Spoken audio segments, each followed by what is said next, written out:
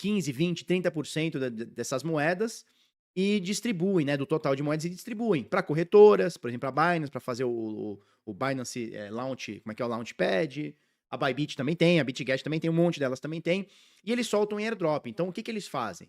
Para poder ter valor, porque assim, ó, se eu criar uma criptomoeda, Felipe Coin, e ficar tudo na minha carteira, ela não tem valor nenhum, porque ninguém negocia, só eu tenho. Quanto vale uma moeda que só eu tenho? Ninguém quer. Ou ninguém negocia. Não vale nada, né? Não existe valor.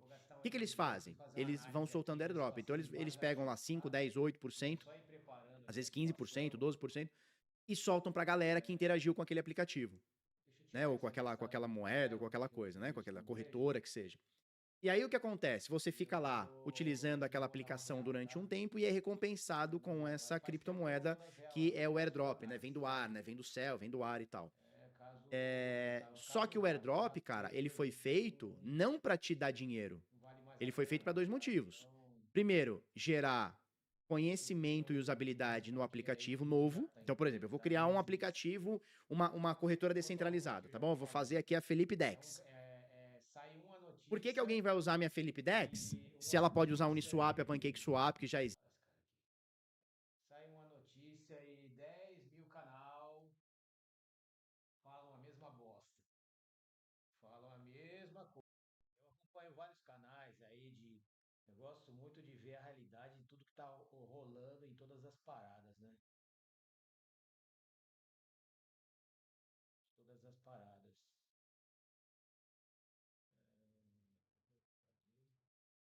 Tô vendo aqui que o aplicativo aqui do celular que eu tenho que ver. Enquanto eu vou ajeitando, eu vou falando aqui, tá? Tá o Bitcoin e o S30 aí que eu mais acompanho, tá? Olha só. Tô arrumando aqui meus códigos aqui. Os códigos aqui que eu acompanho. Deixa eu ver.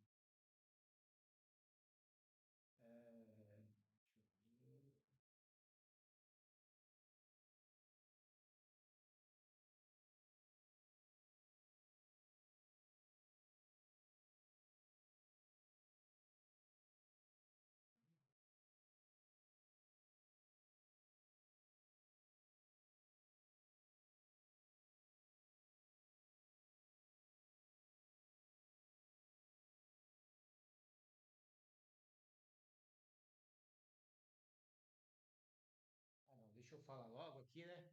Porque depois que eu começo a me concentrar aí nas atividades aí, o desenvolvimento que eu faço, fica mais complicado. Olha só, é como eu estava falando, vários canais, é, você sai uma notícia, igual como eu falei, acompanho vários canais aí de realidade, tem que estar rolando os mundos dos relacionamentos, financeiro, né? Você tem que fazer um apanhado para ver a realidade como um todo, tá? Ó, o Bitcoin aqui já saindo, eu vou pegar uma operaçãozinha.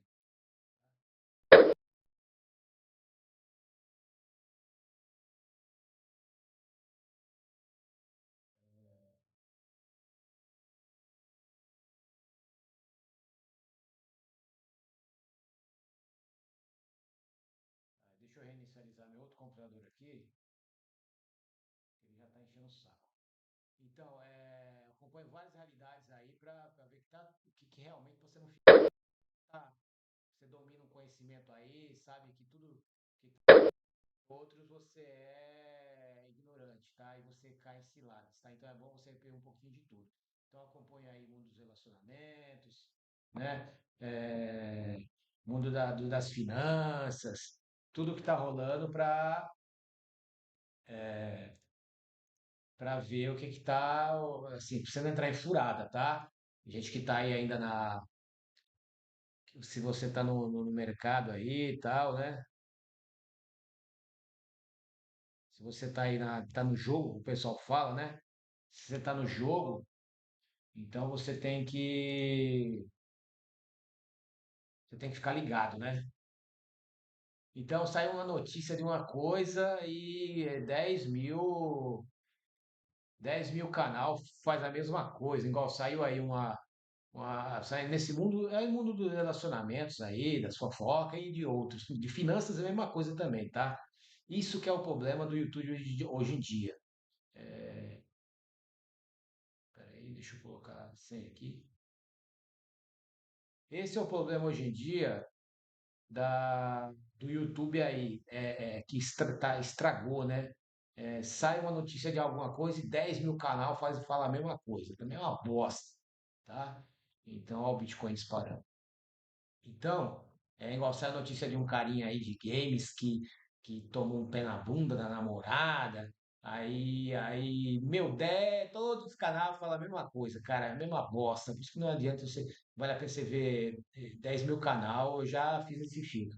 Porque senão você tá roubado, tá? Você tem que, pegou uma informação, tal, cabo, não fica vendo 10 mil canal, você vai ficar vendo mesmice, lixo, tá?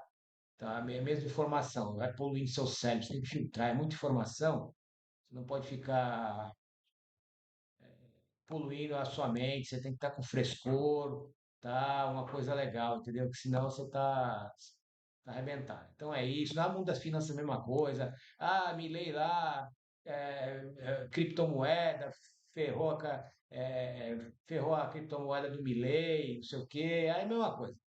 Aí todo mundo fala a mesma, tá? Então é isso aí. Dito isso, vamos ver o que é rapidinho aqui, ó. Vamos ver o Bitcoin. Olha só, Bitcoin, tá? Vou fazer uma análise rápida aqui que eu não posso perder tempo. Tenho mais o que fazer. Treinar, cuidar da alimentação, físico, fazer aqui minhas atividades, projetos e, entendeu? Viver, tá fazendo 10 mil vídeos aqui de YouTube, que o YouTube não me paga grana não, tá? O YouTube só me dá canseira. Sempre me deu canseira. Olha só. O Bitcoin ele está na zona de lateralização, cai e volta, tá? Resumindo aqui, deixa eu colocar no 4 horas. Ó, no diário, ele está ainda circulando lá em cima, ó, circulando entre o 91 e o 107, tá? Mas agora ele está rondando essa região aqui, ó, de 96 há um bom tempo, tá? É aquela história, você não sabe para onde vai o mercado, tá? Ninguém sabe, tá? Ninguém tem bola de cristal, então você tem que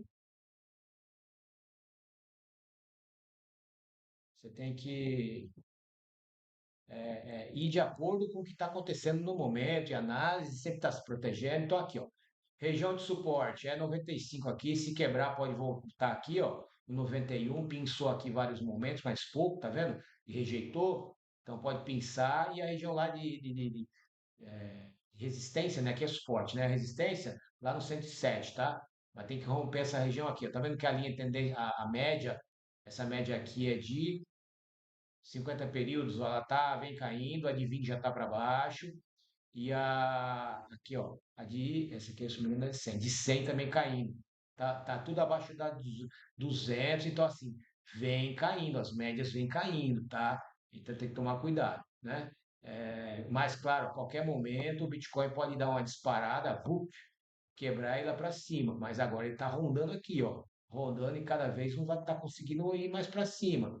As médias diz isso. E sempre segurando aqui. Então esse batimento aqui, sempre batendo aqui no fundo, uma hora pode quebrar, tá? Então, ou seja, os vendedores estão com mais força, tá? Para passar tá ficando mais difícil. Então tem que vir uma boa notícia, alguma coisa aí, para o Bitcoin disparar, tá? Mas por enquanto tá rondando, então pode vir uma realização tal, e vir aqui até 91, aí se quebrar, ficar rondando, pode cair. Então, assim, principalmente porque ele subiu bastante aqui depois de 70, tá? Então é isso aí, Bitcoin é isso aí. Então você tem que operar aqui no curto, médio prazo, tá? A gente vai operando no 4 horas, uma hora. Tá vendo aqui, ó? Aqui no hora já estamos ganhando graninha, porque deixa eu colocar 30 minutos que eu vejo melhor. Porque ele pode arrebentar a qualquer momento, tá? O S30, vou falar só do S30 rapidinho e dos outros, é bem rapidinho. Ó, o S30 tá rondando lá em cima também, tá? Que é as 30 maiores. Ele vem subindo. A tendência de longo prazo é alta, tá? É alta, tá vendo aqui? É alta devido ao mercado americano. O... Cadê? Eu até esquecendo aqui a parada que eu tinha que falar.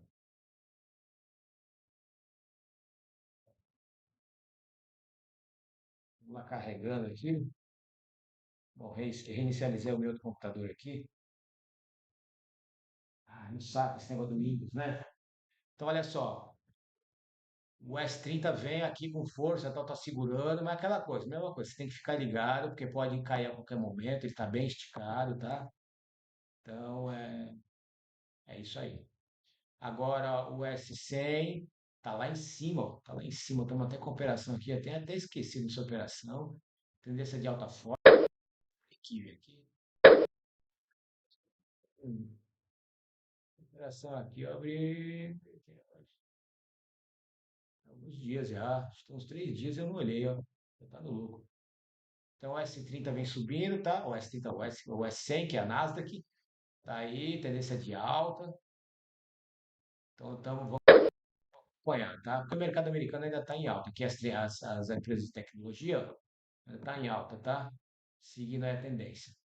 É o S500. Cadê o S500? O S500, que é as 500 maiores, também está lá em cima, tá vendo? No topo, já está no topo histórico de novo. Aqui. É só o S30 que ele é mais lento, tá? É as 30 maiores. Cadê? O S30 ele é mais moroso, tá vendo?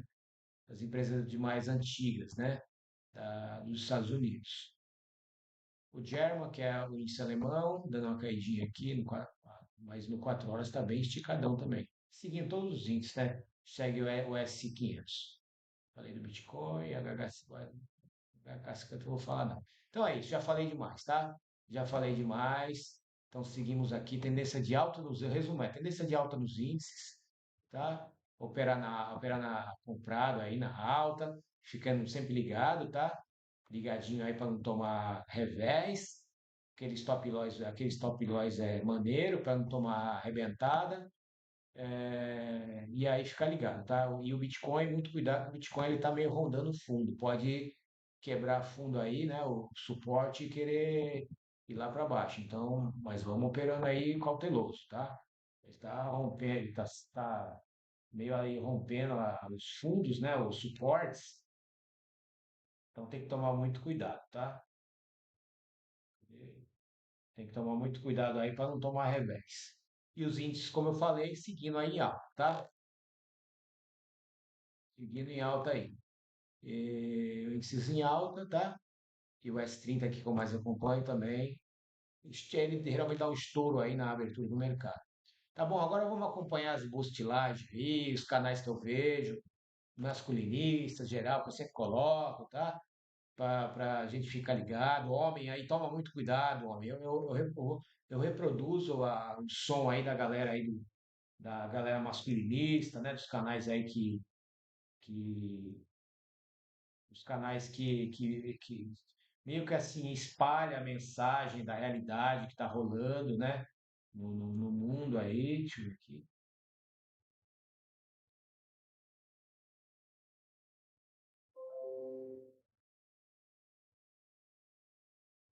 As realidades que estão ocorrendo no mundo, né?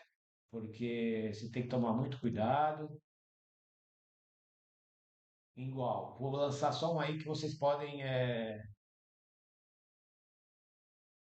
acompanhar em outros canais. Por exemplo, inventaram uma lei aí socioafetiva. Só resumindo para você, para ver a injustiça, né? Que eles querem acabar com tudo mesmo, né?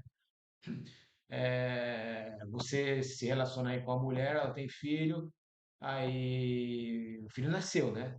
Aí você tá namorando, um exemplo, tá namorando, aí, sei lá, levou a mulher para passear e também aí você começa a criar aquele vínculo, leva também o moleque lá, a menina lá, o filho dela para passear também, como é, tira fotinha, não sei o que lá, cria uma certa, assim, não é amizade, mas com uma certa eh, um pouco de intimidade, né? Assim já. E aí o que acontece? Quando tu separa, se a mulher quiser, ela entra na justiça e pede uma pensão socioafetiva. Já viu isso? O que é isso, socioafetiva? Por ter ficado um tempo com a mulher, Existe, já certo tem. vínculo aí com o filho dela, ter passeado, ou tirado foto. Às vezes tirou uma foto, já tem casos aí, tirou uma foto só. O juiz vai, o pessoal e obriga o cara a pagar a pensão para a mulher do filho que não é dele. Já viu que esse absurdo? O filho que não é, que só estava namorando, pagar uma pensão para o filho que não é dele. Veja só, né? Aí vamos ver as implicações disso. Já vou falar aí as implicações disso, as análises, né? A minha análise é de muitos aí. Aí você vai ser obrigado a pagar pensão socioafetiva, um filho que nasceu, só porque você conviveu um tempinho, total, né? Levou para passear com mulher, alguma coisa, ou só tirou foto. Aí você vai ter que pagar pensão, não sei quantos anos, o resto da vida da criança, filho que nasceu. Olha o absurdo. Aí imagina se você namora com duas, três, aí você vai namorar com outra mulher, aí você é obrigado a pagar pensão também. Aí fica um tempo, tirou foto, aí a mulher entra lá, você paga a pensão, aí outra. Veja, isso não é para acabar com tudo mesmo? Não é para fazer os homens não querer mais saber de nada? É um absurdo. Só porque você namorou com a mulher, criou um momento ali, é namoro, não tem nada sério. Tirou uma foto e tal, aí por causa disso você é obrigado a pagar pensão. Pensão para a mulher, para a criança, que não é teu filho, não foi você que pôs no mundo. E aí o pai lá, e se a mulher também, quer dizer, e a mulher lá também vai pegar a pensão também do pai mesmo, verdadeiro, ou seja, ela vai ganhar duas, o menino vai, a criança vai ganhar duas pensões, ou porque o outro não pagou pensão, você vai ser obrigado. Olha o absurdo. Então isso está forçando a galera um pouquinho mais desperta, né? Porque tem muitos caras que ainda que é dormente, né? Viaja aí na maionese e é dormente ainda, não sabe o que está rolando, por isso que você tem que ficar ligado no que está rolando. E fora os outros absurdos, tá? Fora os outros absurdos. Então é isso aí. É essa a realidade, tá vendo? Então, por isso você tem que ficar ligado, beleza? O especulador vai parar por aqui de ficar falando e vamos acompanhar os canais aí. Se quiser que eu fale alguma coisa, alguma análise, escreve aí no chat, aí comentário. Se eu pegar, eu faço uma análise específica para você, tá? Sobre um ponto, sobre um político, relacionamento ou gráfico aqui, o que for. Beleza? Vou silenciar por aqui e vamos escutar as bostilagens.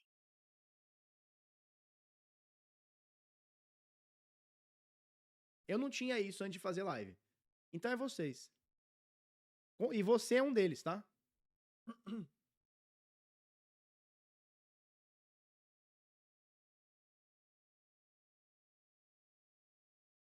Tá bom?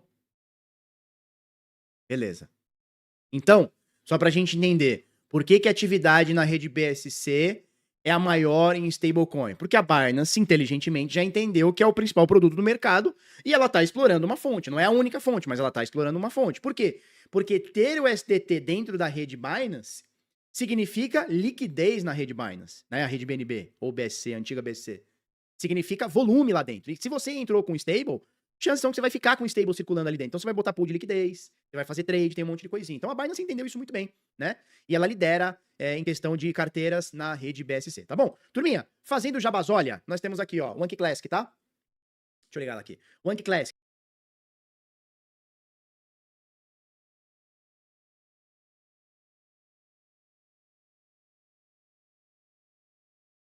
This is Bloomberg Daybreak Europe. I'm Tom McKenzie in London. These are the stories that set your agenda. Taking you from the U.S. market close to the overnight session in Asia, we'll walk you through what you need to know to kickstart Europe's trading day. Live from our European headquarters, we bring you the day's top market-moving stories, unmatched expert analysis, and on-the-ground reporting from across the continent. Tune in to Daybreak Europe, only on Bloomberg Television. Context changes everything. Always on the heartbeat of the tech sector. Spread across global markets. The real-time data aspect is going to be important. We're going to bring you expert analysis on that. Sure. Don't miss Bloomberg's interview with the...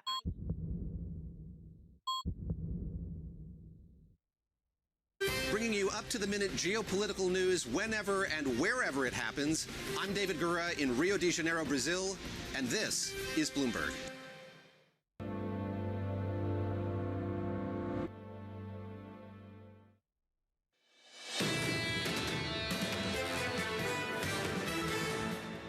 Equity futures firm ahead by 0.4%. Check out the bond market. Bond yields a little bit higher, up by 3 or 4 basis points. The 10-year, 451.51. Under surveillance this morning, the Fed's inflation fight. I think that policy is now in a good place, allowing the committee to be patient and to pay closer attention to the inflation data as it evolves. For now, the U.S. economy remains strong, with solid growth in economic activity and a labor market near full employment. Core inflation is still somewhat elevated, but it has appeared to resume its downward path. And my baseline expectation has been that it will moderate further this year. So here's the latest. More eco data and Fed speak on deck after recent inflation and retail sales prints whipsawed traders through the last week. Neela Richardson of ADP writing, consumer strength is due in large part to the solid job market. Cracks are forming beneath the surface and threaten to spill over to the consumer. Neela joins us now for more. Neela, good morning. It's good to see you as always. Let's start with those cracks. Where are they? Well, they're really in the goods sector, but bigger picture, bigger level here. The consumer and the worker have been aligned. They've been in lockstep. The consumer's done well, the labor market's done well, and vice versa.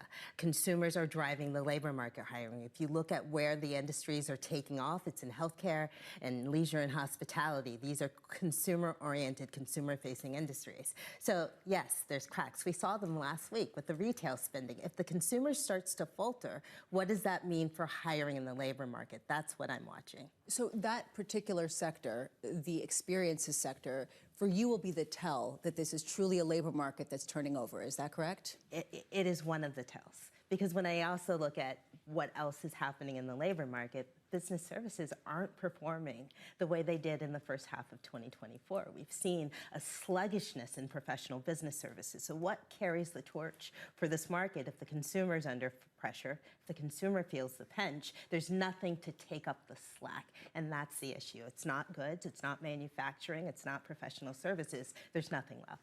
It's not tech, and we're seeing those tech layoffs consistently announced across the board. We were just talking about Southwest announcing their first round of involuntary layoffs in their 50-year history.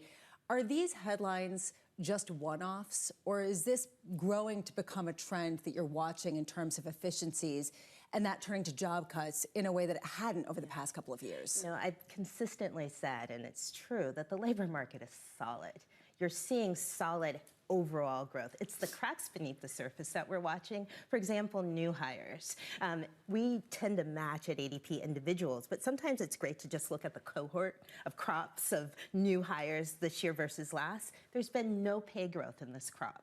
Why? Well, companies are hiring less tenured, less skilled workers now than they did last year. Is that a signal of a trend that more highly skilled workers are not as in demand as they were a year before? That's definitely something we're watching, and we see that across industries, especially in financial services and information. These are typically highly skilled industries. Neil, your research says that 60% of U.S. workers live paycheck to paycheck. That's right. Last week, we found out inflation is still quite hot. At what point do you see these workers, these consumers, pushing back?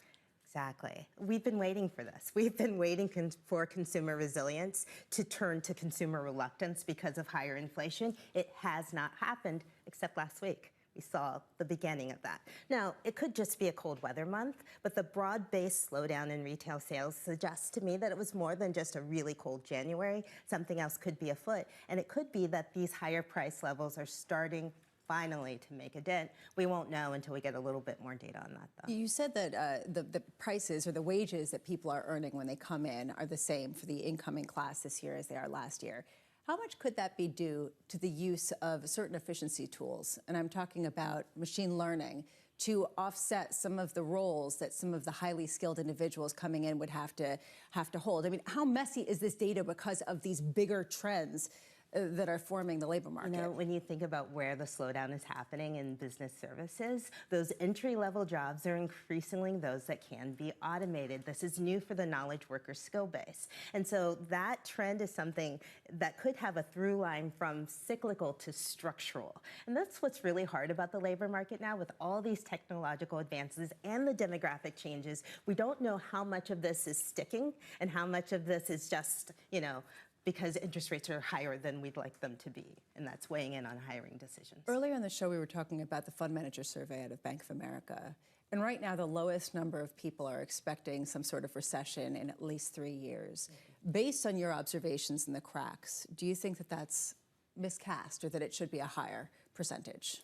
You know, it's recession to me, those expectations is like the rain. Unless you tell me the time and the location, it's meaningless because recessions happen, you know, on a pretty, you know, regular heartbeat. When you look at history, this last economic expansion was way longer than historical norms. But I don't think there's anything that suggests right now with a 4% unemployment rate that we're heading to recession. But there could be some slowdown in hiring. There's uncertainty in policy that would cause employers maybe to take a step back, not hire as robustly, not hire as aggressively as they had in previous years. We'll see if any of this shows up in jobless claims on Thursday, particularly the government layoffs we're all focused on at the moment. Nila, it's good to see you as always. Thank you. Nila Richardson there of ADP. Getting an update here. Some reporting from Fox News. This coming from some of their reporters. The US-Russia stage peace proposal a three-stage peace proposal would force new elections in Ukraine, according to foreign diplomatic sources. That's quite a headline, so allow me to share that with you again. The US-Russia three-stage peace proposal would force new Ukraine elections, according to the latest reporting from Fox News. So Ukraine hasn't had elections because of the fact they are a wartime country, so they've been status quo. Potentially, this is a concession that the U.S. would have to bring to Ukraine, and they would have to agree to, but that Russia certainly would want. They want to deal with a new president and not deal with President Zelensky. But that would be quite something that I'm sure Europe will have a lot to say about. The latest reporting this morning from them, we'll build on that in just a moment. Equity futures at the moment positive by 0.4%. Up next, Kevin Gordon of Charles Schwab, George Ferguson of Bloomberg Intelligence, Tiffany Wilding of PIMCO, and Christina Campmany of Invesco. The third hour of Bloomberg Surveillance, up next.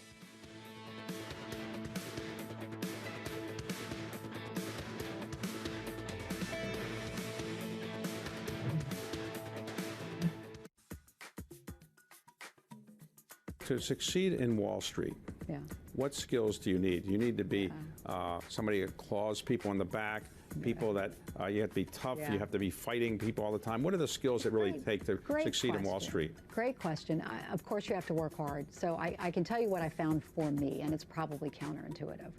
I had to stick out, which is interesting because I made the decision earlier. Being really the only woman, I already stuck out, and I thought I might as well double down on that. I can't hide. So how did I do that? It was by being a contrarian. And I refused as a research analyst to ever publish research reports that said me too. That said, oh, IBM reported earnings. They came in 2 cents ahead. One of the pennies was currency, the other penny was lower G&A, blah, blah, blah. Forget it. Big calls on big stocks. My very first piece of research I published was very negative at a time nobody did it. I stood the heck out. And when I was right, that elevated me. And David, I've done that as a research analyst, but I did it in business as well. Here's a business strategy. If everything's fine, just keep your head down and execute. Every once in a while, you have a big insight, and you can build an entire business, in fact, an entire industry around it.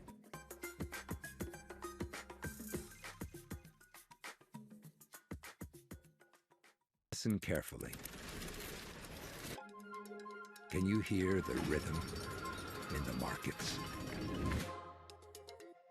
Not just in the syncopations triggered by inflation, but in the preludes leading to global elections, in the dissonance that moves the Nikkei, and the rising course conducted by AI. There's music in the markets, and if you want to learn to listen for it, we'll show you how.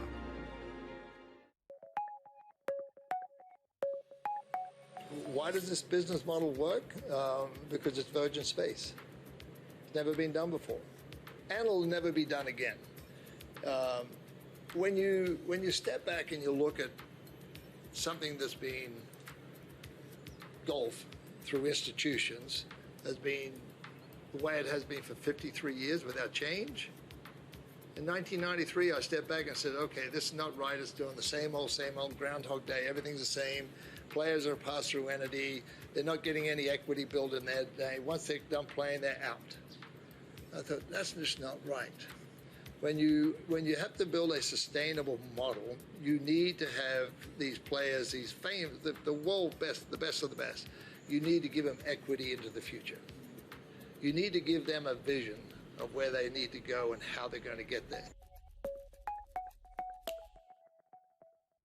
In case you missed it, on Bloomberg Open Interest. 11 years ago, I bought a Bitcoin on this set. It was $800 bucks. Yeah, $800, but I spent Which the is a Bitcoin lot, by on the way. beer and groceries and gas and video games. And I wish I had hugs. kept it. I wish I would buy a Harley today if I had. Yeah, but you probably wouldn't be Bitcoin. a TV anchor, and you probably wouldn't still be on this True. set. And what a joy that I'd is. be my feet in the sand and the beer in my hand. Don't miss the next Open Interest. Get your fixed income fix. Watch Bloomberg Real Yield around the world right here on Bloomberg. Context changes everything.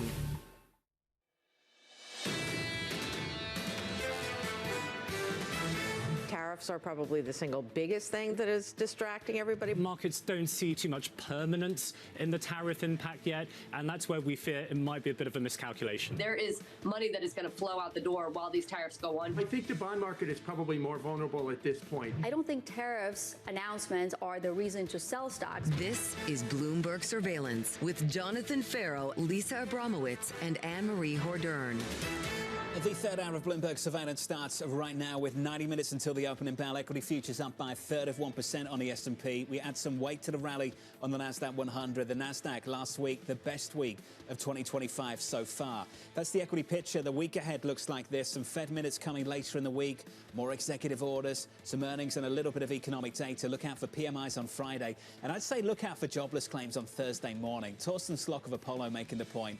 Focus on the Washington, D.C. area and see if we see any spillover from the job cuts. There have already been reports of just how many people in the D.C. area are seeing their jobs cut, anecdotes about people who have lost their job and what are they going to do. But in the numbers will be really important at a time where you get a lot of misleading reports on all sides. How much has this been fueling the U.S. labor market at a time? Whereas we just heard from Neil Richardson, there are cracks forming under the surface. A focus also on foreign policy this morning. Over in Riyadh, Saudi Arabia, a meeting between top officials from the United States and Russia. We had a readout of that in the last 60 minutes or so. We'll bring you some headlines on that in just a moment. But getting a better feel now for possibly a three-stage peace plan. This coming from Fox News this morning. And that proposal would force new Ukraine elections. This according to foreign diplomatic sources, according to the reporting from Fox News. Well, there's been martial law at the moment in Ukraine, so potentially part of this peace agreement, they're going to be forcing Ukraine's hand and Zelensky's hand to hold fresh elections. Looking at this reporting from Fox News, the plan includes a ceasefire, elections in Ukraine, then signing of a final agreement. What I take away from this meeting is over the weekend, what I had heard from sources along with my colleagues down in Washington, the Munich Security Conference, was the United States wanted a summit as soon as the end of this month. Russia clearly threw a ton of cold water on that idea and this meeting, and it's going to be a longer, more drawn-out process. My takeaway from this is that the U.S. wanted to talk about Ukraine and Russia and the war there, and that Russia wanted to talk about a lot of things, and they came to the table with a lot of different issues, and they didn't have them meet, and they were trying to have them met, and then they tried to make it seem as though they were in the driver's seat with this. Putin will decide when there will be a summit next. I think that's a good way of putting it. Russia came to talk about Russia. What does Russia really want? They want sanctions relief. They also want to set up some sort of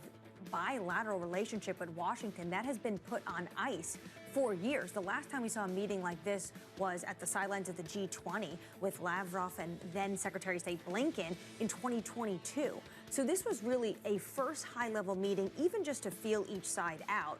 Where this goes from here, potentially a three-part peace plan. One of our top stories this morning here at Bloomberg on TV and on Bloomberg Radio. Equity futures right now on the S&P positive by about a third of 1%. Coming up this hour, Kevin Gordon and Charles Schwab with stocks higher to start a holiday shortened trading week. Tiffany Wilding of PIMCO on the Fed's inflation tightrope, and Christina Campmany of Invesco on the challenge to U.S. exceptionalism. We begin this hour with U.S. stocks inching higher. Kevin Gordon and Charles Schwab with this to say. One of the hallmarks of the U.S. stock market's run last year was minimal scarring at the index level. That is unlikely to continue this year. Kevin joins us now for more. Kevin, that's a conversation we've had a few times with you. Beneath the surface, though, we're starting to see some real dispersion take place. You wrote in just last week about some of that dispersion within tech.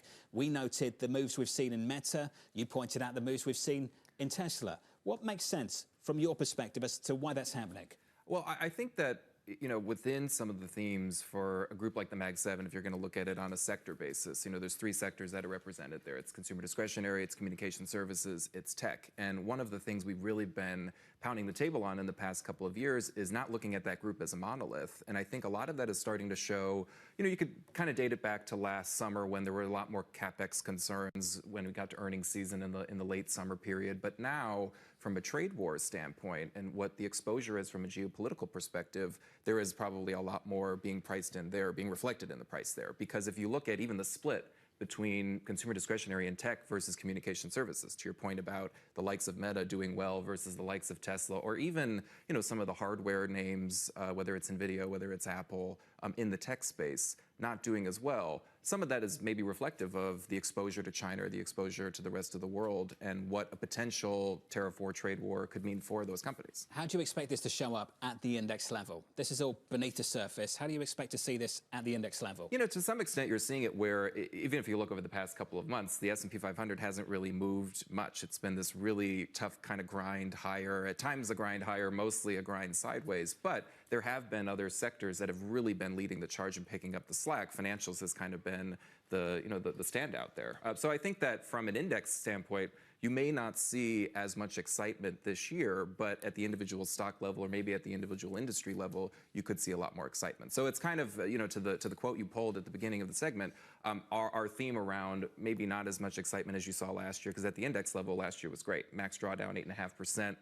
But the average drawdown at the member level, much worse, 21%. Maybe that gets flipped this year. Not that we expect some imminent 21% correction for the index, but there's just more of a churn kind of at the index level if there's not as much participation from some of the mega caps. If this churn is sort of continued, I wonder how much that's the reason for this split that we're seeing in surveys, where you have AII coming out with the greatest degree of pessimism among retail investors going back 3 years, at the same time that institutional investors have the greatest degree of optimism in years. And you've got the lowest rates of cash going back to 2010. How do you put these two things together with some sort of conclusion? Well, this has become for us kind of a post-pandemic phenomenon, especially when we talk to our investors and our clients, which it's a great deal of people. It's more than 40 million people. So we have a pretty good gauge of what sentiment is like, both on the attitudinal but also on the positioning side of things. But what we've seen post-pandemic is that attitudinal, those attitudinal metrics are sometimes much more skittish and much more jumpy, and they don't necessarily reflect what's going on in positioning. So you talk about those two headlines kind of side by side. Yes, a huge pickup in bearishness for something like AII, but not reflected in equity positioning at all. To us, the attitudinal stuff probably becomes more of a useful, shorter-term gauge as to when you get a washout in sentiment and when the market can kind of pick up and get back on its feet, over the past several weeks, which we've seen. From a behavioral standpoint, it kind of shows you that over the long term, we're still in pretty frothy territory. Because you look at the household exposure to equities, the Fed data that we have going back, almost a century, you're still at near record exposure. The only other time you were at this level was in 2000. How much are some of the headlines around policy changes affecting retail investors more than institutional investors who are looking through it until they get something concrete? It's fascinating is for the first time since I can really remember, especially leading up to the election when we were talking to clients and going around and doing events, and I was just speaking to a bunch of clients last week, first event ever where tariffs were not at all a part of the question. All of the questions were about immigration policy.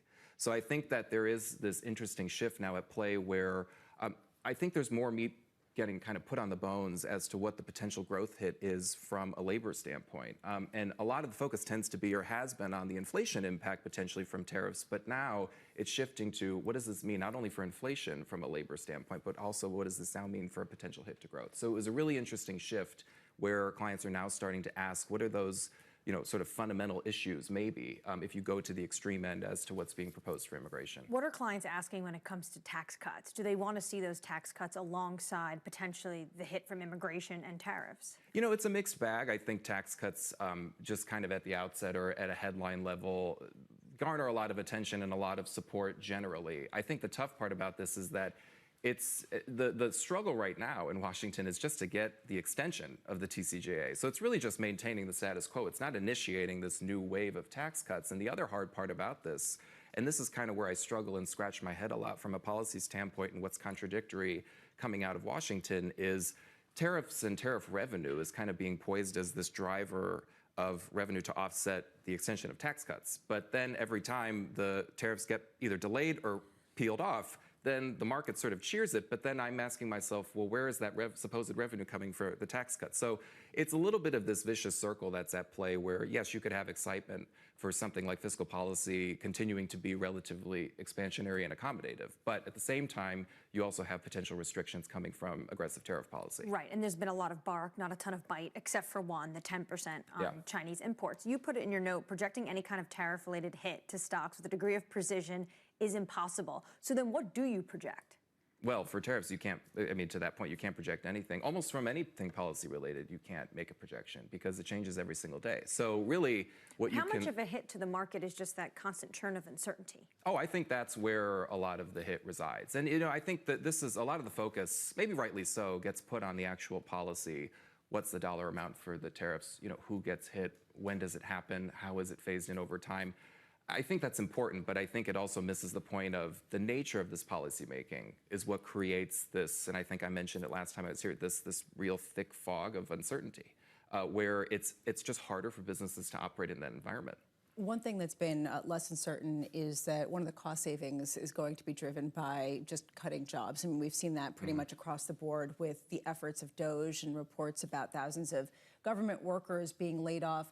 Do you see that being factored into any market valuations of companies that have contracts with governments, with the government, or any other kind of employer base that might be looking at this and taking its cues? You know, it's early days, I think, to see the federal hit, especially if you're going to just look at the overall labor market. The share of the workforce for federal workers is quite small. You're in low single digits. To me, and I think what is becoming a more material risk in terms, it's not happening right now, but I think what's worth watching in terms of it being a material risk is the eventual hits to state and local, you know, employment. And if that, because that's a much larger share. I mean, you're getting into double digits in terms of the percentage of the workforce. So you talk about, number one, a big driver of job growth over the past several years, but number two, just a big part of the total labor force in the country.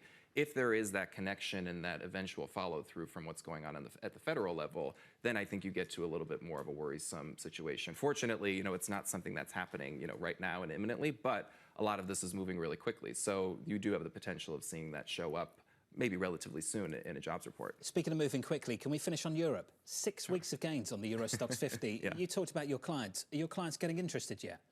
You know, I will say it's taken a long time, meaning years, for clients to get kind of fully on board with it. But, you know, especially if you're kind of talking about and factoring in some of these risks from a policy standpoint, my colleague on the ex-US side, Jeff Kleintop, talks a lot about the MSCI IFA being more exposed to Japan and the UK to the extent you want to look at those areas of the world that are maybe less exposed to a trade or a tariff risk from the U.S. side of things, you know, maybe there is a little bit more of a benefit there. So we've been very vocal about kind of balancing things there, not just, you know, back up the truck, dump everything U.S. and then load up on, you know, ex-U.S. But it has taken, to your point, it's taken a long time for clients to kind of, you know, I would say latch on to that. It's still early days. Let's see if it works out. But so far in 2025, up double digits on the Euro Stoxx 50. Kevin Gordon there at Charles Schwab. Kevin, always good to see you. Thanks. Appreciate it. Thank you. More headlines coming from that meeting taking place in Riyadh, Saudi Arabia. This from Secretary Rubio. Anne-Marie, everyone involved in the conflict has to be a part of the talks. That's an olive branch, obviously, to Kyiv and also to Brussels, who feel like they've been sidelined with this bilateral meeting between high-level Russian officials and U.S. officials. Also, Mike Waltz, Trump's national security advisor, saying Trump is determined to, quote, move very quickly on Ukraine. The Russians threw a ton of cold water on that idea that there could be a summit between Trump and Putin by the end of this month. A source is texting into me saying, look, Putin is taking a very maximalist approach, the same way Trump does, come in with high demands like this Ukrainian election that Fox News is talking about, and then potentially negotiate from there, the top-level maximalist approach. Secretary Rubio going on to say that the goal is to resolve the conflict in a fair and enduring way. More on that in just a moment. Equity futures on the S&P just about positive by a third of 1%, with an update on stories elsewhere. With your Bloomberg brief, here's Danny Berger. Hey, Danny. Hey, John. Just want to give you the overview, the bird's-eye view of that meeting. U.S. and Russian officials have indeed ended those talks in Saudi Arabia. They did not set a date for a summit between Presidents Donald Trump and Vladimir Putin. As you all mentioned, Ukraine was not represented at the meeting headed by Secretary of State Marco Rubio and Russian Foreign Minister Sergei Lavrov in Riyadh. President Volodymyr Zelensky did warn that his country won't recognize any agreements about us without us. Elon Musk's AI startup xAI released its updated Grok 3 model. The company said that its model beat that from Google, DeepSeek, and OpenAI across math, science, and coding benchmarks. Grok 3 is rolling out to Premium X subscribers immediately. xAI plans to open source preceding versions as soon as the latest one is fully mature. And in sports, U.S. hockey fell to Sweden for its first defeat in the Four Nations Face-Off tournament. Sweden came back after surrendering a goal in the game's final minute, holding a 2-1 first period lead through the final horn. Elsewhere, Canada beat Finland behind 2 goals from Nathan McKinnon. The U.S. and Canada now meet in the final on Thursday. And that's your brief, John. That's going to be must-watch for many reasons. Danny, thank you. More from Danny a little bit later. Up next on the programme, the Morning Calls Plus, George Ferguson of Bloomberg Intelligence following another major airline incident. That conversation is up next.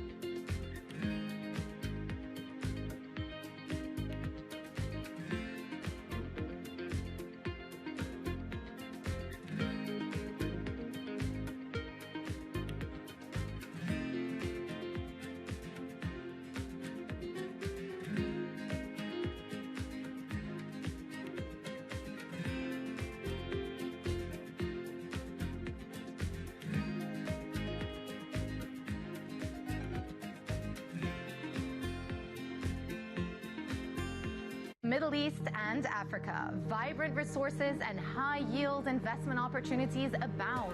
Join me on Horizons Middle East and Africa for the stories, newsmakers, and insight from this exciting region. Now weekdays, only on Bloomberg. It's the countdown to the market open as we bring you the first trades across Europe. We'll debate the most important stories and what will drive the big investment decisions throughout the morning. I'm Guy Johnson. I'm Kriti Gupta. And I'm Anna Edwards. Join us every weekday morning for the opening trade, live at 7 a.m. here in London. Only on Bloomberg. Context changes everything. Key investors, top executives, global innovators. Join me for in-depth conversations with the biggest newsmakers on the day's top stories. Insight with Haslinda Anand, only on Bloomberg.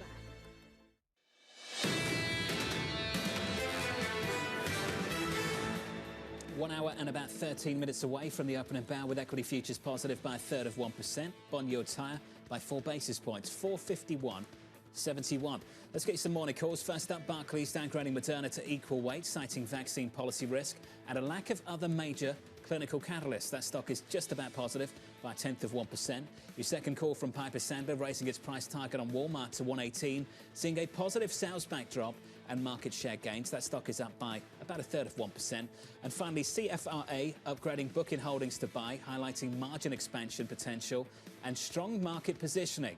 That stock is unchanged. Let's stick with travel. A Delta Airlines jet flipping over after landing in Toronto just yesterday. It's the latest in a series of crashes so far this year, leading to questions about US aviation regulation. Joining us now to discuss, George Ferguson of Bloomberg Intelligence. George, from your standpoint, your perspective, what happened here over the long weekend?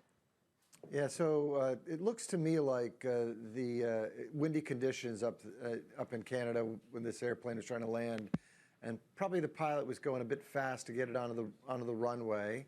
Again, I'm not an accident investigator, I'll say, but it looked like they bounced the airplane pretty hard, and then post the bounce, the wind probably got under a wing or something and flipped it over. Thankfully, everyone's okay, and I would still point out that airline safety is still better than what you get on highways and such. So there's problems this year so far. Hold but on a second, George. Still This is pretty what safe. everyone's always argued, right? That it's safer than crossing the street because statistically you've got a greater chance of getting hit by a car. Doesn't it concern you and people in the airline industry that we have an increasing tally of headlines talking about accidents, including the most fatal accident since 2009 in the United States? So, Lisa, I'm smiling because, yeah, okay, you got me. I wanted to make at least a safety comment, but it does. And so I think the issue here is there's been a big turnover in aviation employment since the pandemic, and we're bringing a lot of people into the industry, a lot of younger folks new to the industry. The regionals, this was a regional carrier, it was Endeavor, which operates the airplane on behalf of Delta. They traditionally have some of the younger pilots in the industry building their experience. And so this big turnover we've had requires a lot of training, right? And training and some sifting too, sifting of people's talent. Some people are cut out to be airline pilots, some are not. And so I think it's leading to some of these problems we're seeing, the crashes, some of the near misses, and it is concerning. So aviation is going to have to get all over the training and the sifting portion of this business in the next bunch of years, because a lot of air travel going. On the regional side, the regionals had really been depleted of pilots, and they're just starting to get some of those schedules really flowing, so a lot more junior folks out there flying airplanes. One of the issues is that we've been talking about this for a couple of years now. This isn't a new discussion. Why is it taking so long for some of these changes to be implemented so we stop getting some of these headlines? Yeah, so training takes a while, right? And like I said, it's an everyday kind of occurrence in an airline, right? There should constantly be training going on for the pilots. And like again, on the regional side, a lot of the regionals really couldn't even fly the schedules they would have liked to because they couldn't find pilots, because the pilots were all being hired by the majors and getting sort of pulled up into the Deltas, United, American, Southwests. And so now that things have calmed down a little bit, some of those airlines aren't taking as many deliveries, they're cutting back schedules. The regionals have more pilots to start to fly, and I think this becomes more of an issue now, right, is that now the regionals got to get back to really focusing on training those pilots well and managing who's in the cockpit and who's not. And I think one thing I'd also say is the DC crash really wasn't about the regional pilot, right? As I looked at what happened in the DC crash, again, I'm not an accident investigator, but the preliminary information we're getting out of that crash was that the helicopter was at the wrong altitude, right? They shouldn't have been above 200. They were up at 300. The CRJ there was working on a final approach. They looked like they were right where they were supposed to be. So that's not a regional pilot problem. That's an Army training program problem. And frankly, they probably shouldn't even be training anywhere near Reagan. It's just way too busy of an airport. George, though, getting back to your other point about some of the routes and some of the fact that these airlines had to basically pull back, do you think we could see more of that, more regional routes being taken off flight tracks? Because there is this concern and now a new push to making sure they have the right pilots and safety precautions before these planes take off. I don't think the big carriers want to take them off, right? So typically, some of these regional routes can be pretty lucrative. You're usually going to smaller cities, you get higher fares. And really, one of the laggards we'd seen in the business was that business travel hadn't bounced back as quickly. Lots of times, business travel is going to those smaller cities on these smaller airplanes. And so I don't think they want to pull any of that back, right? They want to be able to offer their full product offering, their full route complement. And so I don't see a pullback. Could I see a lot more work on safety, making sure training is appropriate, making sure that they're scoring their pilots and folks that maybe aren't cut out to be pilots are being pulled out of the cockpit? Yes, I see a doubling down of that, but I don't see people pulling back routes. George, always great insight on the plane safety situation. I hope we don't have to have another conversation about it, and I hope we don't get any more headlines. I do want to get your take on what we're seeing over in Europe, where there's an increasing amount of optimism that the European region will borrow money to invest in the defense sector, possibly to the tune of $3 trillion. How much would they need to invest in their air system in order to bring it up to speed? Sorry, to invest in their defense business? In different air-based defense that they have really lagged behind on their investments. So actually, we see them being lagged behind in a lot of different areas, right? So we think that European Union sort of NATO core members spend less than 300 billion or around 300 billion a year. In the U.S., we're close to 900 billion a year. We think the Europeans need to bring it up to 700-800 billion at least. So they need to probably add another, 400 billion, 500 billion per year for decades, right? They're well behind where the U.S. is in military. And I think if the Europeans really want to carve their own foreign policy, right? If they want it to have any level of teeth, the Europeans have to start to invest significantly in defense, so they're taken seriously, right? And I think that's part of what you're seeing when the U.S. and Russia meet in Dubai, or sort of the Middle East. Sorry, I think it's maybe Riyadh. Sorry, and the Europeans aren't invited. They just don't have the capabilities to project power, and without the capabilities to project power, people care less about what you have to say. And so it's not just in air defense. They do a decent amount in fighters. There are no bombers at all in their portfolio. There's a lot of underinvestment in their ground forces. There's a lot of money to spend from the Europeans. Hey, George, thank you. George Ferguson there of Bloomberg Intelligence. Ability and willingness. Slowly demonstrating the willingness to do something about this. Ability, that's going to come down to money and about how they issue that debt. Bond investors are already preparing for that ability with raising the cost of borrowing that debt. Bond yields up over in Europe over the last couple of days. Up next on the programme, Tiffany Wilding of PIMCO, Christina Campmany of Invesco.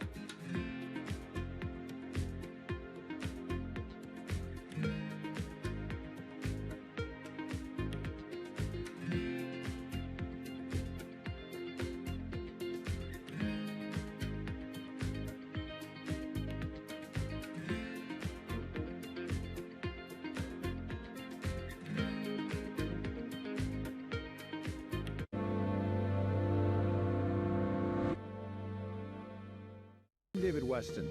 Join me for the next generation of Wall Street Week, telling stories of capitalism from business, markets, economics, tech, and climate. Each week, we'll go on the road for a look at what lies behind the headlines of today and what will likely be the headlines tomorrow. Above all else, it's a mission. It's done nothing but grow immensely. To me, that's an extraordinary sign. We can be the change that we want to see. Watch the all-new Wall Street Week. More than what you need to know, it's what you need to think about. There is this real momentum from Wall Street. We are basically deep in the European earnings season.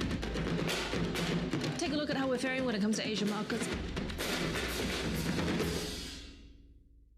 Bloomberg loves earnings. I know it's like your Super Bowl, right? I can't wait. It's like opening presents in the morning. All right, it will be exciting. Nobody covers earnings like Bloomberg. From our studios in New York and San Francisco, our expert hosts have the data and analysis from the companies you know and the startups to watch, plus the interviews you don't want to miss. Watch Caroline Hyde and Ed Ludlow on Bloomberg Technology, the only daily business show dedicated to tech, right in the middle of the trading action. Live every weekday, only on Bloomberg Television. Context changes everything.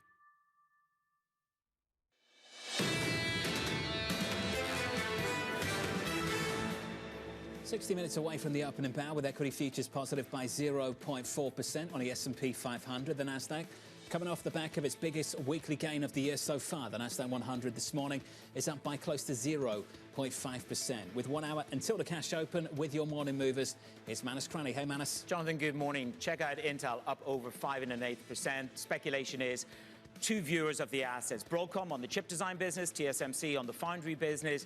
This company put on 23.5% in equity value last week. So these are the journal stories that both companies may be looking to take parts of Intel. Picking apart Intel is the narrative. Might suit TSMC investing in the USA. Southwest taking unprecedented moves here, cutting 15% of the workforce. Look at 1,750 jobs.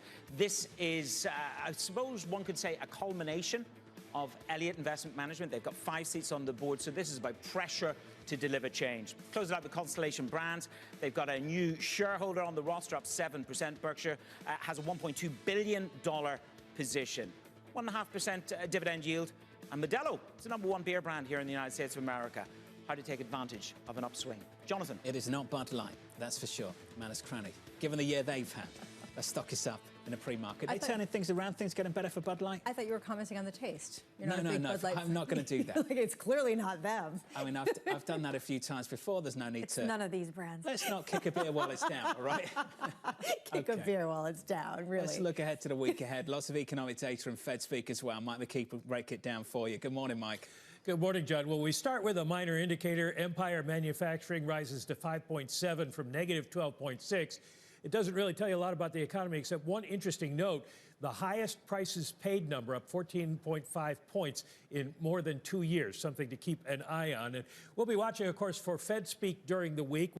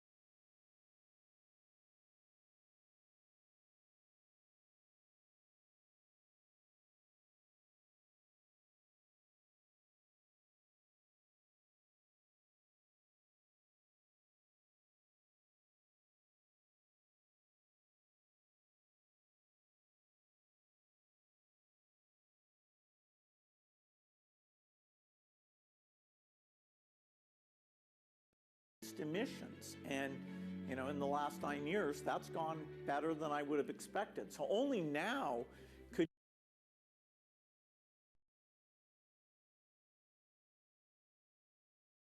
Não tô ligado. Sabia que tinha como fazer o Pix anônimo. E tem os dados de quem fez o Pix, né? Não necessariamente esses dados, eles ficam abertos no teu internet bank, mas mandou o Pix, tem o dado e a rastreabilidade dele.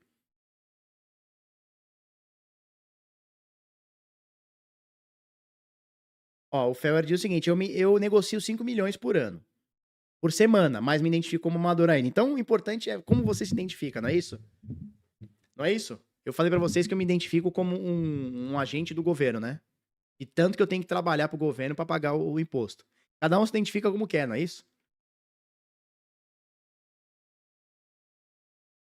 Beleza.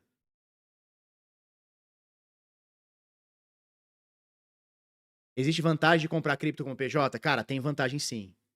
Eu não sou o melhor cara pra te falar sobre isso, mas tem vantagem sim. O imposto na venda é menor do que da pessoa física. Tem que ver direitinho, mas tem.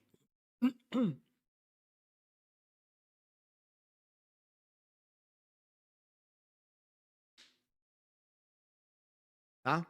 Então vamos lá, vamos continuando aqui. Turma, é o seguinte. Nós temos... Falando de gráfico, né? Nós já não tem muito o que falar de Bitcoin, né? Vamos voltar aqui pro Bitcoin.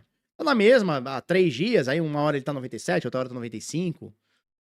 Mas não temos muito o que falar do Bitcoin, né? Do preço do Bitcoin, ele tá aqui na mesma. E vambora, né?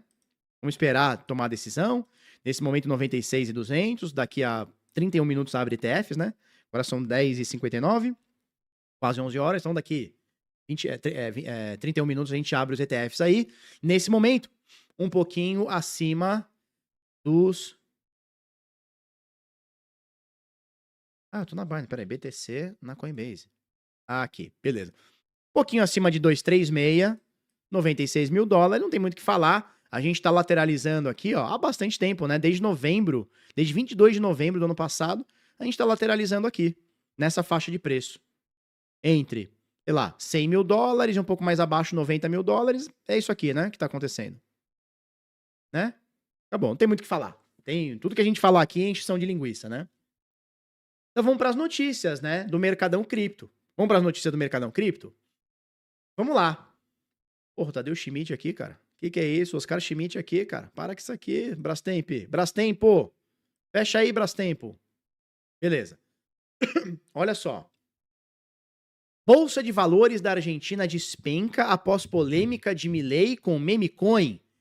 O índice de referência S&P Merval opera em queda após líder da Argentina ser acusado de fraude com o token. Então, veja, nós falamos ontem sobre isso, temos vídeo aqui no canal sobre essa pataquada, essa melisquência que o presidente da Argentina,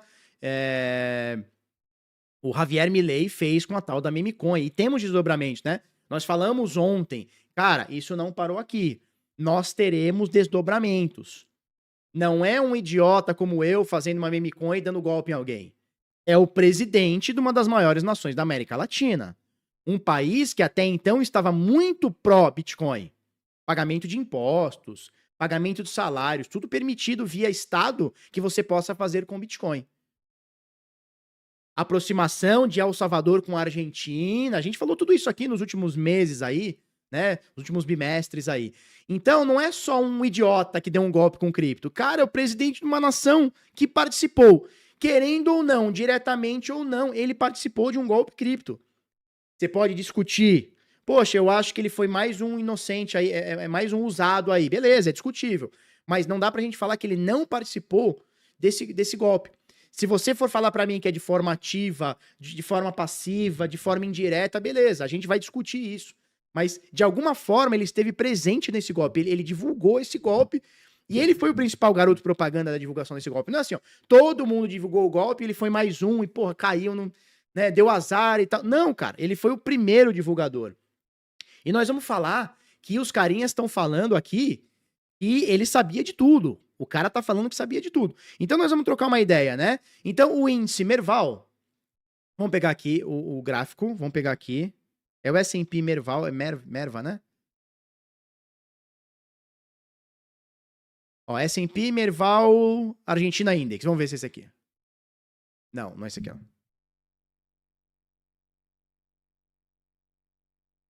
É esse aqui, ó. S&P, Merval Index. Esse aqui, IMV. Olha só. Dia de ontem, que foi o dia que abriu, porque sábado e domingo não tem abertura de pregão, né? O dia que abriu, que foi ontem, até o fechamento do dia de ontem, nós tivemos uma queda de 5,5%, 6,5%, 6,2% de queda no dia de ontem, tá? No dia de ontem, dia 17 de fevereiro. Muito possivelmente, eu não consigo afirmar pra você que foi exatamente isso, mas muito possivelmente, a galera tirando do acelerador alguma coisa na bolsa argentina. Será que isso aqui foi dinheiro estrangeiro sendo retirado? Com medo de alguma sanção, com medo de alguma, sabe, de um FOMO, de todo mundo começando a tirar dinheiro da Argentina por algum motivo? Então, cara, caiu 5%. E aí, cara, a gente vai para o principal aqui, que é o seguinte, olha o título dessa matéria. Javier Milei me enganou, prometeu e não cumpriu. Ele sabia de tudo, declara o criador da Libra. Quem é o criador da Libra? Esse manão aqui. Esse manão aqui, que é o... Como é que ele chama? Hayden Davis. Esse doidão aqui, eu não sei se é o responsável, mas é um dos responsáveis pela criação da moeda Libra. Esse carinha aqui, junto com aquele carinha de Singapura que nós falamos ontem, como é que ele chamava mesmo? O não sei o que lá, Pé, né? John Pé, sei lá como é que ele chamava o cara. O chinês lá, sei lá o que ele é lá. Olhinho puxado. Ele tá falando, cara, ele sabia de tudo e me enganou. Vamos entender isso aqui? O criador da polêmica criptomoeda Libra, o Hayden Davis, afirmou que o presidente argentino Javier Milei sabia de tudo e o deixou segurando a bomba, aspas pra ele, né? Em uma entrevista recente com o influenciador Dave Portnoy, Hayden expôs detalhes sobre o colapso da moeda e o papel do governo argentino. Ele sabia de tudo e me enganou. Assim, horas após ser questionado pelo investigador digital CoffeeZilla, que é esse doidão aqui, ó, Hayden enfrentou um novo interrogatório sobre os 100 milhões desaparecidos, o colapso da criptomoeda e a relação de Milei com o projeto.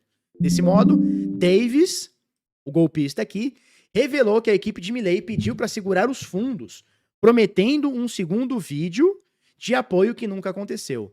Fui instruído a não reinjetar o dinheiro até o próximo empurrão de marketing, explicou.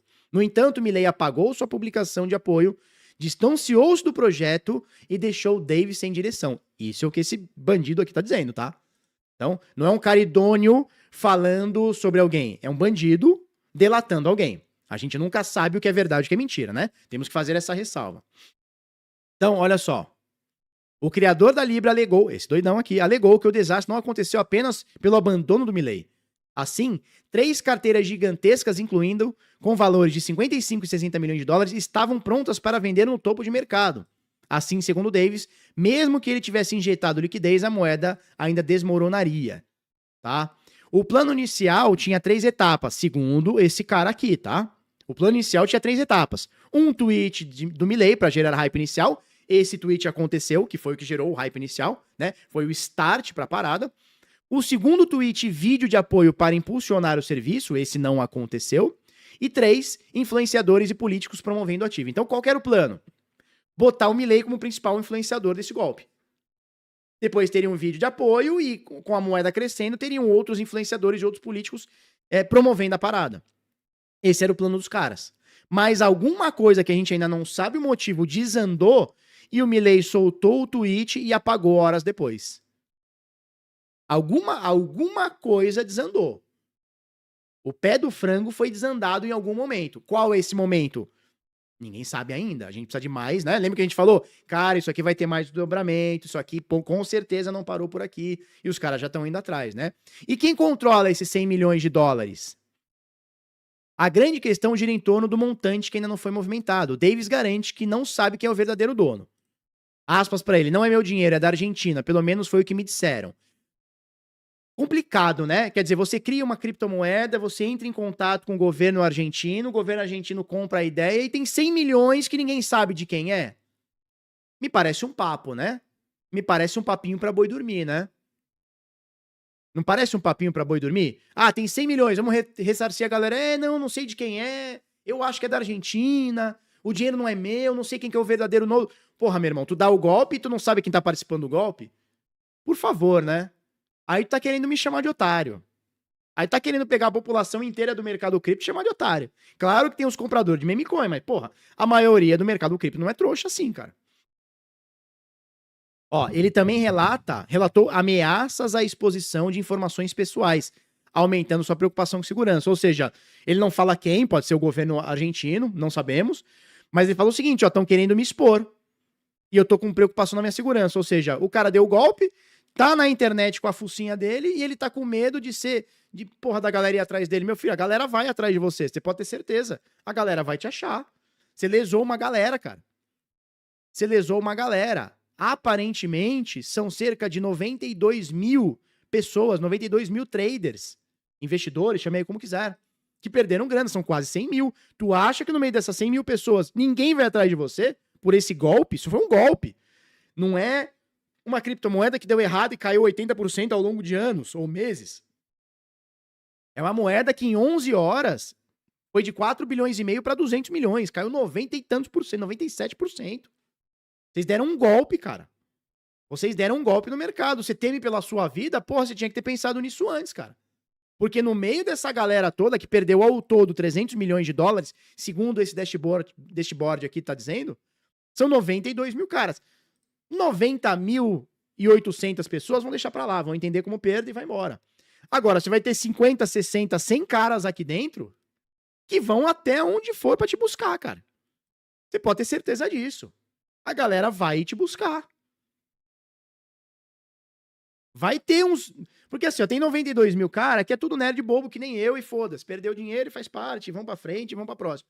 Agora, vai ter cara que botou casa aqui dentro, vai ter cara que botou milhões aqui dentro. Esse cara vai te achar, cara. Ou você acha que esse cara não vai atrás de você? O cara que perdeu 1 milhão aqui não vai atrás de você, ele vai te achar, cara. Ele vai querer fazer justiça, isso é óbvio. Isso é desde que o mundo é mundo. Vai ter gente que vai via legal, né? Vai pelo via legal, polícia, processo, etc. Mas vai ter cara que não acredita nisso. Vai ter cara que vai arregaçar a manga e vai te achar. Então, você achar, fazendo entrevistinha aqui ao vivo, você achar que a turma não vai te achar, meu irmão, roubando 300 milhões da galera e não sabendo onde estão 100 milhões, ah, papai, tu tem que ser muito otário, né? Tu tem que ser mais otário do que aquele que tu tá chamando de otário no roubo. Ou tu tá chamando esse cara mais de otário ainda.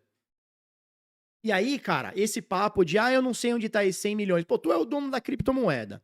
Tu é o ladrão. Tu não sabe onde tá esses 100 milhões? Ah, é chamar a galera muito de trouxa. É melhor ficar quieto, né? Faz que nem o Julian Pé, né, que ele chama, o carinha. Faz que nem o Julian Pé, falamos ontem. O cara de Singapura. Pô, fica na miúda, cara. Miúda. Fica na miúda, fica na manha, no pulo do gato. Some. Não fica chamando o cara que você roubou de otário. Você só vai causar mais raiva nesse cara. Né? Ó, eu te roubei, tu é trouxa, eu tô te enganando dizendo que eu não tenho dinheiro. Porra, aí não, né? Aí não. Agora, óbvio, eu vou repetir aqui. Esse carinha, ele é um bandido, né? Ele é um bandido.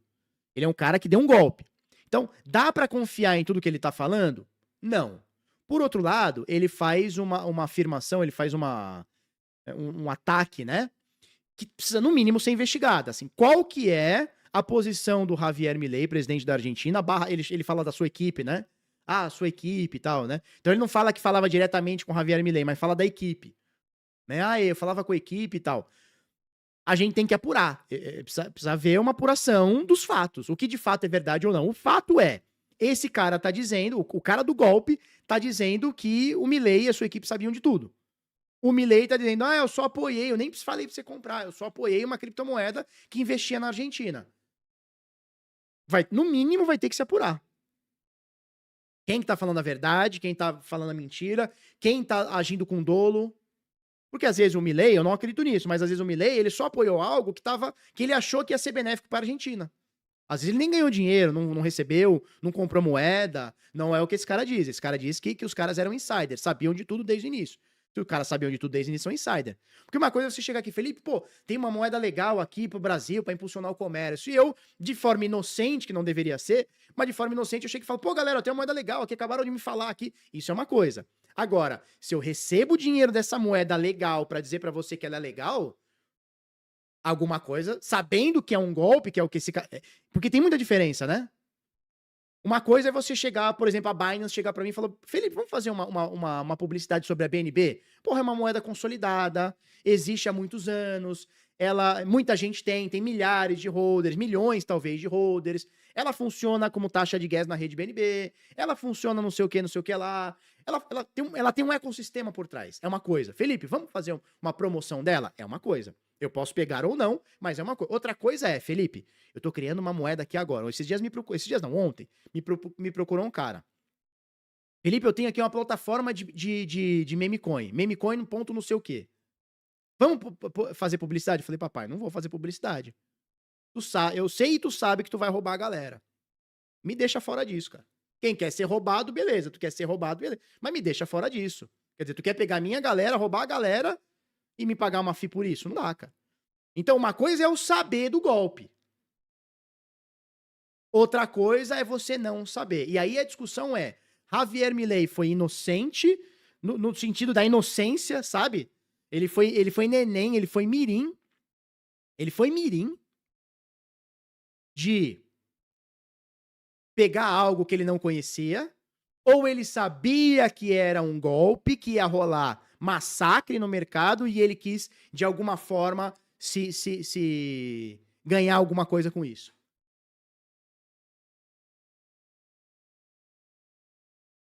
Essa é a grande questão. Esse é o grande questionável da parada.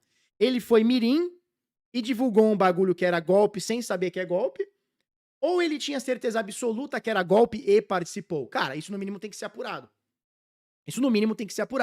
Esse doidão aqui diz que ele e a equipe dele sabiam de tudo. Agora, ele precisa provar isso, né? Ele precisa provar isso. 2, esses dados precisam ser apurados, né? Mesmo que ele prove, precisa ser apurado. Tá? Então, assim, nós temos 99,1% da galera perdeu dinheiro. Então, 0,9% ganhou. Tá? O prejuízo desses traders, aproximadamente, segundo o que esse dashboard aqui levantou, foi de 303 milhões de dólares. Que é um baita de um prejuízo, mas nem de longe isso aqui acaba o mercado, ou afeta o mercado, ou descredibiliza o mercado, né? Golpes como esse, cara, acontecem toda semana. Talvez não na magnitude de um presidente da Argentina, um cara poderoso. Então, não nessa magnitude, mas assim, golpes de 100 milhões, 50 milhões, 200 milhões, 1 bilhão, cara, acontece a cada 3, 4 meses no mercado cripto. Não dá pra gente dizer que não.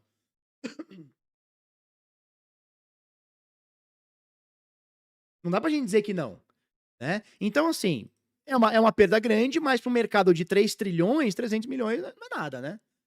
E outra, a gente também não pode deixar de responsabilizar o cara que tá comprando a meme coin, né? O cara que tá comprando a meme coin, ele tem que saber que é uma meme coin, cara. Ele não tá comprando um projeto... Não dá pra gente achar que é a tokenização de uma ação de uma empresa, né? Por exemplo, a gente citou aqui, por exemplo, o token BNB. Cara, o token BNB, você pode meio que tentar interpretar, não é exatamente igual, mas é aceitável você dizer que o token BNB é a ação de uma empresa que é a Binance. Você pode dizer que o token da Solana é a ação de uma empresa que é a Solana Labs ou Solana Foundation. Você pode até tentar interpretar desse jeito. Agora, uma meme coin é a tokenização do quê? É a representação de que ação? De que papel? Não é, cara. É uma meme coin, é totalmente especulativo. Então, assim, o cara que tá comprando meme coin, por que ele compra meme coin? Ele tá comprando projeto? Não. O que ele tá comprando? Ele tá comprando especulação. Então, ele acha que ele vai pagar 30 centavos e vai valer $1. E aí ele ganhou dinheiro se ele vendeu. Mas, então, se ele ganhar dinheiro com essa meme coin, ele é um baita especulador. Pô, você é foda, hein? É um baita especulador. Agora, o cara que compra isso, ele tem que estar preparado que pode cair 80%, 90%, como é fadado 99% das meme coins. A gente só tá falando dessa Libra, que é a meme coin do golpe da Argentina aí, né? Suposto envolvimento aí da Argentina, né? Querendo ou não, tal. A gente só tá falando dela porque ela toma proporções muito grandes. Mas ela é só mais uma meme coin. Quer ver mais uma meme coin? Esse próprio cara, esse Hayden Davis aqui, ele também parece que participou da criação do token do Trump e do Melania.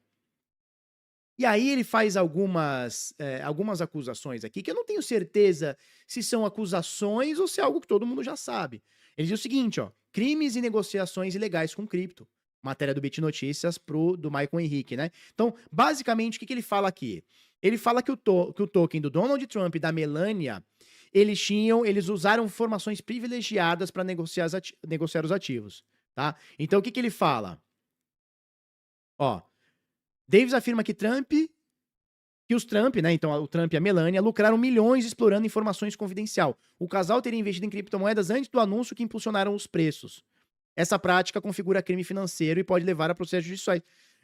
A acusação que ele está dizendo é o seguinte: o Felipe criou um token Felipe e pegou para ele antes de dar para os outros. Ué, que acusação de merda é essa? Não é assim que funciona? Qualquer moeda que você cria, existe uma carteira que é um dono. Se o Trump criou a moeda oficial dele, se é a moeda oficial, a posse é dele. Então, assim, eu tenho dúvida até onde esse Hayden Davis aqui, ele tá sendo honesto dentro da sua desonestidade e até onde ele tá querendo criar um grande espantalho, sabe? Ah, o Trump comprou a moeda antes. Não é que ele comprou a moeda antes, ele criou a moeda antes. A moeda é dele, porra. É óbvio que ele criou antes. É óbvio que ele foi o primeiro insider dessa parada. Então eu tô na dúvida se esse carinha de fato tá querendo ajudar a solucionar esse golpe ou ele só tá querendo criar um grande espantalho, sabe?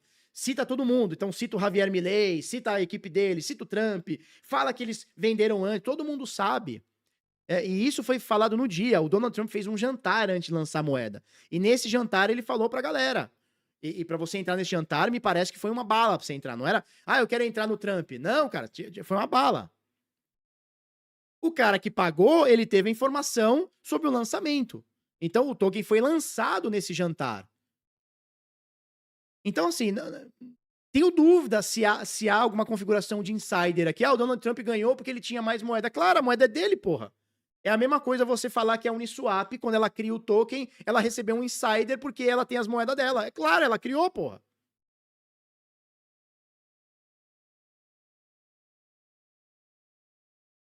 Sandro, em que momento eu estou passando pano? Pra quem? Em que momento eu tô passando pano?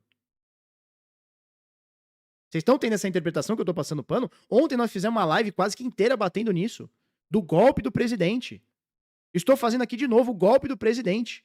Aonde que eu tô passando pano? Vocês estão tendo essa... Porque se eu tô falando o que eu tô falando, vocês estão entendendo que eu tô passando pano, cara, eu não tô conseguindo me comunicar. Então eu não tô conseguindo me comunicar. Se você tá achando que eu tô passando pano, se é esse o entendimento que você tá tendo, cara, eu não sei. Ou eu tô sendo muito burro do jeito que eu me expresso, ou o problema tá desse lado aí seu, cara.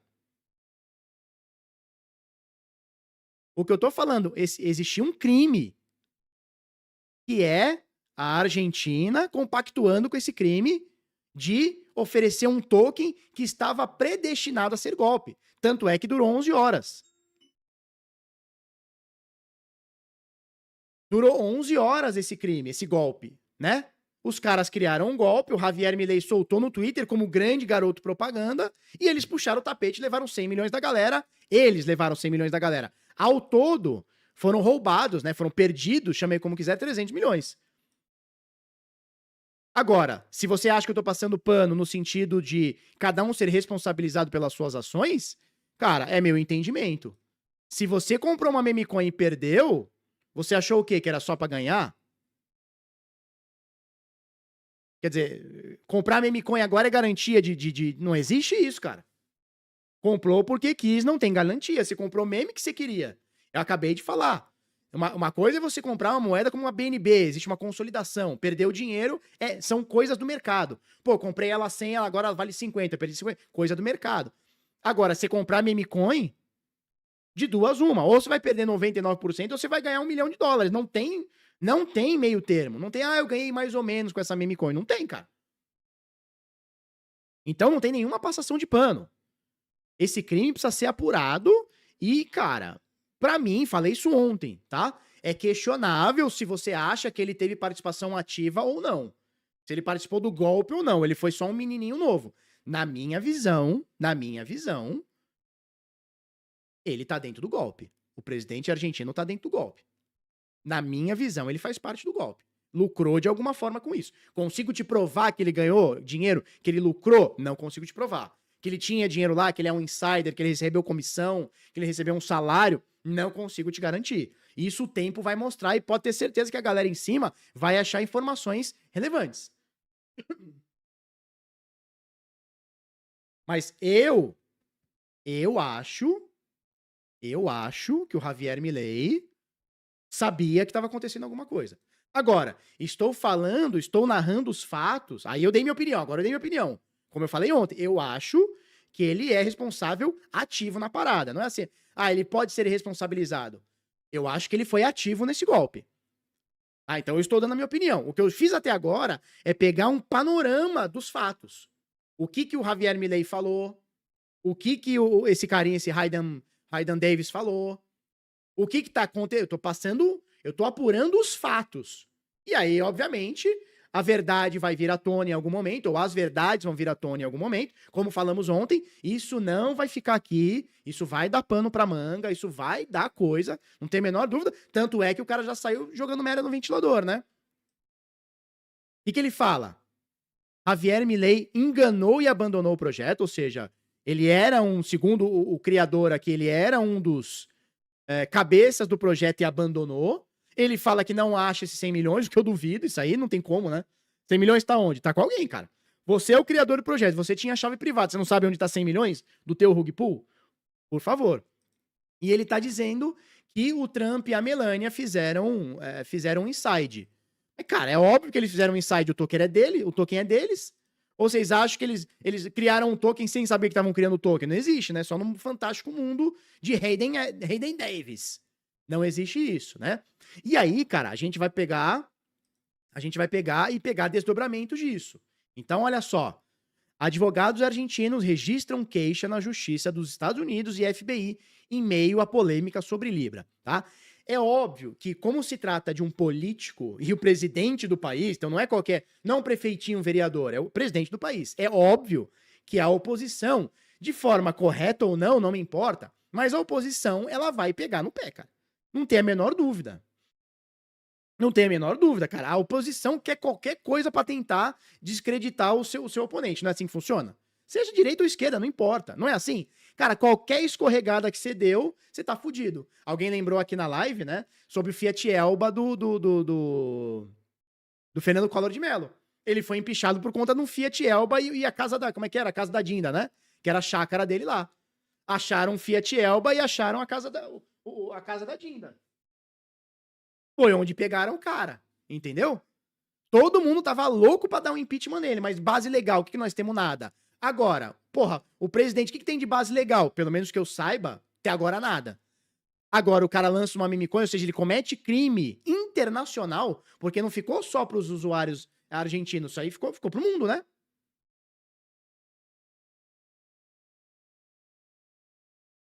A denúncia, o golpe ficou pro mundo, tá na blockchain, tá na rede Solana, cara, qualquer pessoa no mundo pode comprar. E até uma defesa da... Cara, aí sabe quando a defesa sai pior, o tiro sai pior que a culatra, como é que chama? O tiro sai pela culatra, né? Eu vi uma galera do governo argentino dizendo o seguinte, não, lesados argentinos foram poucos, a maioria foi chinês e russo. Caralho, meu irmão, cala a boca, velho. Não importa se é só argentino, quer dizer, não, se os argentinos não foram lesados, tá tudo bem. Cara, você lesou a galera internacionalmente, você tá dando mais bala, mais munição pra galera vir te bater internacionalmente. E aí, olha só, os advogados argentinos já não perderam tempo e ontem mesmo entraram com queixa na Justiça dos Estados Unidos e FBI. Os advogados argentinos registraram uma queixa no Departamento de Justiça dos Estados Unidos, o DOJ. O DOJ é considerado um dos departamentos americanos mais, sabe, austeros, mais presenças, né? E no FBI, o DOJ, né? E no FBI no dia 17 de fevereiro, conhecido também como ontem. Apontando os protagonistas por trás da queda do token Libra, de acordo com o Clarín, que é como se fosse a Folha de São Paulo, né, lá da Argentina. O grupo solicita uma investigação sobre o envolvimento do presidente Javier Milei no colapso do token Libra. A denúncia menciona possíveis irregularidades e pede esclarecimento do caso. Por que essa galera tá fazendo isso? Porque parece que o próprio governo argentino falou, não, a gente vai investigar. Aí é o Chaves vendendo churros, né? Pô, se eu sou o presidente e eu mesmo vou me investigar, então... Peraí, né?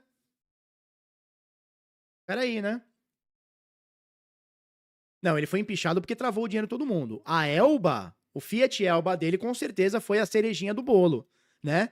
E a casa da Dinda e o Fiat Elba com certeza foi a cerejinha do bolo.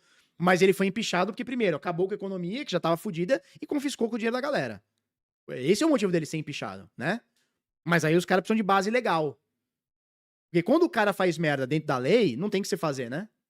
Agora, quando ele foge um pouquinho, aí fudeu. Aqui o Javier Milei se fudeu, cara. Então vamos continuar. Então, olha só. O grupo solicita uma investigação sobre o envolvimento do presidente Javier Milei no colapso do token Libra. A denúncia menciona possíveis irregularidades e pede esclarecimento do caso. Pá. Aí fala aqui o que é, né? E aí, vamos falar do impeachment, porque já tem gente lá na Argentina pedindo impeachment. E aí, cara, acho muito difícil que o impeachment saia por isso. Porque, por mais que seja muita gente lesada, 92 mil pessoas, 100 mil pessoas lesadas, não é o suficiente para um impeachment de um país que tem, se eu não me engano, a Argentina tem 40 milhões de habitantes, né? Então, mesmo que todos os traders sejam argentinos, que eu não acredito, eles mesmos falaram, não, a maioria era asiático e tal. Beleza. Mas mesmo que seja, 100 mil pessoas não tem... 100 mil pessoas que perderam 100, 200 dólares não tem força para derrubar um presidente. Mas a oposição, ela vai tentar fazer de tudo para tentar viabilizar um impeachment. É assim, cara. Não é assim que funciona? Não foi assim com o Bolsonaro, não foi assim com a Dilma, não é assim com todo mundo? É assim que funciona. Então, a oposição vai fazer o trabalho dela. Agora, por que a oposição tá fazendo o trabalho dela lá? Porque o cara tá dando munição, cara. O Javier Milei deu uma maior munição. Cara, e assim chega a ser ridículo, cara. O presidente de um país participar de um golpe desse, cara. Ele tem a máquina da Argentina. Se eles roubaram esses 100 milhões estão na posse do Javier Milei, o que eu acho difícil, né? Porque esse dinheiro vai ser dividido entre muita gente, né? Mas se esse dinheiro tiver na posse do Javier Milei, cara, o que é 100 milhões de dólares pra um cara que tem a máquina? Se o cara quer ser bandido mesmo, um cara que tem um país, 100 milhões de dólares não é nada, cara. Pra 4 anos de poder, depois vai ficar mais 4? 8 anos? Puta, ele pega muito mais, se ele for bandido. Tô falando no caso de um bandido, tá? Um cara que, né? Porra, 100 milhões não é nada, ele consegue muito mais do que isso, porra, só de benefício, cara. Sendo presidente. Então, cara, eu não sei, foi muito mirim, cara. Foi muito, mesmo se o golpe for...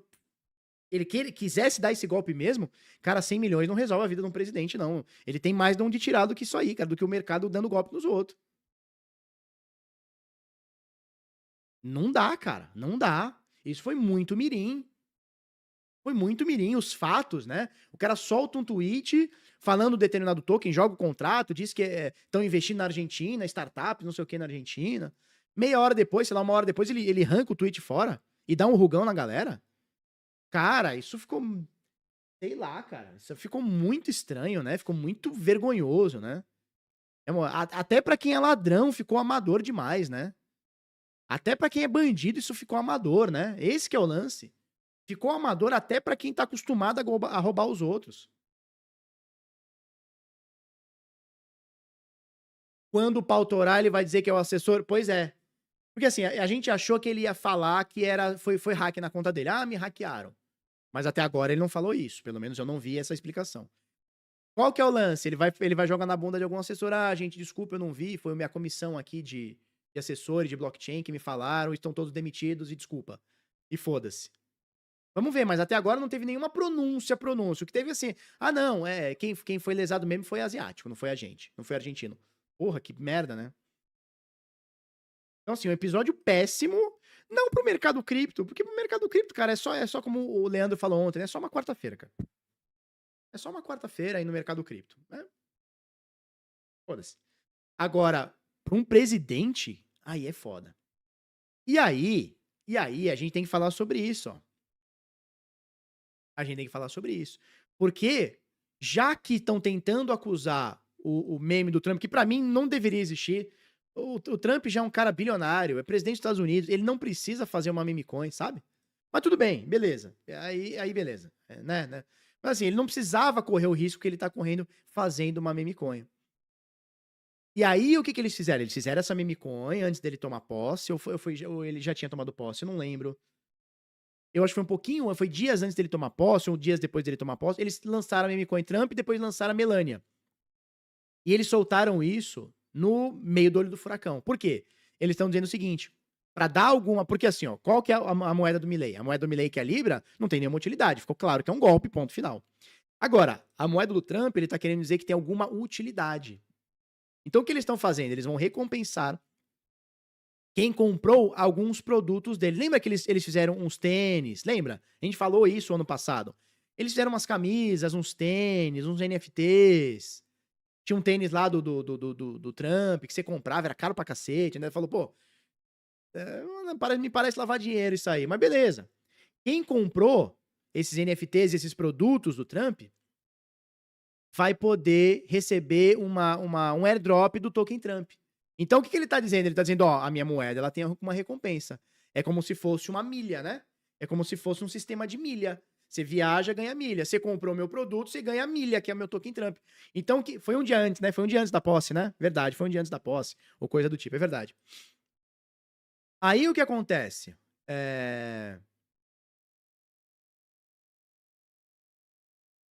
Eles estão tentando dar uma utilidade para a moeda do Trump. Então, se alguém vier falar assim, mas a moeda do Libra e do Trump é a mesma coisa. Eu falo, não, peraí, não tem nada a ver, cara. Primeiro, que não caiu 90%. Segundo, que ninguém foi rugado. Terceiro, que, olha aqui, ela serve para alguma coisa assim. Ela é uma pontuação, digamos assim, uma criptomoeda de quem comprou um produto meu. Ou me ajudou na campanha, ou qualquer coisa do tipo. Então, eu acho que esse anúncio do airdrop do Trump ia vir muito mais para frente. Ou talvez nem existisse. Mas no olho do furacão eles pensaram bem. Final de semana ele falou, peraí, vamos tentar se distanciar. Então vamos deixar claro o que é uma moeda com projeto e uma moeda sem. O que eu acho que não tem projeto nenhum aqui, né? Moeda no Trump não tem projeto nenhum. É mais uma meme coin que deu certo porque é o Trump. Porque é o cara mais poderoso do mundo e é um cara que tá muito pró-cripto, né? Um cara que tá muito... Tá todo mundo de olho nele no mercado cripto. Vai, não vai? Vai fazer reserva, não vai? Vai aceitar Bitcoin como reserva, não vai? Vai melhorar o mercado cripto? Vai trocar o Gary Gensler? Então ele é um cara muito falado no mercado cripto hoje. Mas assim, não tem nenhuma utilidade a meme dele, né? Não tem muita utilidade. Agora, a gente tem que falar, beleza, então esses são os fatos, já falei minha opinião, acho sim que o Milei tem culpa no cartório, eu acho que ele lesou as pessoas porque queria, não foi só, aconteceu, foi mal, tava doidão, tomei um negocinho aqui, saí tweetando, não acho que é o caso, eu acho que ele foi ativo nesse golpe. A verdade vai vir à tona, não tem a menor dúvida, porque a oposição vai explorar, o mercado cripto vai buscar. Não tem como você esconder dinheiro no mercado cripto, não tem como você esconder, né? Não tem como, a blockchain deixa rastro. Na verdade, não é que ela deixa rastro, a blockchain é o rastro, né? Enfim, vão achar, tenho certeza que vão ter mais episódios como esse. Agora, a gente tem que falar o seguinte, cara. A gente tem que falar o seguinte. Qual que é o impacto disso no mercado? Porque para a pessoa que comprou o token, para o Javier Milei, a gente já entendeu o impacto. Um cara perdeu dinheiro, o outro roubou, um pode ser empichado, o outro não. Né? Ontem falamos que a OFAC pode fazer sanção, bloquear dinheiro da Argentina para tentar pagar o prejuízo, enfim. São bloqueios econômicos, né? Administrativos e tal. Legal. Agora, qual que é o impacto no mercado? Esquece agora o individual, o cara que perdeu dinheiro no token. Qual que é o impacto no mercado? Cara, o impacto no mercado... Ele é mensurado pelo valor que a gente perdeu de dinheiro, a gente não, né? Que o token deu de prejuízo. Então, ele é mensurado em 300 milhões, né? Alguém perdeu 300 milhões, alguém ganhou 300 milhões e vida que segue. Então, essa é a forma que a gente mensura. O que a gente não consegue mensurar é o impacto do legislador, do influenciador, do investidor, do institucional, de governos em relação ao mercado. Porque o nosso mercado, ele é muito conhecido como um mercado de golpe, um mercado de bandido, um mercado de sonegador, um mercado de nhenhenhé, um mercado de lavador de dinheiro, um mercado de golpista. E, cara, não dá pra gente falar que não tem esses caras no mercado. Acabamos de ver um episódio, cara, que o presidente rugou a galera, velho. Agora, esse tipo de episódio, ele é um prato cheio pra quem é crítico do mercado cripto. E eu não tô dizendo crítico somente o Thiago Reis da vida, o influenciador. Eu tô dizendo crítico que tá, cara, legislando no Senado. Sacou? Um presidente de outra nação. O cara fala assim, cara, como que eu vou pegar Bitcoin e ter como reserva estratégica? Como é que eu vou aceitar Bitcoin como moeda legal? Como é que eu não vou botar imposto pra caralho se isso aqui é só de bandido, só de ladrão, só de golpista? Vocês entendem onde eu quero chegar? Então, são coisas que pra mim não muda nada. Mas fica essas manchas no mercado, né? Então, pô, a gente tá tentando aqui trabalhar pro mercado ser o mais maduro possível. E quando a gente tem um golpe de meme coin envolvendo um presidente, cara, que maturidade a gente tem no nosso mercado? Como um todo, que maturidade nós temos no mercado?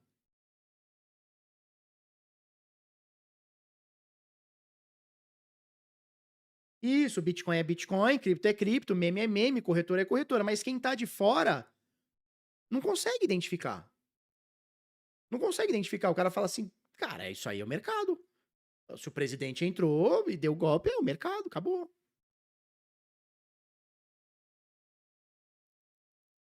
O Bitcoin não tem absolutamente nada a ver com isso.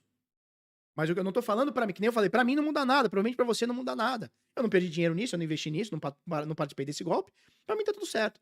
Mas a visão do cara de fora é, nossa, meu, aqui só tem golpe, até presidente tá dando golpe. Você entende que o nosso mercado, ele fica mal visto com esse tipo de ação? Ele já é mal visto pela maioria das pessoas. E é golpe, e é scam, não sei o quê. Quando um presidente endossa um golpe, cara, seja ele da nação que for, não fica feio? Não fica feio? Não fica uma mancha no mercado? Ah, mas o Bitcoin não tem nada a ver com isso. Concordo, 200%. Mas pro mercado fica essa mancha, né? Fica essa mancha. E é difícil de apagar esse tipo de mancha, né? É difícil de apagar. Muita gente tá até cogitando esse é o topo do mercado. Ó, esse é o suficiente pro mercado entrar na espiral da morte e começar a cair. Eu acho muito cedo pra gente falar sobre isso, né? Se fosse um golpe que fez o mercado perder 10, 15, 20 bilhões de dólares, aí, cara, aí o buraco pode sim ficar mais embaixo. Mas, cara, foi um golpe de 11 horas que a turma perdeu 300 milhões, que é muito dinheiro, mas assim, é um peido pro mercado, né? É um peido pro mercado. Só pra você ter uma noção, a Uniswap ontem negociou, ontem pra hoje, né? A Uniswap ontem negociou 2 bilhões e meio. O que são 300 milhões dentro desse mercado? Né? É uma fração muito nada, né? Uma fração muito nada. Mas é a mancha que fica, né? É a mancha que fica no mercado. E aí nós vamos ver o que acontece. Agora nós vamos ver o que acontece. Vou repetir aqui, não acho que acabou por aí, tá? Não acho que acabou por aí. Acho que isso aqui vai longe e vamos ter mais episódios disso aqui, porque a galera não vai querer abafar, né? E quem tá no mercado que quer ser mais sério, cara, também quer que essas coisas sejam apuradas, né? Não é só, foda-se, deixa a meme coin lá ser esquecida. A galera que trabalha no mercado quer um pouco mais seriedade, né? Eu acho que eu me incluo nisso também. Cara, vamos... Por quê? Porque, cara, o presidente dá um golpe e não pegar nada, ele tá dando aval pra que outras pessoas também... Pô, cara, o presidente deu golpe e não pegou nada, cara, eu vou dar também. Sabe? É uma forma também da gente dar um basta também nesse bando de golpe no mercado também, né?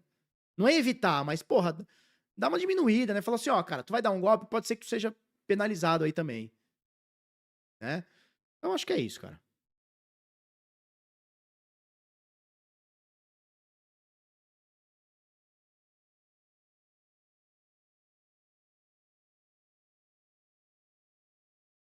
Eu também acho, falei isso aqui na época, eu também acho que o Trump com a sua meme coin dá mau exemplo.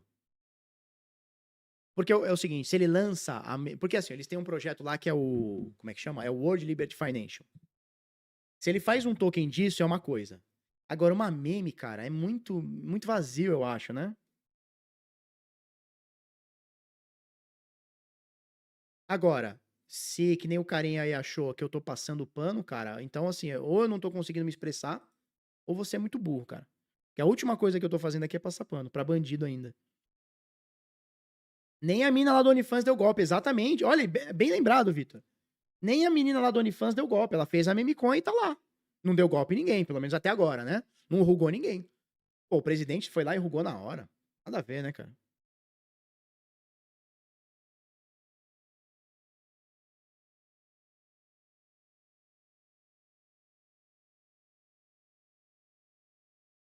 Show? É isso. Então vamos lá. Essa aqui é interessante também, hein? Vocês sabem quem que é esse doidão aqui? O Pipineiro? Sabe quem é esse doidão aqui, ó? O pai e a mãe do Pipineiro. Pai e a mãe do Pipineiro. Pipineiro é esse cara aqui, né? Quem que é esse cara? Esse cara, 2020. Ontem a gente postou, né? Postou no Instagram. A gente postou alguma coisa do Libra. Aí teve um cara que comentou: nossa, ninguém mais fala da FTX. Pô, a gente fala direto aqui, cara. Toda semana. O cara vira amante de político, né? Tipo, tá falando do político que ele gosta.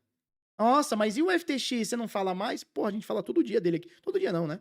Mas todo mês a gente conta a história da FTX. Todo mês a gente conta. Não tem nada a ver, né? O cara acha que Ah, não sei, cara. A galera fica idolatrando pessoas, né? Por quê? Porque o Milley, ele é mais à direita, né? Mais liberal do que a média. Então, eu me identifico com ele, acho ele foda. Não, cara. Ou as ideias dele são foda, ou as ideias dele são ruins. Não tem eu gostar dele ou não. O que eu sei é que é um cara com cabelo bagunçado que deu golpe na galera. É isso, cara. Né? Só de ser político já é ladrão, cara. Porque pega dinheiro através de impostos, né? As pessoas são roubadas através de impostos pra ele poder receber salário. E não é só receber salário, manter a máquina pública. Então, pra mim, já é ladrão logo de cara. Não tem... E nada que você fale vai mudar minha opinião sobre isso. Então, não é passar pano pra político ou atacar político. Não existe isso. E os fatos, né, cara?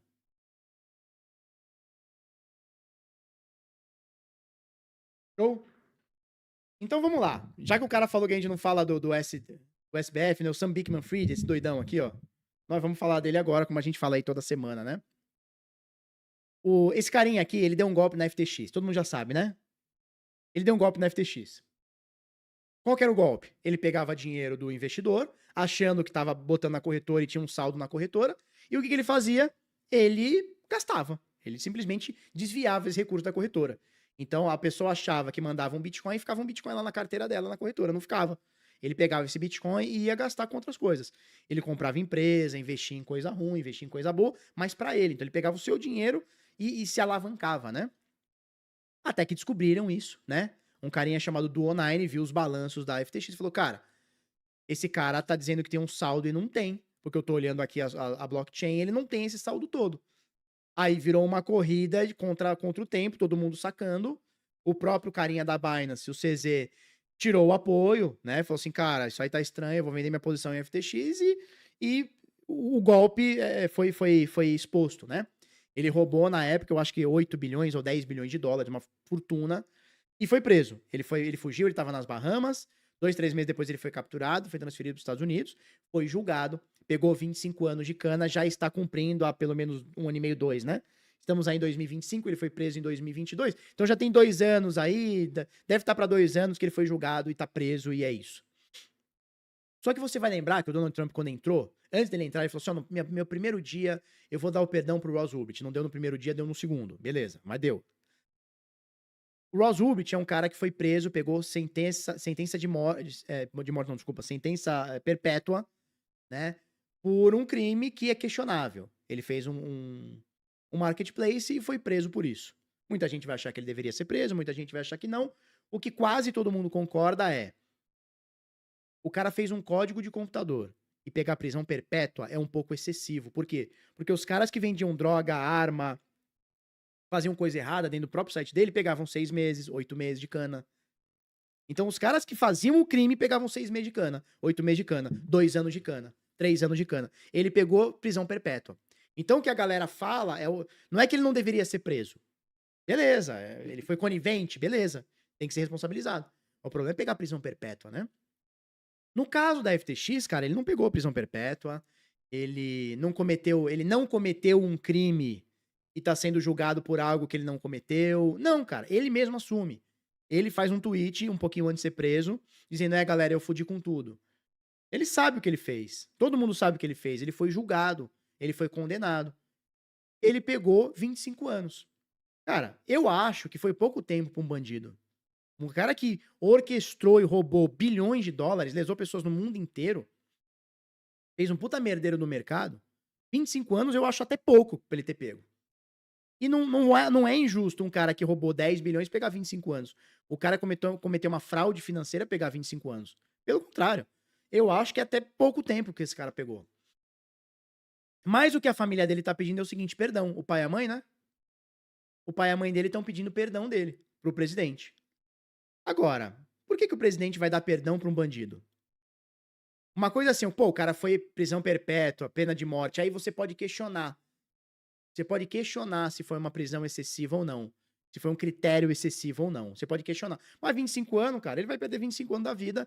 Muita gente perdeu tudo que tinha, ele vai perder 25 anos da vida. Faz parte. Depois ele sai limpo e leve e solto, cara. Ele pode seguir a vida dele daí pra frente. E com certeza vai estar cheio de Bitcoin, tá? Não se engane, não. Não acha que é um cara que tá fudido na vida, não, tá? Roubou dinheiro pra caralho. Vai sair cheio dos Bitcoin. E quanto mais ele fica na cadeia, mais o Bitcoin valoriza. Então não acha que ele... Ai, coitadinho, não. O cara, bandido, cara. Bandido, tem que ser preso e vai sair riquíssimo. Ele deve estar cheio de Bitcoin. Escondido, intocado. Você pode ter certeza disso. Ele deve estar cheio de bitica.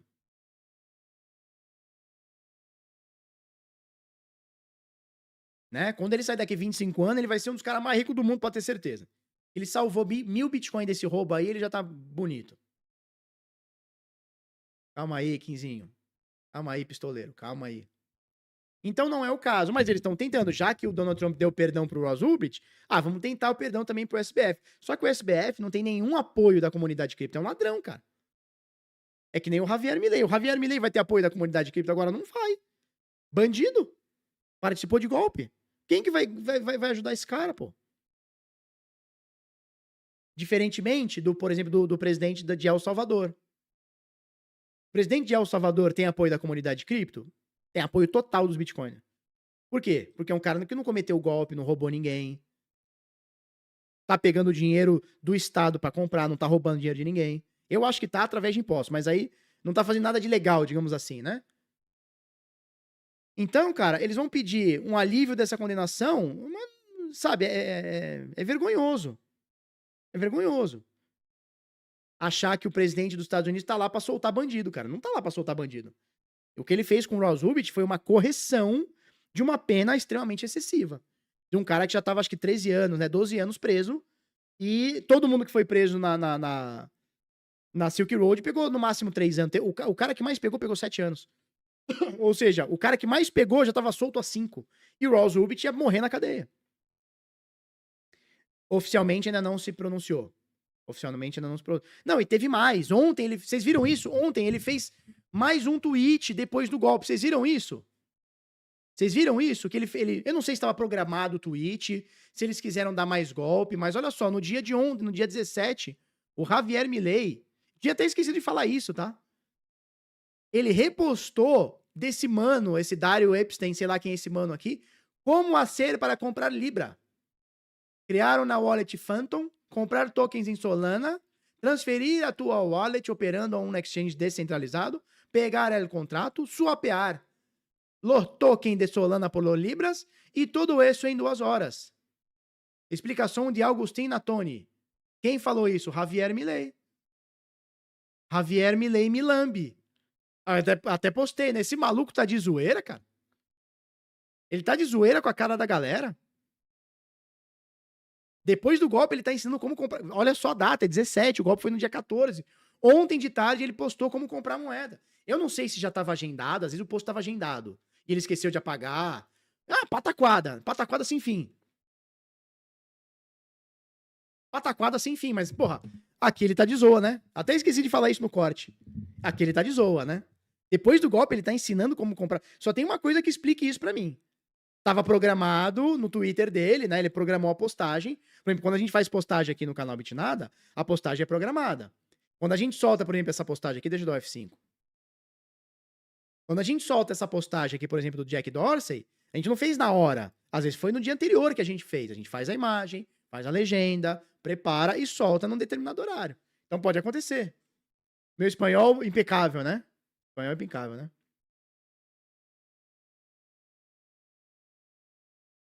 É o golpe do golpe, né? É o golpe do golpe que o Javier Milei meteu aqui, ó.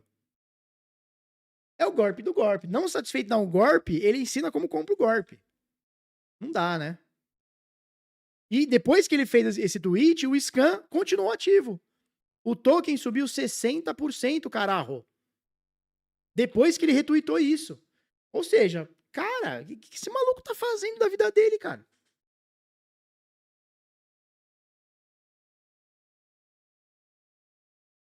O que esse maluco tá fazendo da vida dele, cara?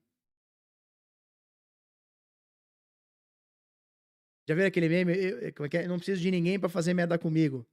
Eu sozinho boto minha vida em perigo. Cara, é o Milei, cara. Ele vai ter que tatuar isso aqui no braço, né?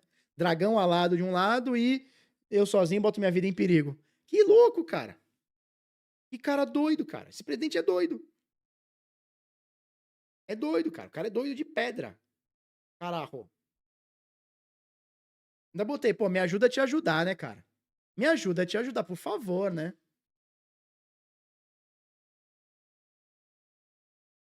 Será que ele não tava cheiradão? É, o que a galera tá... Pô, ele não tava cheiradão, ele não tomou aquele diazepam, como é que chama aquele remédio que os caras ficam... Zolpidem. Pô, esse doidão não tomou Zolpidem em vez de dormir, ficou no Netflix. O que esse doido tá fazendo, cara?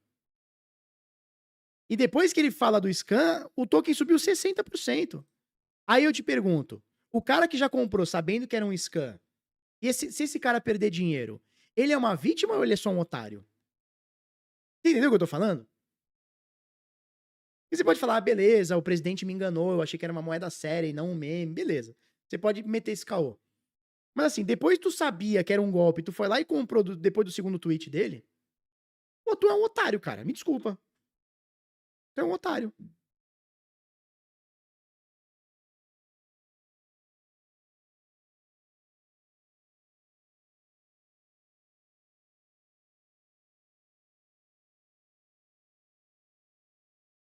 Milley não tá roubando, na prática ele só tá enganando os trouxas, é. Pois é, cara, aí é questionável. Bom, vamos pra próxima aqui, cara. O que falávamos aqui? É isso, né? Ah, então o FTX. Tá? Aí eu enrolei todos os assuntos. Eu enrolei Milley, com Ross Ulbricht, com o FTX. Cara, esse cara aqui vai ficar 25 anos na cana. Eu não sei se nos Estados Unidos tem um lance de... o cara é bonzinho, ele cumpre menos pena. Aqui no Brasil eu sei que tem esse lance, né? O cara cumpre um sexto de pena, não tem essa parada, um quarto de pena, tem essa parada. Nos Estados Unidos não sei, eu acho que ele vai ficar trancado 25 anos. Mas posso estar errado, né? Mas posso estar errado. Mas eles estão fazendo aqui ó, um processo de clemência presidencial. Não, papai, tu vai ter que ficar. Vai ter que ficar. Né? Vai ter que ficar.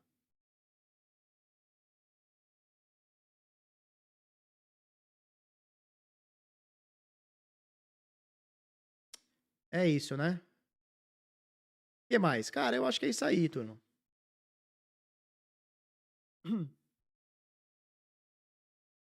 Quase meio-dia já, né?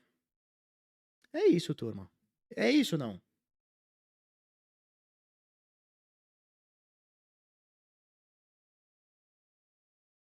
Agora, fala aí pra mim. O que vocês acham? Agora, eu já dei minha opinião. Eu acho que ele participou ativamente do golpe. Eu acho que ele sabia que era um golpe e ia dar na galera. Mas beleza, isso é uma opinião minha. Eu quero saber a de vocês. Ele foi um mirim, foi enganado sem querer, querendo, sabe? Aquele, ah, me engana que eu gosto. Eu sei que tô me enganando, mas vamos junto. Vamos ver até onde dá. Vamos ver. Vai que pinga um dinheirinho aí. Ou vocês acham que ele foi ativão mesmo? Qual que vocês acham que é o espectro do Milley? Golpista 100% ou nem tanto? O que vocês acham? Aguardar a próxima meme de presidente, né? Cara, virou um bagulho de louco, né? Hoje tem 8 da noite, temos aula do DeFi do Zero sim. Ó, o Sandro acha que ele deu golpe. O Ronaldo acha que ele caiu numa armadilha.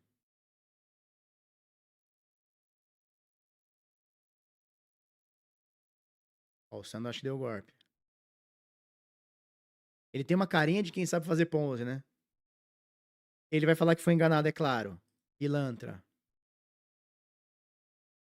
Ó, o Leandro fala, pelos fatos atuais, acho que foi mirim, enganado e abortou no meio do caminho. É uma possibilidade, né? Foi mirim e quando viu que era BO, tirou dele da reta, né? Que é o que uma pessoa honesta faria, né? Você vê que você vai prejudicar outra pessoa, você tira da reta, né? Barriga verde com certeza, mas com culpa no cartório sim. 99,9. Acho que o Augusto tá por trás disso, Augusto Bax. 8 da noite, 20 horas horário de Brasília, isso aí.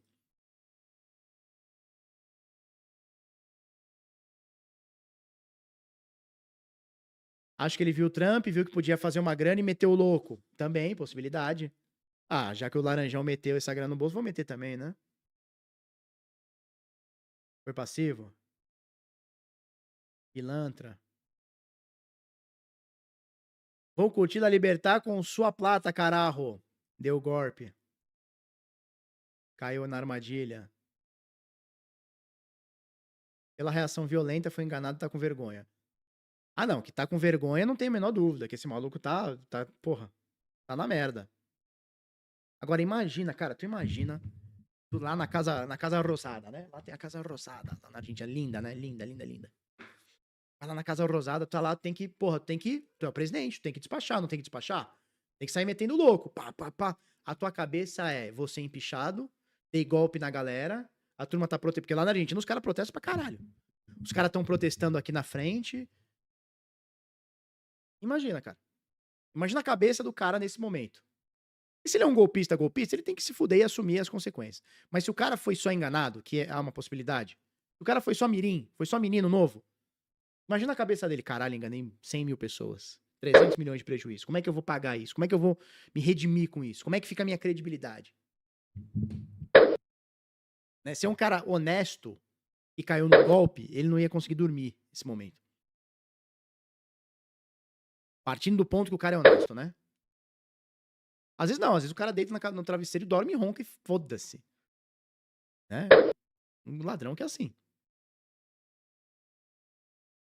Fui enganado, ganhei 30 milhões sem querer. Ai, meu Deus, é.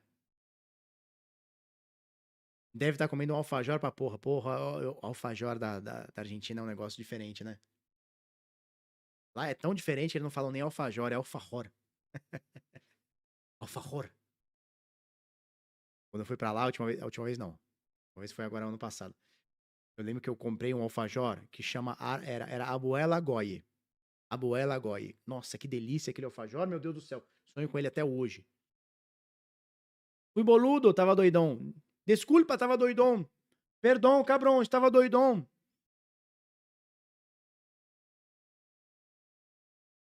Ele está se lixando, ele não quer saber de nada. Acabei de... o que ele falou? Eu não vi. O que ele falou?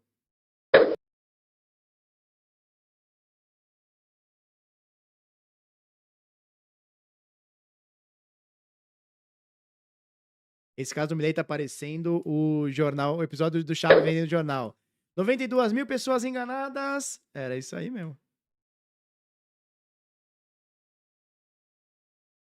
Alfajorzão com cafezinho, que top, hein? Caramba, abri uma sorveteria nova aqui na cidade. Sorveteria boa, um gelato, né? Que agora é gelato. Quanto custa o picolé? R$1. E o gelato? O gelato é 9,60, né? Porra, aí vamos lá tomar um sorvete. Minha mulher gosta disso, né? Tá no hype, ela gosta. Mulher, vocês sabem como é que é? Mulher assim, aí vamos lá. Vamos lá tomar a porra do sorvete. Aí a mulher quer um sorvete? Quero. Aí escolhe lá, 3 bolas. Segura que é isso, Felipe. 3 bolas. Bola disso, bola daquilo, gostoso.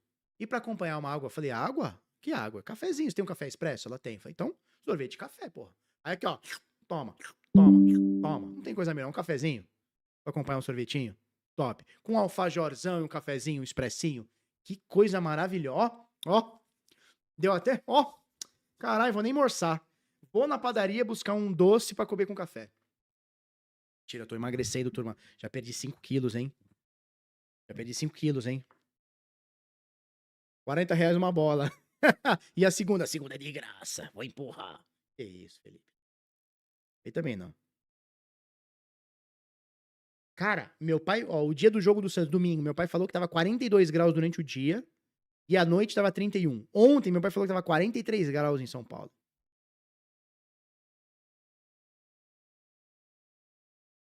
Barba tá trabalhando de flanelinha? Por quê? O dente fica como? Fica só aqui, ó. Só no impacto. 5 kg de teta. No teu cu. Café com alfajor, certeza, 300 conto, foi pro gasto. Ah, sim.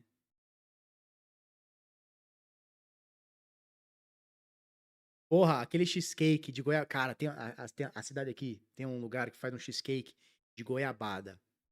Meu irmão, um cafezinho. Puta!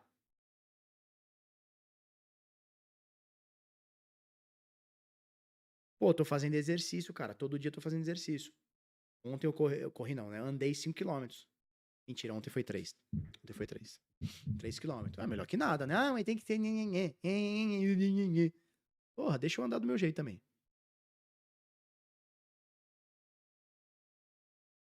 Um mês de dieta, o Bara perdeu 30 dias. Não, eu tô desde o início do ano. Foi 5 quilos já, cara. Bastante, pô. Tô melhor. Pô, as blusas aqui não estavam... Vocês viram que eu tava com uma blusa O que eu comprei nos Estados Unidos, como é que chama aquela marca? Pô, tava com uma blusa azul marinho, um símbolozinho é Timberland que chama, né? Aquela blusa, eu comprei, não entrava em mim, cara. Né, querida? Perdi 5 quilinhos, né? É isso. Tava falando que a gente foi tomar um gelato e eu fui no cafezinho. Fui só no cafezinho. 10h30 da noite, não, cafezinho, pá. Aí o que acontece? Cheguei em casa, joguei um videogame até 2 da manhã. Que vida boa, hein? É isso? Ó, a Silva, ou o Silva, tá dizendo, caiu grana da FTX na Kraken. Legal, hein? Hoje a FTX ia começar a pagar, né? Vai ter o 3... Nossa, que cheiro gostoso. O que ela tá fazendo? Franguinho? Nossa, que delícia, hein? Você tá perfumada, mulher. Cheiro do frango, cheiro de galinha. Cheiro de galinha. Vai ter 3/8 em marinheiro no Beat Sampa? Vai ter, querida? 3/8 em marinheiro? É o meu tipo de planejamento, né? O planejamento agora é como é que nós vamos fazer pra pagar essa conta. Aí o filho da puta entra na live e fala que eu tenho lucro com o Beat Sampa. Pau no cu. Bate minha. Bate minha. Bate uma pra mim. Bate uma. É o bate uma. O que você joga? Não, eu tava jogando Pokémon Unite. Aquele de graça. Porque eu sou pão duro, cara. Né, querida? Se eu tivesse lucro no Beat Sampa, eu comprava um joguinho. Mas eu jogo Pokémon Unite. Mas eu sou doteiro, né? Sou doteiro aqui, ó. Aqui uma PA. Cadê uma PA? Uma PA, uma Lina, uma CM. Tô doteiro, né, meu? Tá doteiro, meu. Break news, caiu a grana da FTX, aleluia, né? Depois de 2 anos e meio da galera, né? Que bom, né? O foda é que me incentivou foi algo parecido. Eu colocava a camiseta e pensar, não era assim que ficava. Pô, eu comprei. Ó, antes da gente encerrar aqui. Vamos pros Estados Unidos, novembro. Cara, quem é gordo tá ligado. Não dá pra achar roupa nunca. Não é verdade, querido? Não consigo achar roupa. Tanto que minhas camisetas é tudo... Essa aqui é do Gota, né? Do Gota Social. Eu ganhei, óbvio. Na verdade, eu roubei lá do Ariel lá. Mas isso aí ninguém precisa saber. Eu compro blusa preta daquela Yukon que chama, né? Que é a única que serve bem, cara. Da Ering, é. Da Ering e da Yukon, que é as que servem, fica legal e tá tudo certo. A da reserva serve, só que a reserva é R$150 a camiseta. Aí também é, né? Vamos na Yukon, que é 60. Aí o que acontece? Parei lá numa loja, tava lá, promoção. Compre 2 camisetas da Timberland por R$20. $20. 2 camisetas, $20. Eu fiz a conta, falei, peraí, $20, não tava 6 ainda. Mas $20 dá R$120. 2 camisetas, R$120. 60. É o que eu pago no Brasil por uma camiseta preta simples. Entrei na loja. Como quem não quer nada. A hora que eu vesti a primeira camisa, eu falei, caralho, caiu legal. É difícil camiseta pra gordo cair legal. Resumindo, comprei o quê? Umas 10 camisetas? Umas 10 camisetas. Aí o que acontece? Fui viajar, engordei, final de ano, engordei, cheguei aqui no Brasil, não serve mais a porra da camiseta. Agora que eu perdi 5 quilos, eu botei, porra, ficou direitinha a camiseta. Ainda não. Tu já me mandou o teu endereço? Puta, é verdade, preciso mandar a tua. Barba, acabei de receber o dinheiro da FTX, né? FTX, legal, que bom, cara. Que bom. É uma injeção de dinheiro no mercado, vão ser bilhões de dólares injetados. Será que vai? Vamos ver, né? Tamanho lona de circo, tamanho meu pau no seu cu. Turma, um beijo, um queijo pra vocês. Hoje, 8 horas da noite, tem DeFi do Zero a Renda Passola pros alunos. Se não, até amanhã, 8h30 da manhã. Tchau, tchau.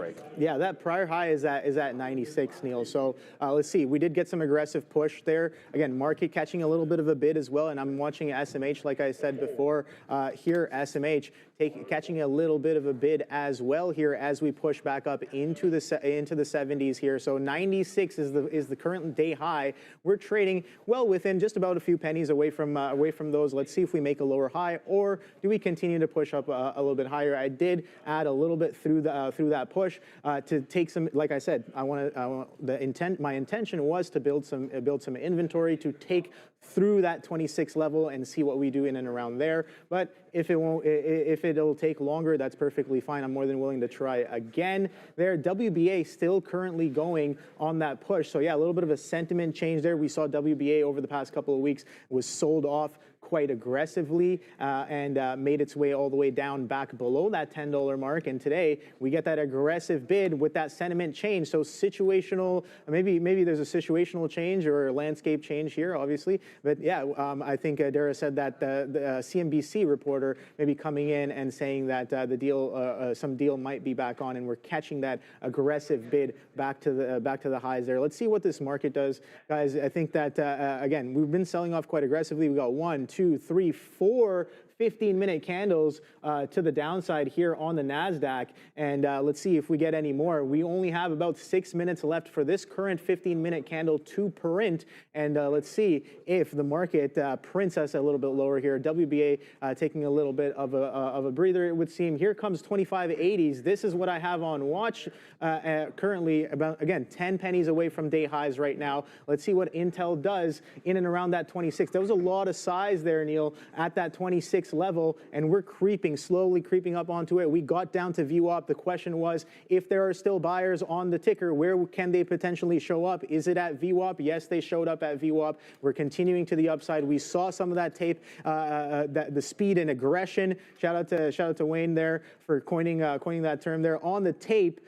For that push back up to that 26 level here. So let's see if we can fill some of that size. That's a lot of dollar volume sitting at that 26. Let's see if we got some big boys ready to wipe that order off of the ask there.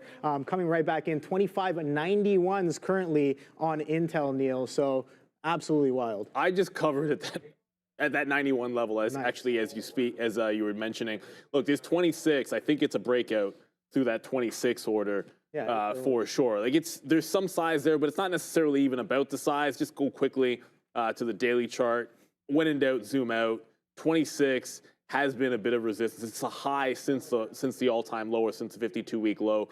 There is some overhead resistance there, and it has like 60 to 70 cents above, I think, that 26 level. So there's room on that break to give you another scalp trade. But I'm just going to respect it for now. If we get another pullback into VWAP, as long as VWAP holds long the stock. Every time it gets into VWAP, and you don't have to sit on the bid, because I think the last time there was this candle underneath, you can be patient, pull back into the prior high. It finally holds, and when it holds, that little wick under 25, there's the go long on that 25 quarter. So if we break 26, great. If we don't, we're just waiting back around for that Intel VWAP bounce, which I think is inevitable. Unfortunately, we got out of SMCI, and now that's double topping 55 even. So this can't seem to get to VWAP. I guess the buy is right back in that 53.3 that we're looking at before. If this also pulls back, I think playing into VWAP is going to be another plan. So far we've been long SMCI, Intel, and NVIDIA. Obviously, two of those have been much better than the third, because NVIDIA right back to retesting. So I didn't really get the long, didn't want to chase up at that top, but now that it's made the close above this little trend line, you're now holding the 141 even. If it loses that prior bar, I think it's a pretty easy out. But wanted to make sure that we're bouncing off of it first. It's a downward sloping and downward trending stock while the market's going down as well. So I want to make sure that we're having a reasonable risk plan. If it breaks the low, it's an easy out for me. Sorry, if it breaks this prior bar low, it's an easy out for me. Not the low of the day. Yeah, I have eyes on one price right now, Neil, on that Intel. It's that prior high at 2640s, and I'm like, all right, what is the probability of us clipping some of that price if we can get through that significant size at that 26? As of right now, still kind of struggling a little bit here at 2570s, still kind of chopping around that last quarter. Again, only about 16 pennies away from the high currently, and with the market, again, market continues to sell off. SMH is still consolidating near its lows, and Intel distinctly different and ticking to the upside here. So trying to catch a little bit of a bid. Like I said, it definitely wants a piece of that lick. That's what it's showing us. So let's see if we can actually take some of that size out at 26s. Now, here's the thing: we don't know if that size is going to continue to be there. We saw it there once before. Is it going to be there again? 5 pennies away from the high now. 90s trading on the ask. 96s again is the high, Neil. So absolutely exciting stuff here as SMH looking like it's catching a little bit of a flag. Here we go. Can we print those 96s? A little bit of size here at 95s, about 400, 500 lots there sitting at 95s. Pump it. Again, Intel.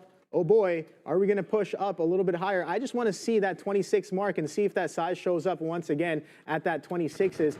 You said there was over a million lots. Well, it looked like it when I got a glance at it. There it is, about 4,000 or 5,000 lots there, sitting at that 26 mark. Let's see, right there, we're knocking on the door, Neil, of that 26. Oh boy, can we push through this? Are we going to break out?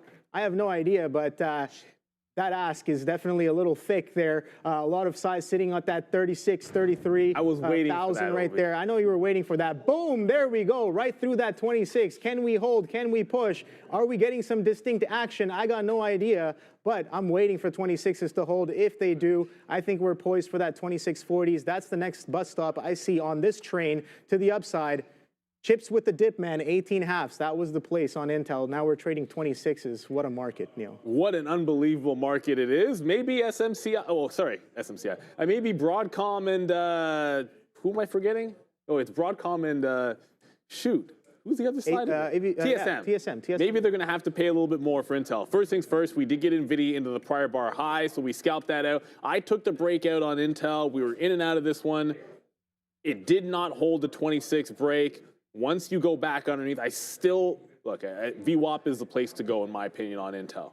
So until you either break away from this 26 earnings, it did get up to like 7s. I got 01s because it's Intel. You're only going to get slipped a penny. If you get slipped more than a penny, you should try to hit with another key. Want to look to see if we can hold on to the trend line. So breakout, different from a dip buy. But if you look at the trend, 25.8 has now been set in. So you've got higher lows into this trend. If we can bounce off this trend on this little pullback under 26, then I'd look for an entry off the trend line or at VWAP. If we never break trend and I don't get long, I can just take a long break, maybe through 26.10. As mentioned, NVIDIA, we got into that one on a trend break. It's trying to get back into VWAP as well. Keep trying to get rid of this wick in there, but the scaling is a little bit messed up. If we break 142, I'm looking for a 143 hold on NVIDIA. So far, so good for the longs. The market's making a very nice reversal as we speak. So this is a good spot. If you're looking at any of those weak names, Meta is starting to break, or at least attempting to break its trend. That's not the one I'd be concerned with. Palantir just put in this nice little reversal candle here off of its opening range, which is also prior day high. So prior day high, you've got a nice reversal candle here on PLTR. We can hold 121. I think this is a nice little turn for Palantir. Couldn't hold VWAP, so you had to wait for it to get to the prior high in my book. Yeah, so I'm still kind of waiting. Now we have a trend on our hands, Neil. So yeah, a bit of a hold of moving averages. Now there's some size at 26.10s, about 1,000 lots there. So we did pull back. We reclaimed that 26. Let's see if we get that continuation. Only about roughly 30 pennies away from that prior high. Now if we start to break some of those levels, that's a monthly breakout. So we got daily breakouts, we got weekly breakouts, we got monthly breakouts. Oh boy, Neil, a bit of a multi-time frame runner here on Intel. So yeah, a lot of interest happening on this ticker here. Let's see if we can hold 26 with any sort of distinction as of right now, but still kind of chopping there. I got eyes on some moving averages. If we can hold some of those, that's great. If not, that's perfectly fine. The market taking another leg to the downside here, Neil. So no idea where we'll end off by the end of the day, but Intel's super strong. What's up, Adara? Time to welcome GCL Global to public trading. This company is a I guess, a special acquisition there. So they de-SPAC'd. This GCL is the ticker under which this is trading. Keep an eye on this one here. We're trading around the $6 mark. So this could be of interest potentially during that midday. Potential small cap mover here with GCL. Back to you. Thank you very much. GCL in the house. So we did get that bounce on Palantir off 121. So it broke trend. I mean, I had the trend line in there. It'd be hard to see, but we broke trend, held that higher low, held the prior day's highs as well for Palantir. You got Intel, which is starting to come back in. We like that one on its trend line as well. But hey, everybody, look at that. It is the President's Day sale, and the savings are here for trade ideas. So get 22% off all new subscriptions with the code TraderTV22. Oh wait, there's more. Upgrade to premium annual and snag a massive 28% off with the code TraderTV28. Nice and simple. That's right. Huge savings are happening now. Head to the 2025 President's Day sale landing page, link below, and before February 19th. Don't miss out. Trader TV 22 for the 22% off all new subscriptions. Trader TV 28 for the massive premium annual savings there. Shout out to Trade Ideas, and good luck everybody out there with your trading day, which so far on a day where there hasn't been a green candle on the NASDAQ, it's only longs that have worked for me. It's just a weird one. It's all red on my 15-minute. The NASDAQ is actually red as well. Haven't really taken an L. Well, we'll see, because we might actually break this prior low on Palantir. We were able to get this out at 121 a third, but if we break this prior bar low, I'm just getting out. That's 121.75. Do not want to be fighting stocks in this market. No. You know, like longs, even if they're working, like Intel. Friend is my friend. Like this was actually Intel we just got instead of, it's not going to get into VWAP. We've only been long 25 quarter and then VWAP again. This is the first time we actually took a long off the top, holding prior bar high. If it loses that, it's losing a trend line. So you go there, to there, to there, and you can see it's trying to hold that trend. If we don't break 26 again, this could actually, like normally I'd be thinking short if we close underneath here. So I should be taking something out in front of 26 and even on the other side as well. NVIDIA doing pretty much the same thing it was before, where you're now barcoding this higher low after it broke trend. If you lose 140.75, I want to jump out of that. I should be looking back at some short setups right now. And I can't get back in at VWAP right now on an AMD. I already canceled my order on that. Might just have to look for this 114.12. It's underneath Friday's highs. We went 0 for 1 and we shouldn't. And there come a couple outs there. So the first L on a long today just happened on Palantir as we hung on to 2/3 of it, but it broke that prior high. Keep it tight. The market's weak. Try to play it inside the range if you can. And then Intel, which normally I'd be short this kind of a move, into VWAP. Again, tight stop, but if it's giving you 25 and 50 penny to like 70 penny moves, if you can keep it to like 5-10 cent hits in there, I think that's a good idea, and then wait for the bigger level to come in where you can take another shot at it. Let's go over to Adara. It's already time for the small cap recap. Oh boy. What an eventful session so far across the board. IWM here looking kind of similar to the NASDAQ and the S&P 500 in that despite a curl to the upside, we take a bit of a drop. Now we're trying to recover from bottoms, but the Russell, much like the NASDAQ and the SPY, basically flat right now. Let's take a look here at Nikola, NKLA. No catalyst on this one, but nice push to the upside, getting some volume near day's highs with a 22% short float. Then we have NBIS. This is a day 2 move for Nebius.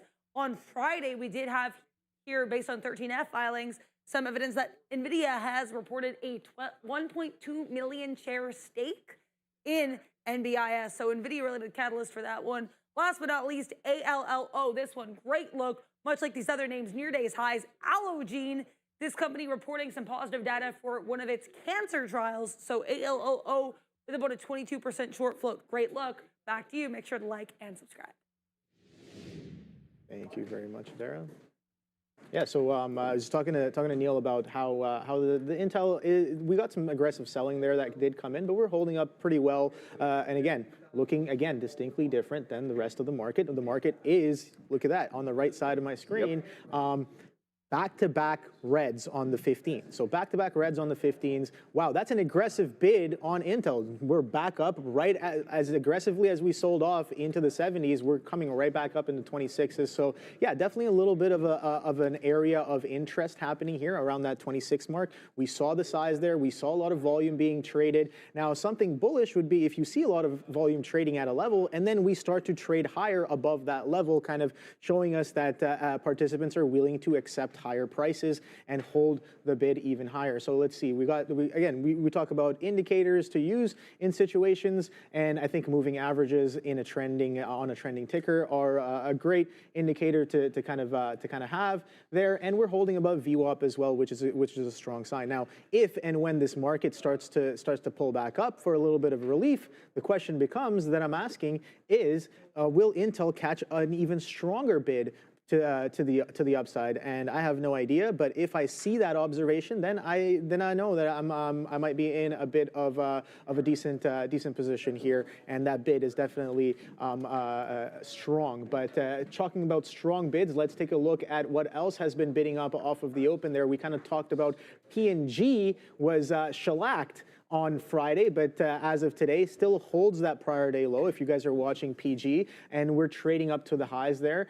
Novo as well, Novo trending up. TSM, not the same. TSM trending down off of the open there, kind of pulling back into the consolidation lows that we had off of the catalyst, the intraday news that we had that pushed us. That was a beautiful price action on that 200. I was looking at it, the 202 prior day triple top highs on TSM.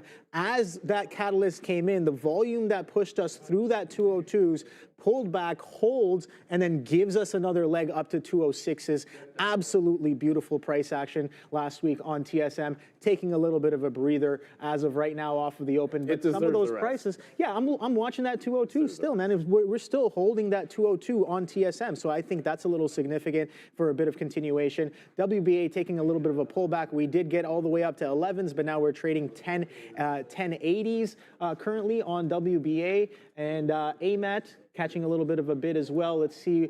Oh boy, Meta, back-to-back reds on the 15 on Meta. It's holding very, very nicely. Same with Amazon. Oh boy, the package is might be a little bit delayed on the bid for this one, as it looks very, very similar to the market. But we also talk about things that are trading within their opening range, and we observed that a lot of things were doing that, and those tickers are still doing that. Nvidia is still trading within its opening range. Tesla, Softy, and Apple still well within their opening range. So the question becomes, Neil, if and when this market does catch a bid, do we get range breaks to the highs?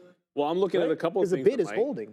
There's a lot of things holding the bid. I mean, Tesla is consolidating as well, higher highs and higher lows, so you're getting a wedge pattern. SMCI is pulling back, maybe into VWAP, but if you look at how it's been holding trend, like it's got higher highs, higher lows, and if we lose this bid in here, I think you're going to get that test to 53. It's only $1 range before it breaks down. Clearly, sellers at the 55 level. We do want to get back into this one if we can hold. Well, there was just some acceleration. I saw the same thing you did just there, Obi. Oh boy.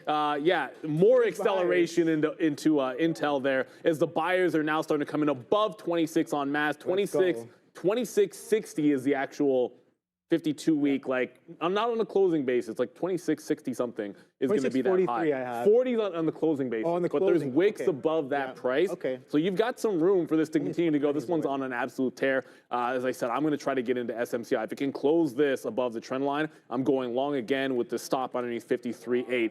As well, the market's going down. There are strong stocks out there. SMCI clearly one of them. Intel clearly one of them. Unfortunately, Tesla doesn't want to go just yet. We're just sort of, I was saying, like, you get the higher lows and the higher highs, but it's not breaking out any of these tops yet. I still like Tesla for a 59 break if it can get there. But look at it, it's holding underneath VWAP. SMCI and Intel are the ones, clearly.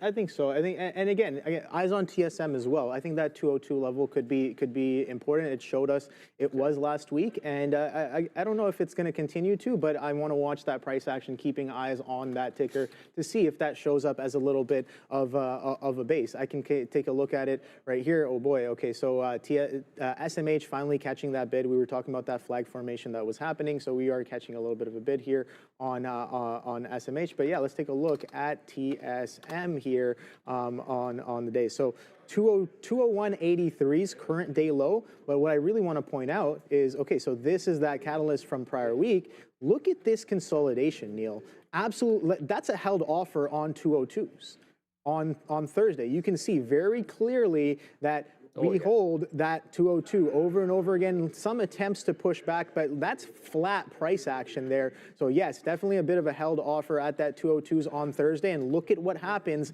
when we get that catalyst. Aggressive push past that level, pull back. Where do we pull back to?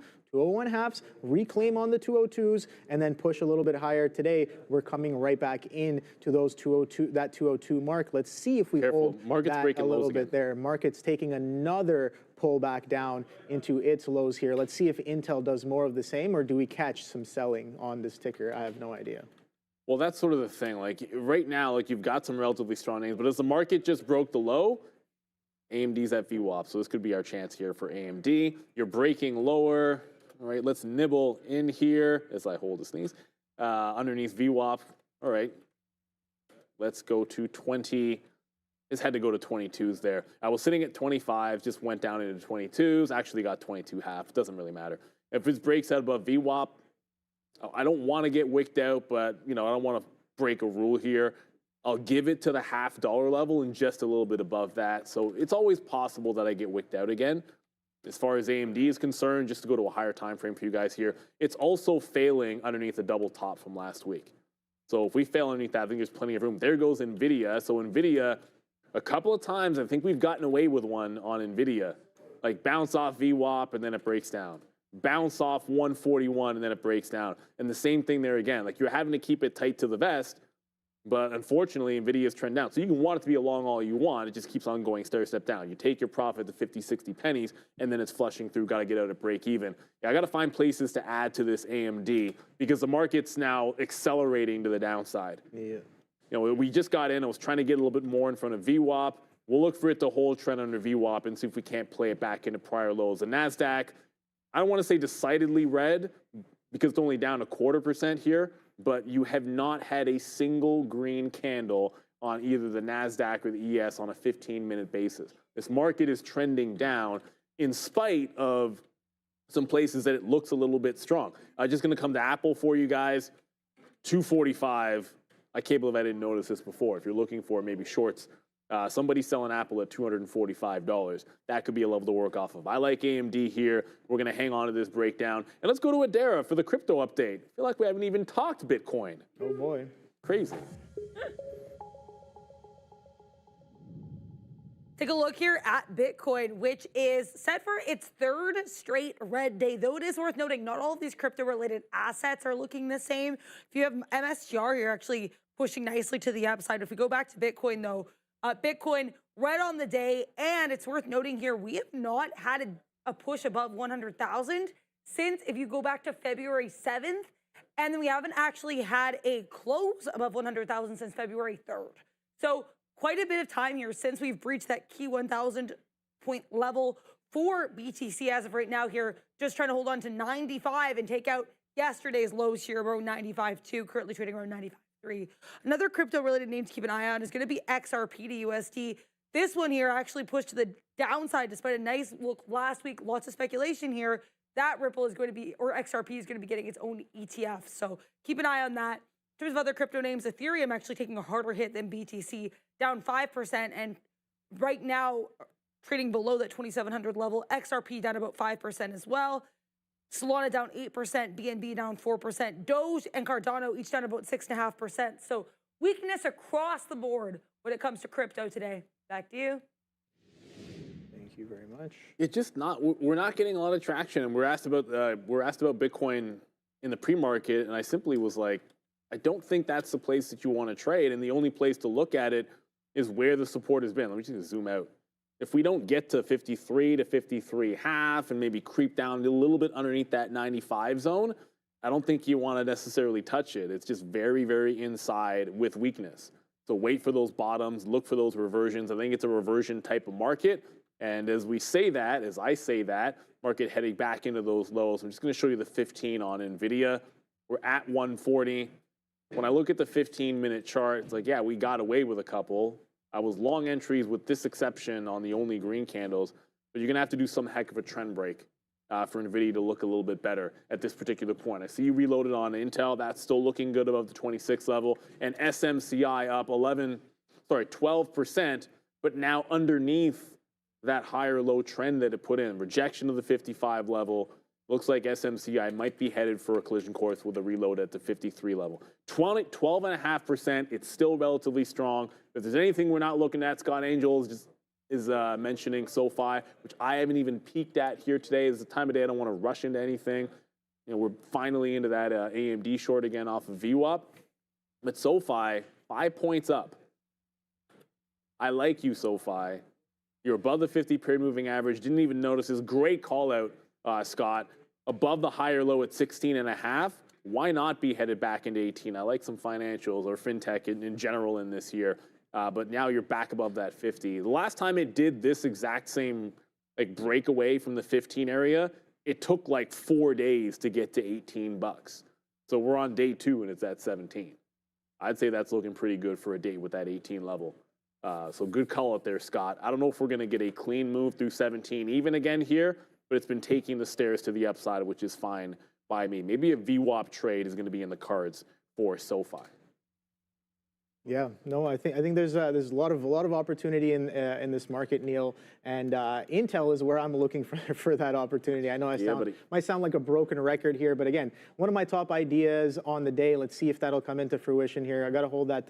Let's see how well we hold that 26 mark as of right now. We keep kind of pulling back in and bidding back up, so it is trending nicely. Market again trying to print a green candle here on the 15-minute. We still have about 11 minutes left for this candle to finish printing, so we just freshly started on that time frame there. So I'm going to stay a little bit patient. Let's see. Don't know where this market's going to catch a bid, but absolutely wild. A lot of opportunities. My question is, did anybody get short on either Meta or Amazon off of the open, or maybe you're trading futures or Palantir? Oh, look at the reversion on Palantir. Look at that. This is perfect for, I think, what you would have been looking for, Obi. But it was at fresh highs. It goes to 125, but maybe that's too far zoomed out. Look at the trend break on Palantir. Sometimes I think we get away with one. Everyone has their own different style of trade. Like, look for that bounce reversion, breaks that prior bar low, and you save yourself a ton as Palantir continues to bleed off. The market's trying to catch a bid.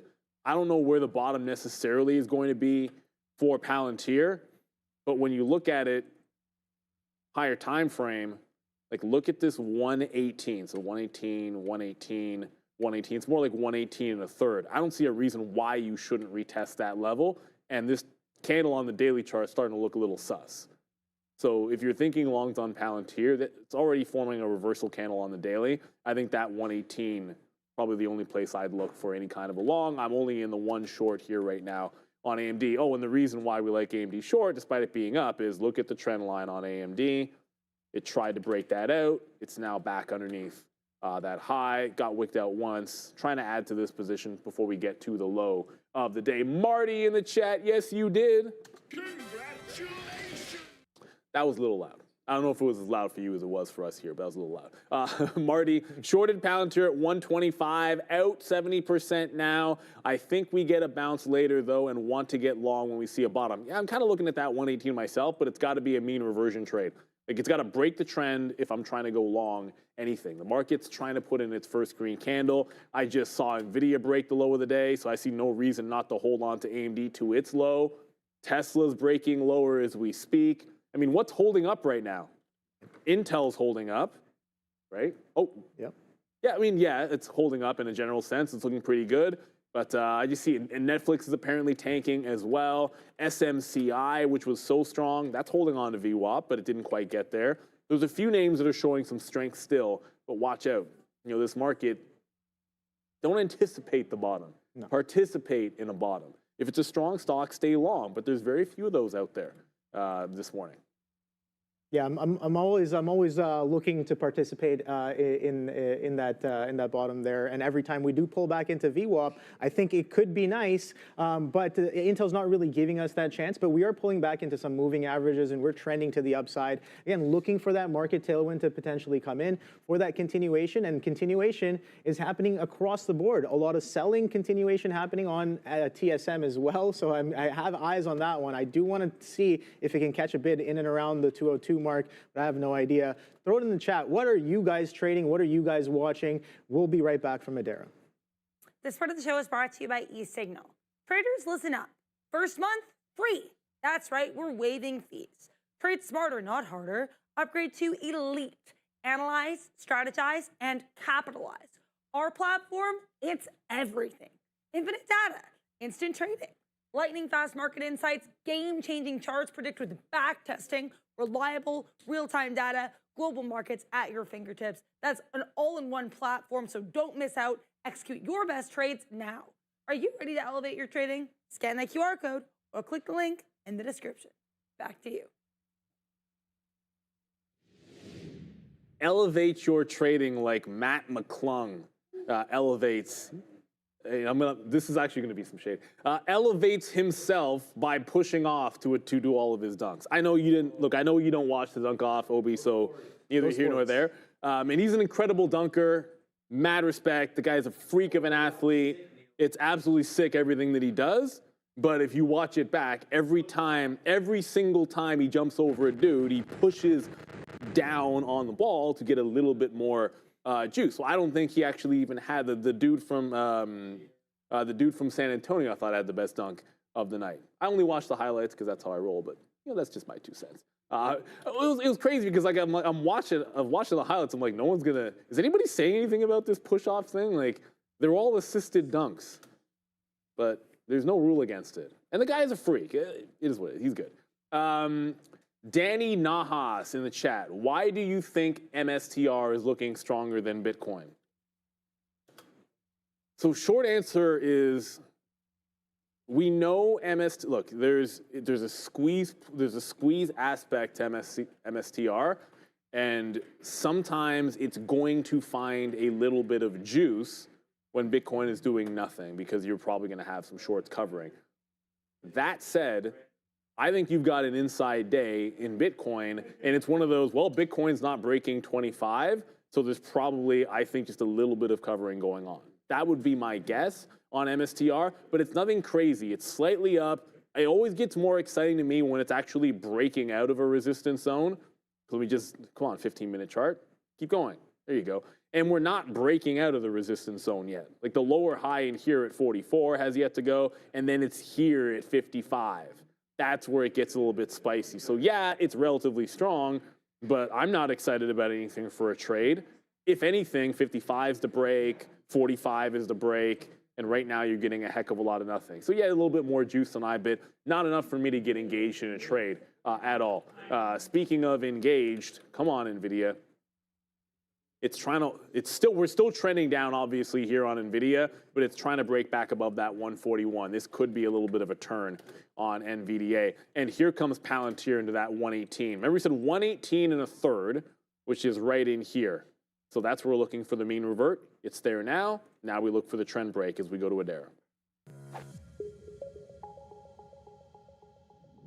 We're going to talk here about these sectors, but before we do that, I do want to mention here comments from Fed's daily. She began speaking here around 10:20, but only seeing some comments really populate now, basically saying that the policy remains restrictive, that the GDP growth and the labor market are, quote, solid, but apparently when asked if there were going to be more rate cuts this year, Daly said that, quote, the world is uncertain, but also said there's no reason to be discouraged about the inflation process, though it has taken longer than, quote, anyone wants. So Fed's daily saying inflation's taken a little bit longer than expected, but that does not necessarily mean there's a reason to be discouraged at this time. Take a look here at the market because there actually is a lot of strength in a lot of sectors. Finance looking great here. Health technology, with the exception of a drop here in this MDT Medtronic, really good look.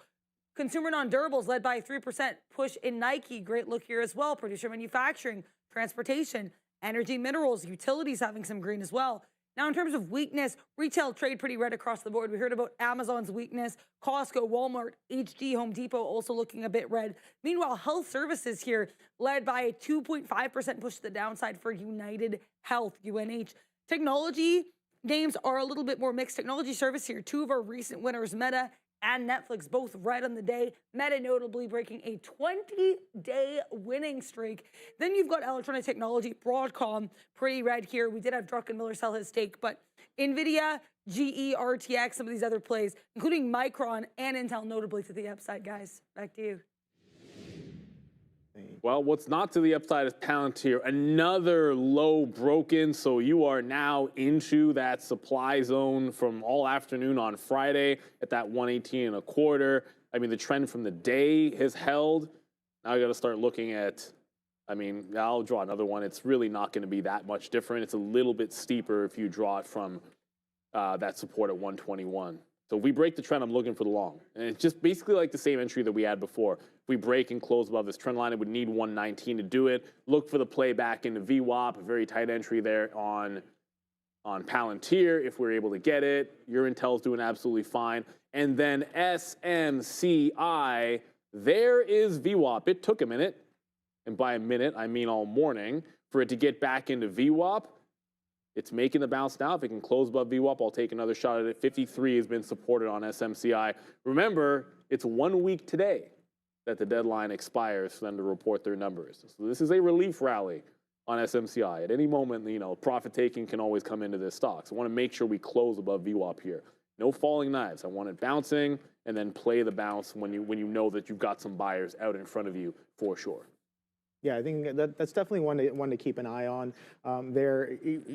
Volatility definitely, like I said earlier this morning, on the horizon for that ticker. And I'm curious to know if they don't report, are they still going to continue trading? Do they immediately stop trading? I think we were kind of talking about that earlier this morning, Neil, and we have to kind of figure that out, whether or what happens in that scenario, and whether or not there's potential opportunities around that scenario, right? Yep. If we do kind of break back below, or sorry, if they don't really report, and do they get halted until they report?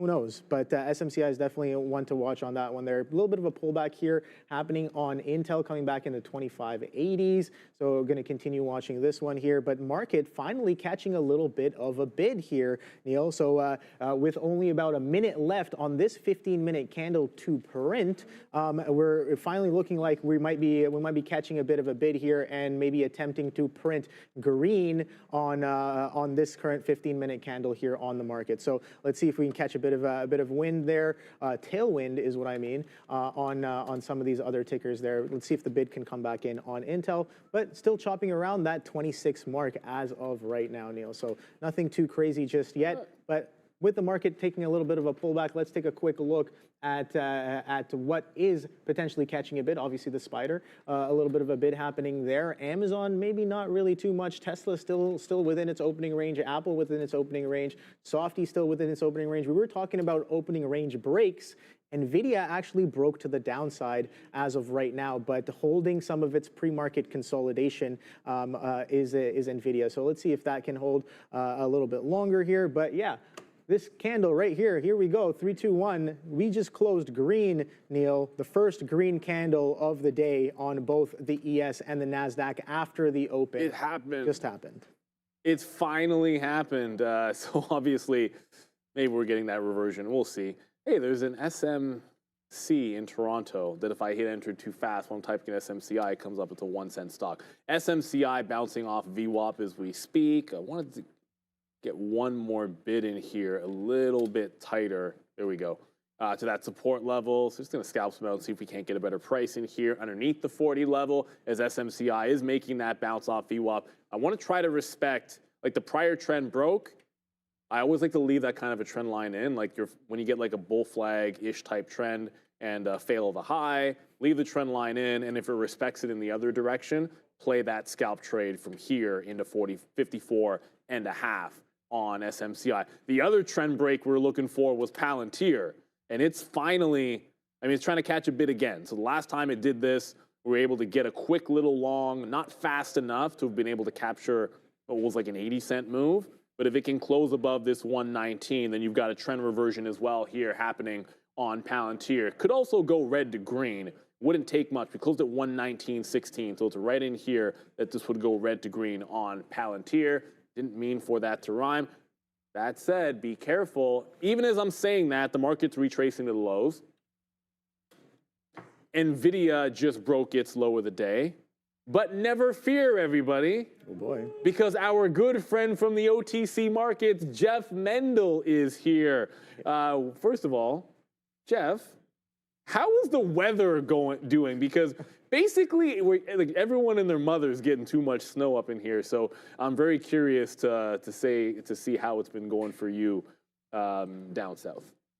Well, I mean, on the other side of the lake from you guys, we're getting all the lake effect snow that's blowing over the top of you and dumping onto, upstate New York. So I'm not complaining about that. Sunny skies here in New York, though. High temperature of 15 degrees Fahrenheit. So, negative Celsius. But yeah, overall pretty good. Hate over there, negative Celsius. So look, Jeff. We've had all kinds of overnight news. It seems like every day there's a rumor on like Intel, or you're getting movement on Tesla because there's some Doge headline. So I know a lot of traders are looking for those opportunities in the aftermarket. So how has the moon rollout been going for OTC? Because I know that's a big one, and we're a headline-driven market right now, and we have earnings season. So it's been a good time of year for you guys to have that startup on Moon. Yeah, so we are taking off on Moon here. So we have a few trades in there every night. People doing some testing, but we'll have every NMS or almost every NMS listed symbol in there in the next week or two. So we should start to really see some traction. I was actually over in Seoul and Hong Kong last week talking about it because there's a lot of activity that generates from the overnight U.S. market out of that region, out of those two places, and so lots of buzz going on, lots of excitement, and really should start seeing this thing take off here in the next couple of weeks. So we're excited. Yeah, that's what we love to see. Traders, we just want a chip in the chair, and that's what it's all about. Having that chip in the chair, the market never sleeps, and now all of a sudden you have that opportunity. Though, to switch almost gears a quick little second, you have the opportunity on some names like the Asian names to trade 24/7, and we've talked about this before. There's still other opportunities traditionally at OTC, especially with this recovery in some of the Chinese ADRs. So what's hot right now for you guys this morning? I know we've been focused on a lot of these tech names that are flying around here, but what's been hot so far on the OTC just today? There was actually a lot of talk about that as well too last week, and especially out of Hong Kong. A lot of these firms are looking to trade DIY again, DD, Luckin Coffee, LKNCY, right? Because there's no local listing over there, and so we're the place where these names kind of come to where those two names come to trade, and so we're going to see a lot more traction, with that 24/5 in these names, Tencent, TCEHY, which is always one of the most active names. Also, Sean's not on, but got a shout out to his Nintendo, NTDOY. Lots of questions about, being able to trade that. Kind of all, that full cycle. And so, all these names are, at the top of our most active page here, even today, right, at otcmarkets.com as well. And so BYD, we always talk about BYDDY, right, another one right there.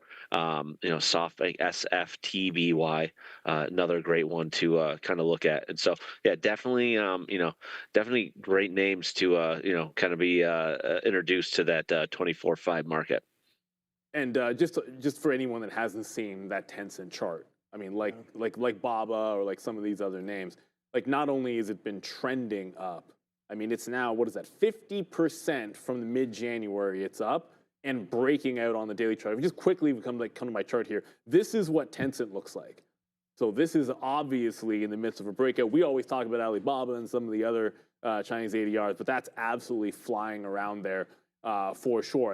And the other point that you just made about like Nintendo always moves around earnings there, Jeff, and the opportunity to sort of trade that one after you get the numbers released is a good one. I can tell you that my daughter would be interested in Nintendo stock because she loves her Switch a lot. Lots of opportunities always out there.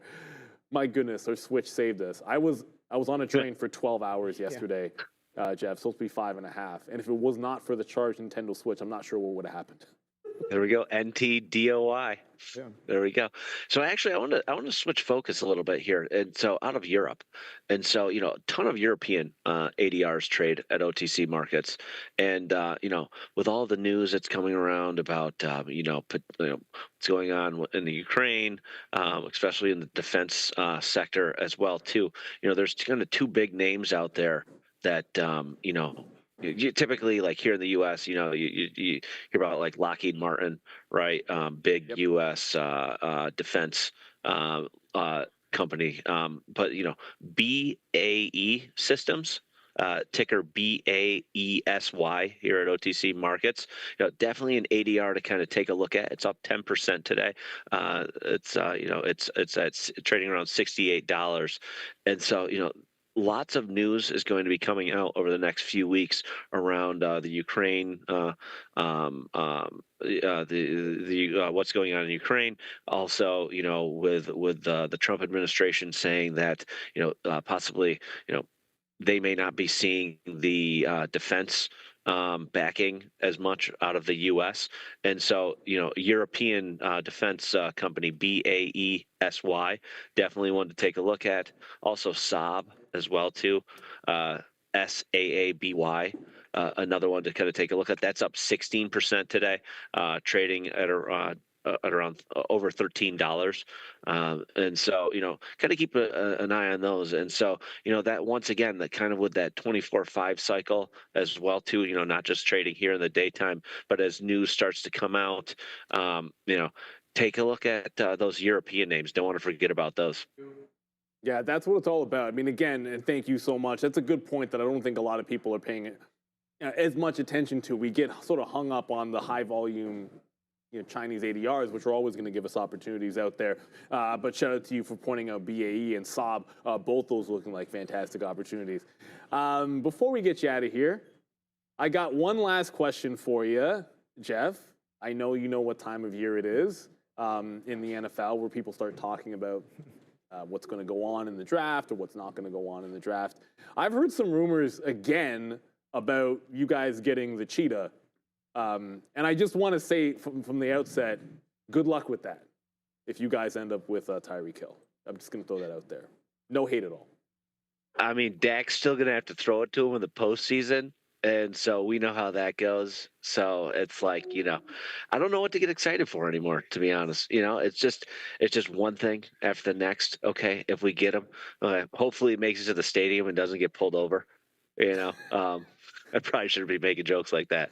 But listen, yeah, it would be awesome to have him. We need a weapon like that. We need someone to kind of, Dak needs help. That's it. And Dak needs more help than, anyone could ever imagine, I think. But, yeah, we'll see. See, and this is the best part about it.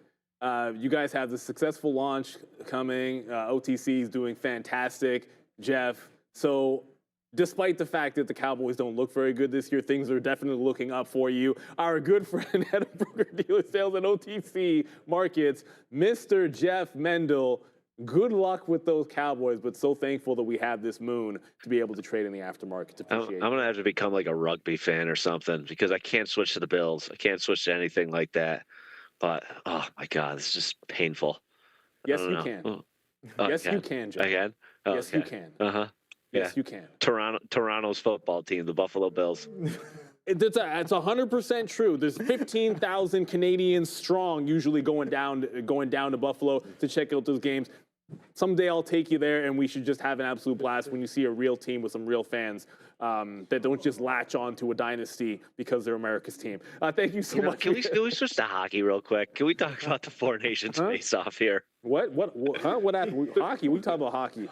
I think we need. No offense, Obi, but I think we need Katina on here for the. I have no words for the sports, man. I'm listening. I'm enjoying the talk. Like I've heard what happened with the recent hockey match. That was interesting stuff nonetheless. But I think your little fail button is there's something wrong with it. Yeah, it keeps popping up on the screen. But I will say this: I'll give you guys some credit. I think the first fight of the game, I think, was a draw.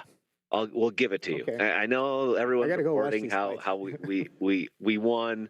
We also beat you in every fight. We'll give you a draw. Kachuk was like twice his size.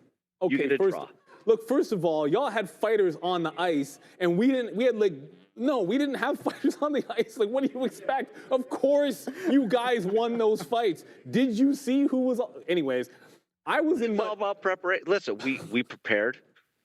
It's always about preparation. That's one thing I can agree with. Okay, how about this? We were ready. Okay, Jeff. Speaking of, this isn't a fair fight right now. We don't have Katina on here. Maybe I'll bring in my in-house, NHL specialist as well too. But to be continued in the finals, I think too. And it will be coming up on Thursday. Yeah, we are in the finals. So how about this, Jeff? Straight up, Canada, USA. What's the bet? Because I'll rep Canada straight up. I mean, you can rep the USA if you want. And we can think of the term. You guys in the chat, throw ideas into the chat as to what Jeff has to do when Canada beats the USA and what I have to do if the USA beats Canada in the finals of the Four Nations Cup. And we can settle it. Pizza with only pineapples laid out. Let's figure it out. We have a deal. Send over the list. Send me the top 10. Yeah, we'll get some ideas in the chat. And we'll send it, and we'll come up with some ideas. We want the in the top 10. We want the 5 ones that'll never happen, but maybe should, and the 5 ones that could happen as well too. Okay, I'm down with that. Yeah, perfect. Should be interesting. There is. It's always fun. We'll see you guys. Thanks, Jeff. We'll see you guys. We'll see you next week. Thank you very much, there, Jeff. Appreciate you. Okay, the other thing too is I actually didn't mention this. So I was in Montreal this weekend. Okay, let me get just very quickly. Palantir did the mean reversion, broke prior high 112. It just got to 119, just got to 120. So we did get that trend into 120. I'm looking for the next either break trend underneath, under prior bar, or we get to VWAP here, 121.5. As a matter of fact, let's just throw the target in there just in case we get it. So if we break prior bar, I'm out on Palantir. So I was in Montreal, and we were going to Montreal for other reasons. Like we just it was a long weekend here. We want to take our daughter there. She's learning French in school. They speak, obviously, French out in Quebec. If you're not from here, you wouldn't know that. And we realized, hey, we're going at the same time the hockey's being played. So at our hotel, there was a few Americans at the hotel who were clearly very happy at the outcome. Right. They were feeling themselves a little bit. So it's all in good fun. I think it's great that we have a good rivalry in hockey. It's always, I think sports brings out the best. And I'm going to say this. We try not to talk politics. I'm really not a fan of booing anybody's national anthem. And the reason why I'm against it has nothing to do with, look, you want to have a rivalry, you want to have XY going on. Anybody that ever gets a chance to represent their country, regardless of the level or regardless of the amount of times that you've done it, that anthem is something to them. My wife was a few years ago, she was at the age group world championships for a triathlon. And they didn't do a ceremony where they got to hear the flag or anything, but they got to walk in their Team Canada uniforms. And in every country, you're walking in your procession together. And I can only imagine what it would have been like if somebody decided for the protest they wanted to boo as she was going past. And I would have been pretty peeved because that moment is for them. And I know they're pros and they probably heard the anthem a million times. I think it'd just be a heck of a lot cooler if you could just sort of respect that moment for the athletes and find another way to be able to protest. Again, that's just my 2 cents. I don't speak for all Canadians in that one.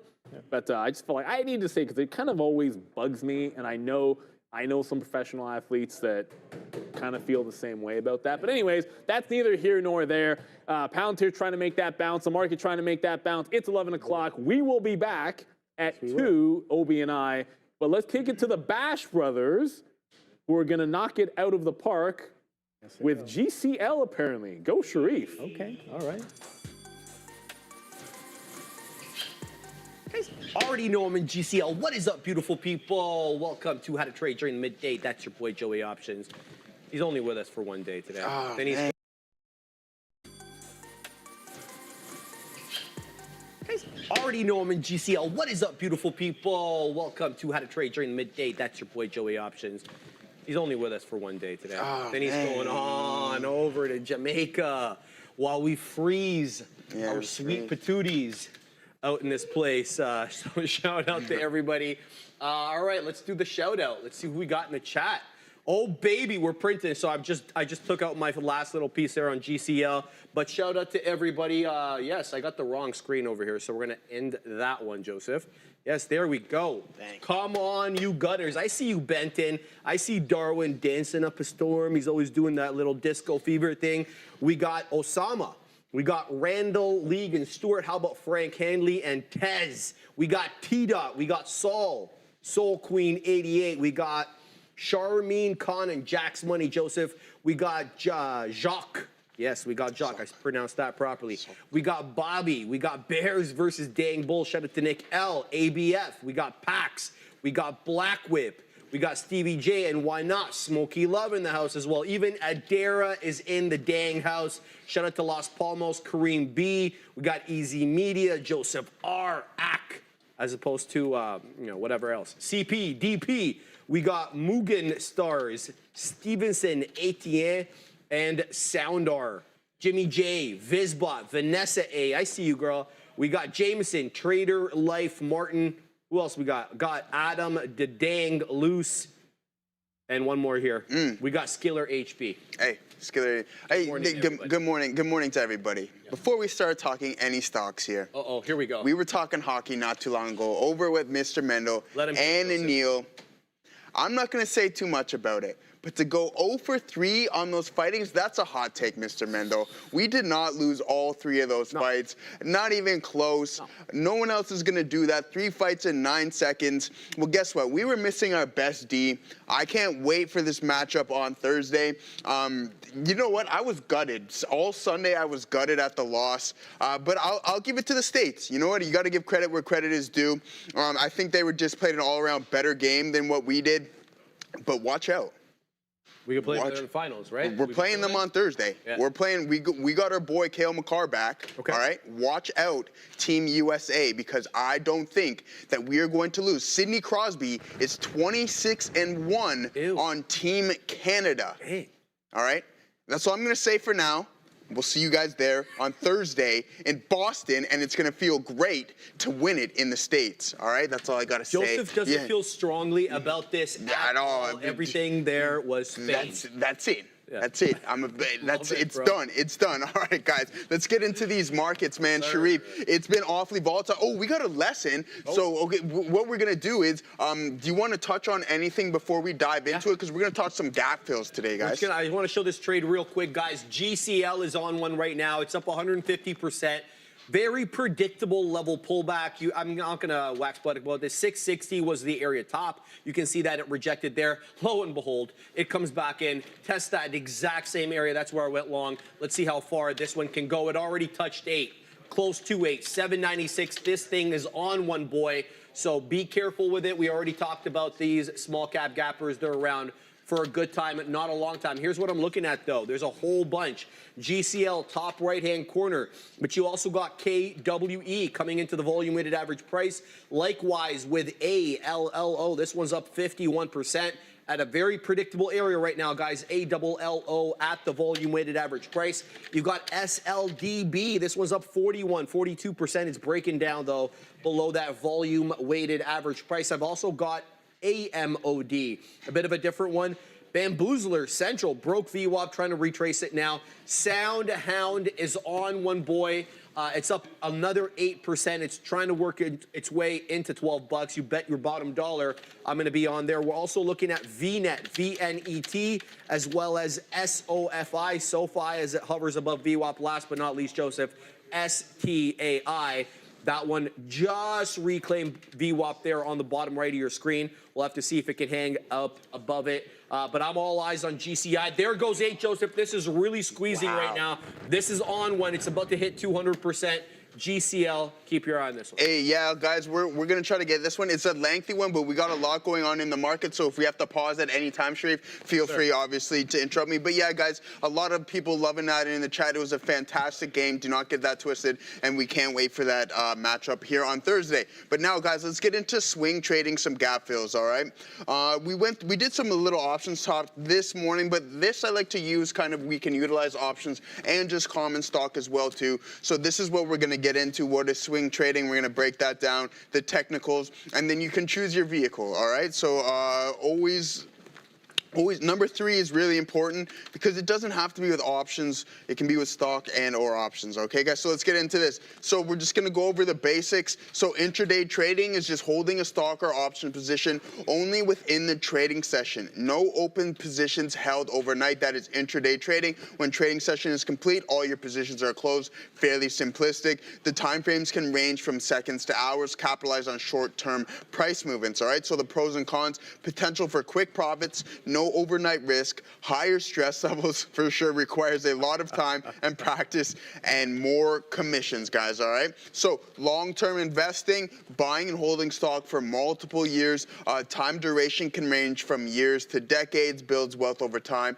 through capital appreciation, not as sensitive to short-term volatility, so you're not really focusing on everything. You like the fundamentals of a stock. You want to get it in it for the long term. Hood is growing, Palantir, etc. These are some stocks you may want to hold for a longer duration, okay? So long-term investing requires more fundamental analysis opposed to just focusing on the technicals. And then the pros and cons, definitely a little bit less stressful. Ability to set and forget, large potential gains, requires patience, may not yield gains compared to intraday trading, ties up capital for long durations. I think that's really important. If you're just looking for an investment, I would separate your swing and your intraday from that long-term investing account, right? So you're not tying up all of your capital. All right, so now this is what we really want to get into. Swing trading.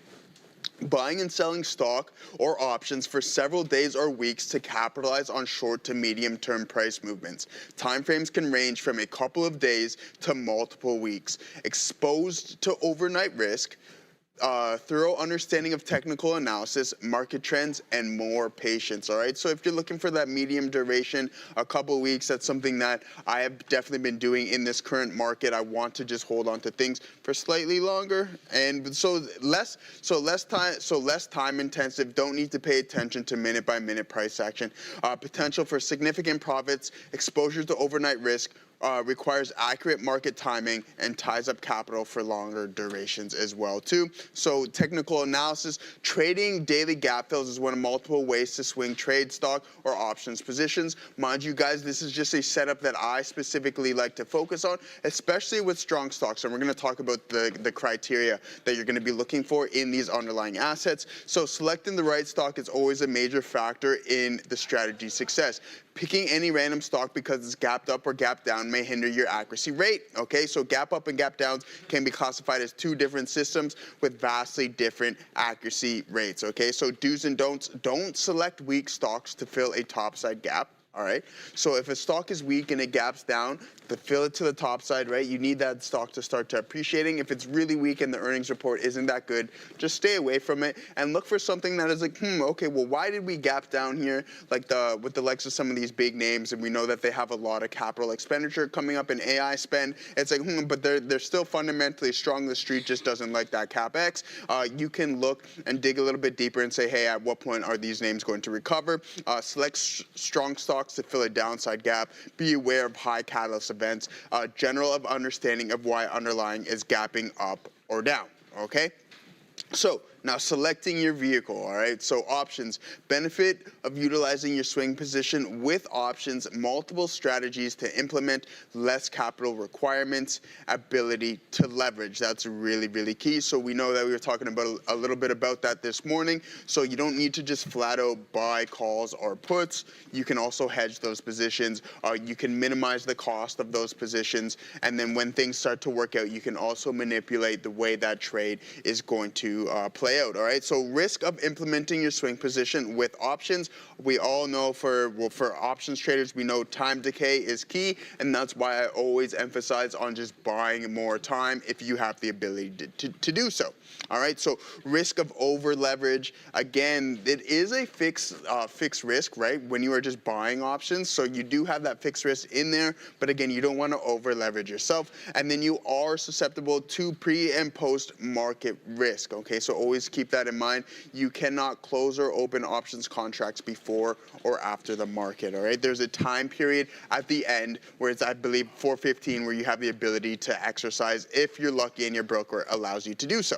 All right, so common stock. Benefits of implementing shares in swing trades: lower transaction costs, no time decay, which is really important, and then liquidity, all right? So we know that you can just grab a lot of common stock, but that's not the case for options. Not all options contracts and underlyings are as liquid, okay? So, and you can trade in the pre and post market. That happens to me. I'll turn on my systems in the morning, Sharif, and I'll have a fill, and it's like 7:30 in the morning. You don't have the ability to do that with options, all right? So risk of implementing shares in swing trades: higher capital requirements. We all know it takes significant more capital to do that. You're also at risk of overnight price movement, and then subjective risk parameters. So you need to have those stop losses and etc. in that one. So criteria: high level catalyst. All right, this is what we want to look for when we're looking for stocks that gap up and gap down. Minimum gap up or gap down percentage, so now you're getting a little more detailed. The market cap of that underlying, just because it gaps down, or it could be an ADR or something, and I don't know if you necessarily want to be exposed to that type of risk. And then history of previous gap fills, really important. Entry and price targets: set alert for individual stocks. Enter at a breach of the gap. Profit targets range from 75% of the gap to a hard gap fill, which would be at the high of the gap down day. Using options, define your stop with a percentage metric. Again, if you buy a contract for $3 and you're willing to risk 50% of that, you set your stop loss at $1.50. And then common stock: calculate share size, define risk. So now let's just get into it before we send it off to Sharif real quick here, guys. So what we're looking at here is just some common gap fills in some strong names. And here's one on Apple. I actually traded this one myself. So this was a while ago, back in the summer. But we have a gap down on this name, and then we have a massive isolated pivot here as well too, guys, and then we head back into the range. But what I want you guys to emphasize is that when we have these gap downs at a larger percentage, whether it be 2.5% to 3%, you want to define that percentage metric on the gap down. Is it relatively a strong stock, yes or no? And then look to when the stock is going to enter the gap, and that's when you're going to base your entry position, and then you can see the gap was fully filled. Here's another example here, guys, on AMD of a weak stock, okay? And these gaps do not get filled, well, except with the exception of this one. But what you want to focus on, we know that the overall sentiment in AMD is not weak, so this is not something I'm going to be swinging for a medium-term duration and looking for those gaps to be filled, okay? So here we go again, another strong stock. I traded this one as well too, guys. One of my better swing trades here. I sold some puts on this trade, and it worked out phenomenal. But again, I believe this was, I don't know if this was your earnings or the carry trade, but a massive gap down. I'm pretty sure it was earnings or something along those lines. And then sure enough, we have those indecision prints that we are always looking for with the isolated volume signature, and then we trade at the breach of the gap to the top side, and I sold some puts around 160 or something along those lines for that profit. And I didn't need the gap to be filled, right? That's why you can utilize via options. You can go, hey, I don't necessarily need the gap to be filled, but I just don't need it to go below said price. If you use common stock here, you would have benefited drastically more as well on this one. So here's another one on Walmart. Good luck for that thing. Good luck for getting this gap getting filled. Not something you would necessarily want to short. And then CrowdStrike here, I traded this one as well too on this gap fill, guys. So you can see on the breach of it, we took an entry here, took a stop loss on it, but then as soon as we open it right inside that gap territory, once again, we take that trade, common shares, and then take it to the top side for those gap fills. Strong names, if they gap down, look for those gaps to be filled up. We're going to touch a little bit more on the gap fill strategy, but we're going to see what Sharif is up to right now. All right, guys. I'm dancing right now with STAI. I'm currently involved in VNet. I'm done my trade on GLC. STAI is trouble. There's somebody with a very big sell order selling at 54. 55s and 56. So they took out 55. Okay, well, that just made me look stupid because they just took them out. Now it's squeezing. So STAI on one. What's up? No. STA, sorry about that, boys. No, that's all right. STAI on one right now. There it is. There's the squeeze. So we take it out way too early. There was a huge seller at 55 when I was observing this, and then a little bit of a smaller seller at 56. We'll get to that in 1 second. But I'm keeping my eye on this one because it's got a 394 high a day right now. Be careful. 394 was the initial rejection and the implied balance high right at 955. It's since taken out that level. Beautiful rounded bottom. Not really respectful of the volume weighted average price, but very respectful of $3. We'll talk more about that once we're done paying some bills, baby. Hey, you guys, Firefly, with an FDA-cleared proprietary database of over 77,000 brain images, Firefly is transforming healthcare with AI-driven diagnostics, providing a clear data-backed understanding of brain health. After more than a decade and over $60 million in investment, Firefly is advancing the commercialization of its Brain Network Analytics, BNA platform, bringing the technology to clinicians and pharmaceutical partners. Firefly is enhancing the diagnosis and treatment of conditions such as depression, dementia, anxiety disorders, concussions, and ADHD, while also accelerating drug discovery and early screenings for conditions like Alzheimer's. Firefly, guy, brain health. That's it. Again, good stuff there from Firefly. Lots of investment there. And Sharif, what else are you up to there? All right, we're in it. We're in it again over here. Here's STAI. Boom, there it is. Got super in, got in, sorry, at 60, took it out at 79s there. STAI on one, guys. I've been dancing with this one. It's a beautiful round, I don't want to call it a rounded bottom because it didn't really print towards the bottom, but good curl, good rounding effect, as you can kind of see there on whatever time frame you're looking at. The 1, the 5, it's a very nice kind of saucer looking pattern or bowl, whatever the hell you want to call it. Anyway, so we'll continue to dance with this one. I'm obviously watching GCL. This is the big boy on the day. It's a triple digit winner and it's looking to do more. Right now, it's right back at $8 when the 940 high seems to be defending. $8 for the moment. Underline that bad boy for the moment. We'll have to see if it can continue to catch a bid. Not a bad spread right now on an $8 name. It's got a 2-penny spread, 3-penny spread at the widest point that I've seen. We'll continue to monitor that, see if it can, if the spread opens up and whether or not it can hold 8. It's already wicking below 8 right now. 8 is the whole dollar level, and that's the only reason I'm looking at it. It is not price action support. In fact, I'll submit to you, price action support comes all the way down to that third of a dollar. Look at this area here that we topped out at. That is 733. Above that 733 area, though, there is another area of note that we need to take account of, which is the 10 exponential moving average on the 5-minute chart. That's a little bit above 733, and I'm talking by 5 pennies, so like 738, 740. So for all intents and purposes, I will be using that 7 1/3 as price action support as well as the 10 exponential. So we'll see if it can weasel on down there. It already got into 7 2/3. But that's not the area that I'm earmarking right now. I'm earmarking that 7 1/3. Now, as you can see there on the position board, I'm involved in this one, VNET. This one's not that big of a mover, okay? It's 9.5%, yada, yada, yada. It's off the highs, 1285, this, that, and the other. The only reason I'm into it at the moment is because this is the area that we rejected on our way up. I'm talking about that 12.5. And it also happened to be the 10 exponential.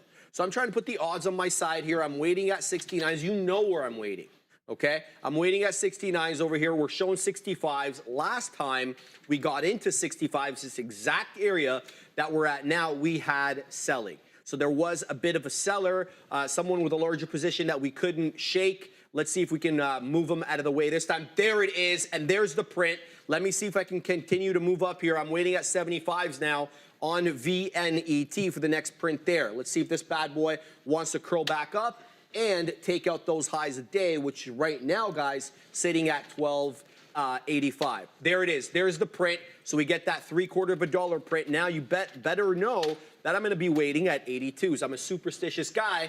I like my 25s and I like my 82s. So we'll see exactly if this bad boy wants to keep moving. Now we got a 77 local high there on VNET. Back to STAI. Big boy sell. We got top wick for now. underline that for now. What we do have is higher lows on STAI. So even though we had that topping tail candle through 3 3/4, boom, we come right back down, but we come back down to a predictable level of support, which is the prior bar low. We hold that prior bar low by a couple of shekels. So this bad boy is up 65%. Let's see if it can continue moving on up. Back to GCL. Sorry to keep flipping between them, but you know how small cap gapper life is. So this one did defend 8-4 now, and we have a bottoming tail candle that manifested at a quarter after the hour. Subsequent to that, we still don't have a higher high. So we're still, the current candle, the current on the 5 is still below the prior candle high. We'll have to take out 40s, Joseph, for that to be a new high. We'll have to see if that comes in or not. What are you looking at? Yeah, I'm hearing the overall market. It's weak today. I think it's time to flip the bias. Attempted a couple longs here on Google, didn't work out, but I've seen the market start to reject the volume-weighted average price. So we're gonna hop in downside to the Qs here, guys. I'll pull up my Google just to look at what I was trying to get moving here. I did think that we were going to continue this gap up and then go a little bit more because of the daily setup sitting on top of resistance zones as well too. But here we go, a couple attempts here at Google, 3 to be exact, and 0 for 3 on that one. Didn't work out. That's okay. Time to flip the bias a little bit, I believe, here, and then head everything to the south side. That's why we decided to hop in the overall market. We got some big names continuing to drag everything down, so we don't want to fight the trend. We want to have the ability to participate. So I like this entry right where we're sitting. If we sit above it, and hold the volume weighted average price, then I'm going to get out of Dodge. But what I really want to analyze is that this 5-minute opening drive in the Qs extremely weak with that downside momentum really starting to pick up. You can see the imbalance on the bid, not quite there just yet, but the heavier orders are on the bid, and then you can see the cleaner flushes as we continue with that momentum to the downside here in the overall market, guys. So INTC was really strong this morning, so congratulations to Obi and Wayner if they trade that. Nice work there, boys. I was not in that one. Yeah, so here we are, Bitcoin selling off as well too, but I really want to focus on the Qs. Oh, okay, here we go. Sharif, we're starting to tank. Yeah, rejecting view up really well. Gonna start piecing some out here, guys, as we possibly go and test this low a day in the session. Meta's holding relatively strong. It is Google and NVDA dragging the overall market down, guys. So we might, yes, sir. You want to cover something? Yeah, cover it. This is important. Ryan Cohen just tweeted, guys, about 11:17. What time is it? 11:23. So stuff's moving with GameStop, but it's off the high. So Ryan Cohen emailed M&A at GameStop.com. If you're interested in buying GameStop Canada or Micromania France, high taxes, liberalism, socialism, progressivism, wokeness, and DEI included at no additional cost. If you buy today, I don't know whatever else he's venting his position on that, but I want to let you know for the purposes of GameStop, guys, Ryan Cohen tweeted, Adair is at the big desk. Sorry to interrupt you. No. Actually, I have more on that, Sharif, because this is basically kind of a continuation of an earlier GameStop-related catalyst. Before we get to back to that, I want to mention SoFi here. SOFI on watch. Basically here, apparently the U.S. Appeals Court blocking the Joe Biden-era student debt relief plan. We know that SoFi is involved in some student loaning, so keep an eye here in SOFI. But with regards to GameStop, Sharif, I was not aware of that tweet just came out, but it actually seems like this tweet is a continuation of a previous catalyst for GameStop. This came out pre-market. There wasn't very much volume on it, but basically this morning, GameStop had announced some plans to pursue its sale of French and Canadian operations. So GameStop looking to sell its French and Canadian operations officially as of, I think, around 7 a.m.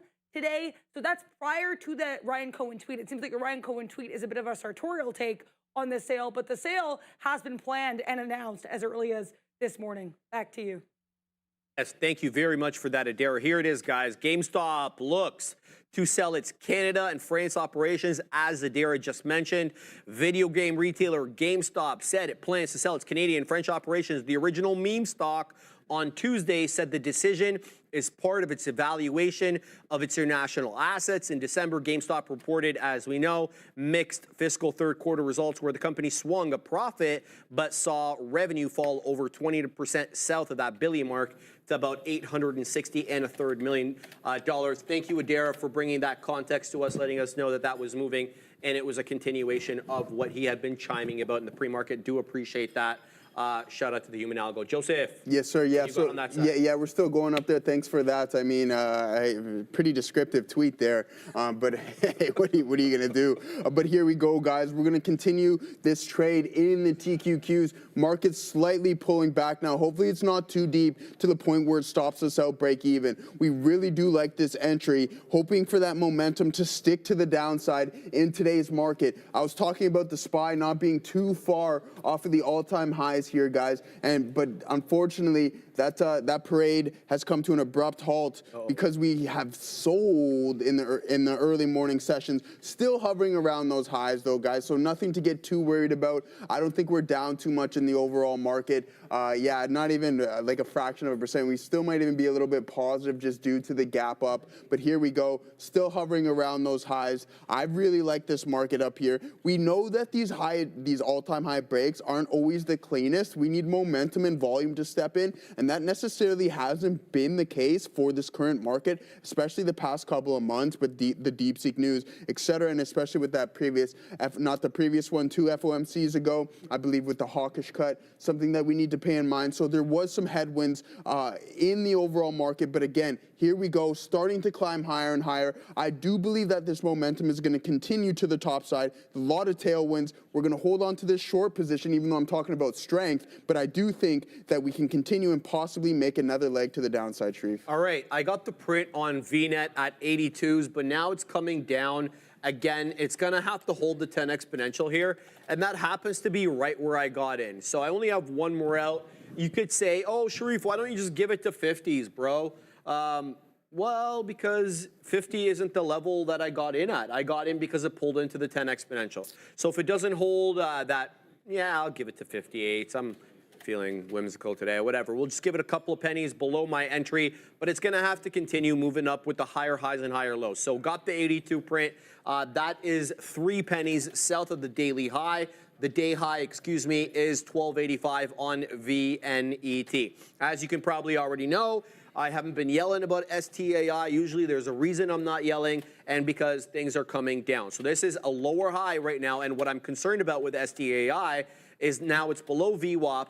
It's got a double top looking formation over here, and I think all hell will break loose if it breaks and holds below 3. We could get a squeeze, an aggressive squeeze, maybe into that 2 1/4, and even lower, maybe to around 2. The closing print from Friday is 207 on STAI. I'll submit to you that this $3 area is the key level of support. It is not VWAP. It's zigged. It's zagged with VWAP. Hasn't been respecting it. So if we get a break of 3, you bet your bottom dollar I'm going to be looking over to Neil to see if he can weasel me some shorts on STAI. Otherwise, going to continue to look long. Adair's got more information for us at the big desk.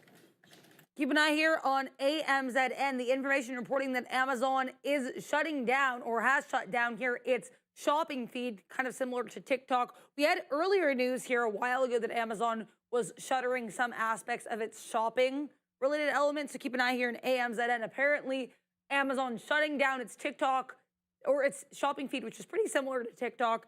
Keep an eye on AMZN. That is reported by the information. Back to the Bash Brothers.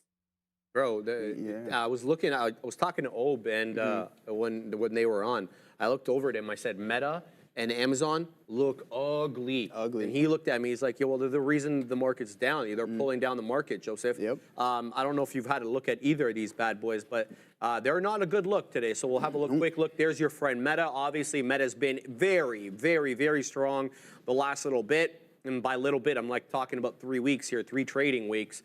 So this one down and to the right looks awfully bear flaggish. I'd be shorting VWAP, I'll tell you that. On the day, maybe 724 and change is where VWAP is right now. So Meta down almost 2.5% off the lows. The other one, AMZN, this one's continuing to make lower lows and lower highs. It's trying to pop back now into 225, but look at that. There's just not a bit to be had on this bad boy. easily took out the lows from Friday and easily took that 225 as well, down at 224.5. There is also weakness on goggles, but it's definitely not as weak. It's trying to defend 184 right now, GOOGL. But this one also has a bear flag looking pattern where we got that big boy sell right off the bell there, and then we moved sideways. This one does seem to be respecting VWAP. I'm talking about Google, and I'm talking about respecting VWAP as a level of resistance. We'll see if that changes. It's been putting in higher lows incrementally right now. Tesla sideways, Nvidia sideways, Apple sideways, and Microsoft also sideways for the moment. We'll have to see if that all changes, but I'm keeping my eye on that. Pretty dang panda, EFOI. Did the VWAP break? Missed it. Let's have a look. Bring it in. I'm just going to keep my eye on my positions. All right, so we didn't get stopped out. I'm just keeping an eye on GameStop, guys, because, well, we got that tweet, and it could be in play. EFOI. Shout out to Pretty Panda. So, Pretty, you know my rules, brother. This bad boy is south of the pre-market high. That pre-market high, sadly, got printed at 4 a.m. You don't want that pre-market high to be printed at 4 a.m. when we first open up. That high was reached on about, 2/3 of a million shares, which isn't that much for a $2 name. 284 the high. As you said, we're south of VWAP right now. We also have another local high at around 275. So this one will not touch. I will not be breaching my rules unless and until. Well, I won't be breaching it. I won't be trading it unless it takes out the pre-market high. So I've put an alert at around 2 3/4 for EFOI. I liked it. If it moves back up, it's up 60%, but it's going to have to take out that high, Joseph. Otherwise, not touching it. What are you looking at? Yeah. I punched right back into the Qs here, guys. So we're looking for that continuation to the downside. Potential double top here, Sharif, on the overall market, just below VWAP. We got stopped out break even on the first entry, but then you got to get right back in when it displays itself, and everything else seems to be heading to the downside, with the exception of very few today, guys. All right, INTC relatively strong, and that's all I see on my end that is strong. I know there's other names, but what I was hyper focusing on, there's nothing extremely. So time to flip the bias, as I previously mentioned, and see if we can get the continuation to the downside here, Sharif. We're liking this selling here. If we can break this pivot at 89.50s, let's see if we can go and test the whole high a day. But we're going to start trimming some here for the people. But I got a good question in the chat. Can you expand on price decay? Is there a rule of thumb when it comes to holding options overnight or over the weekend? No, so I can expand on time decay. Is there a rule of thumb when it comes to holding options overnight or the weekend? So time decay is essentially, so say you and I, we have an options contract, we buy an options contract for $3 to say we believe that X stock is going to go trade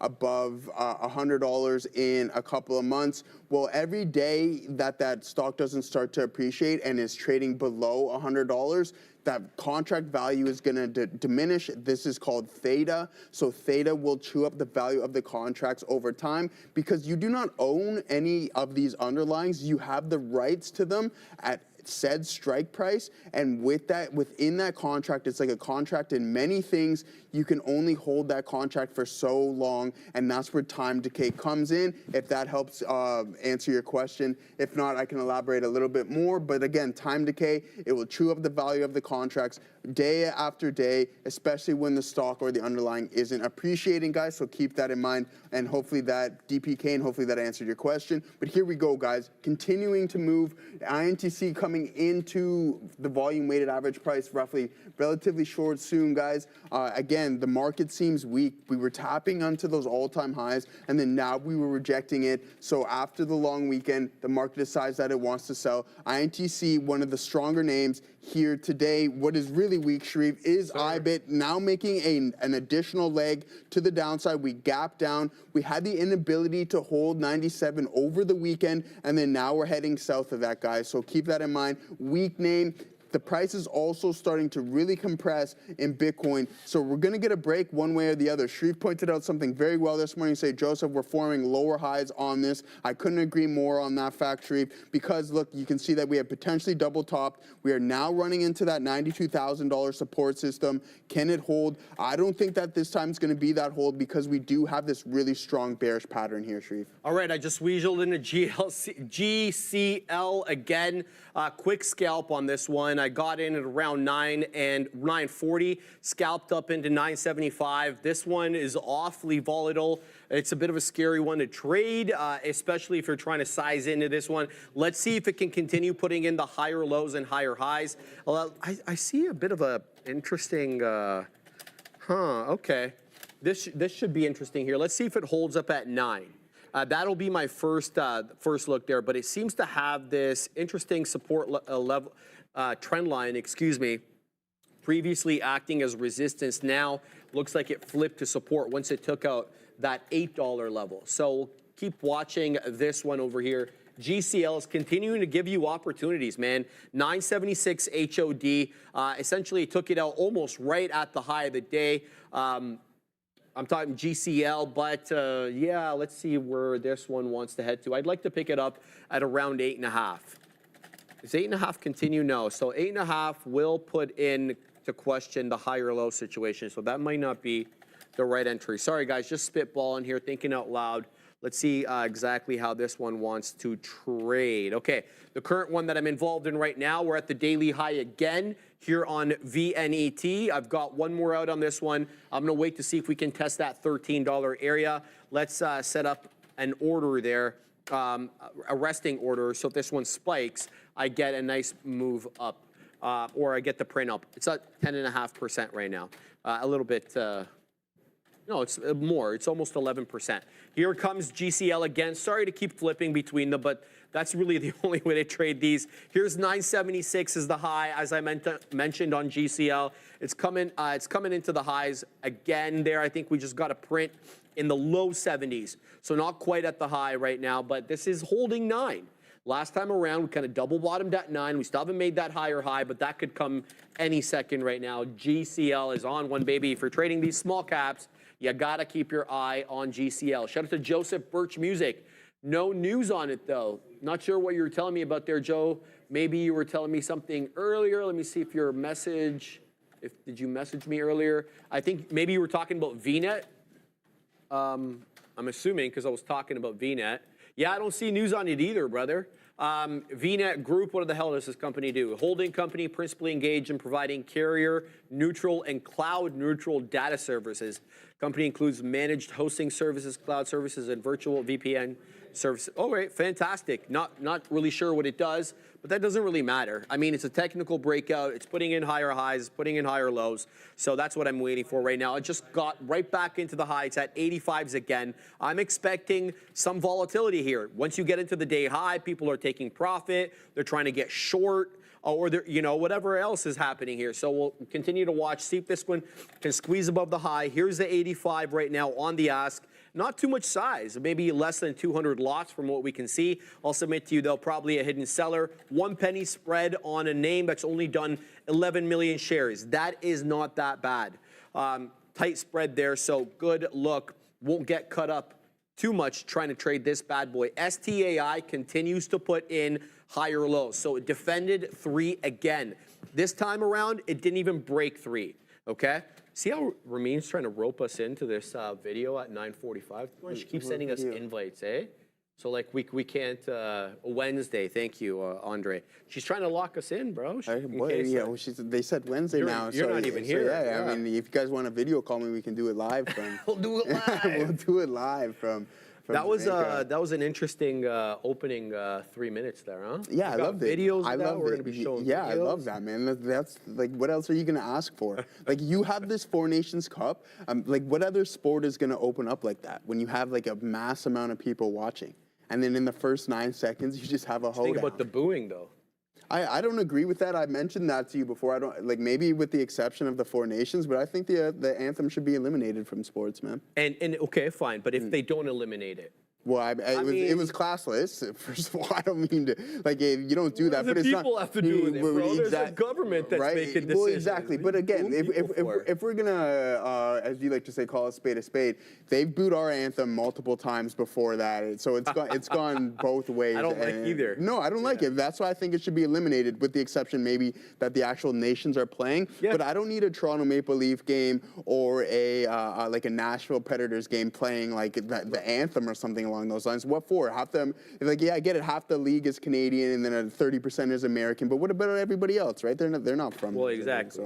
And the point is, a lot of people they got they got interests on both sides of the board. Like my sister's American, you know what I mean? Like what if other people have family in the States? Or they're going to boo this thing. Yeah, it turns into an eye for an eye thing eventually, right? It's like you booed us, we're going to boo you. Yeah, exactly. And then it just keeps going, right? And nobody wants that, so. Amir, I've been looking at sound, baby. I promise you I'm looking at sound. It's going to have to hold that 10 exponential. It's 11 2/3 right now. I like it, Amir, but I don't think it's setting up for me quite yet. I'm keeping an eye on it. It's on the side chart, I promise you.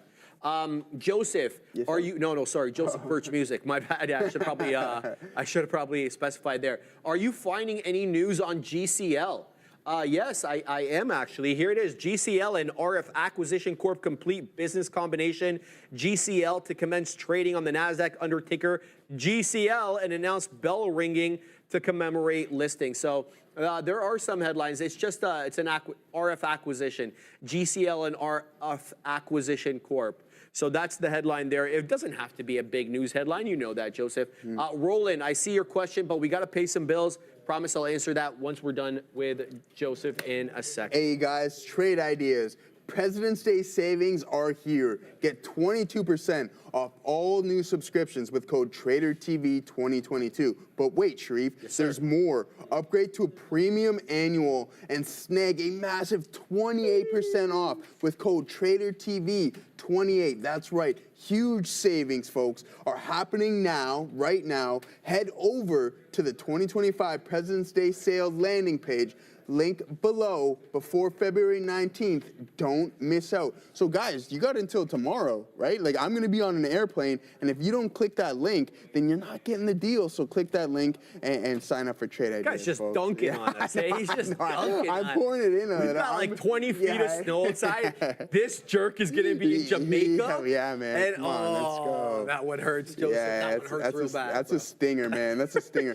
Sharif, you know what's an absolute stinger though? Sir. Bitcoin continuing to move to the downside. Thank you. I got out of the swing position here. Whatever, this morning, I'm like, yo, I'm out that. And I did. And we're continuing to the south side here, my guy. Really breaking through those key levels that I was mentioning not too long ago. We really need to be weary now. If that volatility really starts to kick in and we punch through that downside with momentum, I believe that we're going to breach this 50 and then maybe even go back a little bit lower. One thing that I'm really, really hoping for and hopium in this sport, in this game, in trading is not good, but I really don't want us to come and retest that breakout. I mentioned time and time again, I'm not the biggest fan of how long that consolidation phase was, and then the move after that. I thought it was slightly lackluster. Yeah, it was up over 39%, closer to 40 or whatever it may be. But I was expecting a little bit more continuation. Maybe after this move, we get another consolidation phase for a couple weeks and then take that second leg higher. Unfortunately, that has not been the case here in Bitcoin. And it looks like we're going to head a little bit more to the downside. But let's see what Adair's up to, guys.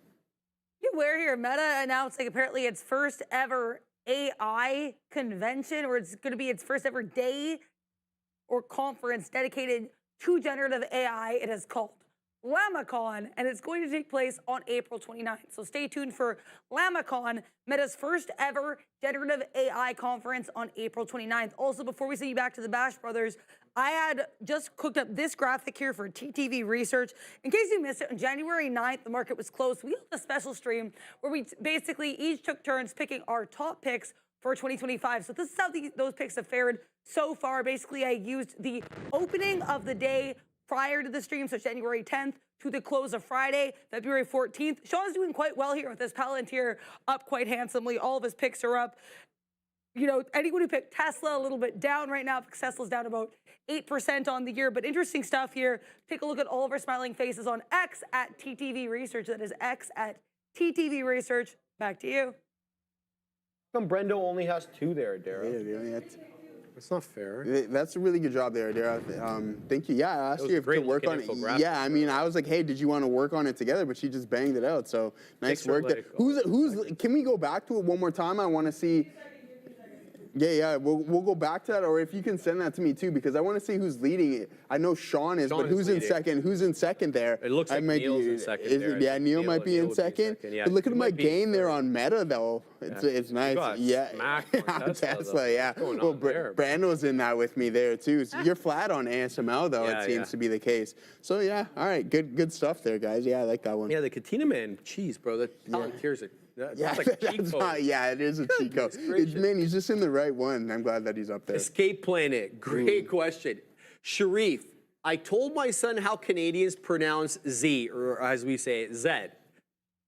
And he wants to know, how do you pronounce zebra? So I know there's people that say zebra. I'm not one of those people. I don't think Canadians are one of those people. Most Canadians I've ever heard say, they say it zebra.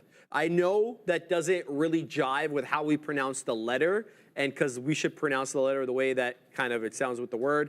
Don't ask me, bro. That's the way it's pronounced on this side of the border, but we say Zed, but we will say zebra.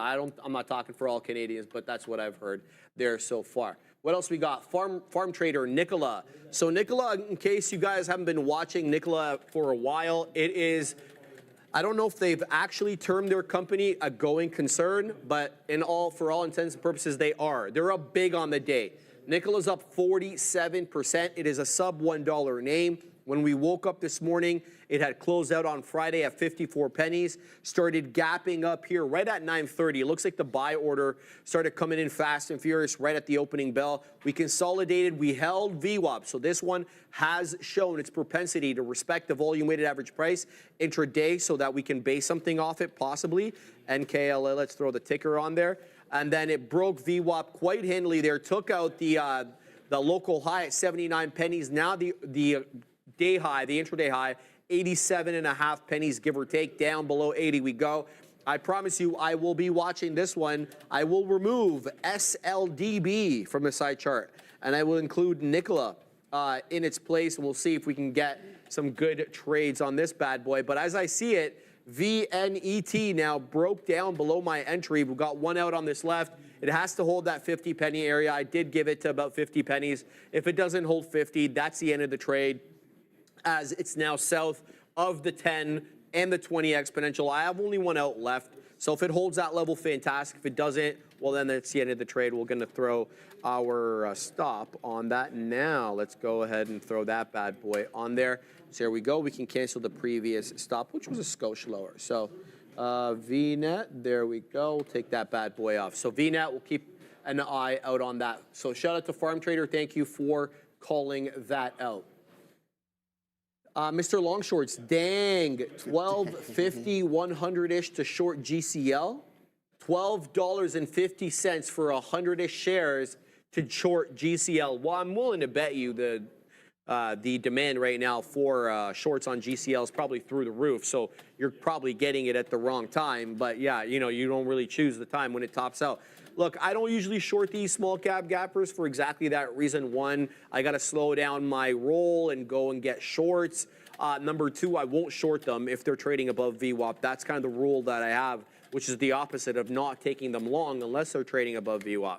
So unless it gets down below 7.5, I won't even be looking short. And then as a practical exercise, I don't usually look to short these ones. I'll just take them long instead. So shout out to you, Mr. Longshorts. Didn't really know that was the situation on it right now. Bro, how many times is she going to send this same invitation, bro? I don't know what she's doing back there. I don't know. I'm not getting it, so you must be getting it. Yeah, safe. Check NBIS, please. Here, we'll check NBIS. Let's load up that bad boy. NB. Ah, yes, I see. Okay. Andre's always trying to help her out because she doesn't know what the hell's going on. All right, NBIS.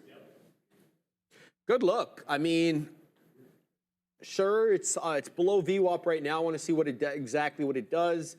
Does it reject that $48.50 area where VWAP is? Otherwise, I mean, what is this percentage up on the day? NBIS, 9%, not bad. $11.5 billion market cap, so definitely not a small cap gapper. Does this thing have a headline? Why are we up on the day on NBIS? I don't even know why this thing is up. I don't have a headline from today, nor do I have a headline from last few days. So I don't know why NBIS is trading up, but it's not a bad look. Well off the highs, though. Let's see what it does with the volume weighted average price. STAI, I still believe interesting about 50 pennies, says Pretty Panda. Yeah, I've been keeping an eye on that, no question about it. It's still on a side chart over here, but it's still putting in lower highs. So what I see is area crest at 394, and then you have another area crest at 380, and now we're a little bit lower at 354. On the other side of the coin, you also have higher lows. So we have a bit of a compression pattern. So it looks like a bull pennant, especially if you go on a wider time frame like the 15, it'll look more bull pennant-ish. Yeah, exactly. So we could get a great breakout in the direction of the trend. So we didn't trade this on Friday because Friday was awfully consolidated, but you can see we definitely traded it on, Thursday, and it was up into the right. It kind of, I think it reclaimed the dollar. No, it reclaimed the dollar the day before that, but it was at around $1.50. So it's a multi-day play. It didn't give up the ghost on Friday. It was kind of sideways. In fact, it did defend some key levels over there at that $1.75. So STAI, certainly not out of play yet, but we'll try to catch it. Me personally, if I try to take out this, if I try to trade it as a bull pennant, which I perceive it to be, I should try to get it in, I should say, on the lower end of the range. Currently, it's around 3 1/5, 3 1/4, give or take, something like that. Let me know how you trade it. I'll be looking at that one all day, unless it breaks down below VWAP. Stevenson, ATN, check out SPY. I don't really trade the SPY, and I don't really look at the futures unless I'm trading large caps. So I'll let Joseph have a look at that. Los Palos Hermanos, NVIDIA invested in NBIS last Friday and removed Sound. Thank you. I didn't know that NVIDIA had removed Sound, their investment in SoundHound. Really? Because we've been talking about that. Yeah. Say that again? Yeah, that's what I was saying. So, yeah, apparently they sold a few of the companies that they were invested in last week. Obi tells me. They didn't sell RXRX, though, so in case you're, following exactly what NVIDIA is investing in and what they're throwing money at, make sure to keep an eye out on that. Not something that I covered, but thank you, Los Apollos Hermanos.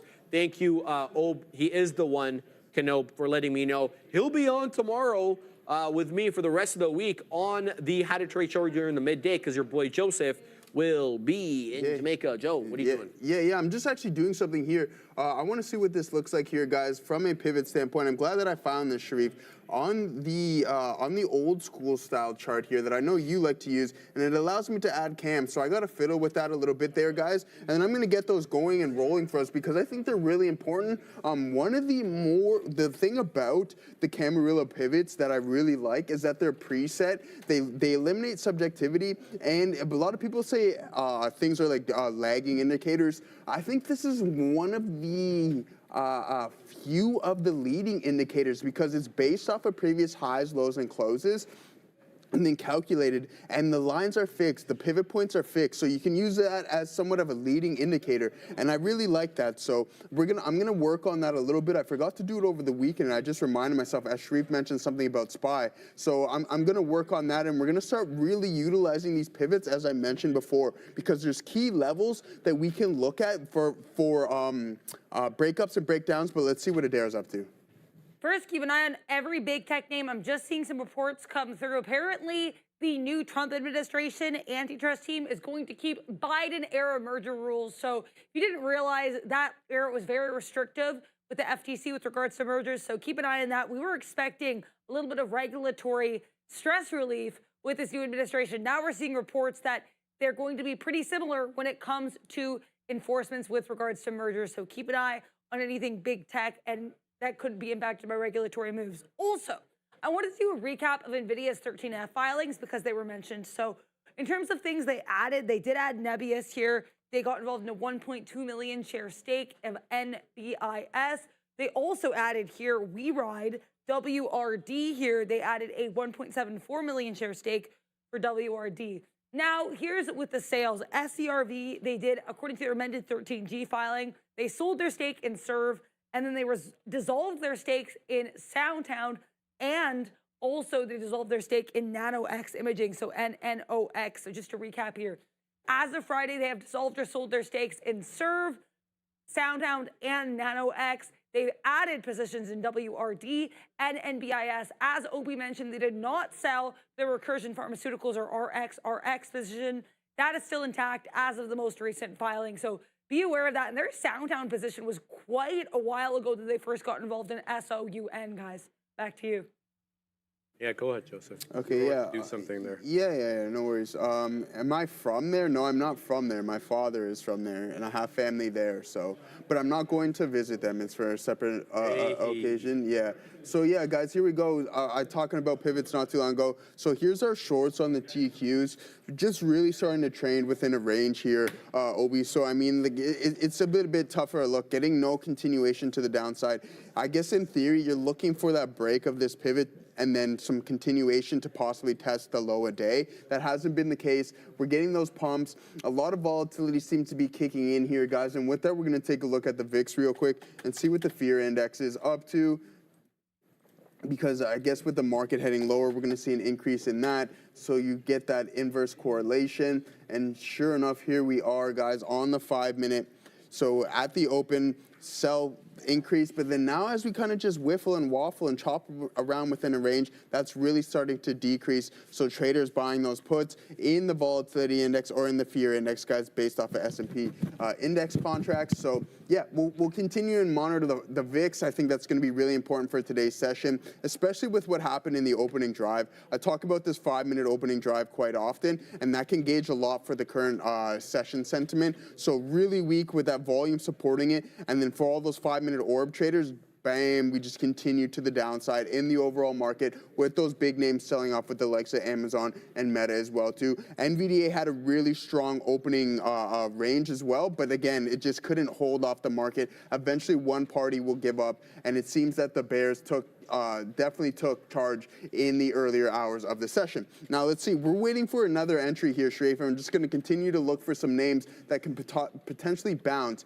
I don't want to look for a bounce in IBIT, but what I want to refer to real quick is why Palantir may be recovering slightly better than the rest of the overall market. And I want to just emphasize and how I gauge this is that, okay, we know from a daily perspective that this name is extremely strong, right? So the buyers aren't completely exhausted just yet. And then that's when you can see those relatively strong bounces. Now, if it were to be the inverse of that, the total opposite, in a weak market, you're not going to look for those strong recoveries either, and then you're going to look for the continuation. Those sellers aren't completely exhausted, and they have the ability to push price back down to levels that they want to. And I think that's the case here with Palantir. This name has been extremely strong for a long time, so it's going to take a little while for these buyers to be completely exhausted and for price to start to pull back. And I know Sharif's looking to do something on that pullback for sure. Oh, for sure. So I just want to tell everybody that I got out of my pan dub, so I'm all done with that trade. That's that situation is now done with. So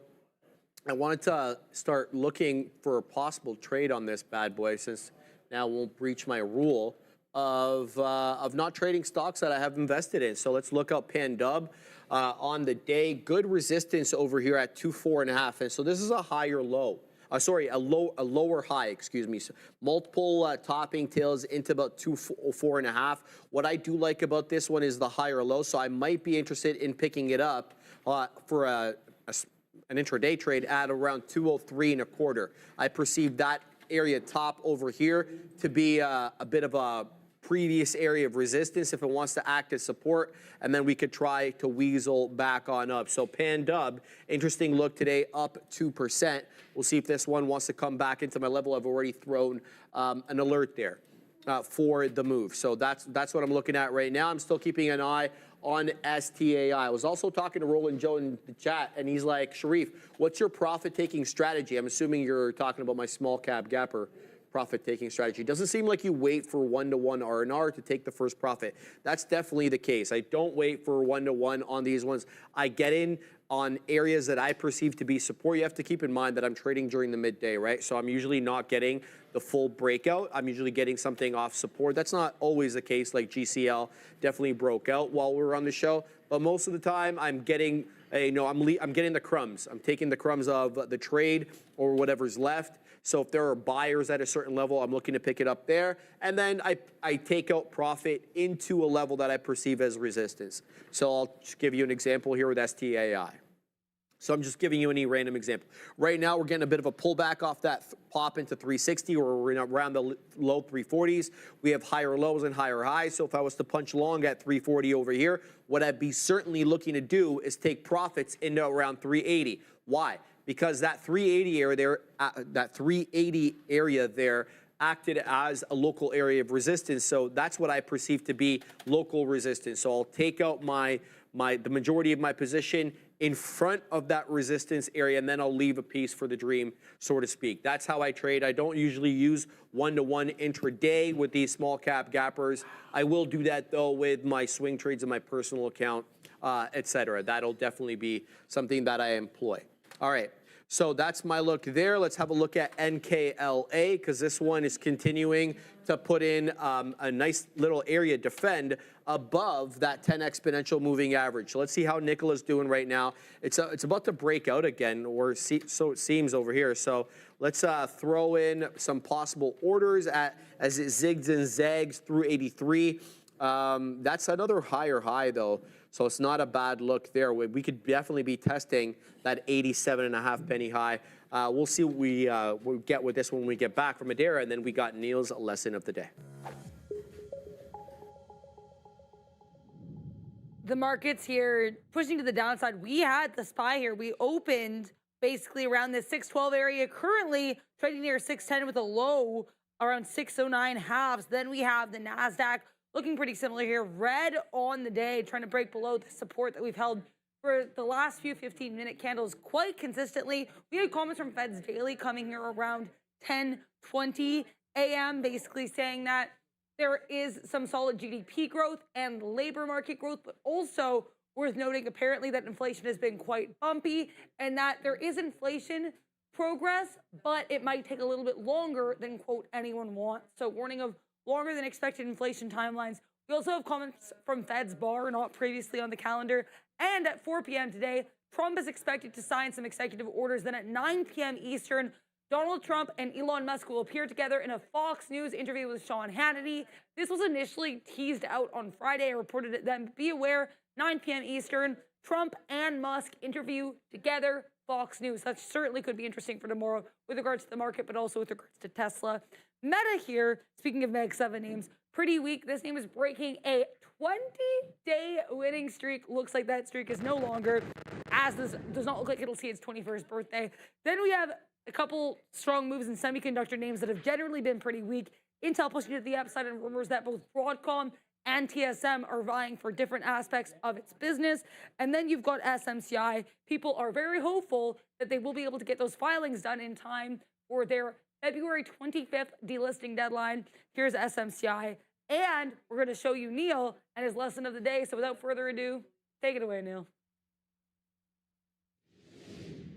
Thank you very much there, Adara. Lesson of the day is all about, finding those names that maybe you had trouble getting into them, and you want to look for opportunities to trade where you didn't necessarily find them. And I'm not talking about Palantirs, which if you were trying to trade Palantir in either direction, of course, you would have had opportunities. Not talking Intel or SMCI, which were a wealth of chances to do what I think most people were trying to do, which is go long in those names. No, I want to talk about like Tesla and then maybe even Apple. Oftentimes, we'll look at things when it's like an inside day and say, well, what are you supposed to do to be able to trade this? Like Tesla, big bounce the last couple of sessions, put in a pullback day on Friday, which showed you a now 2-day, there's support at 348, and then you got these tops in here at 360. Well, no breakout, no test to the low. Where's the trade? What are you supposed to do there? There is an opportunity out there for you if you're like laser focused on that stock. There's always something that you can do. And it always starts with, okay, well, if you have an inside day and it's not going anywhere, then just play off of that. You can see how this would have worked. Like, go to the high on Thursday, about 359, zoom it in here, and look at the opening range almost instantly. At the open, we flush. There's one little bounce at 936 that tries to come into the 359 and fails on Friday. So you've got the high on Thursday, you've got the 359 open, and right away, we failed at pre-market. Confirmation at 930, again, 936, you sell off that price. I'm not saying you have to trade off of that right away because you don't know it's an inside day. But look what happens right after that. The next thing that we see is a bounce, lower high. And once you see that confirmation, there's your chance to start scalping inside, right? You're underneath that resistance level. So I think in an inside day, you're looking to favor the short trade. You all of a sudden have a short. It's not going to be VWAP or anything like that. That's why if it was something as obvious as VWAP, then I wouldn't bother talking about this as the lesson. No, but your chance would be off of that lower high to start working shorts. And you can either short it in a all-day hold to the high of the day here at 359 change, or you can just short that lower high as a scalp trade. And it works pretty much all morning long. And it's not like it doesn't break the low. There's nothing gangbusters about it, but you know there was resistance on Thursday there. You saw it on Friday at the open at that same price, and then it was confirmed again. That gives you a couple of chances to short it, even some lower highs again, 59, 58, 57, and you're seeing it continue to work. Now, you got to have some longs and some shorts when you look at something like this. Well, here's another example of a stock that a lot of people might have thought, hey, look at Apple. It's been on an absolute tear. You're breaking above the 50 period. You held some local highs. Apple's going to make power moves today after such a strong run. Well, not really. But again, just like with Tesla, if it's going to be an inside day, look for the opportunities that are there instead of what you're hoping for, which I think would have been a breakout of Friday's highs and then a continuation over 245. Support on Friday gets a little choppy, but holds the open. That's the open range. And after that, we are talking about a VWAP dip. So once you've established this low, if it was like Tesla, you would have had a chance maybe to work off of that low. But that's not what happens. Instead, we start holding the afternoon support in and around VWAP. Now, you had to really wait this one out. I'm not saying you were looking for longs right away, but once it's established, we've held that low.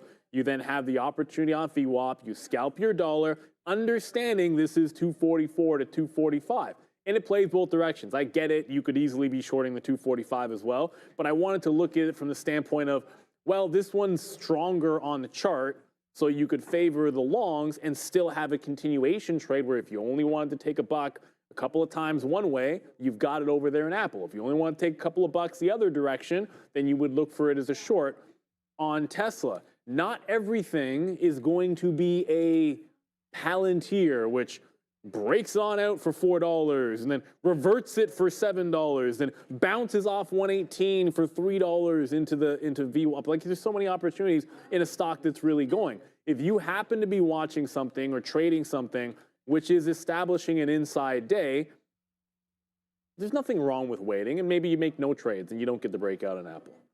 Maybe you make no trades and you don't get a hold of 348 or a breakout of 363 on Tesla. Or you can note what's happening, the inside resistance or support, take a trade after it's confirmed after the opening rush, and then scalp inside of that range. It gives you defined outs, it gives you defined targets, and it ensures that you can stay disciplined with your trading because it's a very simplistic strategy. Now, this is all, of course, if you happen to be trading these things that aren't moving as much, and that's your comfort zone.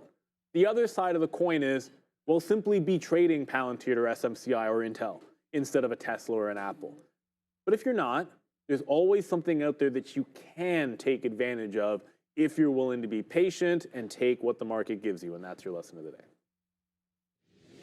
Yep. Thank you, Neil, for that one. As always, guys, just always golden nuggets coming from that side of the desk there, guys. One thing I want to touch on here real quick, Sharif, before sending it to you, is just continuing to take stabs when things are working for you. And unfortunately, I failed to do so for the third time on TQQs. We took 2 entries, and then the market started to rally, and I'm like, do I really, really want to be shorting this market right now? But again, Neil said something the other day as well, too. You just got to follow the money, and if the price action tells you to do so, you have to execute on that. And I failed to do here on the TQs. Entry 1 took a 10% off, stopped out break even. Entry 2 take 10% off again, stopped out break even. But I didn't take that third step. And that's usually when things really start to work out, is test 1, test 2, and then on that third move, you're going to get the breakout in the direction that you're looking for. Then my risk reward, if I entered at VWAP, would have been really well, because I would have had this as an exit plan. If we break that, then thesis invalid. But then we also can hit a good profit target of about 3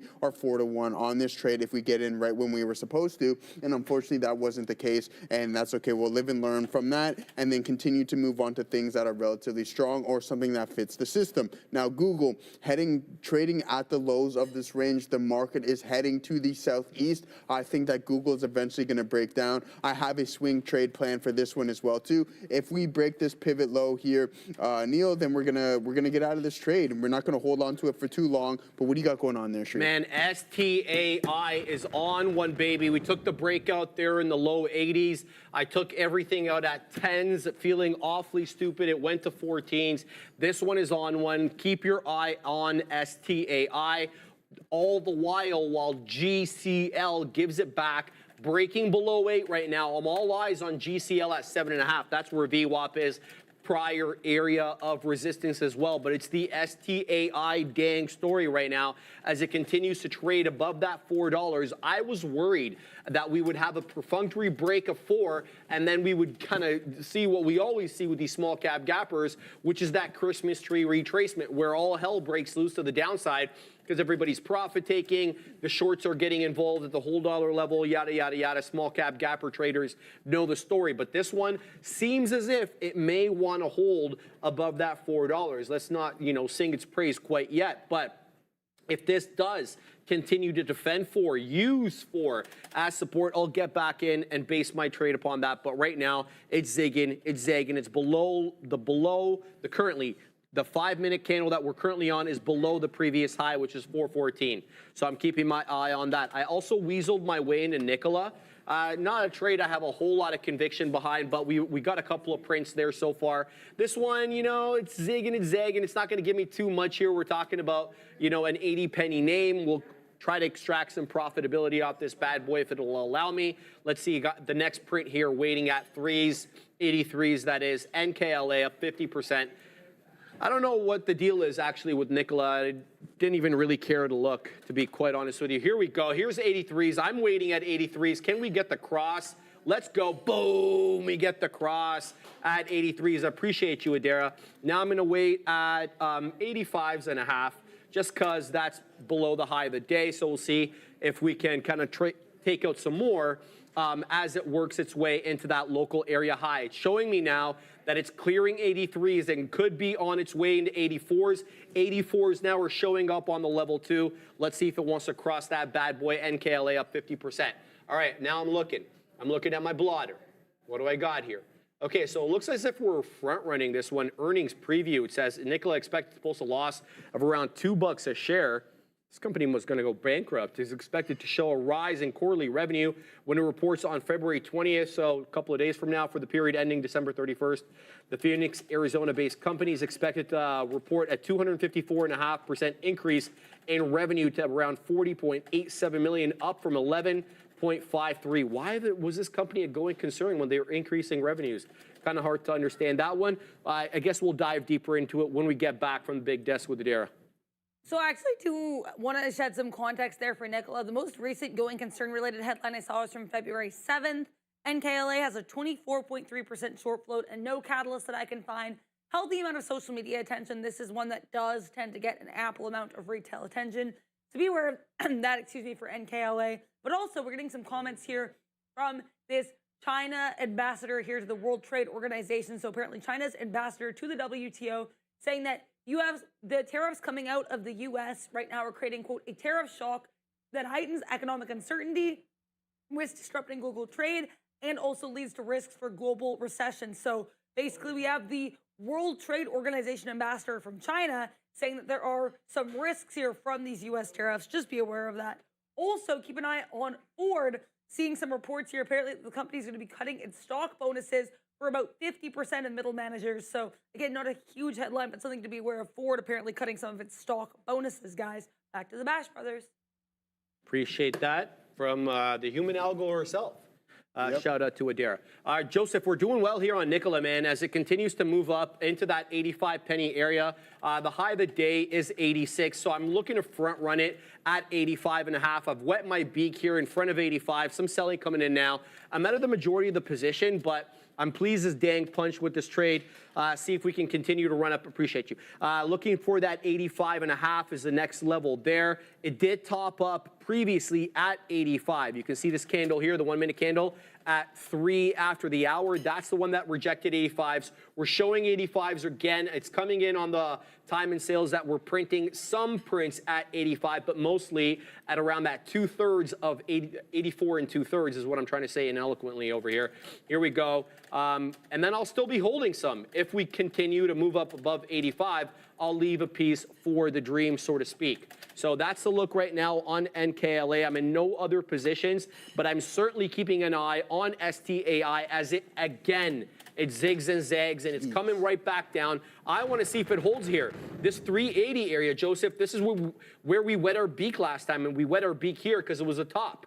So now, could it come into a previous area of resistance on STAI at around 380 and then pop back up, only to make a newer high above that 417. That is currently the high right now. So packing my patience, and we'll see what we get there. What do you got on there, my man? All right, so yeah, let's see what we got going on here, guys. PLTR, we're in this long, and I was just talking about those buyers are not quite exhausted just yet. So we're looking to get a little bit of a rebound. With every bounce that we get in the overall market, PLTR seems to bounce with more aggression, and that's something that I want to look out for. So we're in just above VWAP. Not the most accurate entry, but that's okay. We're going to hold on to this position as we continue to climb. 122.50 is going to be the first target, so let's see if we can get there. One thing that we can point out, Sharif, here is that the volume on the lower time frames is really starting to pick up here, and that's positive for potential breakout. You can see the 5 minute here is isolated, but then also on the 1 minute, we're getting that continuation of increased volume above the volume weighted average price, and that's something that I always look for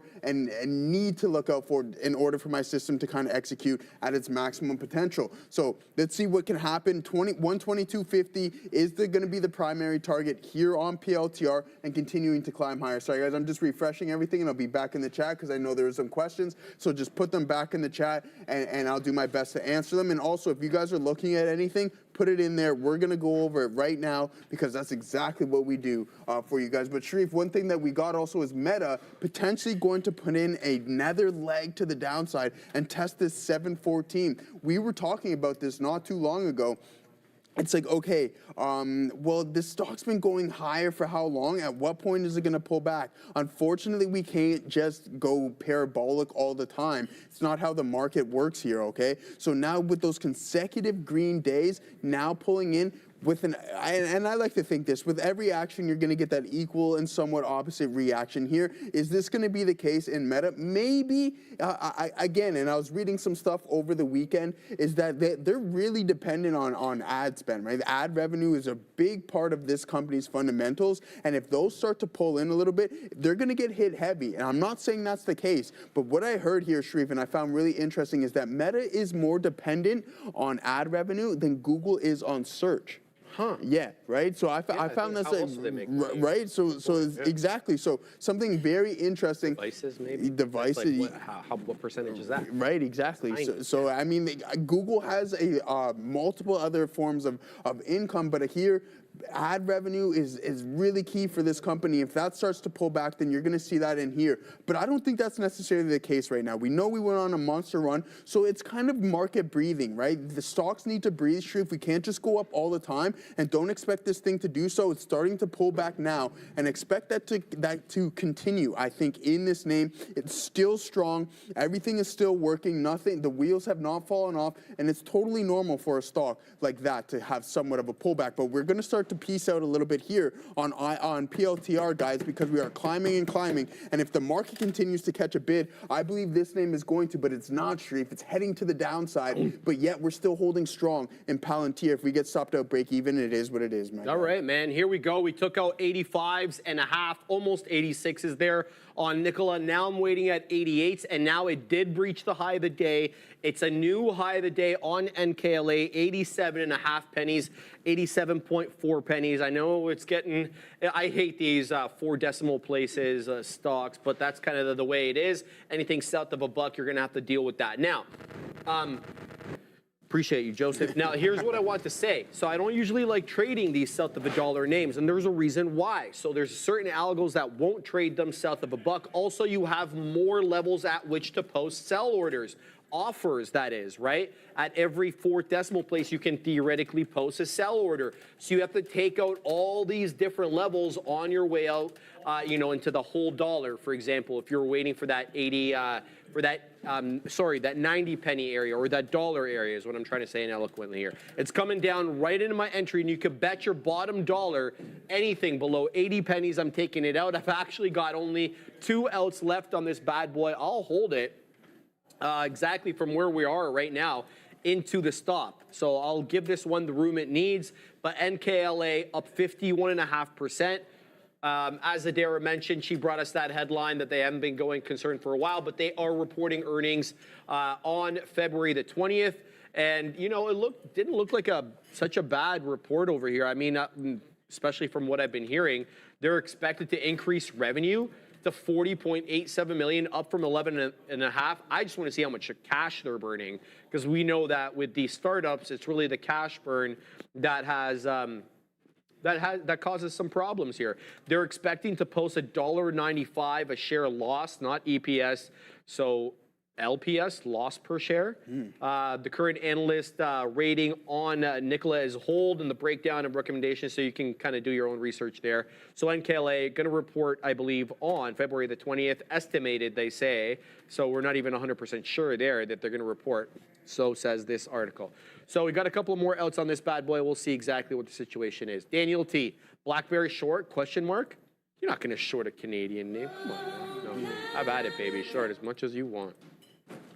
Yeah. Let's see what BlackBerry's up to. Okay, interesting. Possible head and shoulders here on BlackBerry on the 5. Left shoulder, head, bulbous right shoulder. Let's see if it can break down below that 605. So it's defending that 605, but I'll submit to you, you could find support at 6. So you can get that bottom break from 605 and then find support at that $6 area as buyers may step in. Also, I don't really want to short BlackBerry. Have you seen the daily on this? Yeah, it's crazy. Have you? What the hell is this? Man. Obviously, don't make me zoom out anymore, because that's as good as it's going to get. If I zoom out anymore, it's going to look a lot uglier than that, Joseph.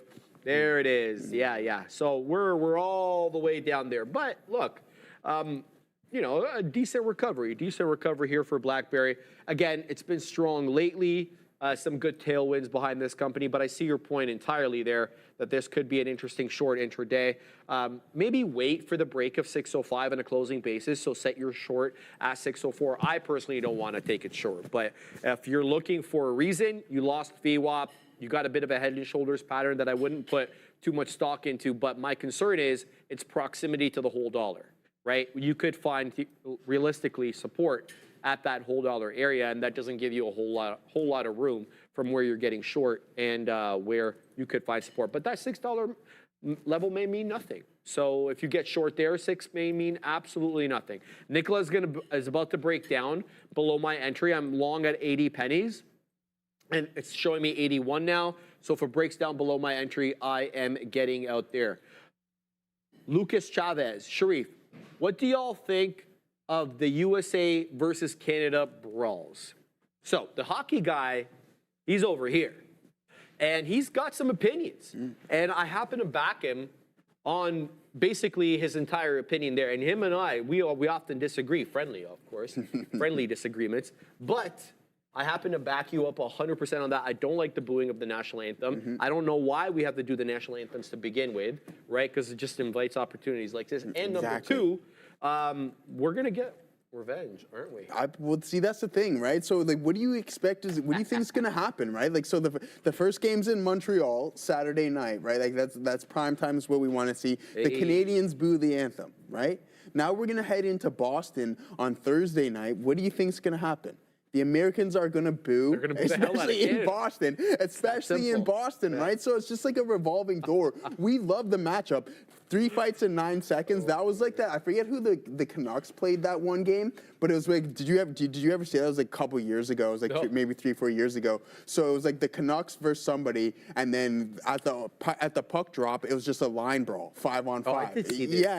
Everybody seemed like, he's like, he was waiting. Everybody drops him. Like, that's the name of the game. Unfortunately, the Americans do have some serious injuries in their lineup this week coming into the game. So, I mean, I think it was an off game. and I'm going to hand it to the Americans, all right? They handled Connor McDavid beautifully. They put him on his butt multiple times. He got rocked. Yeah, he scored one of the only goals, but they shut him down the best they can. And to shut those guys down, like, look at that line. Yeah, like Nate McKinnon, Connor McDavid, and Mark Stone on that line. Like, that is world class of world class, and the Americans shut it down. They put together a really strong team there, just well-rounded, tough dudes with the Kachuk brothers coming in there, starting those fights. But then the D is also really strong too. So I'm really amped about that. Unfortunately, I'm going to have to stream it somehow from Jamaica because I won't be able to watch it. But I'll get my eyes on it. I'll get my eyes on it. I'll get my eyes on it. It's 2020, what are we, 2025? We'll get our eyes on it. So yeah, looking forward to that one. I know a lot of people in the chat are enjoying it too. So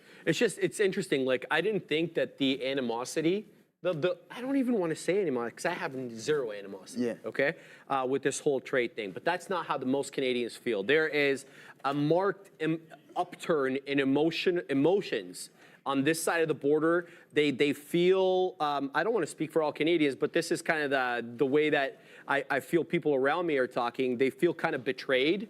They look at Americans as like cousins, if not brothers or sisters, and the tariffs are making them feel some sort of way and not in a positive way. So I didn't know that this would have spilt onto the ice. It did spill because like you and me or something else, and the common person investing in stocks, maybe at work, but like I didn't think that this was gonna spill into athletics. But it did. It did in a big way. It did. So it just shows you that how much like we are. I guess we're a lot more patriotic than people believed us to be, right? Like we talked about 51st State. We don't want that. We want to play you guys year over year. Every other year now this is going to happen. So really good job by the NHL. But the fact is, Sharif, surprisingly not, we know that we kind of have that economic turbulence, this tariff war going on. And it led onto the ice. And it led to an absolutely beautiful hockey game and sporting event, which is going to continue on Thursday, which I really like. And I like how you put it that way as well. Hey, man, it's going to be good times. Yeah, it's going to be no matter what happens, we're gonna be neighbors. It's just not gonna. I don't think it's gonna change otherwise.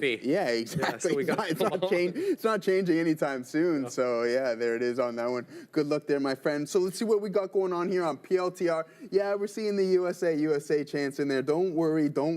Thursday night is gonna say it all. Okay. So here we are with Palantir, guys, continuing to start piecing some out, running into that price target that we're looking for, that 122.50, and we're starting to run into that. I like this. We're gonna continue in this strength. Sharif, I don't know if this I know what you're thinking, and I like the trade plan, but at some point it's like, man, this thing is continuing to go. I think we really need to wait for that turnaround signal to display itself in order for us to potentially put on a short trade here. Let's pull it up from a clearer standpoint, Palantir, and see what we got going on. And you know what? It's like, at what point are we overextended? Go check out that RSI video on Trader TV Live, fantastic video, and then kind of correlate that with PLTR. Are we overbought? And I'm going to assume we are slightly at this point, because this thing doesn't want to stop. Now putting in another all-time high, printing 125.08 on the session is absolutely insane on this name. I'm really curious to see if this is just an overextension, that final liquidity grab streak before we potentially turn around and pull back in this name. And then again, I mentioned not too long ago, it's like, okay, well, the buyers aren't fully exhausted quite yet in this name, and that may be the case even if we decide to pull back, because now that people seen that we traded all the way up to $125, if we do somewhat of a 10-15% pullback, I think people are going to be looking to get involved in this name once again. $100 is almost like, from the high today, would be a 25% drawdown, and I think buyers definitely step in if you see $100 on this name, Sharif. All right, I'm loving the commentary I'm getting there in the chat from you guys about this. I get it. I saw what you said there, Benson. I know that Streamlabs did blur it, because you can't use language like that. You know that, Benson. Google's they're sensitive with that kind of stuff. But yeah, Drops Trades as well. Interesting comment from Drops Trades. Was chatting with Curtis Stone last night, whom is an attorney in Canada, and he said if Canada became part of the USA, it would crash the real estate market there. That's an interesting take. I didn't actually think of I didn't think of it like that, to be quite honest with you. I don't know exactly how it would. It would really depend on the union that we actually form. Like, so if we were to become a 51st state, I don't even know how that would work from like a logistical perspective, because we got a whole bunch of provinces here, each of which, excuse me, has a premier. So what are these provinces going to become homogenous? We're certainly not homogenous. Just ask Alberta how they feel about Eastern Canada. Ain't no love there, baby. It's called Western alienation. You guys may not know a whole lot about that.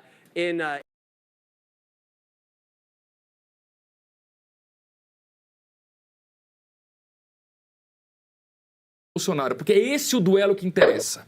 Agora, quando comparar Lula com Michele Bolsonaro, eu não tenho dúvida de que a rejeição da Michele é muito menor que a do Lula. Quando você compara Lula com Tarcísio, eu não tenho dúvidas de que a rejeição do Tarcísio é muito menor. E é isso que decide segundo turno. Porque no primeiro turno, você, em tese, vota no seu preferido. No segundo turno, você vota no menos pior, ou naquele que você não rejeita, ou você não vota em quem você rejeita. Por isso que, para mim, mensurar a rejeição é mais importante agora do que ficar tentando adivinhar quem ganharia a eleição em 2026. Exato.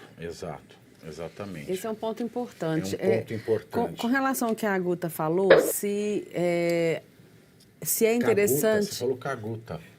Caguta falou. É porque eu sou mineira. Que a Guta falou... É o seguinte, se interessa para nós colocar o Bolsonaro como plano A, B e C. Talvez isso seja, na minha visão, uma estratégia. Porque, veja bem, nós já temos sinais aí do STF querendo envolver Michele até em plano de golpe, que ela estaria naquele grupo. Como mas... é que é um sinal do STF? Essa é tipo Zap?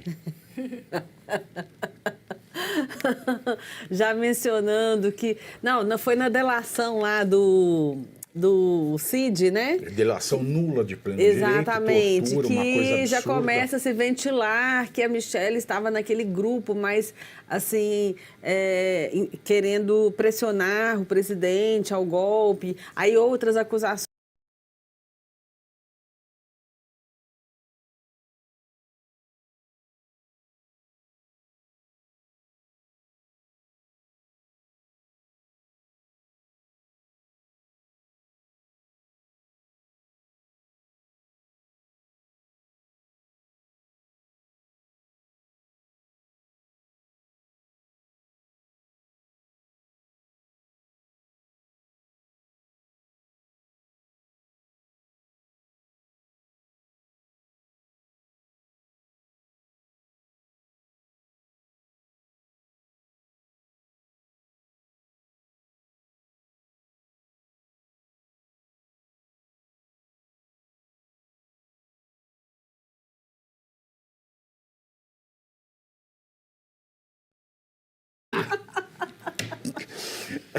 Aí, tá certo, o que ele pôs tá. Mas assim, ele colocou a percentagem do primeiro turno e na ilustra do segundo turno. É assim, do tipo, eu colocar a foto do Suano e falar assim, Margarete Menezes, né, foi a... Põe um introdutório, por que Margarete Menezes? É sensacional, assim, é sensacional. Mas continuando aqui meu raciocínio, aí, nesse sentido, a gente volta naquela questão da manifestação do dia 16 de março. Eu acho que a estratégia é essa, manter o Bolsonaro como plano A, B e C, mas isso nos bastidores não é bem assim. É óbvio que está todo mundo atento quem são essas figuras que, no caso da inelegibilidade do Bolsonaro permanecer, poderiam vir a ganhar a eleição, obviamente, com apoio do presidente Jair Bolsonaro. E aí, assim... O Tarcísio já falou para aliados, se ele for a escolha do Bolsonaro, ele topa concorrer em 2026. Ele já falou hoje, aliás. Mas o Tarcísio, para mim, na minha humilde avaliação, deveria se reeleger em São Paulo. Acho que Michele seria um nome que tá na frente, gente. Então, vamos lá, né? Isso é a Ana Paula aqui falando. Com relação ao movimento 16 de março, nessa mesma estratégia para 2026, corroboro com a ideia do presidente Jair Bolsonaro, que a pauta é anistia, impeachment de Alexandre de Moraes e deixa o Lula derreter até 2026 para que a gente chegue fortalecido para ganhar essas eleições e fazer maioria no Senado, que é o mais importante. E, por último, falando do cantor Gustavo Lima, que tem todo o meu respeito, acho que todo brasileiro tem direito constitucional de concorrer ao cargo que quiser nesse país. E com relação... Tem que ter 35, ser brasileiro Com relação a essa questão de acusações contra ele, eu desconheço os pormenores disso aí, não vou comentar. Não vou comentar. Agora, ele se o presidente Jair Bolsonaro for o candidato, ou mesmo Michele, ou qualquer um que o Bolsonaro efetivamente apoiar, eu acredito que Gustavo Lima será um cabo eleitoral, como já foi em 2022. Agora, só pode pegar um pedaço, o Tarcísio, né, que ele ganharia. Eu serei candidato em 2026 se o Bolsonaro quiser. Mas eu continuo. Eu quero até convidar, quero fazer uma entrevista com o governador Tarcísio de Freitas, porque tem uma coisa que não me desce. Por que é que o governo do Tarcísio de Freitas continua colocando 400 milhões por ano numa emissora que detona a direita todo santo dia? TV Cultura, estatal paulista, administrada pela Fundação Padre Anchieta. Vive de verba do governo do Estado de São Paulo, que é do contribuinte paulista. Então, assim, como é que ele... tá, ok. Não, eu sigo aqui os desígnios do líder da direita, que é o Jair Bolsonaro. Por que é que o governo Tarcísio de Freitas continua sustentando uma emissora que todo santo dia esculacha com Bolsonaro? Para mim é meio dúbio isso. É estranho. Eu gostaria muito de perguntar pessoalmente a ele, nem vou me esticar nisso, porque eu quero e tentarei perguntar diretamente ao governador Tarcísio para que ele possa nos responder, porque já faz mais de 2 anos e a gente continua vendo a mesma estatal mantida pelo governo do Estado de São Paulo, são 400 milhões de reais por ano, para ela ficar falando mal da direita, para ela ficar endossando o discurso de golpe e por aí vai. Posso fazer um comentário? Primeiro, o que você está falando, eu concordo plenamente. O governador deveria se manifestar sobre isso, explicar, afinal de contas, porque se ele não tem condição de retirar, então tem que deixar claro para a sociedade também, porque o público que o elegeu não é um público que gosta de assistir a programação da TV Cultura hoje, na configuração que está. Mas é um dado um elemento que a Guta trouxe que é importantíssimo, a respeito de não ter o Bolsonaro, ou é perigoso, acho que é melhor dizer, ter o Bolsonaro com plano A, B e C. Aí é o meu posicionamento. A questão não é ter o Bolsonaro como plano A, B e C. É a direita não se fragmentar. Como o Bolsonaro é o principal líder da direita no Brasil, as pessoas podem gostar ou não gostar. Essa é a realidade. O que deve ser feito, e aí é que entra a diferença do profissional para o amador, é fazer um planejamento para dizer, tudo bem, Bolsonaro, você é o nosso líder e nós vamos trabalhar com você até esse ponto, porque é o ponto em que define, apresenta definitivamente se ele vai poder ou não concorrer. E ter muito claro que aquele que ele vai indicar, por qual razão, porque queira ou não queira, se o Bolsonaro apontar um dedo, é esta aqui a direção, ou é esta a pessoa, se houver um racha, talvez ele não eleja aquela pessoa. Mas se tiver o racha, os demais não serão eleitos, exatamente porque teve o racha. Então, essa aqui deve ser a estratégia. E o Bolsonaro, queira ou não queira, ele é o principal líder da direita no Brasil. Por isso que deve ser pensado juntamente com ele. Aí pensar, vamos lá, vamos apostar na reelegibilidade dele? Vamos. Até quando é o limite? E nesse meio tempo, quem são as personagens que ficarão junto com o Bolsonaro para ele dizer, primeira opção é essa, segunda opção é essa, terceira opção é essa. Caso do Tarcísio, eu concordo com a Ana. O Tarcísio tem que garantir os bilhões que representam e o fato de ser a locomotiva do Brasil. Ele tem que garantir isso para a direita.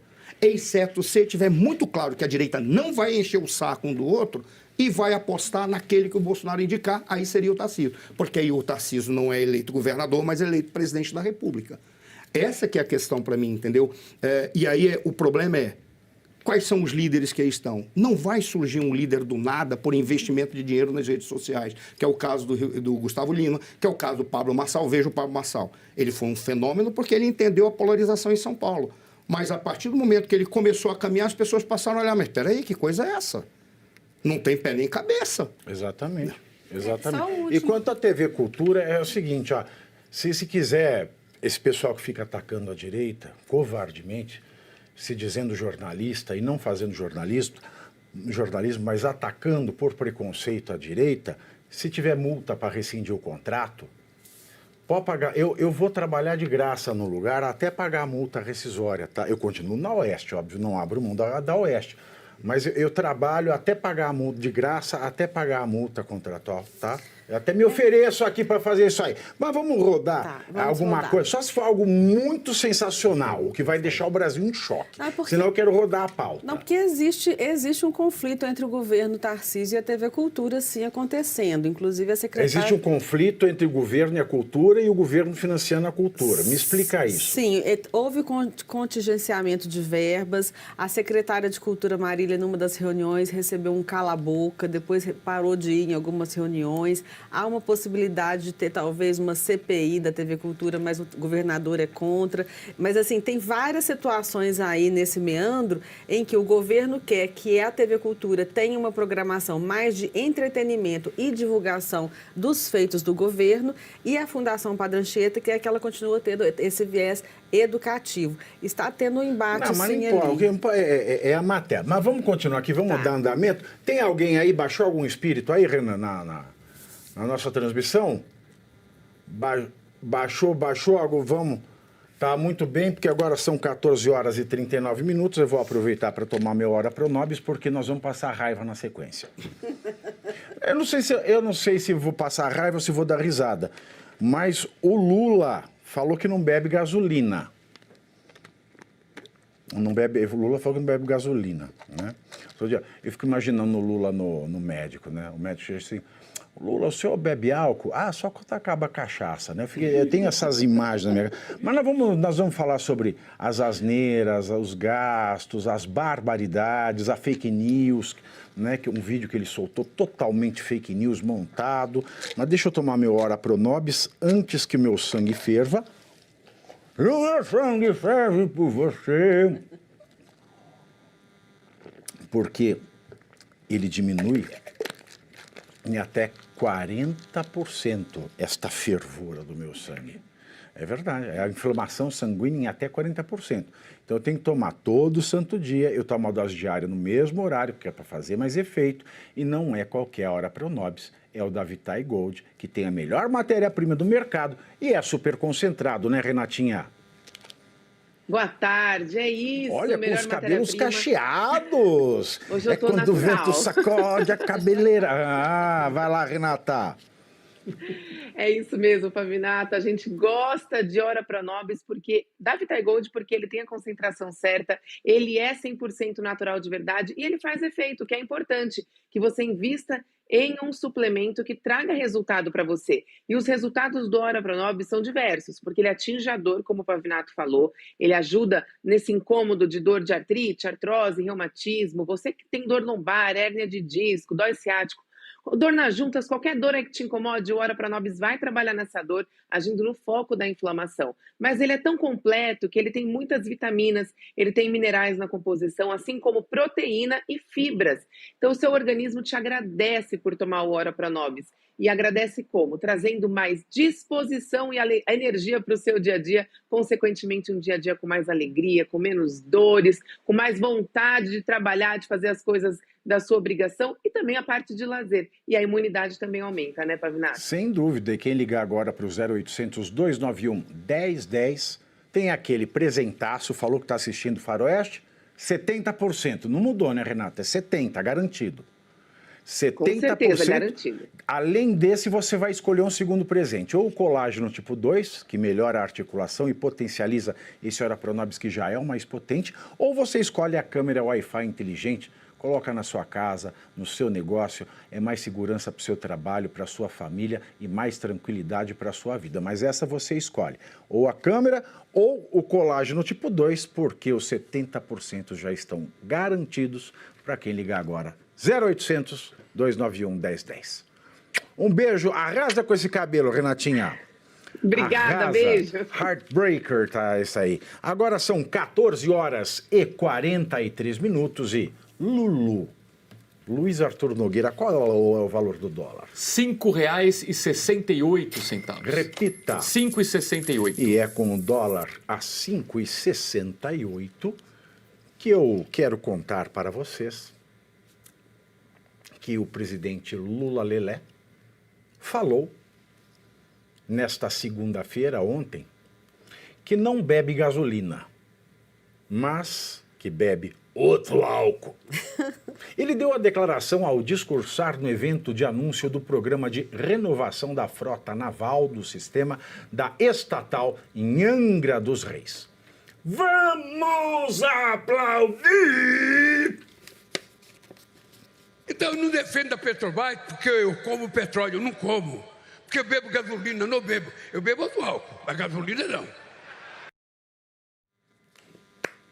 Não, gente, é um gênio.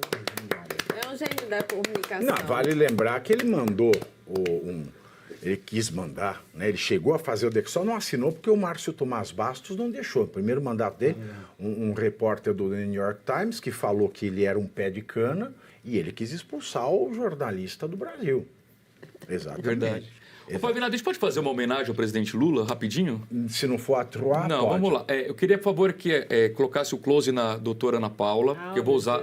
Olha aqui, ó, tem um negocinho aqui. Ó, olha assim. Abre pra mim a torneirinha aqui. Aí ele põe a... Abre a torneirinha pra mim aqui atrás. Do Arthur, aqui todo o programa ele toma essa pinguinha. Homenagem. E não é só, além de ele falar bobagem, porque a gente já viu da mulher banguela. Nossa Senhora. Né? Eu já falo isso sem lembrar que todos os lugares que ele ia, ele fazia a mesma piadinha. Ele olhava para uma grávida e falava, né? Ei, não vai fechar a porteira, companheira? Né? Mais de uma vez. Ele já falou que... Já humilhou a Janja, né? Falando que ele sobe, desce, empina, rebola, todo faceiro, todo gostoso, que é o desempenho sexual dele em público. Ele falou isso. Ele... já falei da banguela, Prefere as amantes que as esposas? Prefere o amante gosta mais da amante que o corintiano. Ou seja, nem a Dilma, eu acho que ele superou a Dilma Rousseff. E mesmo nesse meio dessa crise toda, eu não como petróleo. Tá caro, não compra. O brasileiro numa crise desgraçada.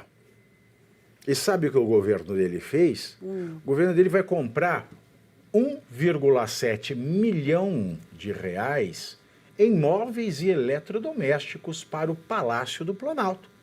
Investindo, gastando, por exemplo, 44 mil em 18 frigobares e 62 mil em 38 lustradores de sapato. A intenção é modernizar e otimizar os espaços de trabalho da Presidência da República. De acordo com o edital da licitação, a aquisição inclui 20 tipos de mobiliário, totalizando 817 peças avaliadas em 1,4 milhão de reais. Já os eletrodomésticos somados totalizam 293 unidades divididas em 17 itens avaliados em 307 mil. Né? É o Palácio de Versailles. É o que eu falava. Tem uma mulher gastadeira, fala para o pobre não comprar, vê uma mulher sem dente e fala assim, mas não dá para comer uma carne boa, chupar uma castanha. E agora tá aí, né? Modernizando o palácio. Que bom um palácio, que bom um palácio. E tem mais ainda. Ele ainda tem o desejo de ser querido, mas não consegue. É lógico. Tanto não consegue que os blogueirinhos agora, ele tá virando blogueirinho, ele tem que falsificar, ele tem que filtrar a realidade. O Lula Lelé, por exemplo, né, mandou editar um áudio de um vídeo em que ele aparece acenando a trabalhadores, com a tentativa, sabe, porca, de dar a impressão que eles estavam cantando em apoio ao Lula Lelé. A falta de sincronia entre a música de fundo no vídeo e as bocas e aplausos das pessoas mostrou que isso é uma fake news das mais grosseiras. Vamos ver.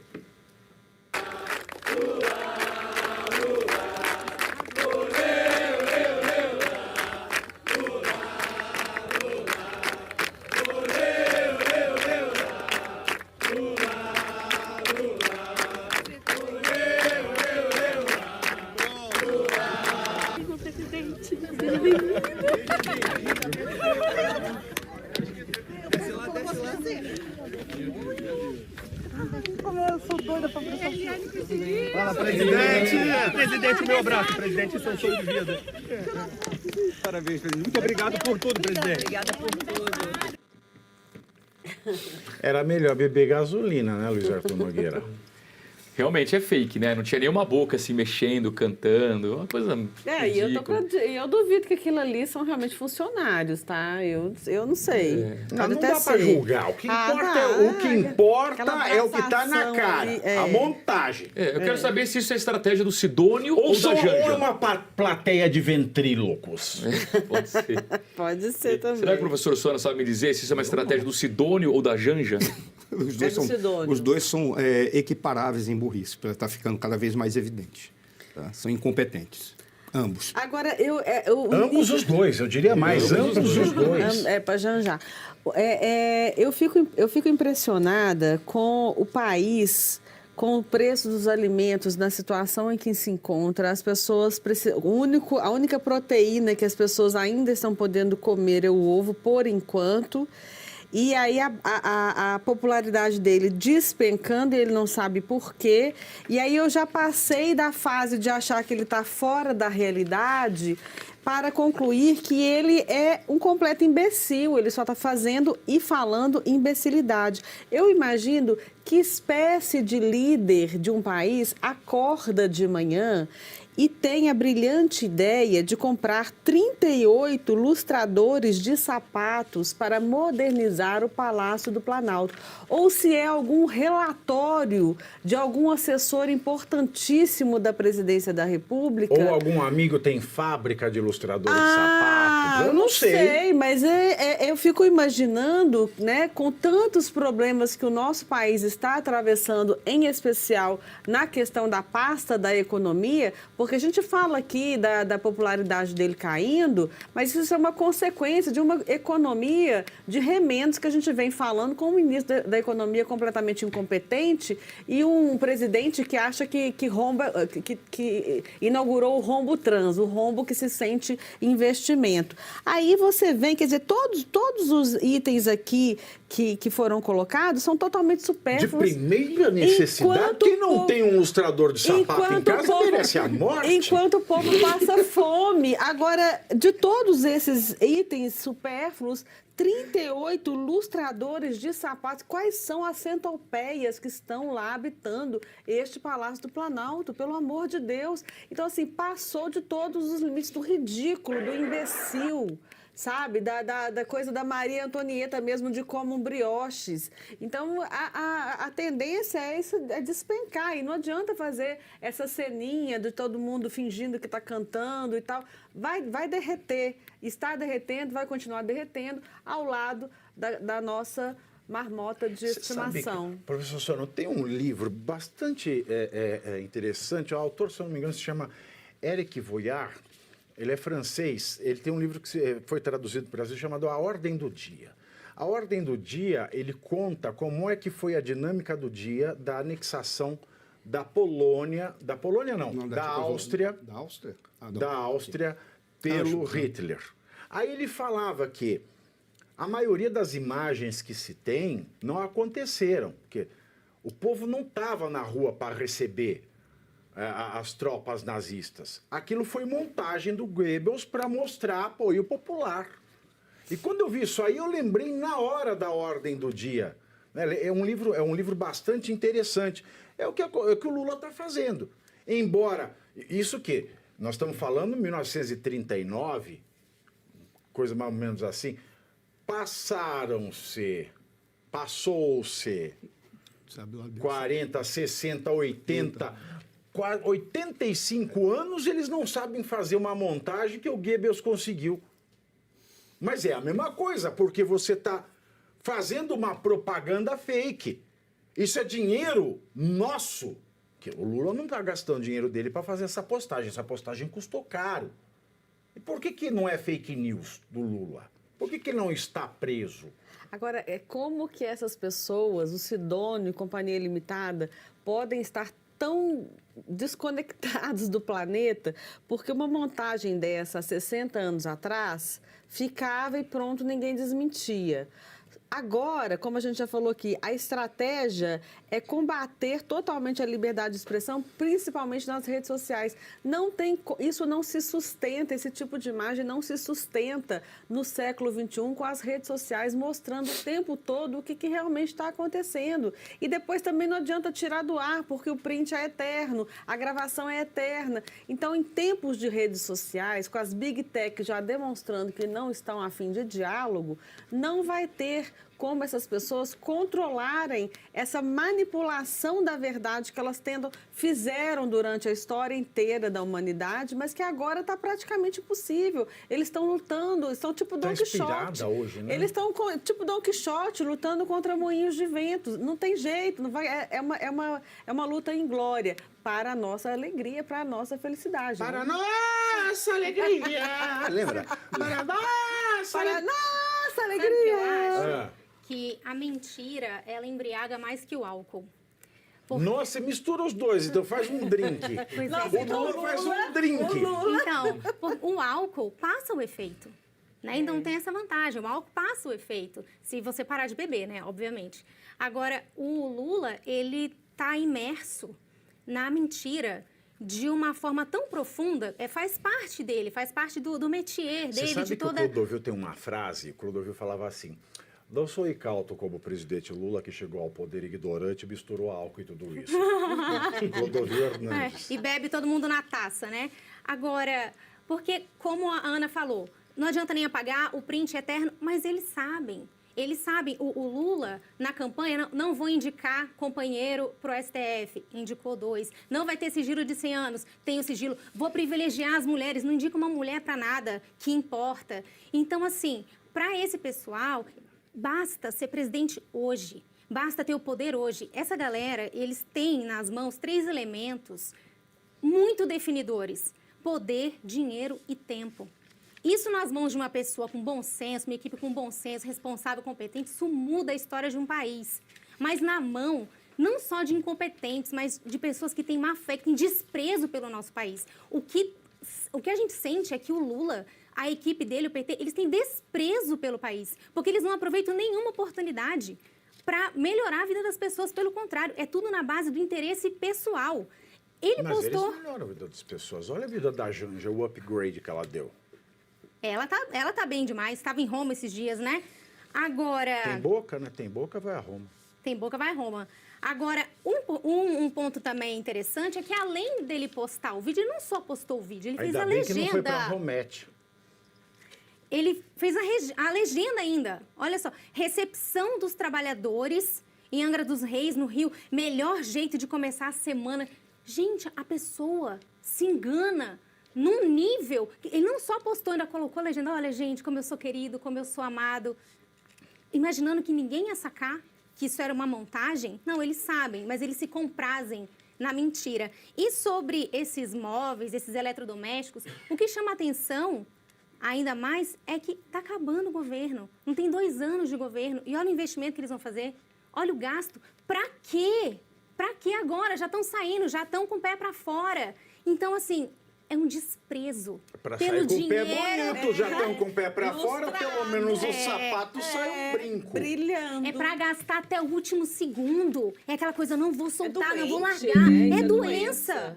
Também acho que é doença. Viver em Brasília, esse é um dado. Quando você falou da questão da mentira, ele não tem mais. A mentira, ela embriaga mesmo. E quando você vive numa ilha da fantasia, que é Brasília, você vive enclausurado numa bolha em que você não tem a percepção da realidade da sociedade brasileira, porque você não sai de lá. Quando você sai de lá, você pega um avião, vai para o teu nicho eleitoral, vai encontrar a família e os amigos, e você vai jantar e almoçar em restaurante. Você não sabe o que é ir no supermercado, você não sabe o que é pegar um metrô, você não sabe o que é pegar um ônibus, você não sabe o que a sociedade está passando, sabe o que é enfrentar esse trânsito porcaria de São Paulo? Você não sabe o que é isso. Então, eles vivem numa ilha da fantasia. E a mentira para eles, parte deles acredita na porcaria que fala.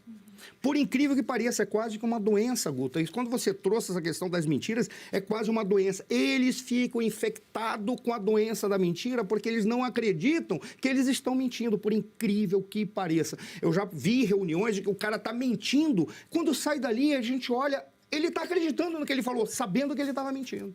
Porque ele acha que ele tem o dom, ele é como um demiurgo, ele tem o dom de criar uma realidade nova a partir da mentira que ele fez.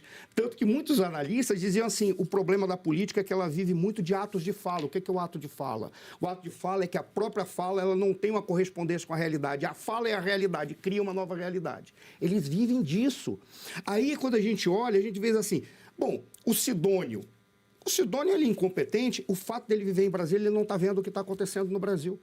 E todas as decisões estratégicas dele são ruins. Quando o Pavinato trouxe... Até o nome dele fica bonito em Brasília. Mas é verdade mesmo. E quando o Pavinato trouxe o caso do Anschluss, da Áustria, a comparação que você faz dele com o Goebbels... Eu vou ter que citar um repórter da Globo não, desculpa, da Foice de São Paulo, que fazendo uma comparação com os ditadores de antes com os ditadores de agora. Isso tem quase 15, 20 anos, isso, não, mais de 20 anos. Ele pega e diz assim, compare-se a mediocridade de hoje com aqueles caras de lá. Aí ele cita um monte de monstro. Aí o cara falou, bom, pelo menos convenhamos, né? Na categoria maldade, aqueles caras eram bons.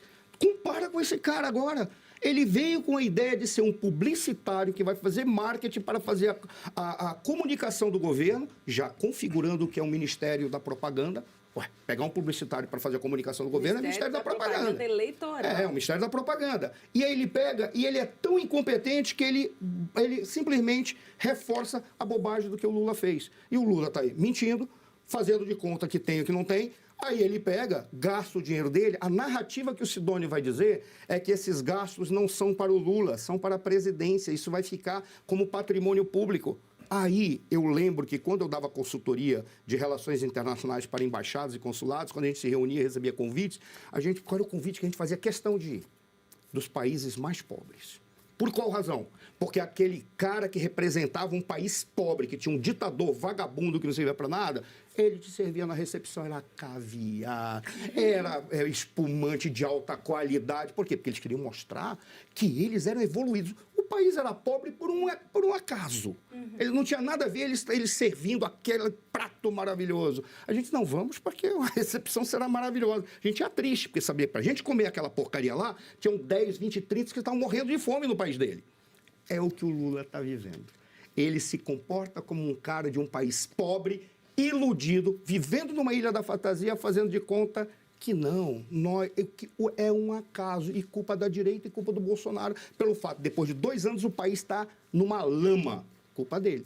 Mas ele não vive. Brasília não permite isso, ele está agindo como esses ditadores dos países pobres. Eu queria saber, Arthur, se os eletrodomésticos serão do Magazine Luiza. Pois eu não sei, é uma dúvida que tenho. E se serão parcelados em 24 vezes com taxas de juros pequenas, não, altas, taxas de juros do Galípolo. Pavinato, sabe quem está dando muita risada? O Paulo Pimenta. Porque era o problema do governo. Quando trocaram, a gente disse aqui, o problema não é o Paulo Pimenta, o problema é que o governo não tem o que comunicar. Contrata o David Copperfield, um ilusionista, porque não tem o que comunicar. E aí eu acho que o Sidônio, não sei se é a estratégia do Sidônio ou da Janja, mas escolher o Lula como garoto propaganda do seu próprio governo e deixá-lo falar de improviso... Primeira fake news, garoto. Uma coisa que ele não é, por favor. E nem próprio governo também. Pois é. Não, e deixá-lo falar de improviso, olha, realmente estou de parabéns, Foi viu? do Sidônio. Sidônio disse que ele era obrigação colocar o Lula como ponto principal e dar voz a ele. Genial. Essa ideia não foi do Sidônio, não. Essa ideia foi do Que ideia genial com o Jota. Agora, a Ana Paula falou aqui. A rede social não tem como você segurar o debate da verdade. Não tem. O debate é livre. Talvez seja por isso que, de acordo com uma postagem feita no X, um advogado ligado ao Lula, Luiz Carlos da Rocha, disse que o banimento do X, da rede social X, antigo Twitter, será inevitável no Brasil. Após as últimas declarações de Elon Musk sobre a situação atual que o Brasil enfrenta, o advogado se pronunciou nesse sentido, aspas. O banimento do X será inevitável na medida em que sua interferência no processo eleitoral brasileiro se intensificar. E vai se intensificar. O TSE não deve tolerar nem por um instante a ação estrangeira na nossa eleição. Fecho aspas e quero mandar este advogado lamber sabão, porque depois de tudo que nós vimos, depois que nós vimos o Instituto do Felipe Neto, o Instituto Vero ligado ao Instituto Felipe Neto, com dinheiro da Open Society Foundation, do Jorge Soros, umbilicalmente ligada à USAID, fazer o chatbot de fake news do TSE, o TSE permitiu que a nossa soberania ficasse frustrada indiretamente, mas permitiu. A Globo já soltou matéria de que a CIA ajudou o TSE. Só combate à desinformação. Agora vem um sujeito falar que o ex está interferindo na campanha do Brasil. Interferindo como? Deixando o eleitor falar livremente?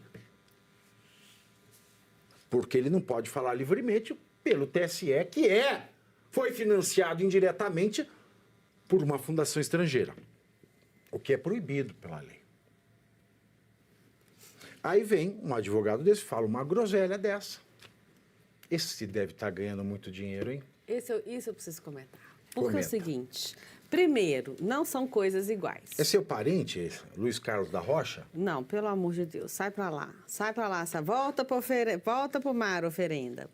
Olha o seguinte, gente, uma coisa é o Instituto do Felipe Neto ou qualquer outro instituto receber dinheiro de entidade estrangeira. E quando eu falo entidade estrangeira, é porque as provas de que o dinheiro do governo, né, da USAID veio para o Brasil e tal, nós estamos ainda aguardando. Mas o Felipe Neto confessou que ele recebeu dinheiro, a instituição dele recebeu dinheiro de entidade estrangeira para o combate à desinformação durante o período pré-eleitoral. E o que era o combate à desinformação naquele momento? Era proibir o Bolsonaro de falar que o Lula era amigo de ditadores, era proibir o Bolsonaro de falar que o Lula era a favor do aborto e por aí vai. Essa que era a desinformação que, com dinheiro de entidade estrangeira, o Instituto do Felipe Neto, através do braço Vero, inclusive, atuou dentro do TSE no controle dessa desinformação. Então, nós temos já configurado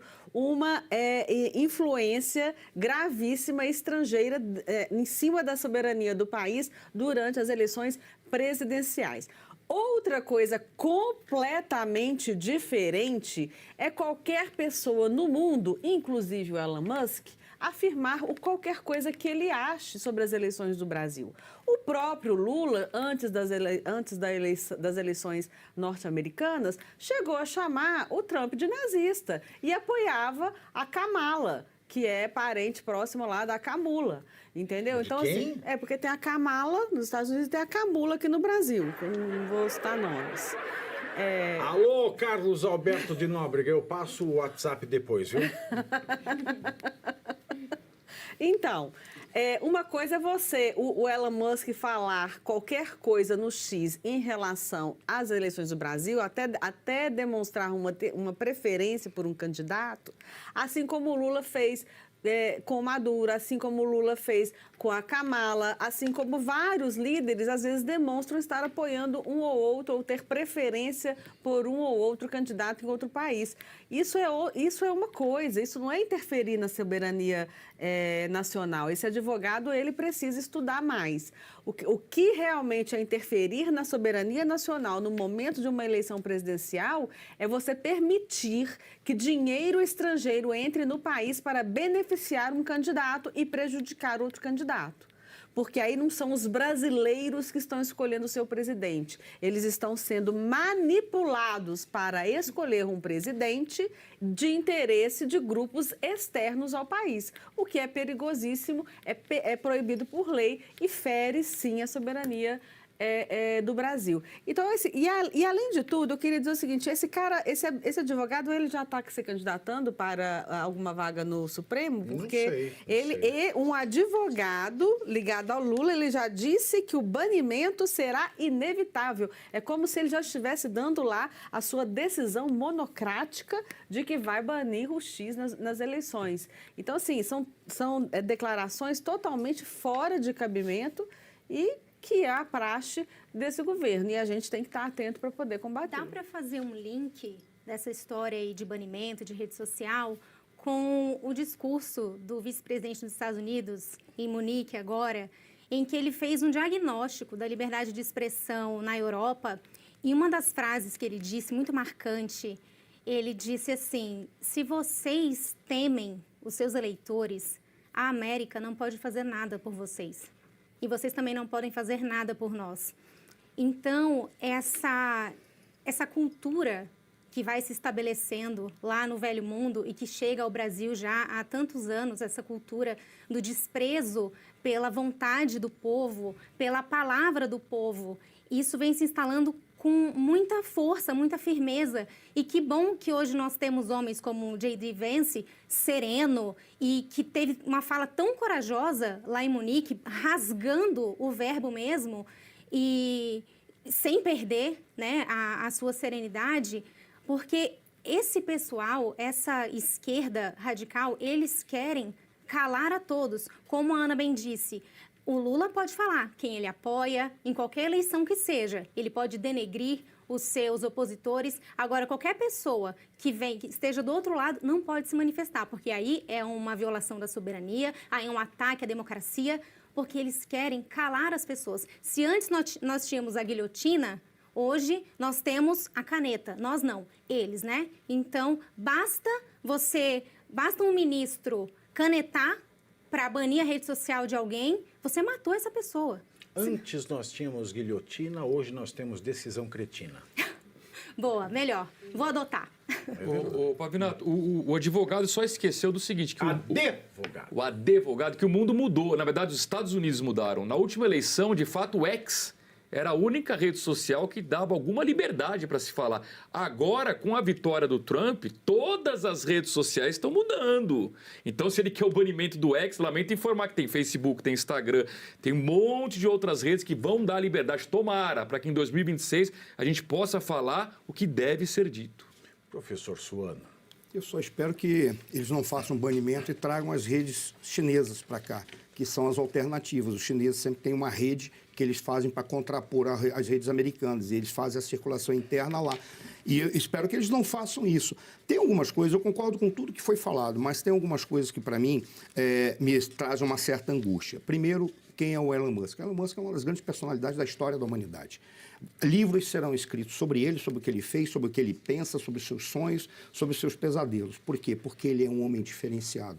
E ele é alguém que a gente vai ter que sempre respeitar e reverenciar. Mas tem algumas coisas, por exemplo, ele pode se manifestar, mas hoje ele não é mais o Elon Musk, o bilionário ou o trilionário. Agora ele é o trilionário que é o ministro do governo norte-americano. E, nesse caso, a responsabilidade dele nas relações entre estados aumenta. E, muitas vezes, pode acabar atrapalhando. Exemplo, o que essa gente quer? Quer justificativa para nos perseguir. Aí o Elon Musk pega, diz, faz a sua declaração. Aí o que eles falam? Então, vamos cortar a rede X no Brasil. Ora, para cortar a rede X no Brasil... Mas, nesse sentido, o Trump poderia cortar o grupo JBS nos Estados Unidos? Aí que está o detalhe. Não, porque eles são donos da Swift. E a Swift produz lá também. E ele não ia perder empregos lá. Essa que é a jogada. Mas e a Taylor? Taylor Swift. Mas aí que está o detalhe. Mas essa que é a jogada. Porque quando você para e dá uma olhada, os norte-americanos, eles são brilhantes. Eles pensam os seus interesses e pensam a sobrevivência e a saúde das suas empresas. Mas o Lula agora, com esse monte de ilustrador de sapato, vai ficar o quê? Tem o detalhe. Mas aí a gente para e dá para olhar, qual é a grande angústia que me traz? Que, nesse sentido, eles não... vai ter alagamento. Alerta de chuva severo, de novo. Mas qual é a angústia que tem? Para eles perseguirem o povo brasileiro, eles só precisam ter intocável o Supremo Tribunal Federal. Porque é pelo Supremo Tribunal Federal que eles fazem tudo. Não vai adiantar, a gente está defendendo isso ou aquilo. Por quê? Porque o Supremo Tribunal Federal vai e toma uma decisão e faz uma narrativa. Aí a gente pega e fica na seguinte circunstância. O que eu gostaria que o Elon Musk fizesse, pensamento, sonho, em que ele revelasse toda a patifaria que foi feita pelo governo Biden com entidades brasileiras para configurar, assim, um desrespeito à nossa soberania. Isso é que, para mim, é importante. E não mostrar torcida. Ele tem que mostrar a patifaria. Por quê? Porque como ele está tratando da desburocratização e da reforma administrativa nos Estados Unidos, ele está tendo poder para entrar nas entidades e descobrir qual é a patifaria que cada uma delas fez. Mais tarde eu vou ligar para ele, vou passar um zap, eu vou pedir para ele fazer isso. As soon as possible. Ele você ouve. Mas aí que está o detalhe. Isso, para mim, seria mais importante do que de certa forma, está mostrando a torcida pelo lado certo no Brasil. Porque a gente já sabe que ele está do lado certo também. Então, para mim, esse é o ponto que me angustia. Com relação à soberania brasileira, é óbvio que esse indivíduo aqui ele não tem a menor noção do que é a soberania no Brasil. Esse indivíduo não está nem aí. Porque se ele estivesse preocupado com a soberania brasileira, ele estava preocupado com tudo aquilo que este governo está fazendo em abrir as portas para a China, que é um povo, que é um país que tem um povo fantástico, mas que tem os seus interesses próprios. E se os chineses vierem aqui, eles vão tomar conta. E nós vamos ficar sem o que é nosso. Ponto. Olha, eu quero falar com você agora que perdeu a soberania da sua vida. Perdeu a soberania de viver. Perdeu a força de vontade para ir uma festa, para trabalhar, sabe? Para curtir a vida. Ou até mesmo perdeu vontade para chorar. Tem gente que prefere ficar deitado, dormindo, dá até formigamento. Muita gente não sabe que existe um número gigantesco de casos em que não é depressão, em que nós não estamos falando de uma doença mais grave. Isso tudo pode ser ocasionado, acredite se quiser, pelo mau funcionamento do intestino. E a Tatá tem aqui a solução em uma cápsula, né, Tatá? Exatamente. Nossa, Tatá, você está vestida de discoteca hoje? Eu tô meio malisa, né? Você tá vestida de discoteca. Vai, Tatá, que é tua. Olha, e quando a gente fala sobre saúde, às vezes a gente quer aprender algo, a gente quer se dedicar à academia. Só que se você vive cansado para viver, você vai acordar mal. Você não consegue trabalhar bem. Então, quando a gente fala sobre o nosso biogama supra, ele vai regular todo o nosso organismo. Ele tem uma alta performance, exatamente para combater esse cansaço, para melhorar a sua circulação. Ele tem o famoso MSM, o famoso enxofre orgânico. O que isso faz na prática? É um tratamento que vai melhorar toda a sua circulação, que vai fazer uma faxina no seu intestino. Quando ele regula o seu intestino, ele já vai melhorar os fungos, ele vai combater as bactérias, toda inflamação. O corpo inflamado, você não dorme bem, você não descansa, você não emagrece. Então é um anti-inflamatório muito potente. E é ele que vai limpar a sua circulação, melhorar os vasos, varizes, trombose. Não só isso, para você que tem açúcar no sangue, muito açúcar no sangue, por conta às vezes da diabetes, né? O nível de insulina acaba se desregulando e aí a glicose sobe, é ele que vai regular esse nível de açúcar, é cardioprotetor, é bom para sua memória, bom para sua cognição, sabe? Para o teu aprendizado.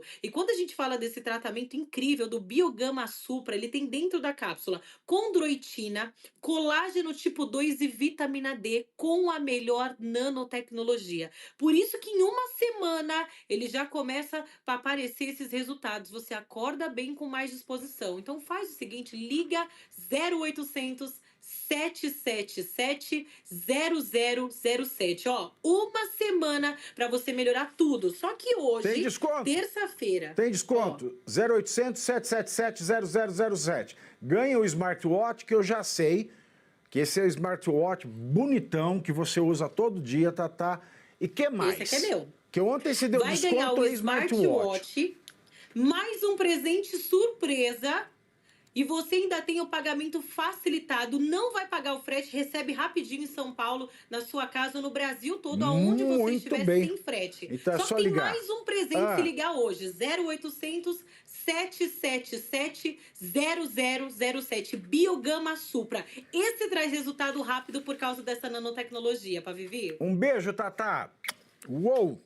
E vamos lá, agora são 15 horas e 18 minutos. Luiz Arthur Nogueira, qual é o valor do dólar? R$ 5,69. Ih, subiu para 69 de novo. De novo, 5,69. Tá parecendo o rapaz do escritório que eu vi hoje 5h40 da manhã. Né? E é com o dólar a 5,49. Não, 69. 5,69. Eu 40. De onde que eu tirei 49? Eu tô ficando maluco. É com o dólar a 5,69, que nós damos continuidade aqui à pauta do faroeste brasileira. Temos quase 7 mil pessoas no X. Quase 7 mil pessoas no X. Se você estiver no X, deixa o coração, retuita, né? E vem aqui. Venha cá, venha para o WhatsApp, Eu não estou bem, pro YouTube, gente, pro YouTube. Sabe o que é? Quando eu começo a ficar com vontade de urinar, eu não consigo prestar atenção nem nas coisas que eu falo. Então, ó, quase 7 mil no X, antigo Twitter, deixa o coração e retweet, reposte, vem para cá. Aqui no YouTube nós chegamos hoje a 32 mil, mas neste momento estamos com 29 mil telas, mas apenas 20 mil likes. Não, apenas não, tá bom, vai? Tá bom, né? Tem 9 mil inadimplentes. E se você quiser lembrar, quiser ser gentil, né? Deixa a sua curtida, compartilhe o link e nós vamos continuar aqui com o cortejo, né? O cortejo. Eu pedi para a gente passar para a próxima pauta, né? Durante aqui, eu pedi para passar para a próxima. Para a próxima pauta. Aí. Não, querido, tá errado. É a 9, Não, é a 9, tá? Pronto. Agora foi. De acordo com o jornal, o portal Diário do Poder, o uso exagerado de expressões condicionantes ao longo das 884 páginas do relatório final do inquérito do golpe da Polícia Federal revela uma absoluta insegurança sobre a narrativa oficial. Palavras como possível, né? E as variações, né? Só possível e as variações, que pobres, né? Tem um monte de coisa. Possível, hipótese, hipotético, teria, seria e coisaria, né? São vistas mais de 200 vezes no documento. Somente a expressão possibilidade pode ser lida 47 vezes. Teria ou teriam, usadas pelos que não têm certeza sobre a ocorrência de algum fato, aparecem 107 vezes. Hipótese ou hipotético, 25 vezes. Agora, você olha, direito penal, o Estado tem que fornecer provas absolutas. O Estado, é do Estado a responsabilidade de provar e não de fazer hipótese. O que a gente vê aqui é uma peça de perseguição política de pessoas que protestaram contra uma eleição viciada, porque feita de maneira ilegal. E é por isso que eu falo sempre, há que ser, no Brasil, primeiro, mostrar a uma autoridade suprema, né, do MSTF, onde a gente tem a maioria bestas quadradas sentadas numa mesa redonda se dizendo juristas quando sequer tem notório saber jurídico, que se dirá notável, quando se disser ao judiciário, você que tem que dar o exemplo do cumprimento da lei, não ficar acima da lei. A gente vai conseguir barrar tudo isso. Porque senão a gente vai ficar, o projeto de anistia. Anistia de quê? Anistia a quê? ao crime de golpe. Que crime de golpe? Crime impossível? Sim. E outra, fosse possível,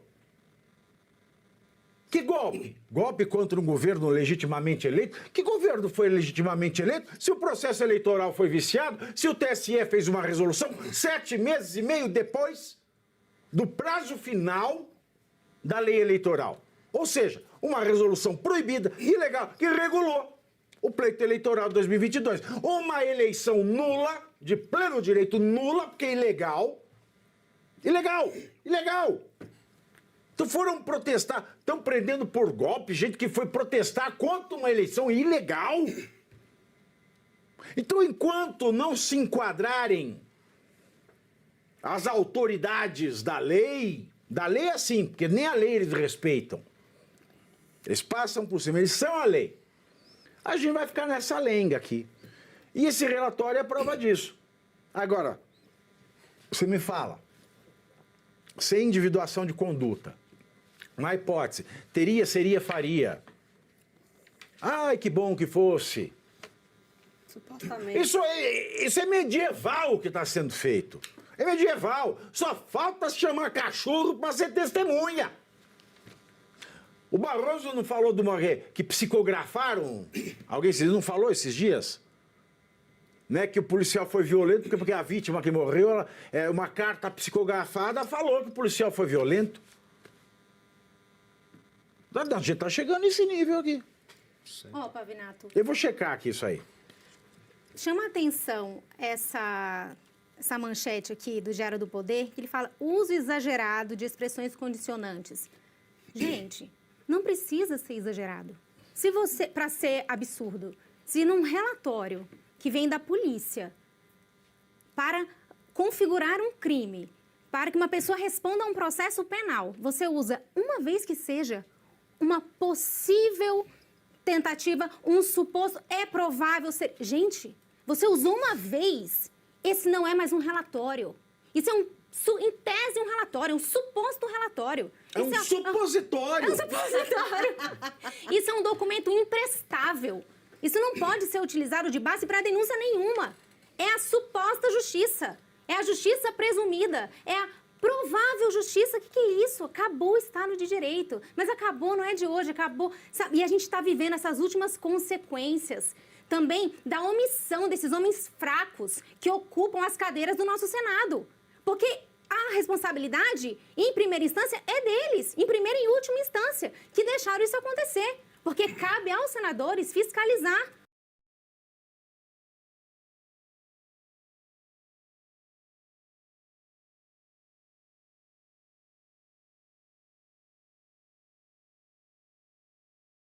Boa noite, queridos amigos. Então, vamos nos acomodar confortavelmente diante de nossos receptores do YouTube, recebendo os sinais deste vídeo. Houve um tempo em que os procedimentos de tração da coluna vertebral eram muito populares. E muitas pessoas que gostariam que alguém as pegasse assim, pegasse pela cabeça assim pelo pescoço e pelos pés e as esticasse em direções diferentes. Muito bom. Encontraram-se algumas vezes assim, e para que algo estale na coluna vertebral deles, para que tudo volte ao seu lugar. Eles têm o desejo de serem esticados assim, porque eles sentem que a cabeça deles é tão pesada, que ela pressiona o pescoço. E nesse processo, os discos da coluna vertebral deles parecem estar comprimidos. É preciso esticar tudo isso a partir da cintura, a mesma coisa que ela quer fazer o tempo todo. Mas na vida, tudo acontece um pouco diferente. Aqui está o nosso disco intervertebral. Ele é construído de tal maneira que quando a pressão é aplicada assim, ele aguenta. Ele aguenta facilmente, gosta até. Mas se for esticado assim, não. O mais interessante é que ele fica traumatizado, com os fios danificados. As fibras que o compõem, as fibras do seu anel, não suportam essa pressão de estiramento. E essas fibras começam a se rasgar. Considere como isso pode ser verificado neste aparelho. Por exemplo, você tem algum conhecido. Você só precisa de uma pessoa para estar aproximadamente onde você precisa, não mais do que cerca de 85 metros. Se for mais do que isso, você não será capaz de realizar este experimento.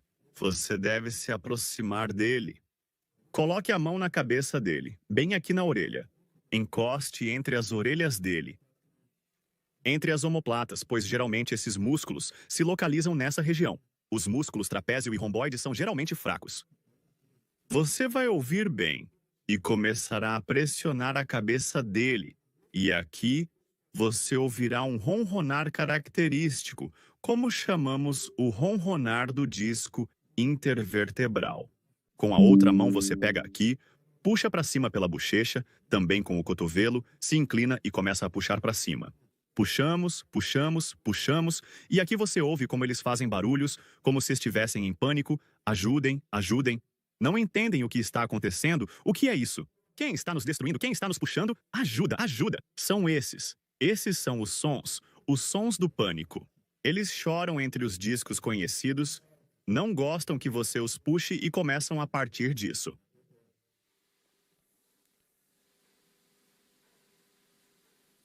Eles choram. O humor deles se deteriora depois disso, inevitavelmente um pouco. Você os devolve, os acalma para que não fiquem nervosos. Aqui estão duas situações, mas nossa vida é assim. Infelizmente, ninguém nunca vai te devolver assim. E nunca, felizmente, ninguém vai te esticar assim. E a vida? Nossa vida é dura e tortuosa. E é por isso que nosso verme faz esses movimentos vermiculares. Onde de um lado temos um alongamento e do outro lado uma compressão. E agora? Atenção, queridos espectadores, a vitória começa, e se vocês me ouviram atentamente em todos os episódios anteriores, os minutos do episódio, então vocês poderão facilmente responder a essa pergunta.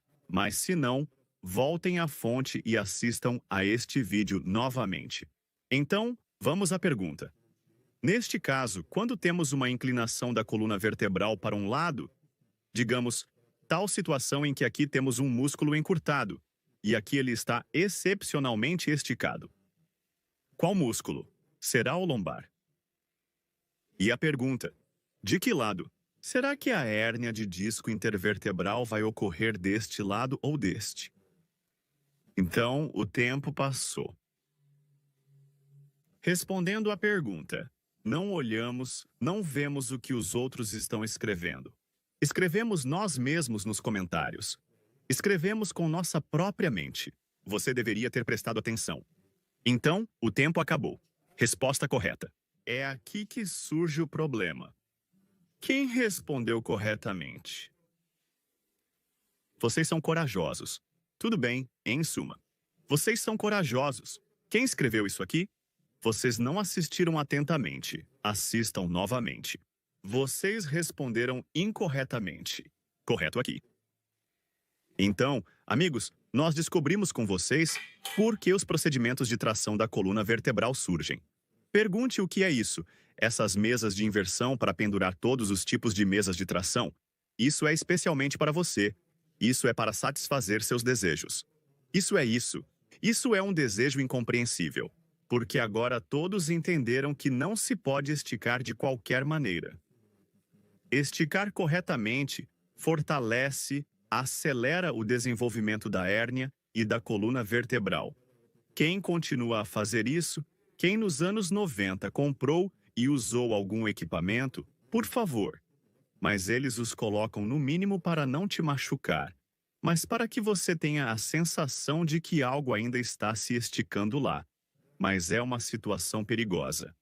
Em suma, esticar é perigoso. O disco não gosta disso. Com este disco, o disco se rasga, em geral, da tensão. Se você esticá-lo, ele se rasgará. Nada acontecerá com ele se você apertá-lo. Hoje vou compartilhar com vocês um exercício muito interessante para finalmente corrigir a curvatura, restaurar a posição correta do ombro e equilibrar os músculos que nos puxam para a frente e os que estabilizam para trás. Como já sabemos com você, temos dois grupos de músculos. Temos os peitorais aqui na frente e atrás a trapézio. E o principal é precisamente o trapézio superior, que deve nos segurar o ombro para trás e não nos permite mover o ombro para a frente. É precisamente no treinamento do trapézio superior que agora vou mostrar-lhe alguns exercícios. O primeiro exercício é feito com certo peso, com um puxão. Você se levanta e se inclina para a frente, segurando algo com a mão fará um movimento assim. Você precisará pegar, por exemplo, halteres, se tiver em casa, ou uma garrafa de água qualquer.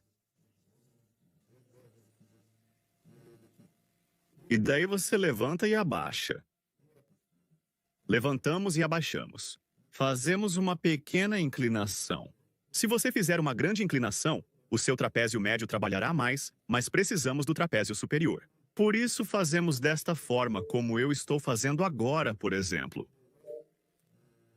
A inclinação era aproximadamente para a frente, cerca de 45 graus em relação à sua posição normal. E nesta posição, você levantou a mão. E abaixaram, levantaram e abaixaram. Aqui, o músculo deltoide e essa parte do trapézio trabalharão simultaneamente. Ele é o músculo que será responsável por trazer sua pá de volta. Geralmente, ele é muito pouco desenvolvido. Normalmente, essa parte superior da trapezoide está esticada, mas essa parte de trás aqui, ela é mal desenvolvida. Este é o primeiro exercício que ajuda muito na recuperação. A posição correta da pá também é para aqueles que têm uma corcunda, uma colina, uma protuberância aqui. Este exercício também ajudará a eliminar isso se você continuar a fazê-lo. Portanto, seja preciso. Se isso é importante para você, seja preciso com este exercício. Esse problema começa a se formar justamente quando a parte superior do músculo trapézio enfraquece. Este é o primeiro exercício. E o segundo exercício? Fizemos algo semelhante com vocês. Fizemos um exercício de puxar pneus com vocês, mas para dar carga na parte superior do trapézio, precisamos fixar o pneu embaixo. E essa puxada, ela deve ser um pouco para baixo. Vocês fixaram o pneu embaixo, também segurem com as duas mãos. E nessa posição, vocês começam a puxar. Puxem de tal maneira que as pás atrás de vocês se juntem bem. Ou seja, a sua tarefa é simplesmente juntar as pás atrás, mas devido ao fato de que a faixa está um pouco para baixo, os músculos que realmente precisam trabalhar mais, que são os da parte superior do trapézio, serão mais utilizados. E fazemos 2 ou 3 conjuntos desses movimentos. São precisamente estes exercícios que permitem manter bem as pás atrás e gradualmente eliminar este desequilíbrio entre o peitoral e o trapézio superior. Então, amigos, todos que são corajosos, todos que assistiram, até o próximo encontro, deixem likes, comentem e compartilhem este vídeo com seus amigos, conhecidos, aqueles que gostam de ser esticados e, inversamente, aqueles que gostam de ser contraídos, para que eles fiquem felizes por estarem fazendo tudo certo. Pratiquem esportes, ajudem a seus pais, deem likes. Nos vemos nos próximos episódios. Deixem nos comentários se gostaram. Até o próximo encontro.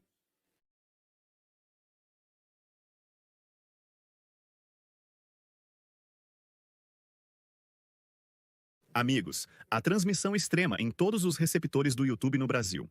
Parabenizo vocês com o Dia da Cosmonáutica. Portanto, parabenizo toda a nossa amada galáxia, o universo, com esta celebração. Yuri Gagarin foi o primeiro a viajar pelo espaço e nós o amamos. Então, amigos, agora, como vocês sabem, a primavera chegou, a neve derreteu, esquentou, o sol já está brilhando sobre nós, nos aquecemos e nos alegramos em seus raios e dançamos. Mas depois de tirarmos nossos casacos quentes, casacos de pele, casacos, suéteres de lã de ovelha, também tiramos o que vimos. Descobrimos que um estômago e um pneuzinho estavam escondidos sob as roupas o inverno todo. O que devemos fazer, amigos? Como deve ser? Agora ele não é mais necessário. Não precisamos dessa isolação térmica, porque o verão, a temporada de chalé e praia está à nossa frente. E devemos ficar com belos corpos para ir aos rios, lagos e piscinas. Por isso, estou ansioso para ajudá-los, amigos. Para isso, um complexo especial de exercícios foi desenvolvido pela Cátedra Schumerlinskaya de Dietologia do Instituto de Aperfeiçoamento de Médicos e Dietistas. O chefe desta cátedra, Alexander Shotkar Shapyuriev, desenvolveu um complexo especial de exercícios que permite remover rapidamente qualquer barriga acumulada no frio e transformá-la em poderosos músculos de aço na forma de cubos de pressão.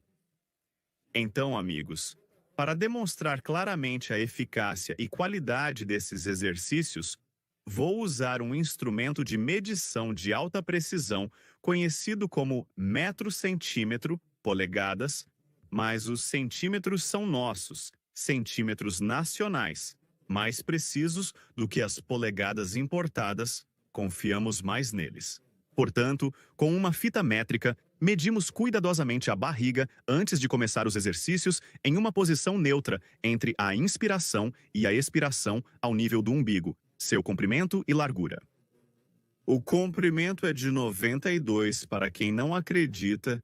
Quem pensará que vou enganá-los? Por favor, veja aqui. Exatamente 92 centímetros. Centímetros russos nativos.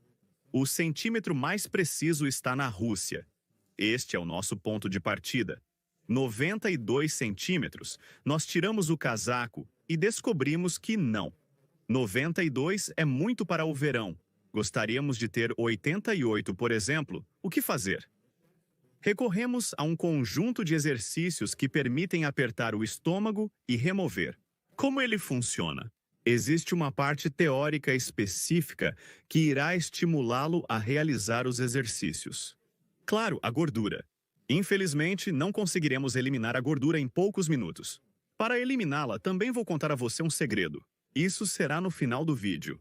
Quem assistir até o fim saberá como fazer para que, sem praticamente se privar de nada, sua gordura derreta, como a neve do ano passado em abril e maio. Então, amigos, a parte teórica se resume ao fato de que existem certos músculos que mantêm o tônus do abdômen e da lombar, e quando há um desequilíbrio neles, nossa barriga começa a se projetar para frente. E mesmo se não houver excesso de peso, mesmo se não houver gordura subcutânea, e aqui é chamado de grande salto, a barriga ainda aparece de algum lugar porque a posição do osso pélvico muda. Ele gira assim para frente, encurtando os músculos lombares. Os flexores do quadril e os músculos quadrados do quadril são encurtados, assim como o músculo lombar. Ela puxa para trás durante cada passo, o quadril para cá, para trás, porque quando caminhamos, o movimento não ocorre na articulação do quadril. Ela se estende bem neste momento, se estende, e junto com o quadril puxa para trás este músculo lombar curto, todo o quadril junto com a perna. Por isso, em vez do músculo glúteo, que para de trabalhar praticamente durante a caminhada, toda a carga começa a ser transferida para os músculos quadrados da lombar e os flexores da coluna na área lombar. Neste caso, todo o peso é suportado pelo glúteo. O abdômen mantém o quadril na posição correta, e o músculo lombar permite que a perna se mova completamente durante a caminhada. Então, aqui está a perna. Quando o músculo lombar está atrás, ele se estende e então, a partir dessa posição, move a perna para frente com sucesso. E aqui, para este apresentador, aliás, 2 dos meus apresentadores estão me ajudando a fazer o programa hoje, Alexandre e Nicolau. Eles gentilmente forneceram seus corpos para a realização deste experimento. Vamos olhar as fotos. Então, amigos, aqui o movimento da perna dele ocorrerá junto com o quadril.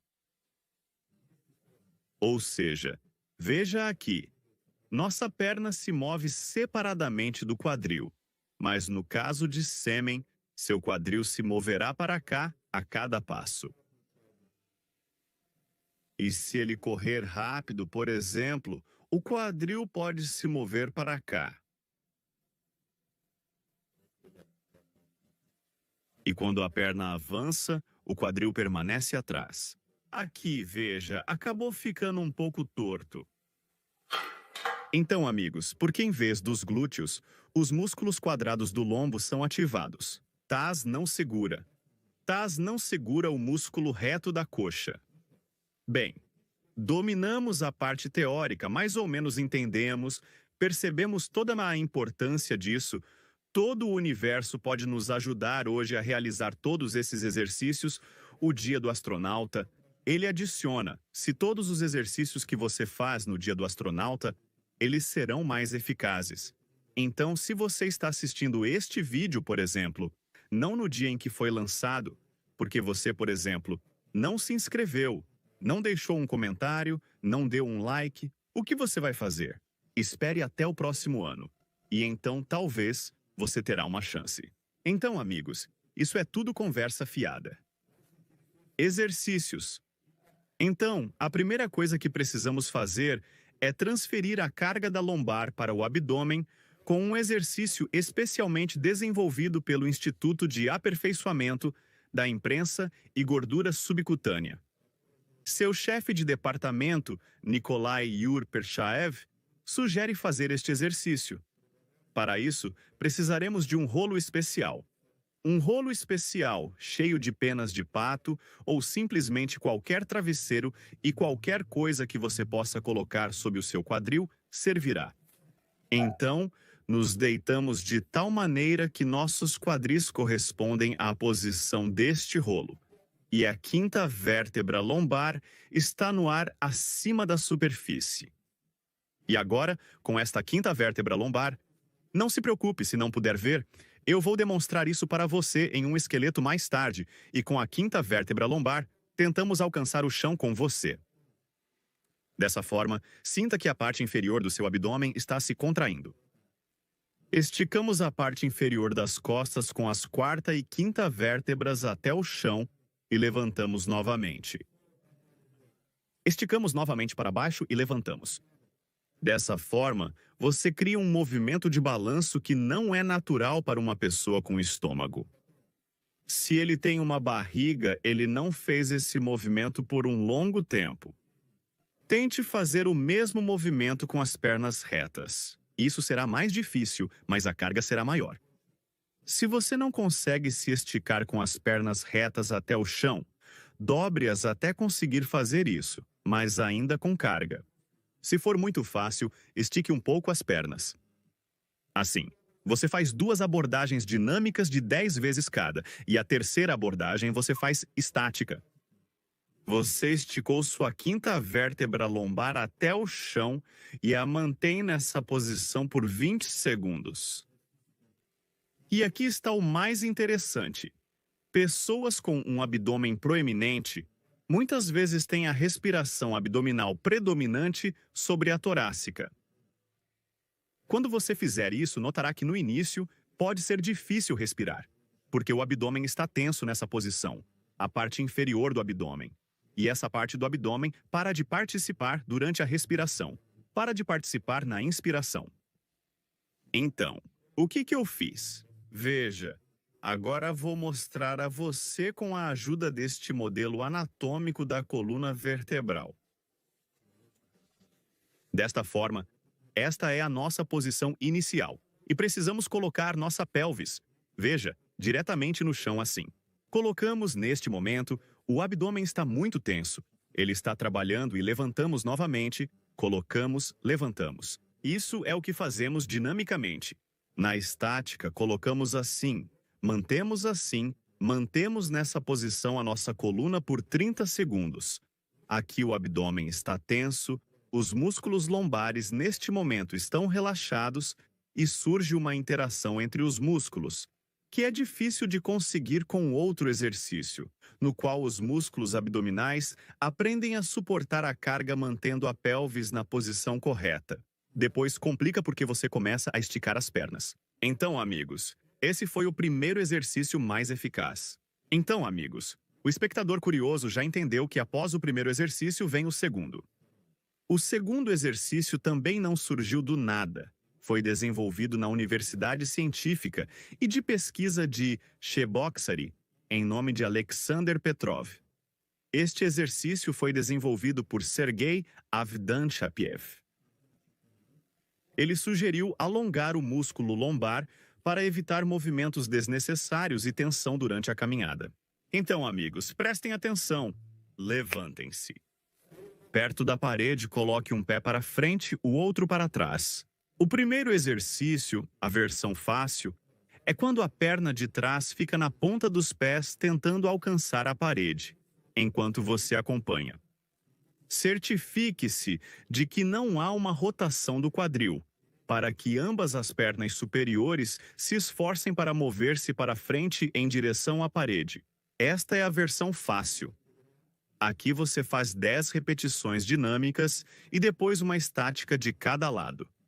A versão mais difícil é quando a distância entre as pernas é maior, a perna da frente está dobrada no joelho e tentamos alcançar a parede com o joelho. Também giramos ligeiramente o quadril para evitar curvas na região lombar. A tensão será sentida aqui na parte inferior do músculo lombar.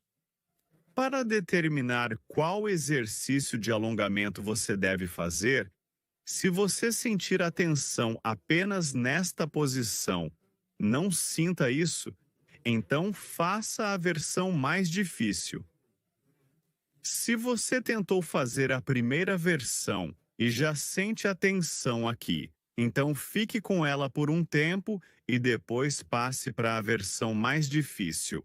Amigos, finalmente chegou a tão aguardada terceira parte. Todos conhecem o clássico aspirador de pó padrão. Ele é eficaz, mas não tão eficaz quanto o aspirador de pó desenvolvido na Universidade Peles Kaczynski para o estudo do vácuo pelo grande cientista Ruzangai Mulgashev, que propôs fazer o aspirador de pó de tal maneira que o estômago fosse sugado não apenas na inspiração, mas também na expiração. Veja o que ele inventou. Veja, é melhor fazer este exercício inclinando-se um pouco. E agora, quando fazemos a expiração com você, puxamos o estômago. E na inspiração, também o puxamos. Esse é o paradoxo, amigos. Ou seja, na inspiração puxamos o estômago e na expiração também puxamos o estômago. E ele está constantemente tentando se aproximar ainda mais e mais da sua coluna vertebral. Para saber os resultados antes e depois, também farei o exercício 5 vezes, ou melhor, 10 vezes.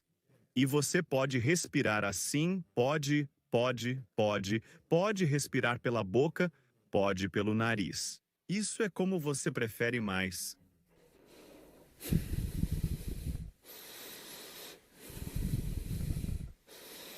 Não precisa segurar a mão, é só para você ver. É melhor fazer assim. Ou seja, você vê, não deixa ele relaxar na inspiração.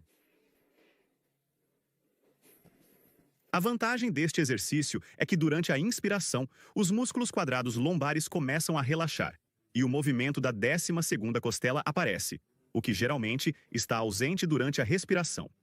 Então, amigos, e finalmente, um dos exercícios mais eficazes que ela me mostrou pessoalmente foi em Dabushny Irgunov, que nasceu e cresceu em uma pequena vila perto da cidade chamada Jadrin. Então ele é chamado de Jadrin Oil Alpha Varochny Factory. Ele nasceu lá. Mas isso não o impediu de estabelecer seu próprio departamento de estudo dos músculos abdominais, que participará do nosso próximo exercício. Então, amigos, para isso precisaremos de um rolo assim. Colocamos ele para fixação entre a parede e o rolo.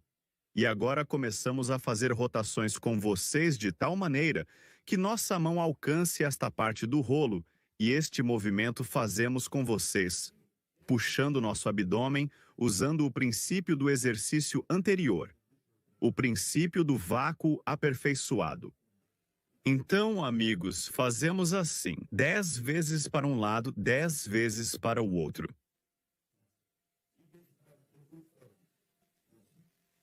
Nove, 10 e agora alternadamente também 10 vezes. 7, 9, 11. Então, amigos, bem, todos os exercícios estão concluídos. Estamos um pouco cansados. Agora é a verificação. Bem, vocês viram, eu não fiz completamente. Ou seja, eu não fiz todos os exercícios completamente.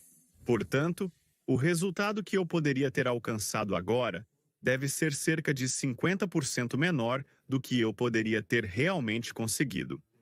Então, novamente, um dispositivo de medição de alta precisão. Então, amigos, olhem. Vamos ver o que vai acontecer. O que temos? Não consigo ver. Perdi a visão, não consigo ver. Vamos ver o que vai acontecer. Então, amigos, exatamente, bem, praticamente 85 inteiros e 50 décimos. Podemos dizer exatamente, 89, exatamente 90. 90 centímetros. Não há como se enganar. Isso não são quaisquer números. Centímetros são instrumentos de medição precisos. Amigos, isso é estresse físico. E agora, como fica com a gordura? Como lidar com este acumulador de calor que não precisamos no verão, mas será útil no próximo inverno? Veja aqui. Nutrição. Como começar a perder peso de tal maneira que você não precise se privar de nada? Como vocês sabem, amigos, nossa comida pode ser dividida em proteínas, gorduras e carboidratos. Eles são designados por esses termos científicos: proteínas, gorduras e carboidratos. Se falarmos de maneira mais simples, todos esses são materiais de construção, claro, mas a proteína é puramente um material de construção, enquanto isso é energia. A energia, precisamos dela para nos mover, pensar. Todos os processos fisiológicos que ocorrem em nós exigem material de construção e energia. Portanto, essa é a energia dos carboidratos que pode entrar rapidamente no sangue. Precisamos usá-la rapidamente, especialmente esses são carboidratos leves onde há muito açúcar. Se não os usarmos, eles começam a se transformar em gordura em nós. A gordura é a energia acumulada, podemos dizer, que temos em nós. Em caso de fome, em caso de escassez, em geral. Então, se algum dia você estiver com fome, usará sua própria gordura. E ele não é tão facilmente usado sob estresse físico. Por isso, existem certos métodos de treinamento para reduzir a gordura. A gordura onde é necessário tempo para que a gordura comece a ser usada para a energia da contração muscular e assim por diante. Mas há um pequeno truque de como fazer isso sem negar a si mesmo em maionese e açúcar, sorvete, tortas, chocolates. Também perca peso. Como...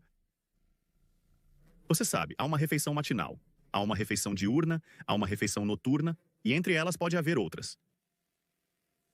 Divida o seu dia em períodos matinais, diurnos e noturnos.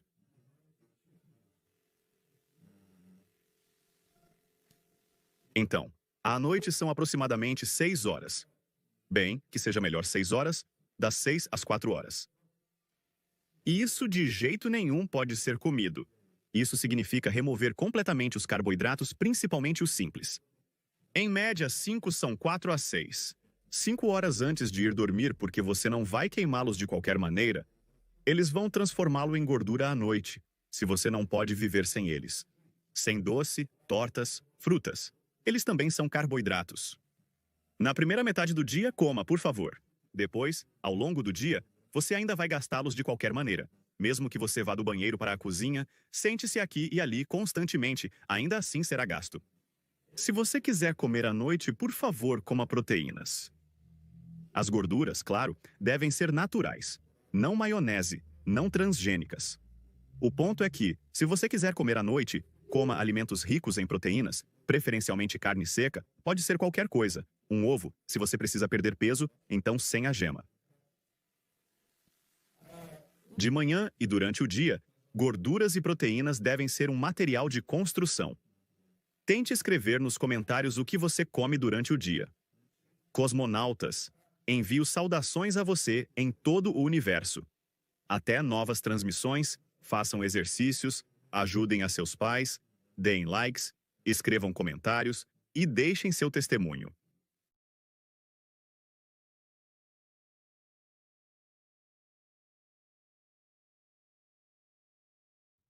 Boa noite, queridos amigos. Então, hoje finalmente aprenderemos como passar deste estado para este. Então, segundo as últimas pesquisas do Instituto Tsiviuski de Estudos de Postura Curvada, vários músculos desempenham um papel significativo no desenvolvimento de escoliose e curvatura. Principalmente, é sobre equilíbrio, aqueles músculos que garantem o equilíbrio da escápula. Hoje falaremos sobre eles e descobriremos como podemos nos tornar assim, não assim. Então, não há nada de bom no desenvolvimento de tal postura corporal. Aqui, esses músculos, que estão em boa condição, estão marcados em verde. Músculos abdominais, reto e oblíquos. Os músculos lombares e extensores das costas, também o diafragma. E os músculos das pernas, e aqui o músculo glúteo também está em boa condição, tudo isso funciona. Mas aqui a parte vermelha é o que está sobrecarregado, a parte azul é o que está fraco. Esses músculos estão enfraquecendo. E daqui vamos descer com você. Aqui estão os músculos do pescoço. São os extensores longos do pescoço. Aqui eles enfraquecem e encurtam.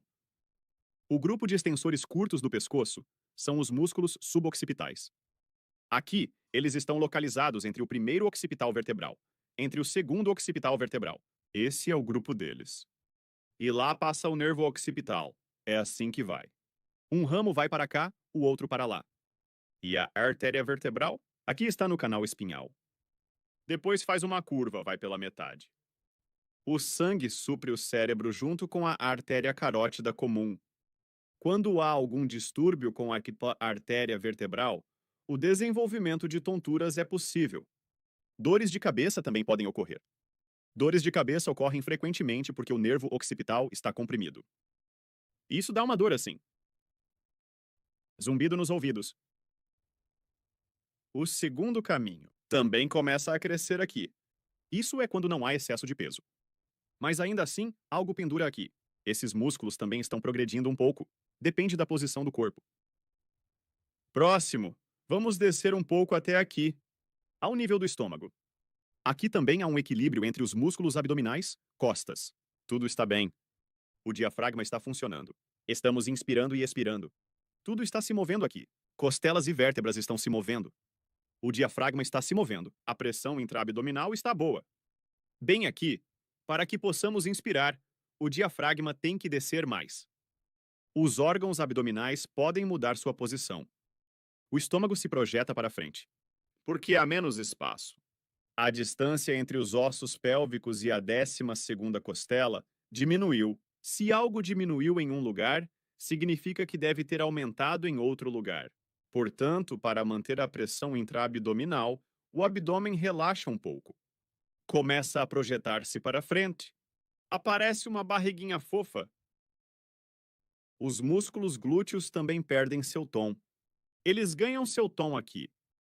Eles podem trabalhar a cada passo. Eles não podem trabalhar a cada passo aqui. O trabalho deles começa a ser feito pelas costas. E a pelve ao caminhar.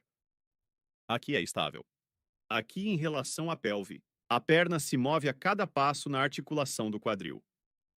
Aqui, junto com a pelve, a perna começa a se mover. A parte inferior das costas começa a ficar sobrecarregada. Lesões ocorrem frequentemente aqui. Na parte inferior das costas, existem discos intervertebrais. O 4º, 5º disco intervertebral. Devido ao movimento excessivo constante da pelve a cada passo, eles se lesionam. E a tensão nos músculos da perna também ocorre. Porque a pelve virou. Todos esses músculos se tensionaram. A fáscia se tensionou. Resumindo, essa é a situação. Não há nada de bom nele. Muitas violações ocorrem de uma vez. Tudo piora com o esforço físico. Porque a carga não é distribuída uniformemente. Nem na coluna vertebral, nem na articulação. A articulação do quadril também é lesionada. Ou seja, a própria posição não é otimizada para fazer qualquer carga física. Até deitar é desconfortável. Às vezes, perde-se a imobilidade na coluna torácica. Não consegue deitar a cabeça? É necessário um travesseiro aqui. Se há um desejo de corrigir isso, então você tem tal oportunidade. O que precisa ser feito para isso? Primeiro, você pega o telefone. Aproxima-se do espelho de lado.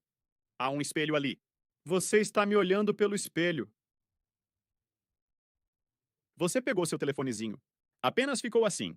Como quiser. Como você gostar. E tirou uma selfie. De lado. Para olhar depois. Você fará isso agora antes de começarmos nossas medidas terapêuticas e preventivas. E então você fará isso depois. Assim você pode comparar. Olhe como é em geral. Quais mudanças? Não. Então, o que precisaremos agora? Para começar, quais músculos estaremos usando agora, durante os exercícios que estamos prestes a fazer? Primeiro e mais importante, precisaremos disso. Músculo peitoral menor. E o músculo peitoral maior? Aqui está o músculo peitoral menor. Está representado. Você vê. Quando ele se contrai, abaixo dele um feixe de nervos. Do pescoço que vai, frequentemente fica comprimido. Vai para a mão. A mão fica dormente. A mão está mudando de cor. Está ficando tão carmesim. Está desenvolvendo fraqueza na mão. Você não pode desenvolver esforços plenos, porque o impulso é do cérebro, através da medula espinhal, como por fios aqui para a mão. Não chega bem. A sensibilidade também muda. Você não pode mais completamente. O que eles pegaram na mão lá? Determinar o que é. Eles podem ficar dormentes.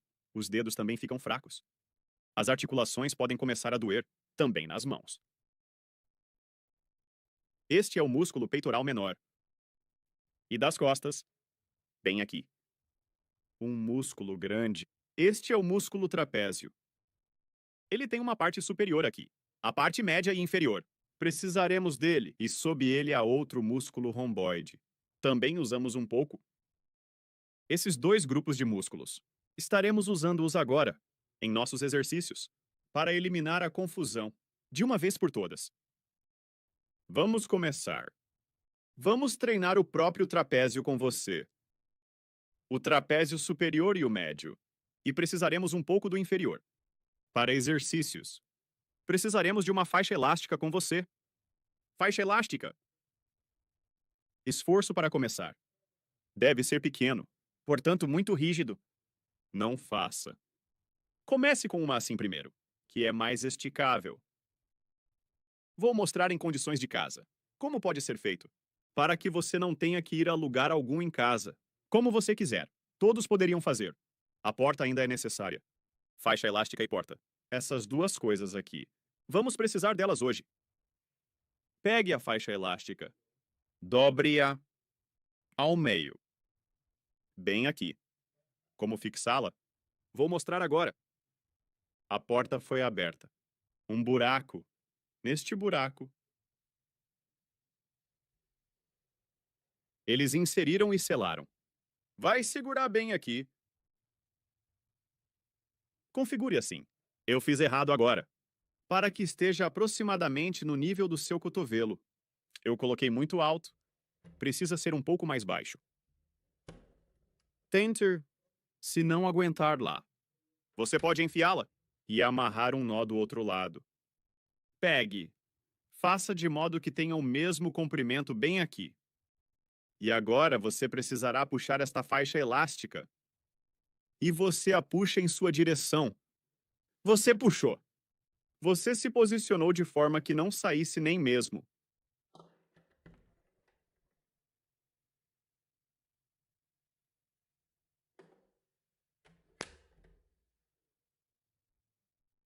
Primeiro, você tentou puxá-lo em sua direção. E você precisa se afastar da porta a tal distância que possa fazer esse movimento de amplitude total completamente. Então você puxou. E aqui atrás, sua tarefa é juntar as omoplatas o máximo possível. Então você a juntou.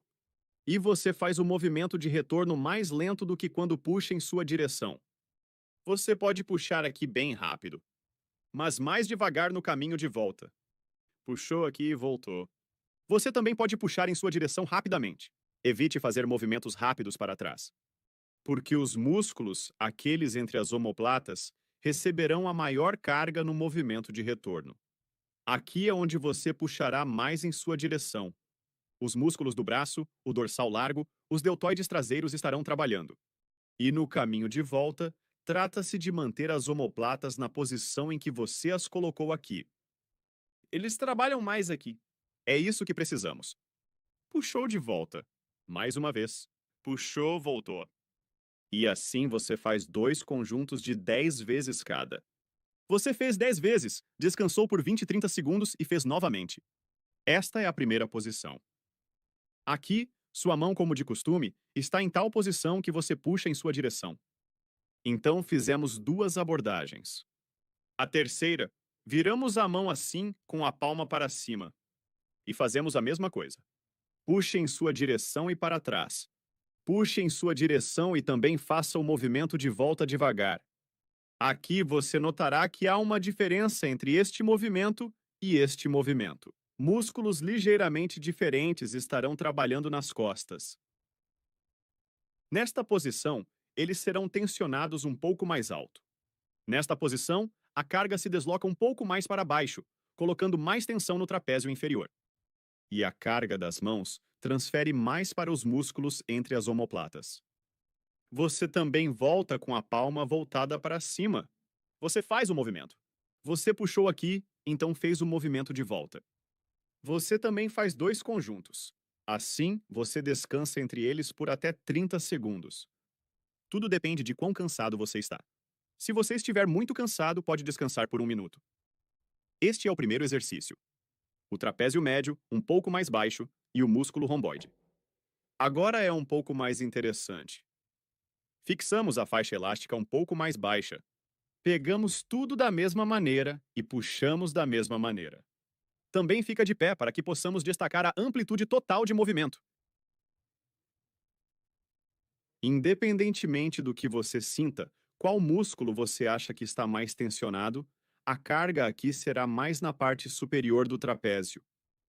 Justamente quando está mal desenvolvido, especialmente em pessoas que têm uma postura curvada, inicialmente você sentirá que é difícil tensionar, mas isso não significa que você está fazendo errado. E aqui, deste ponto mais baixo, você faz a mesma coisa. Junte as omoplatas e para trás. E para trás. Você também faz isso em 2 posições aqui. Quando sua mão está nesta posição, você vira sua mão, e nesta posição, você também faz isso com a palma para cima. Se for completamente desconfortável virar a palma, você pode virá-la levemente em um ângulo de 45 graus assim. Lá! E nessas 2 posições você treina esse músculo. Em uma posição, depois em outra posição. Tente fazer o movimento reverso um pouco mais devagar. Lá! E desta forma, agora colocamos uma carga nos músculos que estão entre as omoplatas, que segurarão a escápula por trás.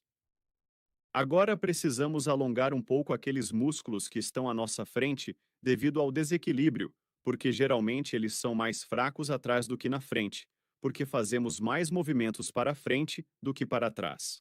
Nossas mãos raramente fazem algo atrás. Então esses músculos peitorais da frente geralmente são muito mais desenvolvidos do que os de trás. Para realizar o próximo exercício, você precisa de uma moldura de porta, ou, ainda melhor, um canto é mais adequado para desenvolver a mobilidade das escápulas. É melhor fazer no canto. Então, encontramos um canto. Ficamos de frente para ele, com as mãos posicionadas assim de cada lado dele. Está confortável aqui? Posicione suas palmas como desejar. Coloque aproximadamente para que sua palma esteja no nível do seu cotovelo. Fique de pé, coloque um pé para frente. Assim mesmo. Coloque um pé para frente, mais perto do canto, bem aqui estava. O segundo para trás. E faremos tal movimento. Colocamos o pé de trás na ponta dos pés, empurramos para frente, e ao mesmo tempo suas omoplatas se juntarão atrás, e os músculos se esticarão um pouco na frente. E aqui fazemos 10 desses movimentos. Primeiro fazemos em uma perna, depois fazemos na outra perna. Não se esqueça de colocar seu pé de trás na ponta dos pés, porque senão você se inclinará para frente assim. E aqui é necessário que seu quadril também se desloque para frente. Segunda opção. Se não houver um canto, por exemplo, você não gosta de fazer em um canto. Você pode fazer a mesma coisa em uma moldura de porta. Coloque suas mãos na moldura da porta, também neste nível, no nível do cotovelo. Coloque um pé para frente e assim empurre-se para frente. Suas omoplatas se juntarão atrás. Ao mesmo tempo, a mobilidade da sua escápula vai melhorar e seu ombro vai se mover para trás. Este grupo de exercícios de alongamento e fortalecimento vai, por assim dizer, tonificar seus músculos. Agora a parte mais interessante. Como fazer para que você possa controlar essa posição do corpo? Para que você possa permanecer nessa posição por muito tempo? E que movimento precisa ser feito para mudar a própria posição do corpo? Como controlá-la? Porque quando estamos de pé, não está claro se estamos curvados ou não. Adotamos uma posição confortável do corpo. Isso é para aqueles que conseguiram assistir até aqui, estou mostrando apenas para eles. Os outros que não assistiram até este ponto perderam. Eles vão ter muita inveja de você. Aqui está a mão. Aqui está o osso.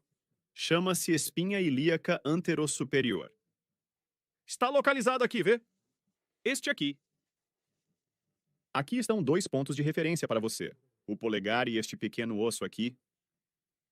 Se ficarmos com o nosso polegar para frente e o pulso na frente deste osso, então o ombro automaticamente vai para frente aqui. Se movermos nossa mão para trás, então o ombro seguirá a mão lá. E se você controlar a posição da sua mão enquanto está de pé, a escápula automaticamente irá para onde precisa. Ou seja, se minha mão se estender para cá, o ombro também se deslocará para lá. E não importa o quanto eu queira me endireitar, não conseguirei. Se eu mover minha mão para cá, automaticamente me levantarei como necessário. E sua tarefa é ficar de olho na mão. Para se levantar corretamente, você precisa juntar as omoplatas. Precisa arquear as costas. Não tente esticar a coroa da cabeça para cima. Tudo isso é muito difícil e praticamente não funciona na vida real. É impossível fazer isso constantemente. É útil observar a mão. Aqui você apenas leva sua mão para trás uma vez, coloca-a aqui e seu ombro recuará bem.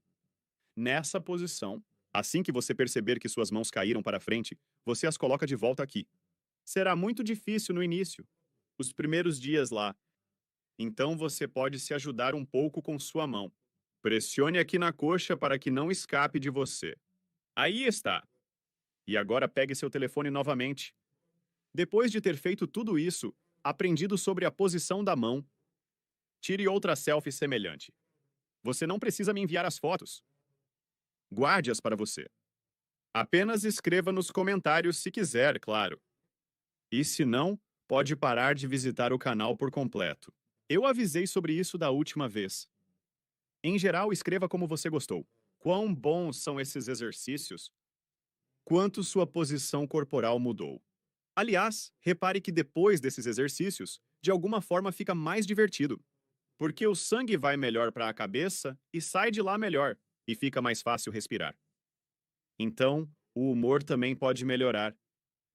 Mas vai melhorar depois de assistir ao vídeo. Certo, é isso.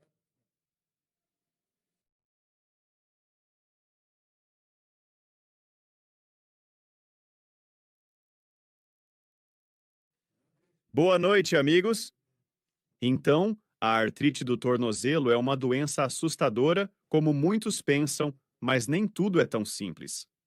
Antes de prosseguirmos para a artrite, tenho uma questão.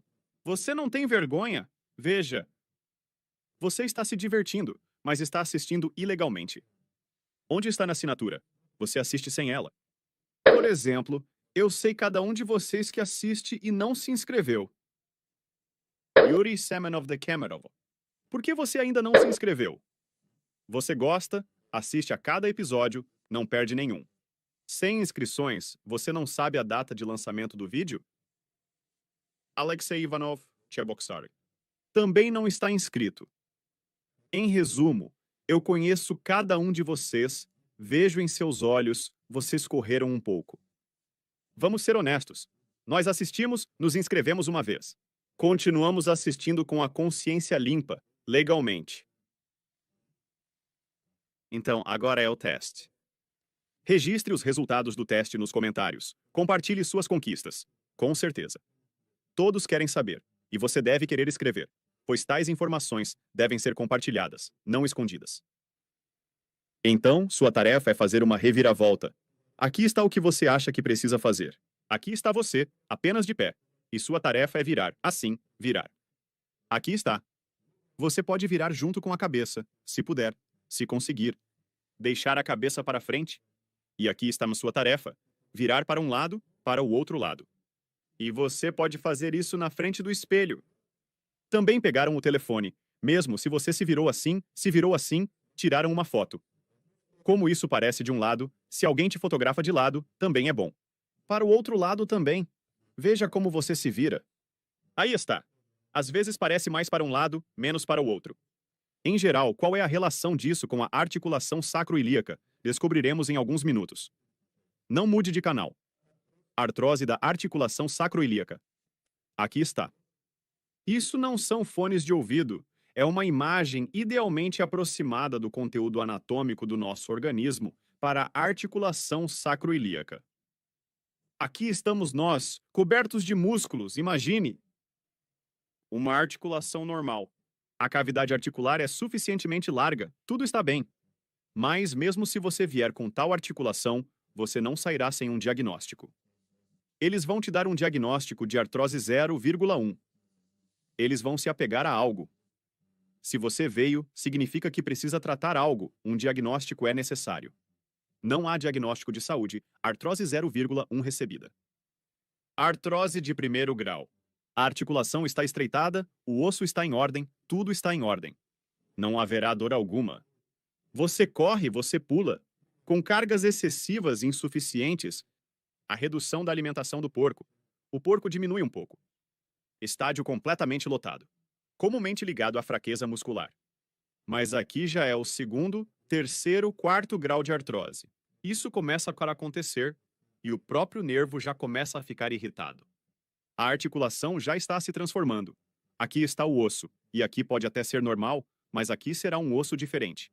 Aqui, ao sentir um clique ao abaixar a perna, ao levantar, não clica mais. Aqui tem esse estalo, você se levanta assim, abaixa assim. É um tipo diferente. E a fase final, para onde tudo isso está levando, é raro encontrar alguém que chegue a esse ponto. Geralmente desistem nessa fase, mas às vezes isso também acontece. Isso é uma anquilose articular. Eram dois ossos, cresceram juntos e se tornaram um. Devido ao trauma constante, devido ao constante estiramento ósseo, a articulação se anquilosa. Isso significa que duas superfícies articulares crescem juntas e formam um único osso. Mas primeiro há lacunas entre eles, depois completamente. Esse é um mecanismo de desenvolvimento interessante. Havia dois ossos, tornou-se um. Milagres acontecem no corpo. O processo reverso é possível. Aqui tudo depende de tratar ou não tratar, fazer algo com isso ou não fazer. Se não fizermos nada, todos nós estamos nos movendo nessa direção com você. Estamos focados em exercícios, treinos e recuperação das articulações. Se houver artrite, a primeira coisa que precisamos fazer é pará-la para que nosso processo de regeneração comece. Precisamos fazer algo para que o processo de destruição pare primeiro. Nós o paramos, o próprio corpo já começa os processos de recuperação para prevalecer sobre os processos de destruição. E nós adicionamos o que é necessário lá, e tudo se recupera ainda mais rápido. Então, o que precisamos para restaurar uma articulação do quadril com você? Hoje vamos falar sobre dor nas articulações do quadril. Muito frequentemente, com artrite, as dores de uma pessoa incomodam aqui, neste lugar. E todos dizem que é a articulação que dói, a pessoa que está com dor. Este é o lugar. Aqui está a vértebra, chamada vértebra do fêmur. Aqui está. E a pessoa toca. Aqui está o osso. Parece a ela que é a articulação. E é neste lugar que ele sente dor ao se mover. Alguém ao caminhar, alguém quando fica sentado por muito tempo. Isso geralmente acontece ao caminhar, alguém quando fica de pé por muito tempo também acontece. E essa dor, o mais interessante, pode ser eliminada sem afetar a própria articulação. Porque essa dor não é dada pela articulação. A articulação está aqui dentro. E a dor é dada pelo músculo, não levantando a pálpebra. Aqui eu já disse por hábito, provavelmente vocês notaram. Músculo que tensiona a fáscia larga da coxa. Mas o começo é o mesmo, porque o músculo que levanta é o músculo. Enfim, não se distraiam. Em resumo, o músculo que tensiona a fáscia larga da coxa. O que é fáscia? Perguntarão os espectadores inconstantes do canal, que, claro, explicariam com prazer aos seus amigos, mas você não os ouve. Alguém mais está assistindo? Eu vou lembrá-los. Então, fáscia já cortou carne alguma vez? Às vezes você encontra essas membranas finas lá. É como uma capa de músculo. Cada músculo está em sua própria bainha facial. E por cima de tudo isso, ainda é coberto por outra camada fina. E essas duas camadas finas, elas devem deslizar uma em relação à outra, porque entre elas há um líquido sinovial. Elas deslizam para frente, para trás, para a esquerda, para a direita. Deslizam para onde querem, sem impedimentos. Todos estão muito satisfeitos com tudo. Mas quando ocorre, por exemplo, um trauma, surge a inflamação. Qualquer processo onde houve algum tipo de hematoma ou tensão, algo foi esticado, algum tipo de espasmo. Surge um processo de comprometimento da mobilidade dessas fáscias. E acontece que entre elas já não existe mais um líquido tão viscoso, mas uma formação mais densa, espinhos.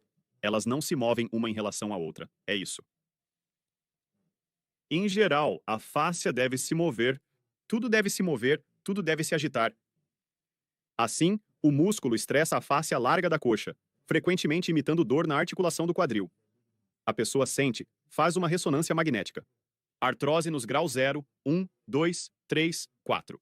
Qualquer artrose recebe, faz a cirurgia, muda essa articulação, a dor ainda permanece. Ele pensa, como pode? Mas o problema está no músculo que tensiona a fáscia larga da coxa. O que fazer? Primeiro, é necessário remover a tensão dela.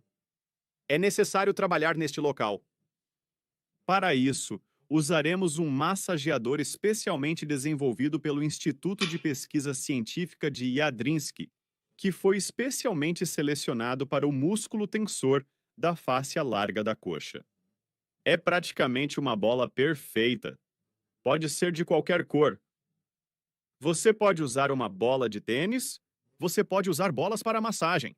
Talvez, se você encontrar em lojas de animais, bolas para cachorros. Porém, são mais pesadas. Algumas são específicas para massagem. Sua tarefa neste local é encontrar os pontos doentes. Use esta bola para isso. E use a parede. Aqui não é a minha mão, é a parede. E é assim que você fica entre este músculo e a parede. Transferiu parte do peso, pressionou. Aqui, você pode ir um pouco à esquerda ou à direita. Mantenha-se num lugar. Encontre o ponto doente logo acima desta proeminência e trabalhe tudo isso.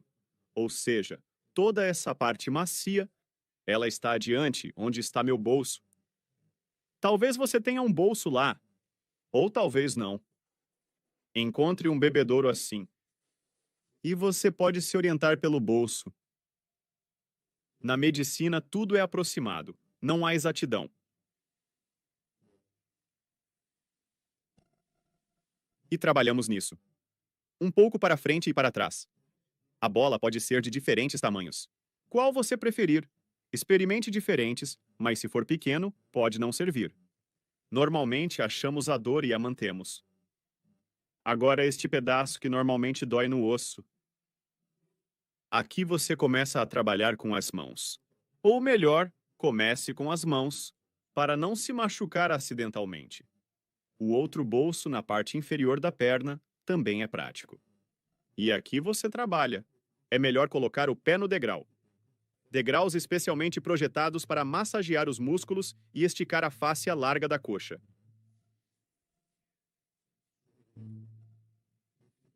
Instituto Schumerlinski de Estudos dos Músculos da Fáscia Larga da Coxa. Último desenvolvimento. Aqui estamos trabalhando neste lugar agora. Mas é muito conveniente para você olhar tudo isso através das roupas. Bem, imagine aproximadamente. Guardamos essas imagens na cabeça, imagens na imaginação. Então, em geral, nós aliviamos o espasmo deste músculo.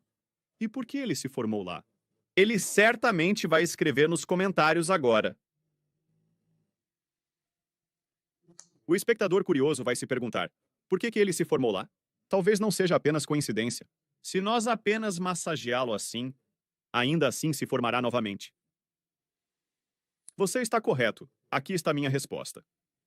Você está pensando certo. Por isso não é suficiente apenas massagear.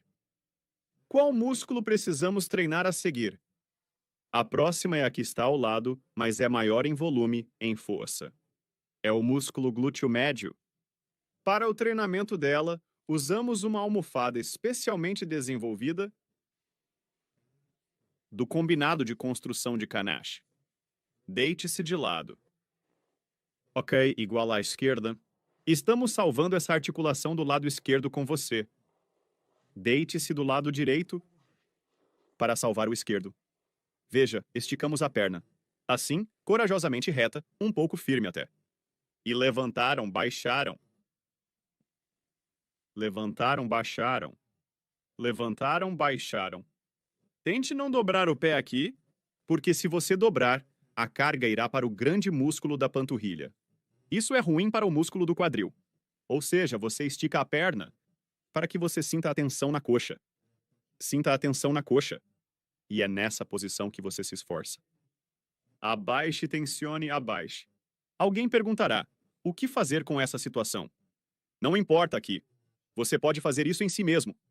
Você pode fazer isso, você pode não fazer nada e relaxar. Mas é desejável que o nariz olhe para frente, paralelo ao chão. E é assim que você treina. Levante, abaixe. Não requer grande amplitude. Você sentirá imediatamente algo assim. Alguém na terceira repetição, alguém na quinta. Uma queimação tão específica. Uma queimação específica nesse músculo. Fizemos, descansamos. Quanto você quer? 10 segundos? 20? 30? Tudo aqui depende de quão confiante você se sente. Sentiu que suas forças retornaram? E fazemos esse movimento novamente. Faça quantas vezes puder, se estiver muito difícil. E a dor na articulação pode ser completamente feita. Fizemos uma vez, mas colocamos o pé de volta. Ou seja, mais ou menos, quando tudo está bem, você pode se mover. Tentamos uma vez, mas não faça mais de 10 repetições. Melhor fazer mais abordagens adicionais. Descanse entre as abordagens. Você pode ter variados períodos de descanso. Há um pouco menos entre o primeiro e o segundo, enquanto ainda há força no músculo. Depois, quando as forças te abandonam, faça um pouco mais entre as abordagens. Faça um intervalo. Então, nós treinamos o músculo do antebraço. Acabei de treinar agora, realmente sinto isso. Embora, um pouco sobre o trabalho. Média anual. Aliviaram a tensão no músculo tensor da fáscia larga da coxa. E agora, como geralmente ganhamos artrite na articulação do quadril na vida, não é apenas caminhar, quando o quadril começa a se mover de um lado para o outro. São esses movimentos. Podemos simplesmente nos dar essa artrite. E agora voltaremos ao teste que fizemos no início com você. Aqui, demos uma volta com você. E você precisava olhar. O que tem? Você está dando uma volta. E precisava olhar. Fazer essa volta e ver, vai virar. O que você conseguiu virar? Taz ou ombro? Vocês deviam ter se olhado no espelho. Estão ignorando. Aqui você vê, no momento da virada, eu me viro, quando tudo está ruim. Taz e ombro. Se tudo estiver bem, então eu faço uma volta, o taz fica no lugar, os ombros giram.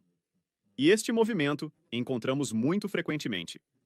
Quando pegamos algo com as mãos, andamos, damos uma volta. E se eu der uma volta e não tiver mobilidade suficiente aqui, entre a caixa torácica e o quadril, essa mobilidade é compensada pela articulação sacroilíaca, ou seja, eu realmente me viro na articulação. Isso é muito ruim, um movimento muito perigoso para a articulação sacroilíaca. Ou seja, se não há mobilidade entre o sacro e a caixa torácica, começo a compensar esses movimentos com a articulação sacroilíaca. Ele reage muito mal a isso. Ele reage assim, ansiosamente. Porque para ele isso não é fisiológico. Seus músculos lidam muito mal com essa carga. Como podemos corrigir isso? Primeiro, precisamos aumentar essa mobilidade, para que tudo em nós se mova livre e claramente assim. Para isso, vamos esticar um pouco esses músculos. Vamos fazer isso para que possamos girar mais livremente. Usamos um especialmente fabricado. As cidades acabaram. Especialmente fabricado na fábrica de móveis de Novochebokssarsk. Uma cadeira para exercícios para desenvolver a mobilidade da coluna vertebral em relação à parte lombar torácica. Agarramos a alça conveniente da cadeira e fazemos uma volta, como se estivéssemos nos virando. Aqui está a opção 2. Você pode fazer a volta e olhar. Mantendo a cabeça alinhada aos ombros. Como é em repouso? Entenderam? E a segunda coisa é fazer uma volta para frente para olhar. Ao fazer uma volta, o mais crucial é não olhar para trás. Apenas para frente. Na língua russa, não existe a palavra atrás, apenas para frente.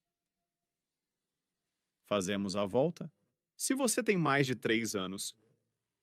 Para treinamento de alongamento, você não usa estática, ou seja, não estica e segura, mas você estica, relaxa, estica, relaxa, estica, relaxa.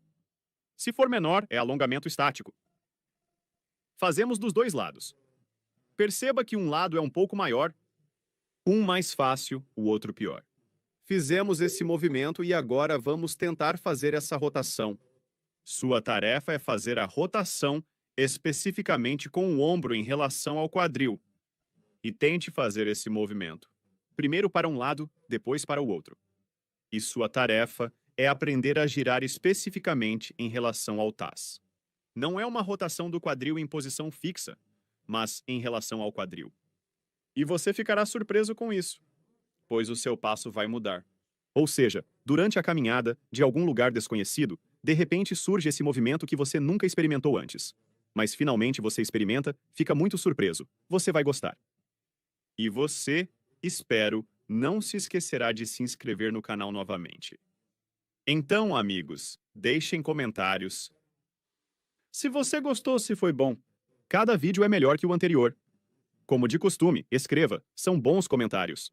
O que você não gostou, deixe isso para você. Anote no caderno e guarde em algum lugar. Tudo está tão bom, notável. Por favor, faça alguns desenhos. Mas é permitido escrever alguns comentários. Deixe um like. E basicamente é isso. Vamos terminar por aqui.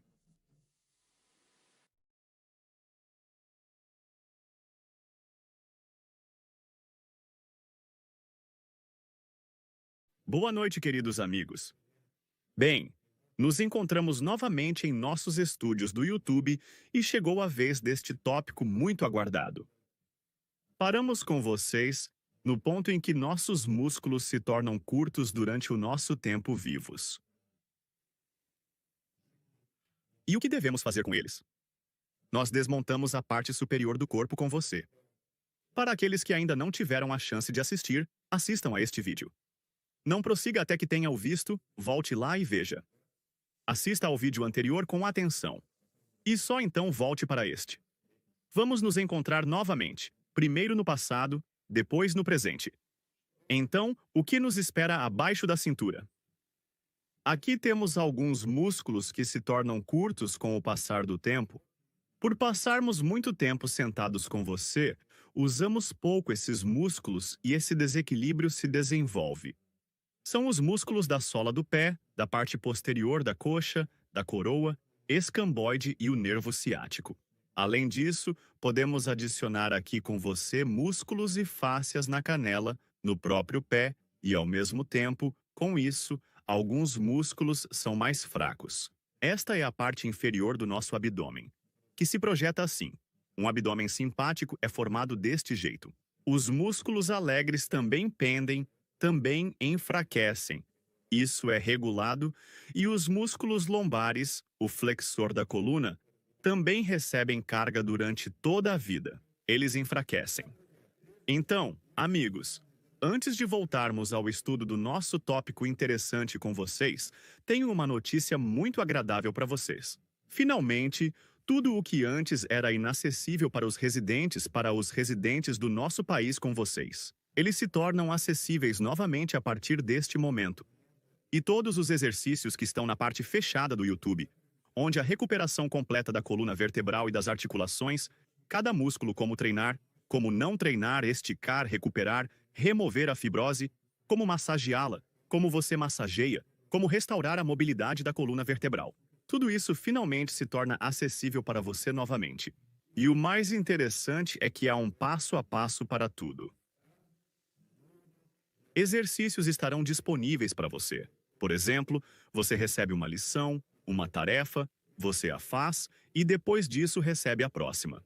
Ou seja, a recuperação será gradual, não todos os exercícios de uma vez, para evitar confusão sobre o que fazer. Detalhes sobre exatamente como deve ser. Feito primeiro o pé, depois o joelho. Dependendo da situação, haverá várias opções. Haverá instruções separadas. Por exemplo, um curso para restaurar a marcha correta. Lá terão todos os exercícios para a recuperação passo a passo. Também começando com os mais simples e terminando com os mais complexos. Como restaurar a coordenação dos movimentos, como usar diferentes músculos, colocar pressão em alguns músculos, em outros durante a caminhada. Como usar a caminhada para restaurar a mobilidade da coluna vertebral, das articulações. Detalhes sobre como cada músculo deve funcionar lá. Também exercícios específicos para cada músculo que geralmente trabalham de forma incorreta. Como esticá-los, como treiná-los, como massageá-los. Tudo isso está novamente à sua disposição. Você pode se alegrar, se divertir, falar sobre Lucian, o quanto você está feliz e contente. E tudo isso está no link na descrição. Vá, veja, verifique. Também teremos transmissões ao vivo lá. Eu vou lidar com as respostas para suas perguntas, que você também pode fazer lá, que eu vou ler e responder. Bem, até o nosso encontro. Nos veremos no link da descrição. Veja, nosso abdômen é organizado de tal maneira que o músculo reto do abdômen pode se contrair e relaxar desigualmente. E nesse processo, a parte superior do abdômen, essa parte superior do músculo reto do abdômen, tende a se contrair, enquanto a parte inferior do abdômen tende a relaxar. O abdômen inferior frequentemente começa a se projetar um pouco para frente. Surge o desejo de fortalecer a parte inferior a partir daqui, dividindo até os exercícios para a parte inferior do abdômen, para a superior, para o abdômen inferior, para o superior. Mas nem tudo é tão simples. Para levantar essa parte do abdômen, precisamos primeiro aumentar a distância daqui com você. Porque quando a caixa torácica de alguma forma desce aqui para baixo, a pressão intra-abdominal, ela se torna um pouco maior na parte inferior do abdômen. E mesmo se formos treinar a parte inferior do abdômen com você, simplesmente esse músculo ficará mais grosso com você. E o abdômen pode até visualmente ficar mais grosso, ficar maior. Por isso é importante primeiro relaxar essa parte superior do abdômen. E essa parte da coluna, o flexor da coluna no peito, torná-lo mais forte e as próprias vértebras torná-las mais móveis. Porque muitas vezes acontece que, ao encurtar o abdômen, ocorre uma curvatura. E o músculo reto curto do abdômen, na parte superior, ele não nos permite esticar e interfere no trabalho dos músculos da coluna. E com o tempo, essas vértebras, elas se tornam menos móveis do que deveriam ser. Quando a parte inferior do abdômen relaxa, ocorre automaticamente uma tensão no músculo quadrado lombar. O músculo quadrado lombar, ele deve relaxar bem no momento da rotação, quando nos viramos com você. Se ele não estica bem o suficiente, então essa rotação na vida, que ocorre quando puxamos algo com a mão, por exemplo, começa a ser compensada pelo fato de que a pelve começa a girar excessivamente. Para quem tem pouca mobilidade na pelve, a perna pode começar a girar para dentro. Muitas vezes isso pode acontecer, especialmente do lado de trabalho, com o joelho direito. Ele se move mais para dentro, precisamente por falta de mobilidade na caixa torácica, falta de ação dessas costelas flutuantes. Elas se movem para a frente, precisamente por causa do encurtamento do músculo quadrado lombar. Ele não permite que essas costelas deslizem, ou seja, em conjunto, tal deformação ocorre que precisa ser eliminada no músculo quadrado lombar quando começam a se encurtar. A coisa mais interessante é que raramente acontece que ela é encurtada igualmente à direita e à esquerda. Na maioria das vezes, acontece que do lado de trabalho, também a direita ela é mais forte e a esquerda é mais fraca. E por isso surgem diferentes curvaturas em diferentes direções, dependendo de qual lado ela é mais fraca, de qual lado é mais forte e o grande significado que este músculo tem na estabilização da articulação sacroiliaca.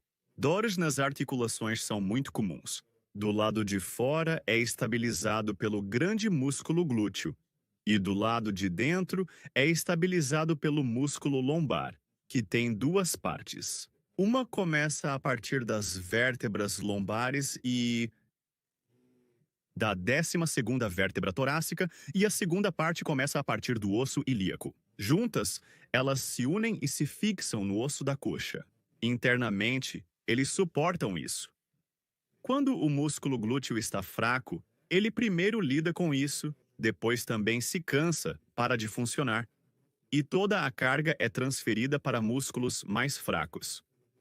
Para os músculos piriformes aqui, onde os músculos piriformes estão localizados, e isso causa vários sintomas, talvez a síndrome do piriforme ocorra ou outras coisas ruins. Também precisamos manter este músculo em forma. Além de ser forte o suficiente, ele também precisa ser flexível.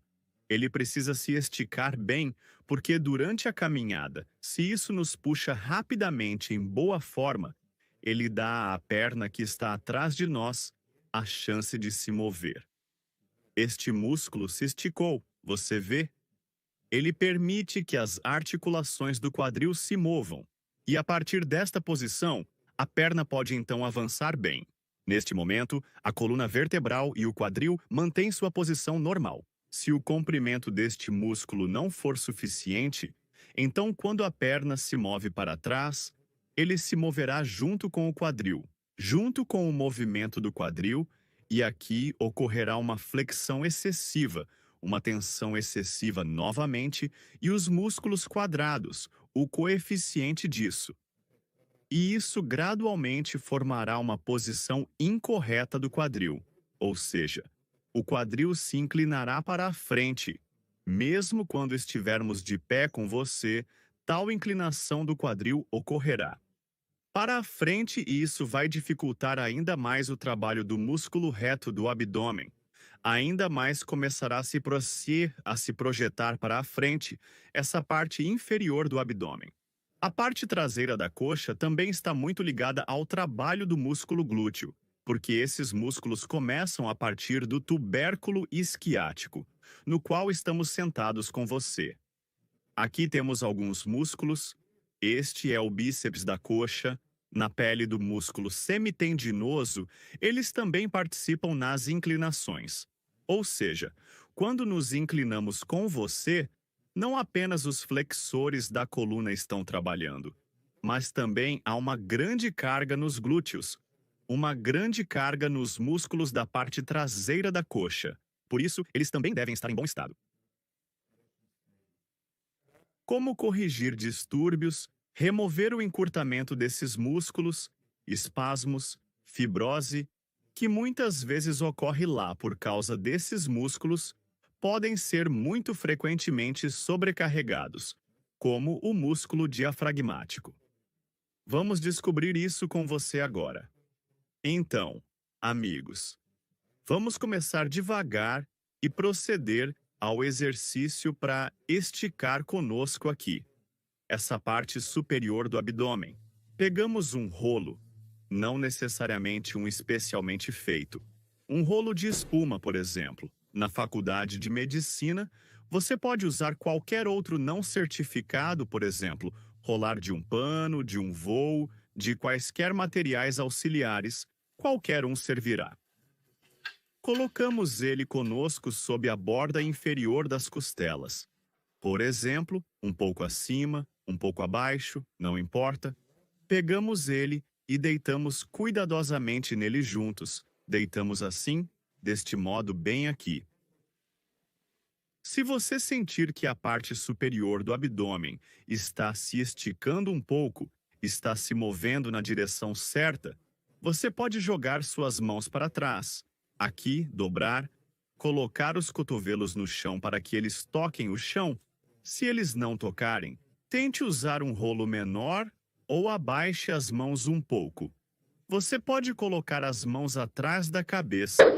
E nesta posição, pense em algo bonito. Lembre-se de algo bom ou apenas deite-se. Ou se você tem uma TV, assista a alguns episódios. Não precisa de um secador de cabelo. Apenas deite-se assim. Comece com 2 minutos. Gradualmente, até 5 minutos, você pode ficar nesta posição. Não é tão importante a coluna vertebral do outro lado para esticar, quanto exatamente esticar esta parte superior do abdômen. Ao mesmo tempo, o que fizemos no último vídeo. Massageamos com você a bola daquela parte do músculo reto do abdômen, que se fixa nas costelas. Você pode também, o momento do cotovelo, trabalhar para que ela relaxe mais rapidamente nas costelas. E na borda inferior das costelas. Também aqui, você pode pressionar. E pressionar e segurar um pouco. Não precisa pressionar muito, para não se machucar. Você está trabalhando exatamente o músculo, relaxando e nesta posição, ao mesmo tempo, também melhora o trabalho do diafragma, respira mais fácil. Será depois disso? E nesta posição, deitamos com você por 2 minutos. 2 minutos se passaram. Depois disso, você coloca as mãos atrás da cabeça e começa a levantar. Você puxa a cabeça com as mãos, não ajuda muito, apenas na nuca. Você coloca as mãos e nesta posição você levantou a cabeça aqui, o mais importante. Olhar para cima, novamente para baixo, levantou e abaixou. Mais uma vez, levantou, abaixou. Se é difícil segurar as mãos atrás, você pode aqui embaixo, segurar os músculos, tocar neste momento. Ela vai se tensionar e relaxar. E tais movimentos. Precisa fazer 10 vezes. Tais movimentos, você faz levanta e abaixa. Ao mesmo tempo com isso, ainda os músculos do pescoço vão te fortalecer trabalhar. Faça 2 ou 3 abordagens 10 vezes e deite novamente por 30 segundos nesta posição. Deixe seus músculos se esticarem ainda mais.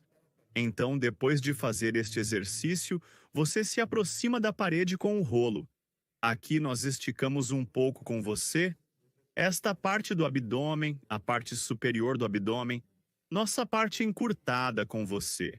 E nos aproximamos completamente da parede. Colocamos um pé mais perto da sombra e começamos a colocar os calcanhares para trás e conectar por trás. E sua tarefa é esticar esta parte superior do abdômen até a parede. Você se esticou. Nesta posição, você terá que dobrar bem a coluna vertebral. Os músculos da coluna vertebral serão tensionados. E a sua tarefa é esticar até a parede deste modo. Esticou-se, ficou assim por 1 ou 2 segundos e fez o movimento novamente.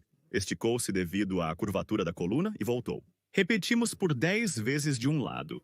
Uma perna à frente 10 vezes a outra perna à frente. Depois disso, depois de fazer este exercício perto da parede, tente fazer o mesmo em movimento. Aqui está o que você faz. E no momento em que seu pé toca a ponta, também é como se ele nunca se aproximasse, você fez esse movimento, então o pé deu um passo à frente novamente. Você se esticou nas costas, como se estivesse movendo a parte superior do seu corpo para a frente. Você fez esse movimento, então deu um passo. Primeiro você fez esse movimento, deu um passo. Ao mesmo tempo que o seu pé toca a ponta. Você fez isso imediatamente e voltou. E dessa forma você faz a sua coluna trabalhar durante cada passo. Você vai esticar esses músculos e ativar os músculos das costas que normalmente não trabalham para você. Em seguida, temos o músculo lombar, também que está constantemente em um estado de tensão. Quando ficamos sentados com você por muito tempo, ela está aqui dentro e vai para a perna de todas as vértebras lombares. Até mesmo o disco intervertebral para os corpos das vértebras tem grande importância para nós na formação da curva lombar, ou seja, a diferença entre o músculo direito e esquerdo também afeta o trabalho da coluna vertebral e da articulação, estabilizando-a por dentro. Por isso é muito importante que este músculo seja ao mesmo tempo forte e flexível. Então, vamos assumir uma posição semelhante à do exercício. Agora vamos aumentar a distância entre os pés. E aqui começamos a puxar o joelho para a frente, mantemos a coluna e tentamos criar uma tensão aqui, na parte frontal da articulação do quadril. Você sentirá um pouco de tensão e puxamos com o joelho. Para a frente, tentamos alcançar a parede com o joelho. Aqui é muito importante a posição do pé. O calcanhar traseiro deve estar voltado para a frente. Não gire. E, ao mesmo tempo, o quadril também deve se mover para a frente. Se a tensão for muito forte e você não conseguir esticar a perna para trás, comece com uma versão mais fácil. Aqui você assume uma posição onde a distância entre as pernas é menor e começa a puxar o quadril para a frente. No exercício anterior, nós nos inclinamos para a frente com a parte superior do abdômen, para que nossa coluna se curvasse. Aqui, você tem duas vértebras. Estas aqui, na parte inferior do quadril.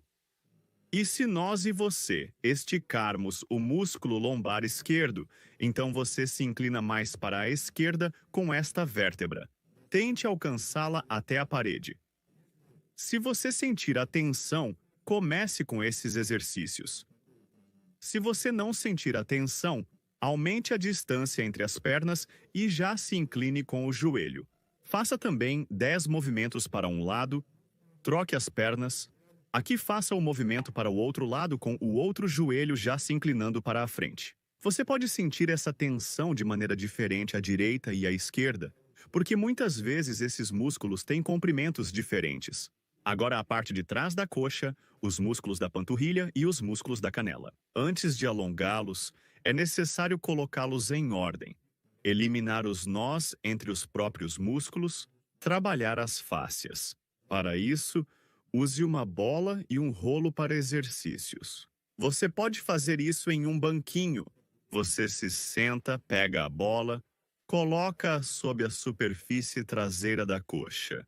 Você começa praticamente ao redor do joelho, encontra o ponto dolorido e simplesmente, se o peso e as pernas já são suficientes, você sente essas sensações de campo, apenas mantenha nesta posição para que ela comece a diminuir um pouco. E assim, no meio da coxa, entre o bíceps da coxa e a faixa de pele, os músculos semitendinosos, então passe por esta área. Procure os pontos doloridos. Se não está tão mal com essas doenças, você pode ajudar a si mesmo pressionando para cima com as mãos e assim passar por todo o músculo. Você pode pressionar cada ponto por 1 minuto, até 2, e trabalhar dessa maneira. Passe por todo o músculo. Mais para a esquerda um pouco, você passa pelo meio da coxa. Aqui, Depois, um pouco mais para a esquerda, você também coloca a bola. Passa direto até a nádega, onde puder, e pela parte interna do músculo, passa de um lado e do outro. Depois, você pega essa bola, coloca entre os músculos e começa a esticar o nariz para a camada. Esticou a perna e dobrou de volta, esticou e dobrou. Ou seja, você terá ao mesmo tempo o trabalho do músculo. O alongamento da fáscia. E nesta posição fizemos em cada posição. Você faz o movimento 50 vezes, então passa por todo o músculo e faz a mesma coisa no meio. Se a perna não se estica, se você sente um forte alongamento, não faça em amplitude total. Aos poucos, ela começará a se aproximar de você. Se você puxar o nariz para si mesmo, sentirá ainda mais tensão. Por isso, estamos aqui esticando a parte de trás da coxa com você.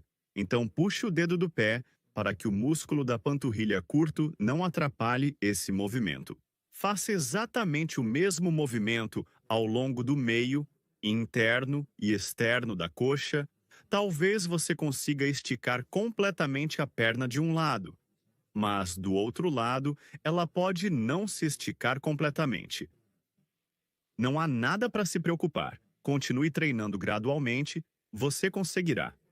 E o terceiro, você já está fazendo isso em movimento, massageando esses músculos. Se você fizer um pequeno movimento para dentro e para dentro e para fora, você está trabalhando todos esses músculos também. Aqui podem haver partes de tensão muscular, onde nem mesmo haverá dor, mas você sentirá que o músculo está mais tenso, retendo mais fluidos. Pode ser que na primeira vez que você massageia, tudo será indolor, mas no dia seguinte, ao tocar, tudo ficará dolorido devido ao fato de que você está rompendo e esticando as aderências e fibroses que estavam entre os músculos. Você também pode usar rolos de massagem para isso. Eles terão um efeito menos doloroso. O mesmo se aplica aqui, ou seja, você pode trabalhar todos esses músculos com movimentos assim, cruzando as fibras musculares no rolo. Existem diferentes para a parte de trás da coxa.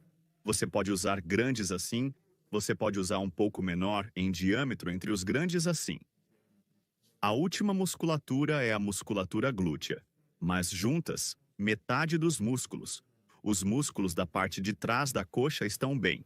Pegue o rolo, coloque-o, deite-se confortavelmente e nesta posição coloque a perna sobre ele se já estiver dolorido o suficiente. Você pode simplesmente segurar a perna nessa posição, mas essa dor passou pelo músculo e se energizou. E então, um pouco mais alto, um pouco mais alto, um pouco mais alto, ou seja, você trabalha todo o músculo diretamente até a articulação do joelho. Se a dor não for especialmente sentida, você pode aumentar a pressão colocando a segunda perna e aqui você já pode adicionar movimento. Você começa a mover um pouco para um lado, para o outro, movendo sua perna no rolo, pressionando e encontrando áreas mais ou menos doloridas, onde dói mais, você fica mais tempo e assim você trabalha toda a perna. Talvez você tenha visto, existem tais métodos onde você trabalha a perna assim. Eles não são muito eficazes. Aqui você precisa mais através das fibras, como trabalhar, e a pressão deve ser suficientemente grande e semelhante ao que fizemos na parte de trás da coxa, onde endireitamos a perna com você. Movimento semelhante. E aqui você coloca a perna, coloque a segunda perna em cima. E nesta posição comece a puxar o pé para você e de volta. Puxe para você e volte. Você faz o movimento. Empurre e ao mesmo tempo mova o pé, aplique pressão e faça o movimento. E o mesmo novamente. Aumente depois e passe por todo o músculo. Apenas passe por ele. Se você tem bolas de um tamanho maior, elas também são muito boas para trabalhar os músculos da coroa. Você coloca seu pé nesta bola e faz movimentos semelhantes. Você coloca o pé, pressiona para cima e faz exatamente os mesmos movimentos que fizemos no rolo para cima e para baixo, puxando para você, de volta. E assim você trabalha todo o músculo. Deste modo, todos os principais músculos que precisam ser constantemente alongados, você manterá em boa tensão. Eles serão elásticos, não encurtarão. Você poderá correr, pular, se divertir, dar likes e deixar comentários.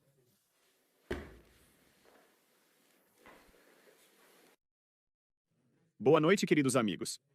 Hoje, vamos descobrir quais músculos realmente precisamos trabalhar juntos.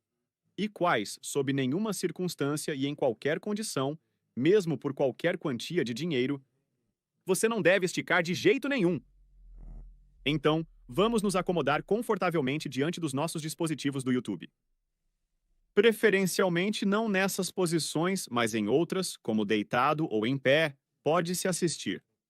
Mas, se estiver sentado, então, sente-se corretamente.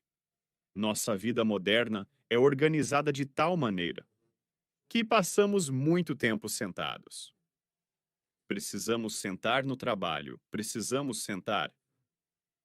Ao nos prepararmos para o trabalho, precisamos sentar quando voltamos do trabalho. E a única coisa que às vezes conseguimos fazer é deitar ou andar um pouco, quando vamos ao banheiro, por exemplo, ou à cozinha, e então nos sentamos novamente. Isso forma um certo tônus muscular em nós, uma certa carga diária nos músculos. E aqui, nesta foto, estão representados grupos musculares, que geralmente estão mais tensos, os mais fundamentais. Então, o primeiro. Vamos começar de baixo para cima. Este é o músculo lombar inferior. Aqui está bem aqui. E na posição em que nossa perna está dobrada, este músculo está sempre em um estado encurtado. Começa a se esticar quando começamos a andar, quando o pé se move para trás durante a caminhada. Nesse momento, tanto o grande músculo glúteo quanto o músculo lombar são esticados. Eles alternam o trabalho com o músculo glúteo.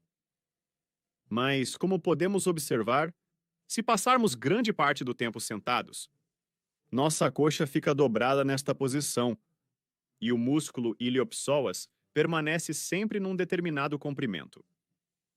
A nádega, sobre a qual estamos sentados nesta posição, recebe uma carga específica que dificulta o fluxo sanguíneo para o próprio músculo glúteo, afetando seu funcionamento.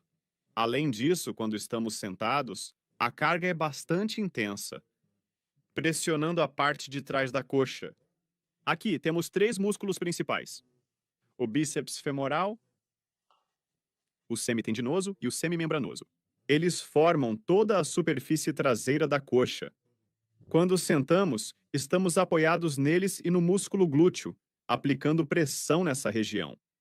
Esse músculo, quando o pé está dobrado, não está particularmente esticado nesta posição. O mesmo se aplica ao músculo gastrocnêmio. Existem 2 músculos aqui. Os maiores, além dos flexores dos dedos, mas os 2 principais grandes músculos são o gastrocnêmio e o sóleo.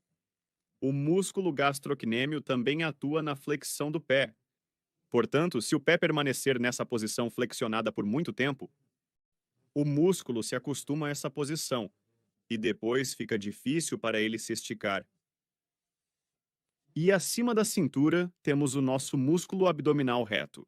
E na posição sentada, o músculo abdominal reto também experimenta o mesmo tipo de tensão específica. A caixa torácica inclina-se ligeiramente para a frente, reduzindo a distância entre 2 pontos específicos, entre a costela e a área indicada, e esta parte da caixa torácica. Quando sentamos, esses 2 pontos se aproximam. Mas, nesta posição, ocorre um relaxamento desigual do músculo reto abdominal. Podemos dividi-lo em 2 partes. Esta parte que começa a relaxar e, de certa forma, pendurar para nós. E a parte que se fixa aqui nas costelas, também se encurta nesta posição. E temos um fato interessante, que a parte superior do músculo reto do abdômen se torna mais curta, enquanto a parte inferior se alonga. Isso gera o desejo de tonificar especificamente a parte inferior do abdômen. Mas geralmente é ineficaz. E ao tentar trabalhá-la, pode-se acabar fazendo com que a barriga fique ainda mais proeminente. E ainda há 2 músculos superiores que também vamos abordar hoje. Um deles é o pequeno músculo peitoral. Ele movimenta nossos ombros e omoplatas para frente. E os músculos escalenos. O grupo dos músculos escalenos, por passarmos muito tempo olhando para baixo, também se torna curto, acostumando-se a essa posição. Ou seja, essa mesma posição forma uma certa postura em que os músculos se adaptam à postura que você mantém na maior parte do tempo. Então, a parte mais interessante é: geralmente não são esses músculos que doem, mas sim aqueles que não recebem carga suficiente. Hoje vamos falar sobre essa parte superior. Devido à permanência prolongada nesta posição de trabalho, eles começam a se comportar de maneira diferente. Vamos marcar para lembrar. Verde. Já temos o verde. Azul. Como regra, eles começam a se posicionar desta maneira, esses músculos aqui. Músculos do pescoço. São os flexores do pescoço, que estão sempre esticados nesta posição. Os músculos entre as omoplatas, na região torácica da coluna vertebral, ficam cansados. E às vezes há uma dor lombar. Esses músculos lombares, com o sentar prolongado, também começam a doer e ficam cansados. Algumas pessoas sentem os músculos glúteos tensos devido a essa tensão específica. E o mais interessante é que surge o desejo de alongar justamente os músculos que estão cansados. E esse alongamento traz alívio por algum tempo. Permanecer muito tempo nessa posição provoca o mesmo desejo de alongar os músculos. Por exemplo, alongar os músculos da parte posterior do pescoço. Queremos esticar a coluna, puxar algo entre as omoplatas, porque esses músculos estavam sob tanta tensão estática. E não surge o desejo de tensioná-los, mas sim de relaxá-los. Mas esse é um desejo enganoso. Seu corpo está te enganando. Você precisa desmascarar essa enganação e proporcionar-lhe a carga necessária.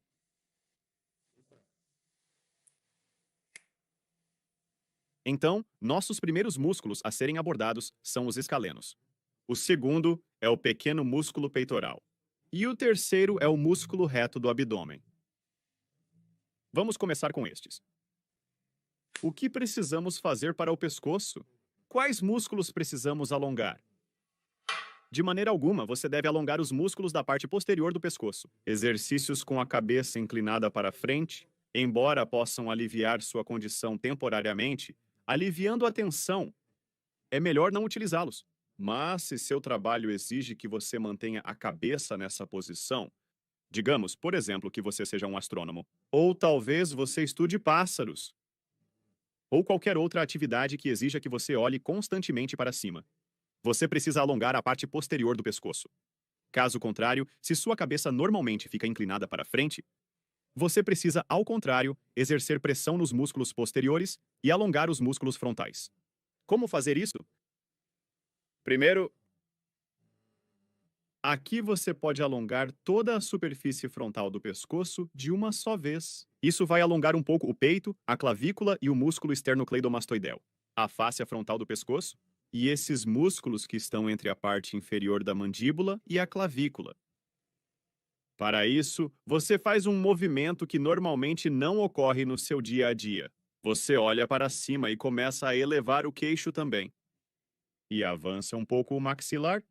Ou seja, realiza esse movimento de elevação com o maxilar. Sinta como tudo se estende, desde o queixo até esta região. São exatamente estes os movimentos realizados. Não faça isso de forma abrupta, ou seja, estica e relaxa. Estica, relaxa. Estendemos para cima, em direção ao céu. Estique-se em direção ao sol. Para a lua, para as estrelas. Estique e relaxe. Realize este movimento de forma dinâmica. Faça 3 séries de 10 repetições, por exemplo. Essa é a primeira parte. Você também pode alongar a lateral do pescoço. Mas é importante que o seu trapézio não se estenda durante o processo. Se você alongar a lateral do pescoço desta forma, com o ombro à frente, então o trapézio será mais esticado. E você notará que isso fará com que seus ombros avancem ainda mais. Para evitar isso, é necessário puxar os ombros para trás durante o alongamento. Por exemplo, você pode usar um banquinho para ajudar. Aqui é onde você se senta. Você segura com a mão, gira a mão e agarra, por exemplo, a perna da cadeira. Assim, você puxa o ombro para trás. Aproxime as omoplatas. Pode fazer com ambos os lados simultaneamente. Nessa posição, comece a inclinar a cabeça. Segure com a mão para impedir que seu ombro se eleve junto com a cabeça. Aqui você inclina a cabeça e retorna à posição inicial. Incline e retorne. Nessa posição, os músculos escalenos serão mais alongados, os músculos que elevam a escápula. Se você deixar o ombro à frente, a escápula será puxada e o ombro descerá ainda mais. Se não deseja isso, mova o ombro para trás. É assim que você se alonga, também de forma dinâmica. Por que dinamicamente? Porque se você tem mais de 20 anos e seus músculos estão encurtados, provavelmente desenvolveu fibrose e seus músculos perderam elasticidade. Por isso, é melhor evitar o alongamento estático inicialmente. Comece com movimentos dinâmicos para que as fáscias voltem a se mover, permitindo que o líquido sinovial seja produzido de forma mais eficaz e os espaços entre as fáscias sejam gradualmente estendidos. Isso foi sobre o pescoço. Em seguida, temos os pequenos músculos peitorais. Eles são frequentemente subestimados. Isso se deve ao fato de passarmos muito tempo com as mãos à frente. Poucas atividades são feitas com as mãos para trás. Se sua atividade envolve fazer algo com as mãos para trás, como um trabalho que requer essa postura, você estará naturalmente alongando os músculos atrás, entre as omoplatas. Mas se suas mãos estão mais à frente durante o trabalho, então você precisa alongar mais os músculos peitorais. Aqui, você pode usar uma porta ou um canto para alongar esses músculos. É possível alongar 2 músculos simultaneamente. Se eles estiverem muito encurtados, comece com as mãos para baixo. Coloque as mãos ao nível dos cotovelos. Posicione uma perna à frente e a outra atrás, e mova-se para a frente. Tente puxar os calcanhares para trás o máximo que puder. Incline-se um pouco para a frente, junte as omoplatas atrás e retorne à posição inicial. Realize este movimento de forma dinâmica. Faça 10 repetições com uma perna à frente, e depois 10 com a outra perna à frente. Se não conseguir fazer nesta posição, então eleve o cotovelo à altura do ombro e repita o movimento nesta posição. Faça também alongamento dinâmico. Alongue o músculo e relaxe. Alongue o músculo e relaxe.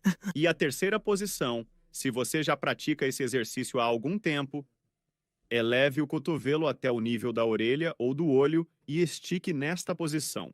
Alongue-se nestas 3 posições. Mão para baixo, cotovelo ao nível do ombro e cotovelo ao nível da orelha ou do olho. Nessas 3 posições, você estará alongando o músculo peitoral. O terceiro é a parte do músculo reto do abdômen, que geralmente é encurtada, fazendo com que a parte inferior do abdômen comece a se projetar. Aqui temos algumas variações. Isso ocorre quando a caixa torácica se move para frente. Além do músculo ser curto, isso também impede que os músculos da coluna funcionem corretamente, evitando a extensão adequada da coluna. Para remover essa limitação, no primeiro exercício, deite-se de barriga para cima, apoie-se nos cotovelos e nas pernas e simplesmente relaxe nesta posição. Olhe para a frente, talvez para uma janela ou para o seu telefone. O ideal é olhar para a frente ou colocar o telefone à sua frente, para não perder o foco. Nessa posição, a parte superior do abdômen se esticará. Apenas relaxe. Essa é a primeira variante. E a segunda opção é trabalhar o músculo reto abdominal com uma bola. Nos locais onde se fixa, bem aqui nas costelas. Para isso, use a bola. Pode começar com uma bola de tênis que seja mais macia. Depois, pode usar algo mais duro. e massageie diretamente onde o músculo reto do abdômen se fixa nas costelas. Aqui, neste local. Pode verificar primeiro com as mãos. Trabalhe todos esses locais. Encontre os pontos doloridos. Aqui, onde termina o músculo peitoral, logo abaixo está o músculo reto do abdômen, ou o que restou dele. Podem restar apenas pequenos filamentos, mas suficientemente sensíveis. Você os trabalha com as mãos. Primeiro, identifique todos esses pontos doloridos com os dedos. Depois, você pode tentar fazer o mesmo usando as paredes. Aqui está uma parede, por exemplo. Entre a parede, você trabalha todos esses locais. Dessa forma, por exemplo. Você se posiciona, coloca a bola aqui e aqui. E se estiver muito dolorido, apenas pressione e segure. Se não estiver tão dolorido, mova-se trabalhando assim. Passe por todas as costelas dessa maneira. Depois disso, você notará como se tivesse se endireitado um pouco. Então, amigos, ajustamos a parte superior do seu corpo. Agora, se você quiser saber o que fazer com a parte abaixo da cintura, deixe um comentário se estiver interessado nisso. Então, vamos curtir, comentar, praticar exercícios, ajudar os pais. Até a próxima!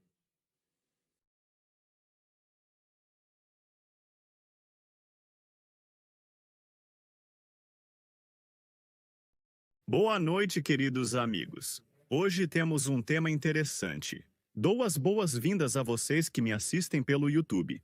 Hoje temos 3 erros mortais. Quais músculos você nunca deve esticar se valoriza a sua vida? Primeiro, vamos ver o quanto você está preparado. Vamos verificar se você conhece esses músculos. Se sabe que eles não devem ser esticados de jeito nenhum. Tente escrever nos comentários 3 desses músculos de uma vez. Também dê um like e se inscreva, quem não fez ainda. Vamos escrever rapidamente, estou esperando. Todos escreveram, vamos continuar. Então, amigos, por que não podemos esticar certos músculos? Porque a tarefa de nossos músculos é manter um certo equilíbrio, participar do movimento, por exemplo. Olhe, essa é a construção, se temos, por exemplo, aqui na cabeça acima, aqui embaixo, aqui, o que temos lá? O quadril e as pernas. E aqui tudo deve estar equilibrado. Existem músculos que estão atrás de nós que desempenham sua função com sucesso. Existem músculos que estão na frente que também desempenham sua função com sucesso. E nos lados, à direita, à esquerda. E quando temos um certo desequilíbrio, por exemplo, um músculo enfraquece. Outra se torna relativamente mais forte. Por exemplo, nossa posição da cabeça muda. Agora vamos falar sobre a cabeça e discutir toda a parte inferior do corpo. Removemos para não distrair você. O que está abaixo dos ombros, abaixo dos ombros. E aqui está, mais ou menos. Você vê a imagem anatômica ideal? Não. Agora faremos outra para até mesmo olhar assim. Vamos olhar daqui. Olhe. Primeiro temos os músculos. O grupo muscular atrás do pescoço é chamado de grupo. O longo flexor do pescoço. Mas é um grupo muscular. Os músculos abdominais entram, os músculos longos, os músculos do pescoço, mas o grupo geral é chamado de longo flexor do pescoço.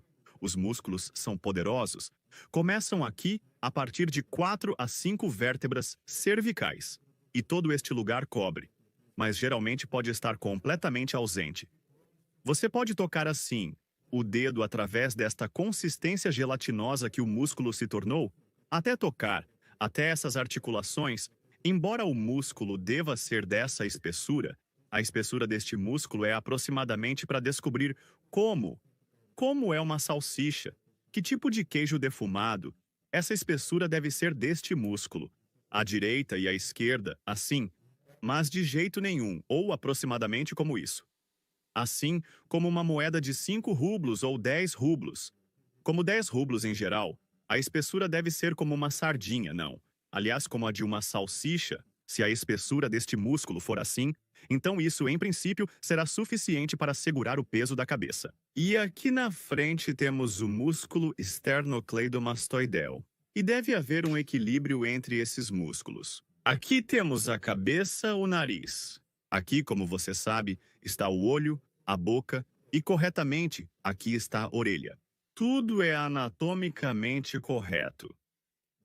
Aqui temos a lordose cervical. Aqui estão nossos ombros, as escápulas. E aqui temos os músculos das costas, exatamente o que estávamos falando agora. O alongador longo do pescoço está localizado aqui. E na frente, temos um grupo de músculos que são antagonistas aos alongadores longos do pescoço. Estes são os músculos escalenos, aqui, e o músculo esternocleidomastoideo. 2 músculos na frente. E nosso estilo de vida é tal que passamos muito tempo com você, olhando para baixo aqui. E surge um certo desequilíbrio muscular, no qual a tensão dos músculos na frente e atrás se torna desigual. E surge um desejo patológico de esticar esses músculos nas costas. Porque, devido à posição da cabeça, quando olhamos para baixo com você, o músculo é simultaneamente esticado e está sob constante tensão estática. E essa tensão estática, ela é sentida no cérebro. Aqui, este é o cérebro.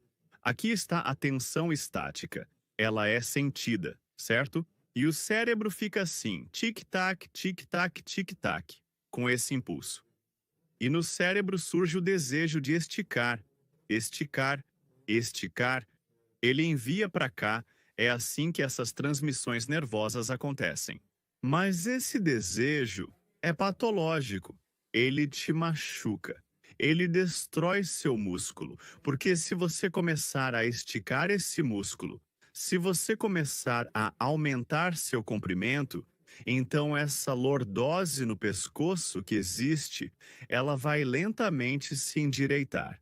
E então ela vai se transformar em cifose. Seu pescoço vai dobrar completamente para o outro lado. Portanto, o primeiro músculo, como você pode imaginar, que de forma alguma deve ser esticado, são nossos longos flexores do pescoço. Você certamente já passou por isso. Você sempre olha para baixo, não olha para o céu. Você está olhando para a terra abaixo. Por quê? Você precisa olhar para cima, para o céu. Não olhe para baixo. Você sempre olha para baixo. Olhe também para frente e para cima. Olhe para baixo de vez em quando para não tropeçar. Não se distraia. Amigos, para fazer o exercício que estamos aprendendo com vocês, é necessário tempo. E para não gastar tempo trabalhando, ganhando dinheiro, há a opção de trabalhar como freelancer. E eu quero recomendar a vocês uma masterclass gratuita sobre freelancing com garantia de emprego. Vou te contar sobre Maria Lebedeva. Ela começou do zero como uma freelancer e agora tem mais de 7 anos de experiência em educação online. Nos últimos 1 ano e meio, ela trabalhou com centenas de escolas online e ajudou-as a crescer. Ela também empregou mais de 1.000 professores ao redor do mundo e apoia uma fundação de caridade para autistas. O mercado de educação online está crescendo a cada ano. Neste negócio, há bilhões de dólares e milhões de estudantes. As demandas estão aumentando, mas não há quem atenda e crie novas escolas online. Seu objetivo não é apenas ensinar aqueles que querem trabalhar remotamente, mas também fornecer pedidos e empregar seus alunos. Junto com Maria, você poderá quitar suas dívidas e trabalhar remotamente em um horário confortável para você. Dominar uma profissão em que a concorrência é muito menor do que para redatores, social media marketing especialistas em segmentação. E ainda há mais vagas do que especialistas. Registre-se no Masterclass pelo link na descrição deste vídeo para saber mais sobre a profissão livre de local e tempo de Maria, que percorreu esse caminho sozinha. Todos os alunos receberão uma lista de verificação para um rápido início do trabalho remoto. Amigos, o link está na descrição. Registrem-se e vamos em frente. Avante! O primeiro músculo é o extensor longo do pescoço. O segundo músculo que seria interessante para você saber sobre. Qual é o perigo? Eles não disseram? Falaram sobre isso, mas não disseram qual é o perigo. Apenas não olhe para baixo, olhe aqui. Se você esticar, vai doer mais, a cabeça vai doer ainda mais. Depois, sua cabeça vai girar.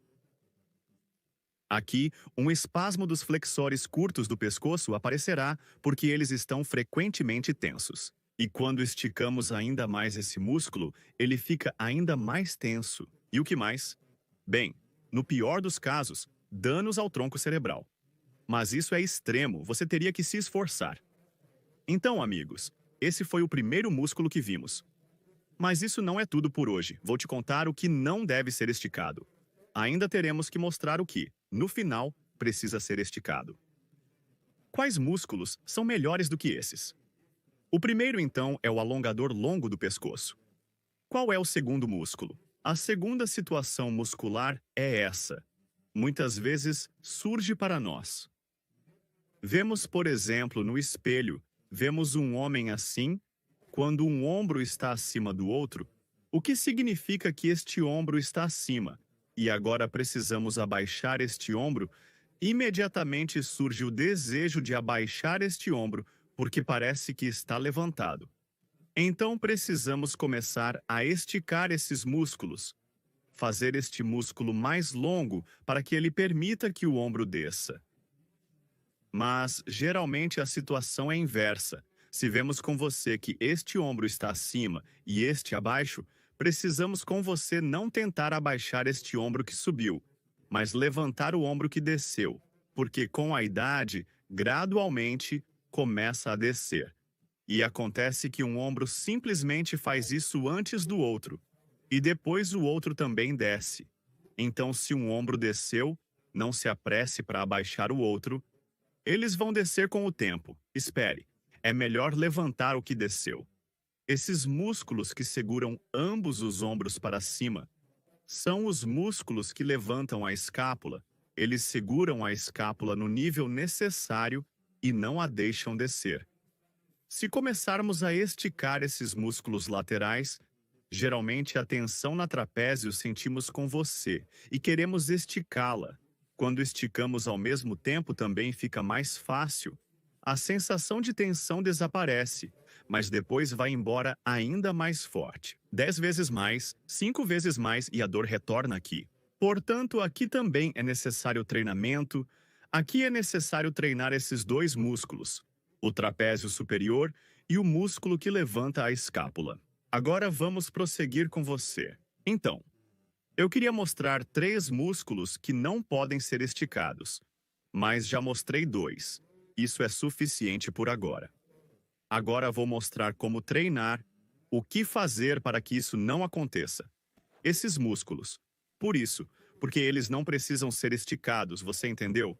Agora, sem esticar, treine ao contrário, eles precisam. E agora começamos este treino com você. O primeiro é o treino do alongador longo do pescoço, para não morrer de derrame. Este é o treino. Você levanta a escápula para que os pulmões se movam livremente, porque se os ombros caem, os pulmões não funcionam, o coração não funciona, a pressão aumenta, o intestino não funciona. Afinal, e os músculos da vida hoje descobrimos com você. Então, amigos, agora é a hora de finalmente treinar esses 2 músculos que nos garantem a vida até a velhice, mas na juventude, para que nada doa e nunca doa. A primeira coisa que faremos com você são essas escápulas soltas que impedem os pulmões, o coração, o intestino, tudo. Nós os levantaremos com você para cima, perto da parede. É muito conveniente fazer. Começaremos com os músculos que estão atrás e seguram a escápula aqui atrás. Esta é a trapezoide superior. Para treiná-la, colocamos nossas mãos na parede. Neste momento você não se encosta totalmente na parede, mas aproximadamente, mas a uma distância de pelo menos a largura do pé. Você se levantou, colocou suas mãos, os cotovelos foram para trás aqui, e nesta posição você agora começa a levantar ambos os ombros para cima. E com as mãos, como você vê, também deslize. Você pode fazer as mãos mais largas para que seja mais confortável para você. Levantou, abaixou, levantou, abaixou. Neste ritmo, faça 10 repetições. Levante, abaixe, levante, abaixe. Se as escápulas não se movem de todo, para restaurar essa mobilidade, pegue um rolo assim, Coloque-o aqui e agora com as mãos, segure-o. Você o aperta e agora começamos a puxar os ombros para cima e ao mesmo tempo movemos o rolo assim. Levantamos, abaixamos. Aqui você pode olhar para baixo ou para frente, como for mais confortável para você, e fazemos tais. Também 10 vezes você está treinando seu trapezoide superior, que você geralmente não usa na vida cotidiana, por isso o ombro começa a cair para baixo, começa a dobrar demais. Também aparece a partir disso, agora o segundo músculo que nos segura na frente. Também temos duas variantes de exercícios. Um é, simplesmente você colocou as mãos assim, os cotovelos na parede. Isso é, levantamos e abaixamos. Aqui o principal é abaixar lentamente e com o rolo você deve fazer o mesmo. Mas deve aprender a fazer o movimento por si mesmo. O rolo é bom para isso. Levantou, abaixou, levantou, abaixou. A peculiaridade aqui é que o ombro se levanta. Veja, ele se move para a frente, longe da orelha. Aproximadamente até o nível do ombro, você precisa levantá-lo. Este é o segundo músculo que segura nosso ombro para cima. Não o deixa cair. E também ajuda no movimento do braço. Se este músculo parar de trabalhar, também haverá uma limitação na mobilidade do ombro, movimento no pescoço, mas para a saúde é ruim porque devido à fraqueza deste músculo, a limitação da mobilidade da caixa torácica se desenvolve. Toda a parte superior das costelas praticamente para de se mover se o ombro subir assim. A escápula, o ombro, a clavícula, a escápula pressionará as costelas, não as deixará se mover, bem? E o segundo músculo é o alongador longo do pescoço. É claro, temos o treinamento dos músculos do pescoço, várias opções. Veja, colocamos as mãos aqui, não na nuca, mas um pouco acima, e começamos a fazer tal movimento. Olhamos para baixo, para frente, para baixo, para frente, para baixo, para frente. Aqui você está treinando a parte superior do alongador longo do pescoço. Aqui, você não precisa de muita tensão. Você tem muita resistência com as mãos para baixo, para frente, para baixo, para frente. Tal movimento você faz até a fadiga leve. Faça mais de 10 a 15 repetições e descanse. Então, mais uma vez, e a segunda opção, quando você carrega um pouco de peso sob 45 graus. Aqui você já está fazendo pressão. Não para trás, para frente, mas um pouco para o lado com a mão. Aqui e aqui você vê. Você também faz o movimento para baixo, e aqui você pode aumentar um pouco a amplitude do movimento. Você pode até olhar para cima. E você vai começar a exercitar separadamente os músculos direito e esquerdo, até mesmo o músculo peitoral clavicular escapular vai participar um pouco no movimento. E assim, você está treinando os principais músculos que sustentam a saúde, a felicidade, a longevidade de sua vida, músculos estes que não permitem que seus pulmões parem de respirar, que permitem que o coração continue batendo corretamente, que o sangue flua por todo o corpo. Tudo isso graças ao fato de que nada impede que as pás subam, o longo flexor do pescoço funciona, não permite que a artéria vertebral falhe, o sangue também vai corretamente para o cérebro. Bem, amigos, nos sentimos melhor. Vejo os olhos já brilhando em vocês, saudáveis, vejo um brilho saudável. Pratiquem esportes, deem likes, deixem comentários, escrevam como vocês gostaram de tudo, pratiquem esportes, ajudem a seus pais e até novas transmissões.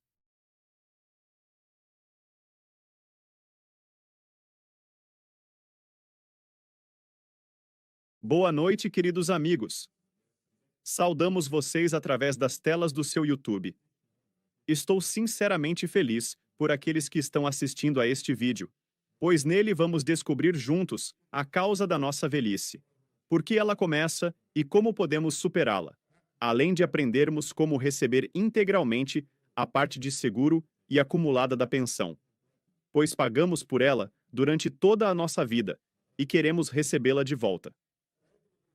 Portanto, amigos, os músculos com os quais a velhice começa precisam ser mantidos em condição ideal, pois nossa saúde e eterna juventude dependem deles. Assim, amigos, vamos começar de baixo para cima. Vamos iniciar o show levantando primeiro o músculo do ilho, em seguida o músculo do quadril, o terceiro músculo, o levantador do pé, o quarto músculo, peitoral clavicular escapular e o flexor do pescoço. Vamos trabalhá-los juntos em um complexo. E ainda há um quinto músculo secreto, que só os assinantes mais dedicados descobrirão. Falaremos disso mais tarde, amigos queridos. Vamos subir de baixo para cima. Qual a importância do músculo do ícron, vocês perguntam? E eu respondo que ele tem um papel enorme na circulação do nosso sangue. Então, amigos, atenção.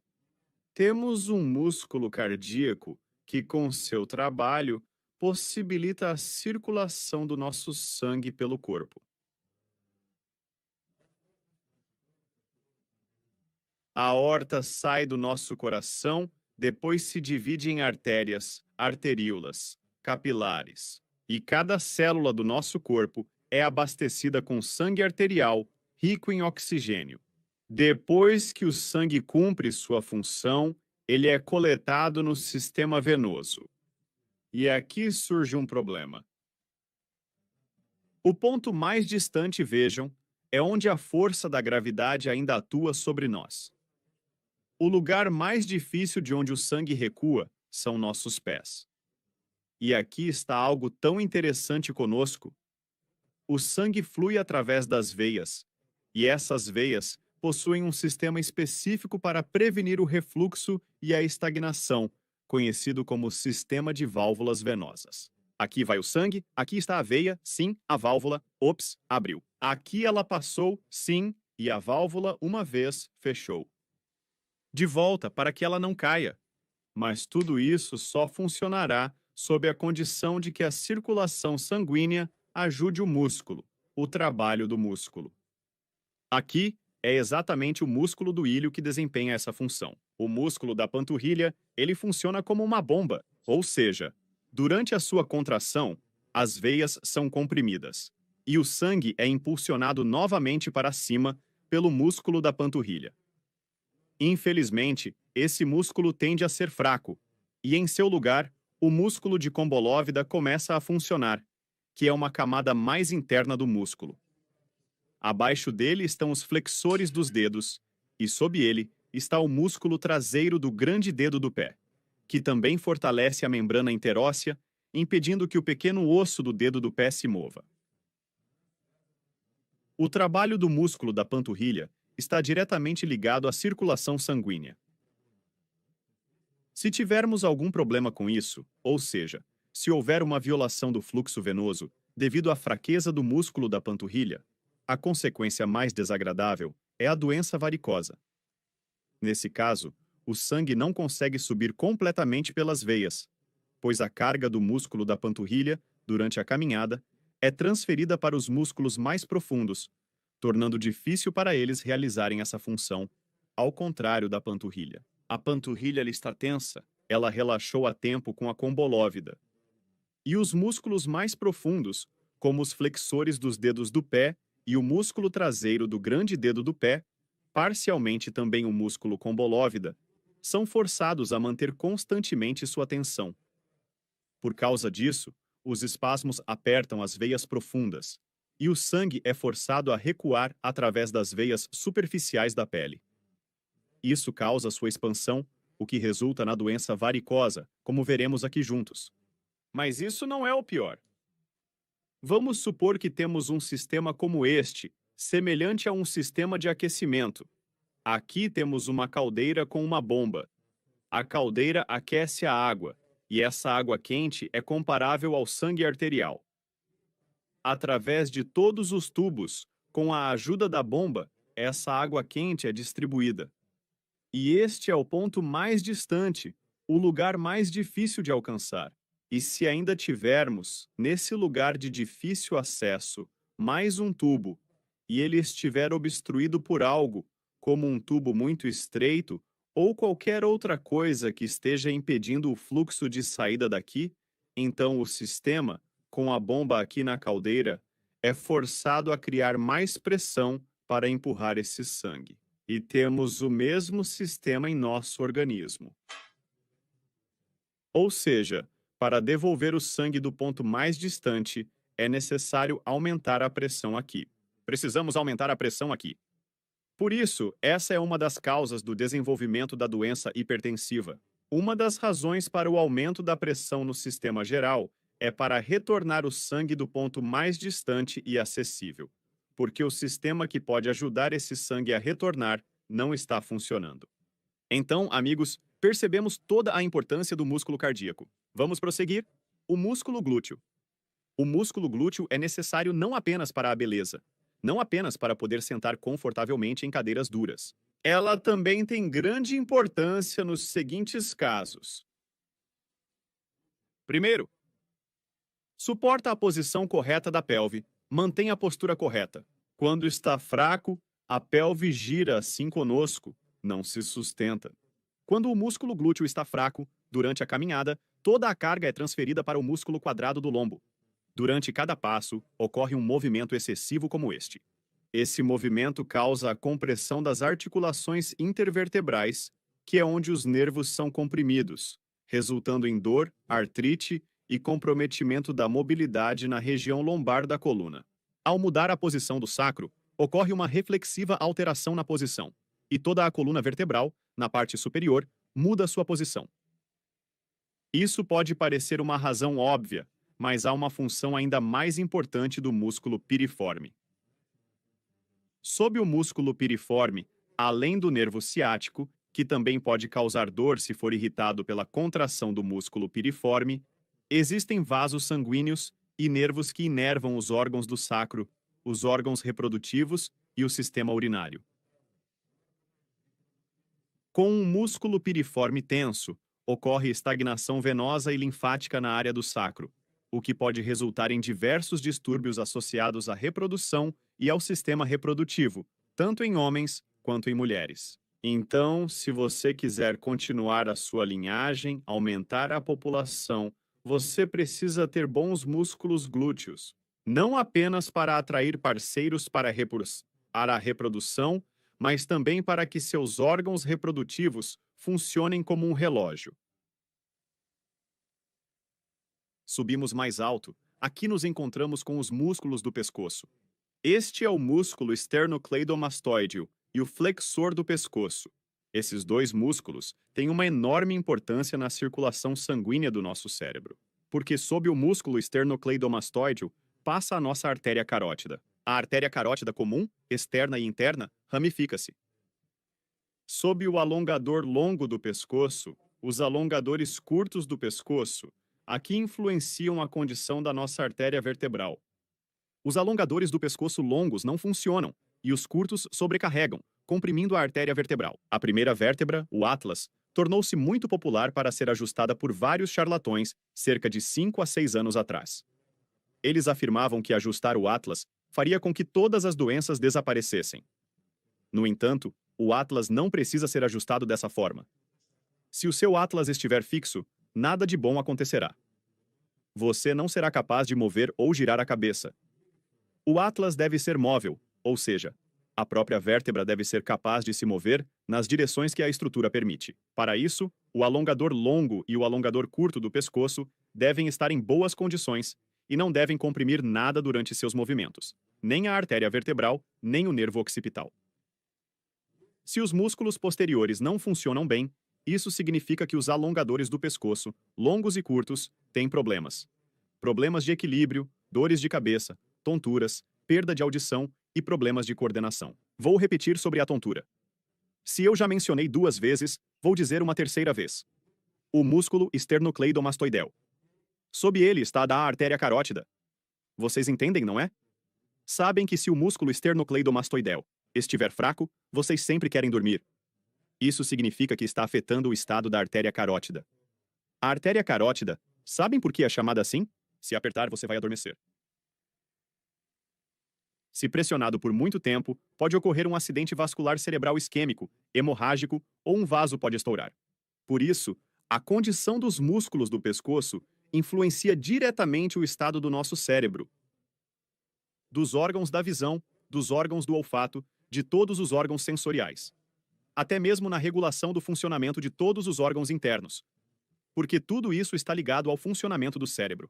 Também a memória do passado e a capacidade de lembrar algo novo estão ligadas à circulação sanguínea no cérebro.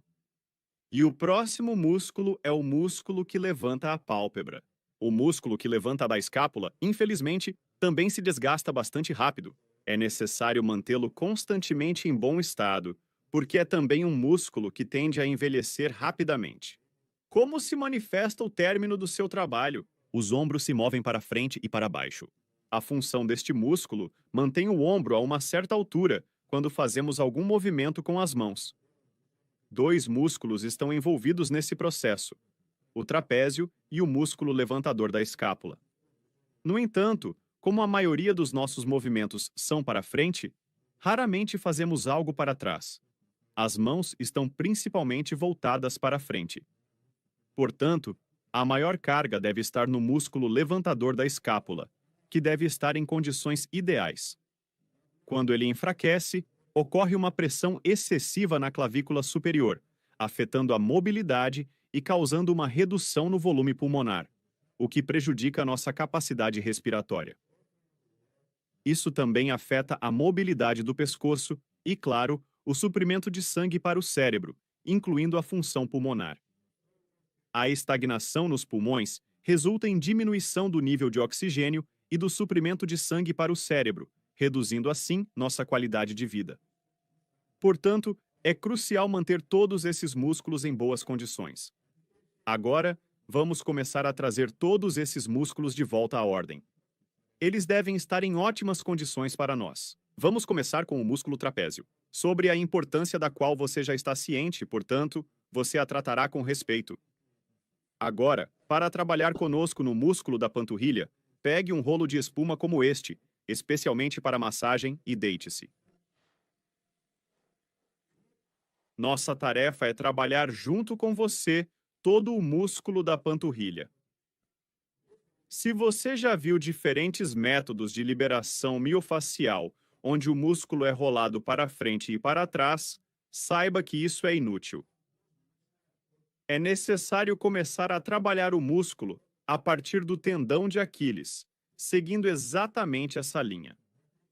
Divida então todo o músculo em 3 partes: a parte interna, a média e a externa.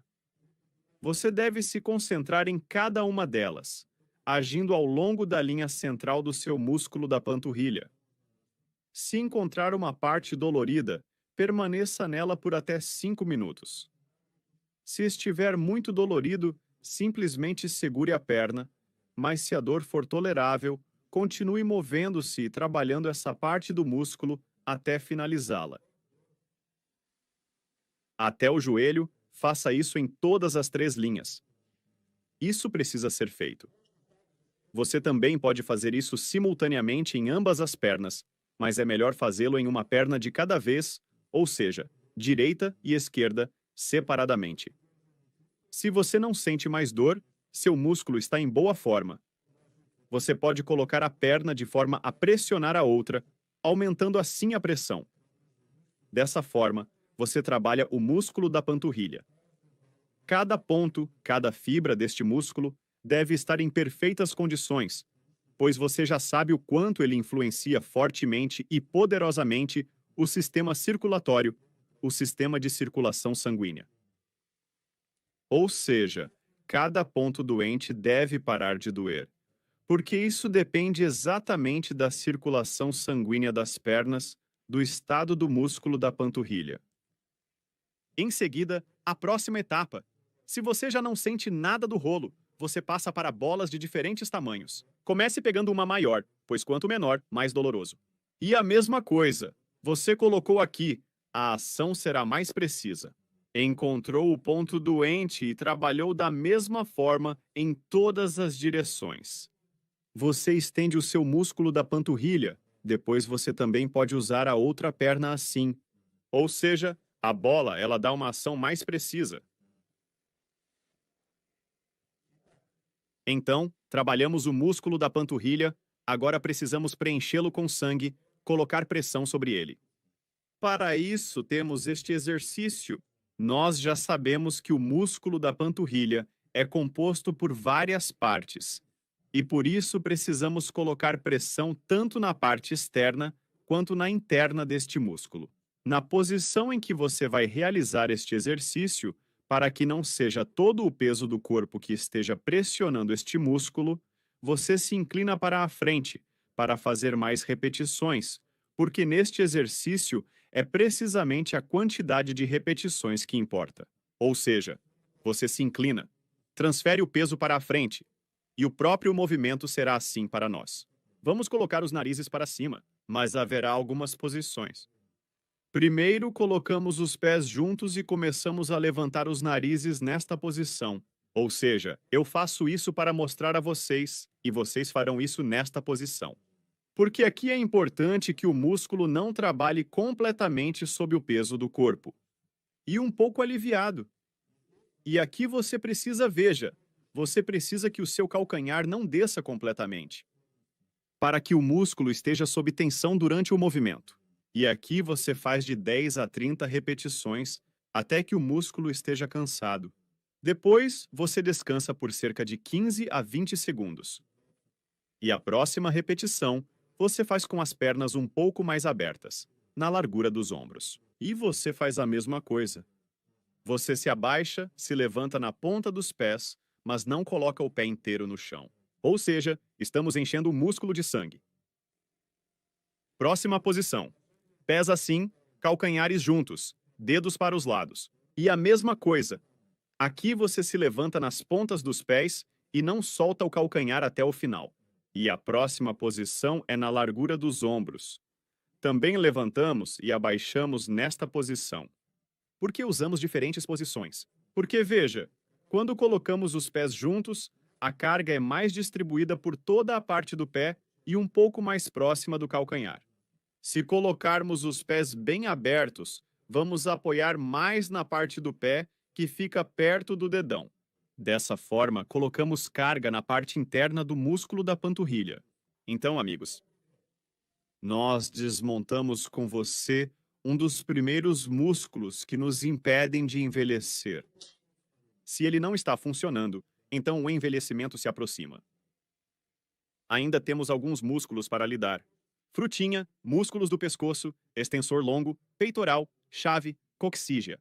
E há um músculo secreto, mas o tempo está chegando ao fim do vídeo. No entanto, para organizar todos esses músculos, eu já preparei um complexo completo para vocês que está no site Boost. Quem quiser pode acessar pelo link na descrição. Lá nos encontraremos para discutir tudo em detalhes. Também vou mostrar como fortalecer o músculo sacro e como colocá-los em ordem. Então, amigos, para todos os outros, até a próxima. Até nossos próximos encontros. Vamos praticar esportes, ajudar os pais, dar likes, deixar comentários e até mesmo deixar um par de comentários também. Bem, é isso.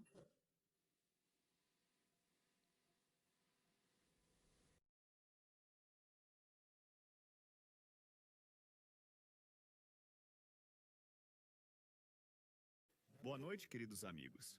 Olá a todos vocês que estão assistindo no YouTube. Lembre-se deste momento, porque o início do seu vídeo será confuso e no final serei mais claro. Já sou claro, mas você me verá ainda mais.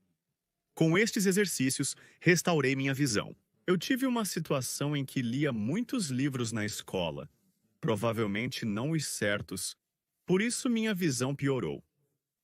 E quando verificaram minha visão, aconteceu que eu conseguia ver claramente as duas primeiras linhas. A terceira já estava embaçada e depois não conseguia ver mais nada. Então percebi que precisava fazer algo sobre isso. Por isso comecei a treinar.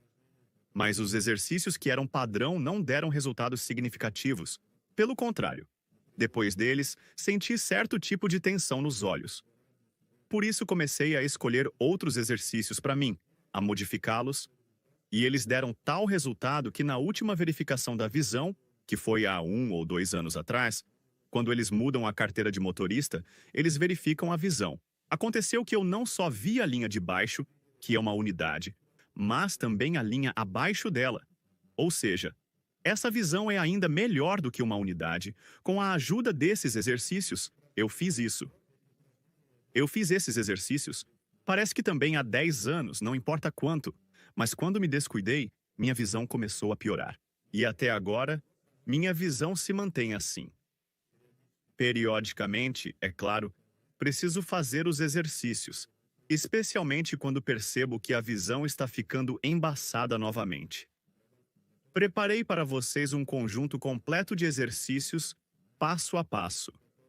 Inclui exercícios para os músculos oculares, para os músculos que proporcionam a clareza da imagem, massagem ocular e exercícios para aqueles que veem claramente, por exemplo, sob luz intensa, mas quando a iluminação piora, a visão fica embaçada. Este conjunto de exercícios permite restaurar tudo isso. Mais detalhes sobre todos os exercícios passo a passo, preparei para vocês no link na descrição. Agora vamos analisar alguns deles com vocês. Eles também são bastante eficazes, vocês também podem fazê-los, mas para aqueles que têm problemas de visão, é claro, vocês precisam seguir todos os passos. Preparei tudo para vocês. Então, amigos, vamos começar. Nesta foto, não é uma série comum de desenhos animados chamada Aventuras dos Olhos. Mas como vocês adivinharam, as principais causas dos problemas de visão, algumas delas são bem conhecidas e outras não. Mas, ao eliminá-las, vocês obtêm o resultado máximo, a visão melhora. Vamos mergulhar neste tópico agora e descobrir o que e como fazer isso. Então, amigos, aqui é mais ou menos familiar para todos. Temos os músculos oculares que nos permitem mover os olhos em diferentes direções. Vamos dar um pouco de visão ao nosso colega e aqui vamos colocar o olho dele de volta no lugar. E este olho permite que ele veja o mundo ao redor. E sem mover a cabeça, o olho pode se mover.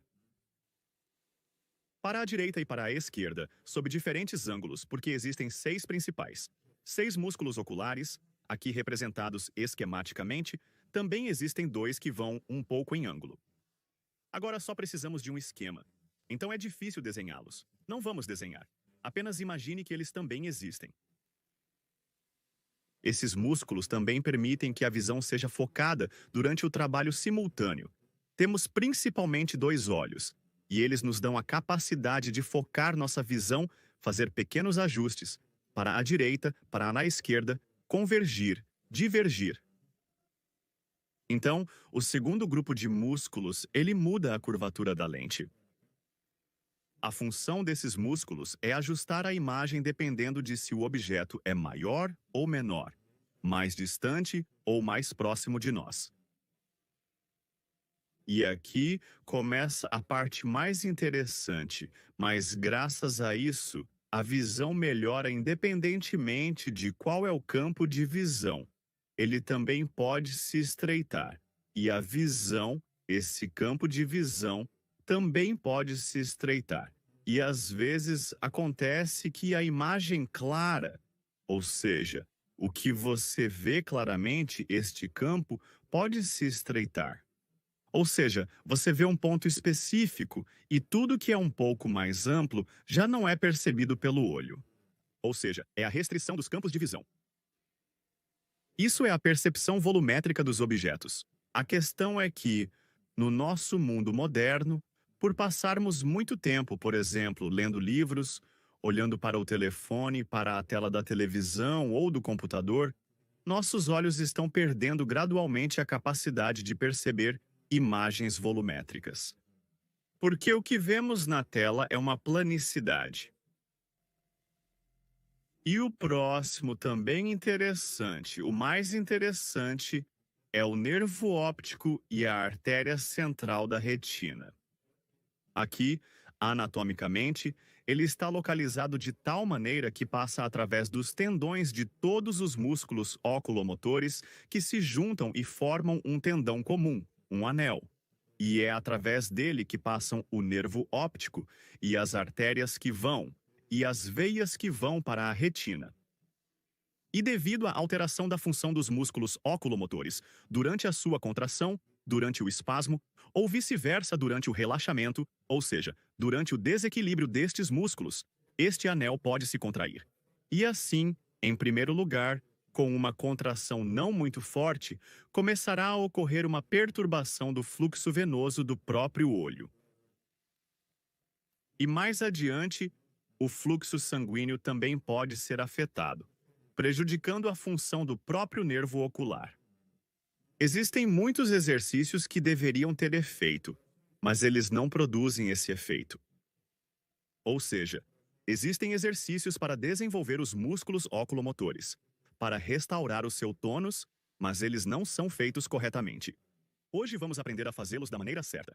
Existem exercícios em que você olha de perto, olha de longe, e durante o processo, pode cometer erros que precisam ser corrigidos. Você está fazendo os exercícios de desenvolvimento um pouco errado, precisa mudá-los. Exercícios para desenvolver esta função praticamente não existem. Hoje eu também vou mostrá-los para você. Então, amigos, além da clareza da imagem, além do fato de que perdemos a capacidade de distinguir pequenos objetos, ou seja, por exemplo, a visão de perto depende de se é visão de perto ou de longe. Ou seja, a clareza depende de se é visão de perto ou de longe, ou seja, a clareza é perdida. Também, gradualmente, perdemos a capacidade de distinguir cores, distinguir diferentes tons de cores. E o mais importante, onde tudo começa, é a perda da capacidade de ver em 3D. Ou seja, por exemplo, quando olhamos para algum objeto, ele é tridimensional, mas começa a ser percebido como algo plano, porque essa visão periférica também se perde gradualmente com a idade. Então, veja, existem exercícios, todos conhecidos, para quem já treinou os olhos alguma vez. Aqui está o ponto. Este exercício não dá resultados. Veja este teste. Este exercício não dá nenhum resultado concreto. Veja este teste. Aproxime-se da sua janela e olhe através dela para a paisagem ao redor. O que você vê? Uma árvore, uma casa, um carro? Abra a janela e olhe novamente através dela. E abrimos a janela com você, olhamos também através da janela aberta, e aqui você percebe que a imagem mudou um pouco. Qual é a diferença? Escreva nos comentários qual é a diferença entre a imagem através da janela e a imagem diretamente sem a janela. Como a imagem através da janela e a imagem diretamente sem a janela. Não, vamos fazer uma pausa. Escreva agora. Escreva sua resposta, eu vou olhar. Então, amigos, vocês escreveram, bem feito, li todas as suas respostas, mas elas não são exatamente corretas. E, amigos, vejam qual é a diferença. Quando olhamos através do vidro, percebemos isso como uma imagem plana. Quando abrimos a janela com você, cada objeto, por exemplo, uma árvore, um carro, já é visto como é. Por exemplo, este é um carro da marca Moskvich. Aqui, nosso olho se move com você e se olharmos pela janela. Então, a luz verde, ela é mais útil para os olhos. Por isso, eu desenho com luz verde. Não se queixe que está difícil de ver. Eu faço isso para o seu conforto e para a sua saúde. Quando olhamos para este carro através do vidro, percebemos ele como um objeto plano. E o olho não funciona de forma a perceber diferentes partes dele a diferentes distâncias. Ou seja, é algo plano para nós como uma imagem. E se você olhar para este carro, verá algo completamente diferente. Olhe este carro e você verá algo completamente diferente. Você verá uma imagem volumosa. E se ele se mover, será um estresse completamente diferente para os olhos. Ou seja, se ele se mover em sua direção, por exemplo, você está aqui parado na estrada e um motorista está se aproximando de você. Se você olhar através de óculos ou vidro, você verá uma imagem plana. Se você olhar sem esse intermediário entre o olho e o objeto, você verá uma imagem volumosa. Ou seja, o olho funcionará de maneira completamente diferente. O ponto é que na vida moderna, esses momentos estão se tornando menos frequentes. Nosso olho se acostuma a trabalhar em uma única planicidade o tempo todo. Todos os objetos começam a ser percebidos como planos gradualmente. E isso também afeta a percepção das cores. Devido ao fato de que o olho não foca bem em imagens tridimensionais, ele começa a perceber gradualmente as cores como uma única cor, ou seja, não distingue tons. Então, amigos, há um exercício bem conhecido, sobre o qual já falamos, é quando olhamos para um objeto de perto e para um objeto de longe, passamos o olhar para o vidro e movemos o olhar para a frente. Este exercício será mais eficaz se você também mover o olhar para a frente. Este exercício será mais eficaz. Um vidro é uma opção se você tem miopia, se você tem hipermetropia também serve, só que precisa ser feito de maneira um pouco diferente. Pegamos, por exemplo, algum objeto no qual suponhamos algum texto está escrito. E nós olhamos para ele à distância na qual podemos vê-lo. O texto deve ser tal que possa ser lido à distância de um braço.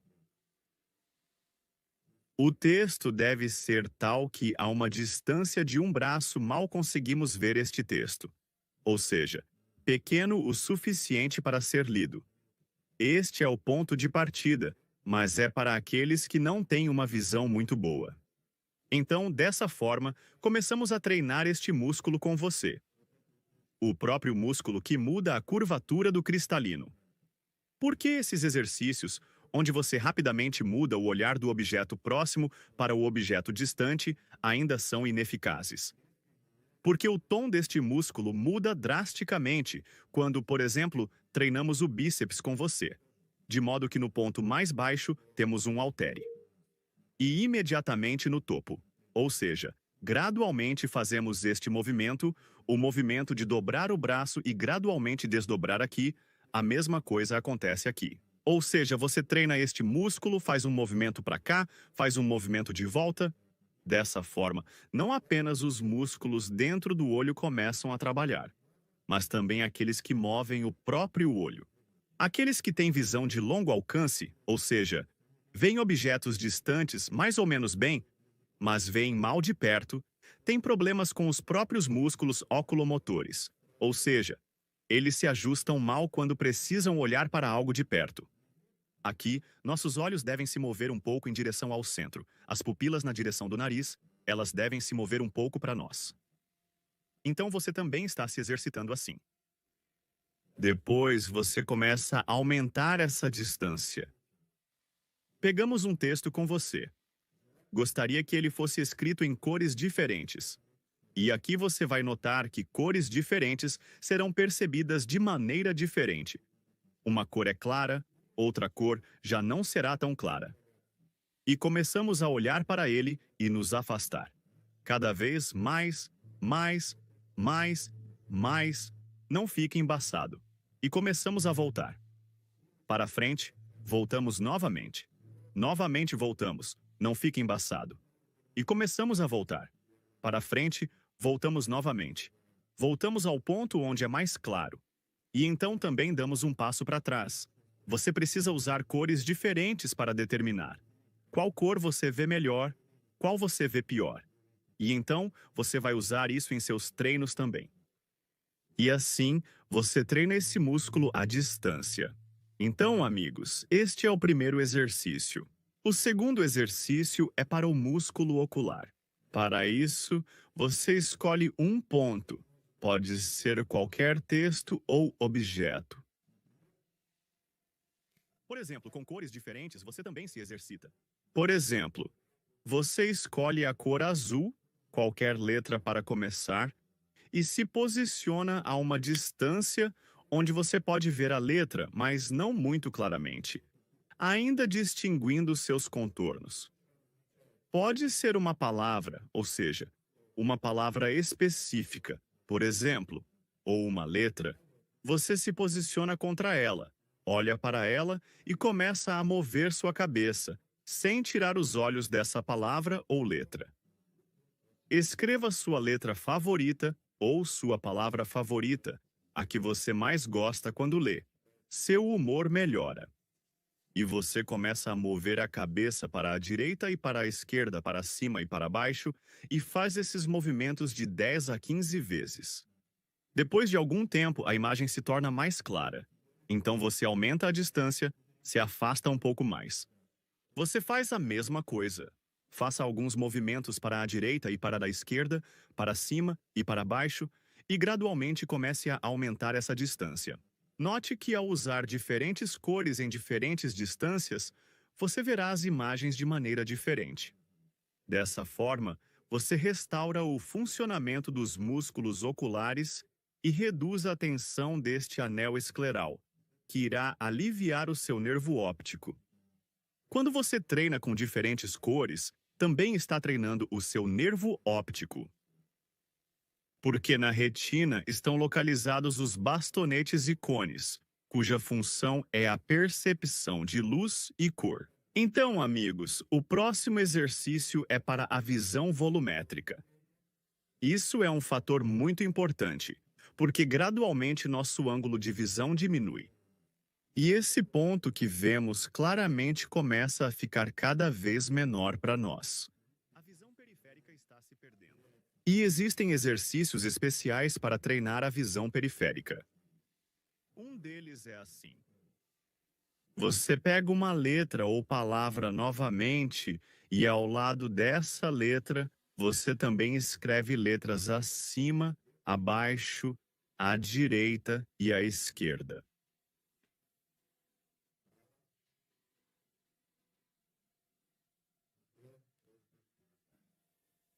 Qual letra? Bem, vamos usar essa. Você pode usar letras de cores diferentes, será ainda melhor. E o que você está fazendo? Você está olhando para a letra central. E sua tarefa neste momento, sem desviar o olhar, é ver esta letra lateral. Por exemplo, a da direita. Depois, você faz a mesma coisa com a superior, a mesma coisa com a inferior, a mesma coisa com a esquerda. Segundo exercício, você olha para esta letra, e sua tarefa é ver tudo o que está aqui. Olhe para esta letra. Você precisa ver isso com a visão periférica. Isso lhe dá a oportunidade de restaurar a visão periférica, restaurar a clareza da visão periférica, e assim sua visão central será mais clara. Então, amigos, esses exercícios permitem restaurar a clareza da imagem, o volume da imagem e melhorar bastante a sua visão. Também preparei um conjunto especial de exercícios para a visão para vocês, com o passo a passo, o que fazer. Todos os exercícios estão mais detalhados no link na descrição. É bem completo e feito especialmente para aqueles que têm problemas de visão. É bem completo. O que fazer em que dia, por onde começar, como terminar. Todo o programa de treinamento projetado para um mês. Em um mês você deve ver melhor do que antes. Entendido? Vamos lá. Se alguém tem problemas de visão, vamos lá. Faremos todos esses exercícios com você, treinaremos. Faça-os durante um mês, depois escreva de quais óculos você se livrou, qual era seu grau, quais eram seus tipos de lentes nos óculos ou se usava lentes. Bem, vamos lá. Vamos praticar esportes, ajudar os pais, até as próximas transmissões. Quem tem má visão, nos veremos ainda melhor no próximo vídeo.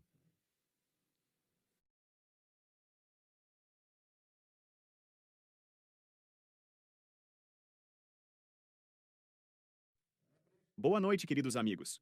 Então, estamos de volta com vocês e começamos novamente o exercício para a visão, que permitirá que você a desenvolva não apenas para um olho, mas ainda melhor.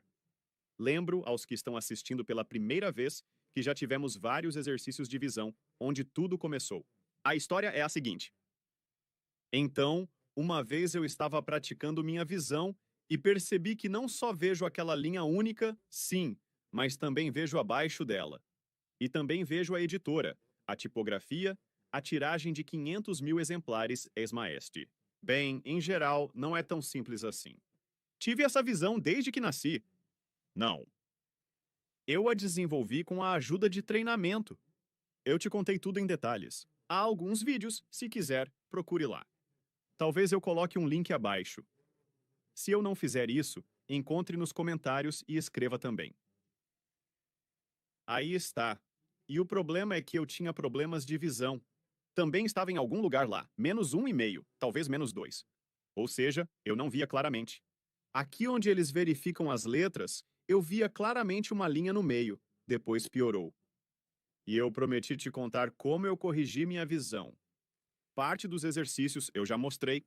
Em resumo, você pode vê-los em mais detalhes. Vou relembrar os principais que devem ser feitos com regularidade. E o principal que vou mostrar hoje, que já deixa a sua visão mais clara. Então, isso permitirá que você veja não apenas a linha inferior, mas ainda mais abaixo, assim como eu.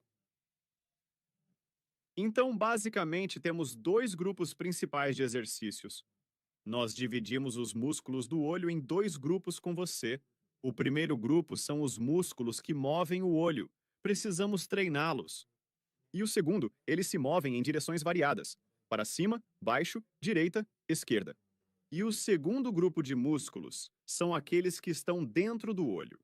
Eles alteram a curvatura da lente, ou seja, permitem que a visão seja focada. Mais perto, mais longe, vemos com a ajuda deles. Para treinar os músculos oculares, para melhorar a circulação sanguínea, para alterar a forma do globo ocular.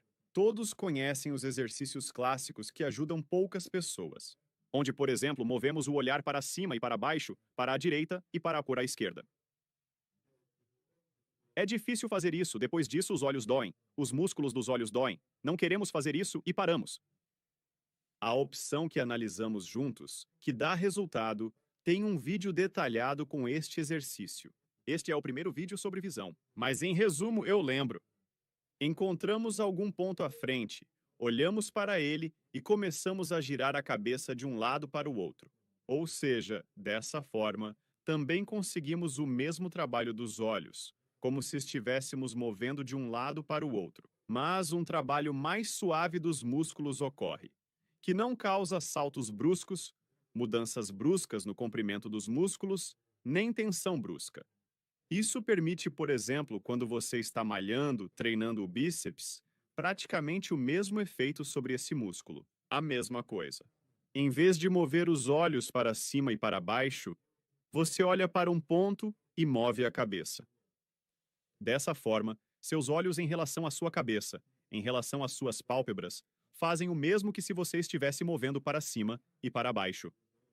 Sinta a grande diferença. Ou seja, você pode fazer esse experimento se não se importar. Faça primeiro o movimento para cima e para baixo, e depois faça a opção que acabei de descrever. Estamos olhando para um ponto, movendo para cima e para baixo, fazendo um movimento da direita para a esquerda. Ou seja, começamos com esse movimento específico. E aqui você pode usar algumas imagens, alguns números, e olhar para eles durante este exercício. Se você tem uma tabela com letras, escolha a linha que você vê embaçada. Olhe para ela e faça este movimento para a direita, esquerda, para cima, baixo. Você pode fazer um pouco na diagonal. Você pode fazer esses movimentos rotativos. Por exemplo, o treinamento começa com isso. Ou seja, eu escolho um ponto, olho atentamente. Aliás, peço desculpas a Ivanov Alexei, porque eu disse que ele não estava assinado. Na verdade, ele está assinado. Mas Yura Semenov, veja, você ainda não se inscreveu. Em geral, olhamos para um ponto, fazemos um movimento para cima e para baixo. Fizemos cerca de 10 vezes para a direita e para a esquerda. Você fez na diagonal, de um lado para o outro. Você pode girar para um lado, para o outro lado. Todo esse tempo, mantenha seu olhar na linha. É mais fácil se orientar, ver seu progresso na tabela de visão. Baixe a pendure em algum lugar, você vai treinar com isso. A iluminação também tem grande importância. Se você perceber que vê melhor com boa iluminação e pior com iluminação ruim, você precisa treinar especificamente com iluminação ruim.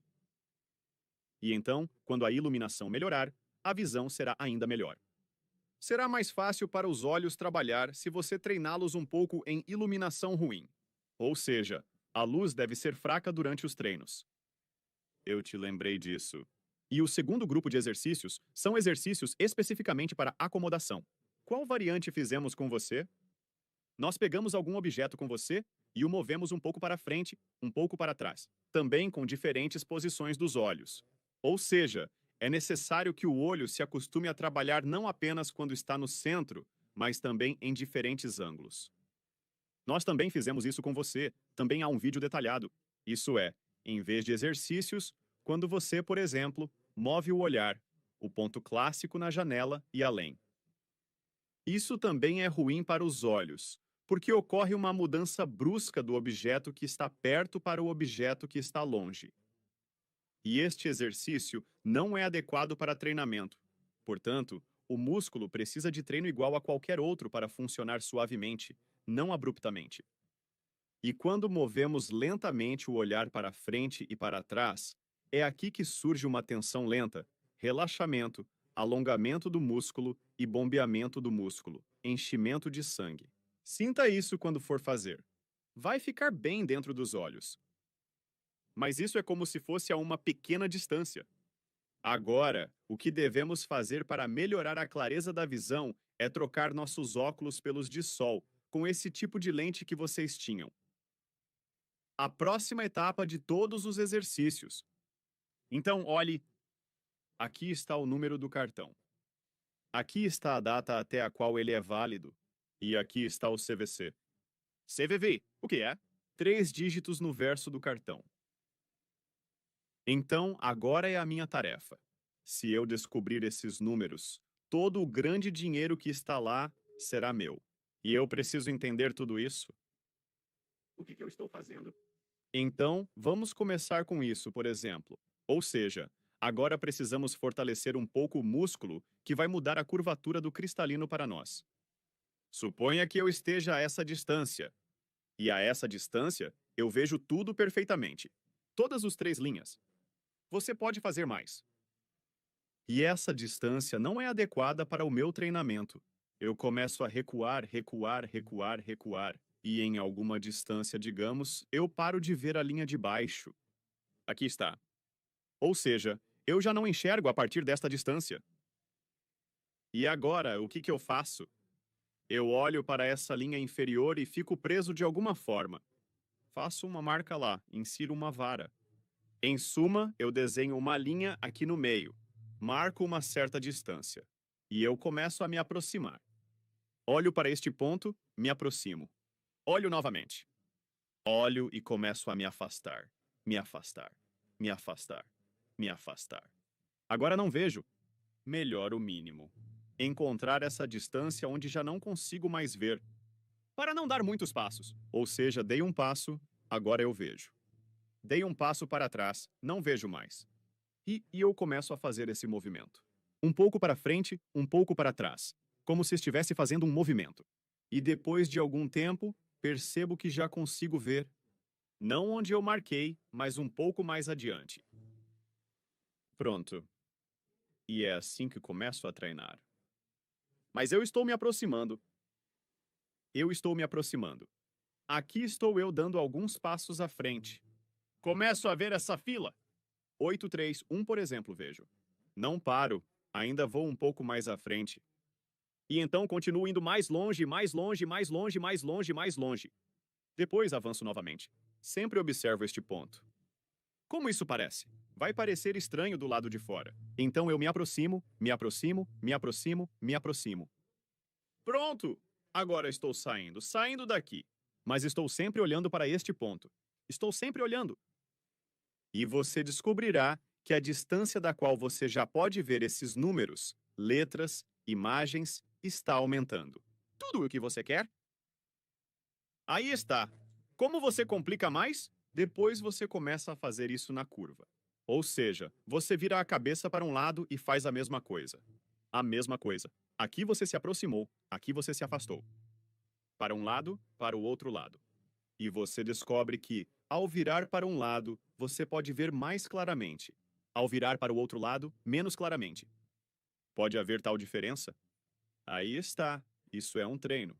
Pronto, vocês fizeram algumas tentativas? Por exemplo, durante 5, 10 minutos.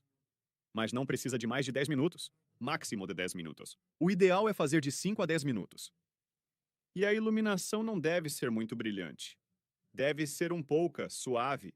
Porque se você treina em um ambiente não muito iluminado, então será mais fácil para os olhos verem quando tudo estiver brilhante. E o segundo exercício.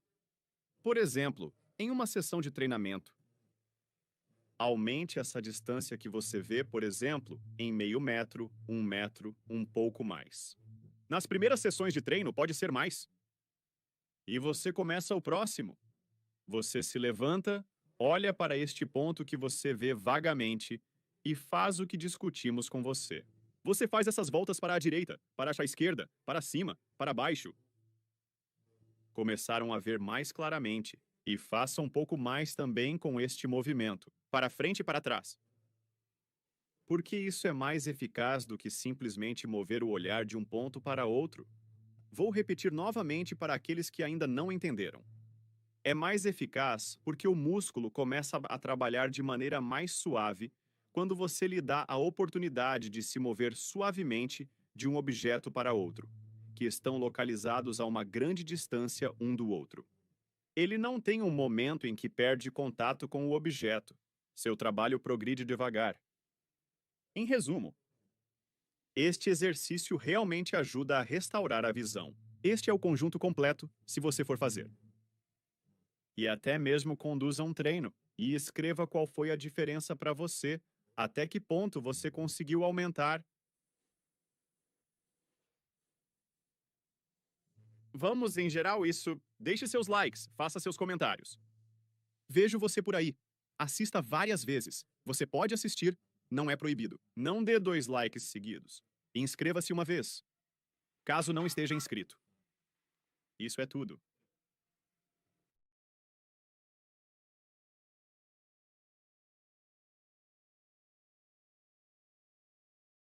Boa noite, queridos amigos. Então, hoje vou mostrar a vocês um método de restauração da visão que realmente funciona com base na minha própria experiência. O que eu tentei, o que eu fiz e o que me trouxe sucesso e resultado, hoje vou mostrar a vocês. Existem diferentes exercícios para a restauração da visão. Entre eles, existem alguns mais eficazes, existem praticamente ineficazes, até mesmo aqueles que podem piorar a visão. Houve uma situação na minha vida em que percebi que minha visão já estava pior do que antes. Isso aconteceu na universidade durante um exame de vista. Eles verificaram nossa visão. Já na escola eu comecei a notar que tinha que me esforçar para ver as linhas de baixo. E, já na universidade, no 1º ou 2º ano, tivemos um exame de vista. E lá descobri que já não conseguia distinguir os símbolos abaixo da 2ª linha, o que me preocupou. Desde então comecei a treinar minha visão e procurar maneiras de restaurá-la. Comecei a experimentar diferentes métodos de recuperação e percebi que muitos deles têm falhas, mas existem alguns métodos eficazes e comecei a escolher o que era adequado para mim, mantendo os exercícios que davam o melhor resultado. Hoje vou compartilhar com vocês, mas para motivá-los, vou mostrar o que consegui. O que eu consegui, amigos? Eu consegui a visão perfeita com a ajuda desses exercícios. Como eu descobri que tenho a visão perfeita? Bem, Eu estava fazendo os exercícios, estava melhorando e conseguindo ver mais claramente. Um dia, quando precisei renovar minha carteira de motorista, onde você tem que fazer um exame médico regular, eles também verificam sua visão rigorosamente, porque como motorista, você precisa ver tudo na estrada. Eu vejo uma linha, a segunda, a terceira, a quarta. Eles me mostram cada linha, todas mais baixas, mais baixas, mais baixas. Eles mostram a linha mais baixa e eu a digo, a outra linha lá. Ela me diz, não, pare já, não precisa ir mais longe, isso é o máximo. Eu digo, não, espere, eu também vejo essa linha, então qual é a minha visão? Ela diz, bem, sua visão já está fora da categoria, ou seja, é uma visão muito boa.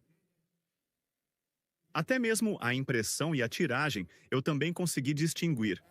Hoje, quero compartilhar com vocês, mesmo que vocês não precisem de uma visão super aprimorada, como restaurá-la. Se você começou a ver mal e usa óculos, de que maneira pode melhorar a sua visão? Hoje, mostro a vocês, amigos, os métodos mais eficazes. Depois que comecei a fazer esses exercícios para restaurar a visão, saí na rua e fiquei surpreso com quão brilhante e bonito tudo estava. Era aproximadamente a mesma época da primavera e a neve apenas derretia.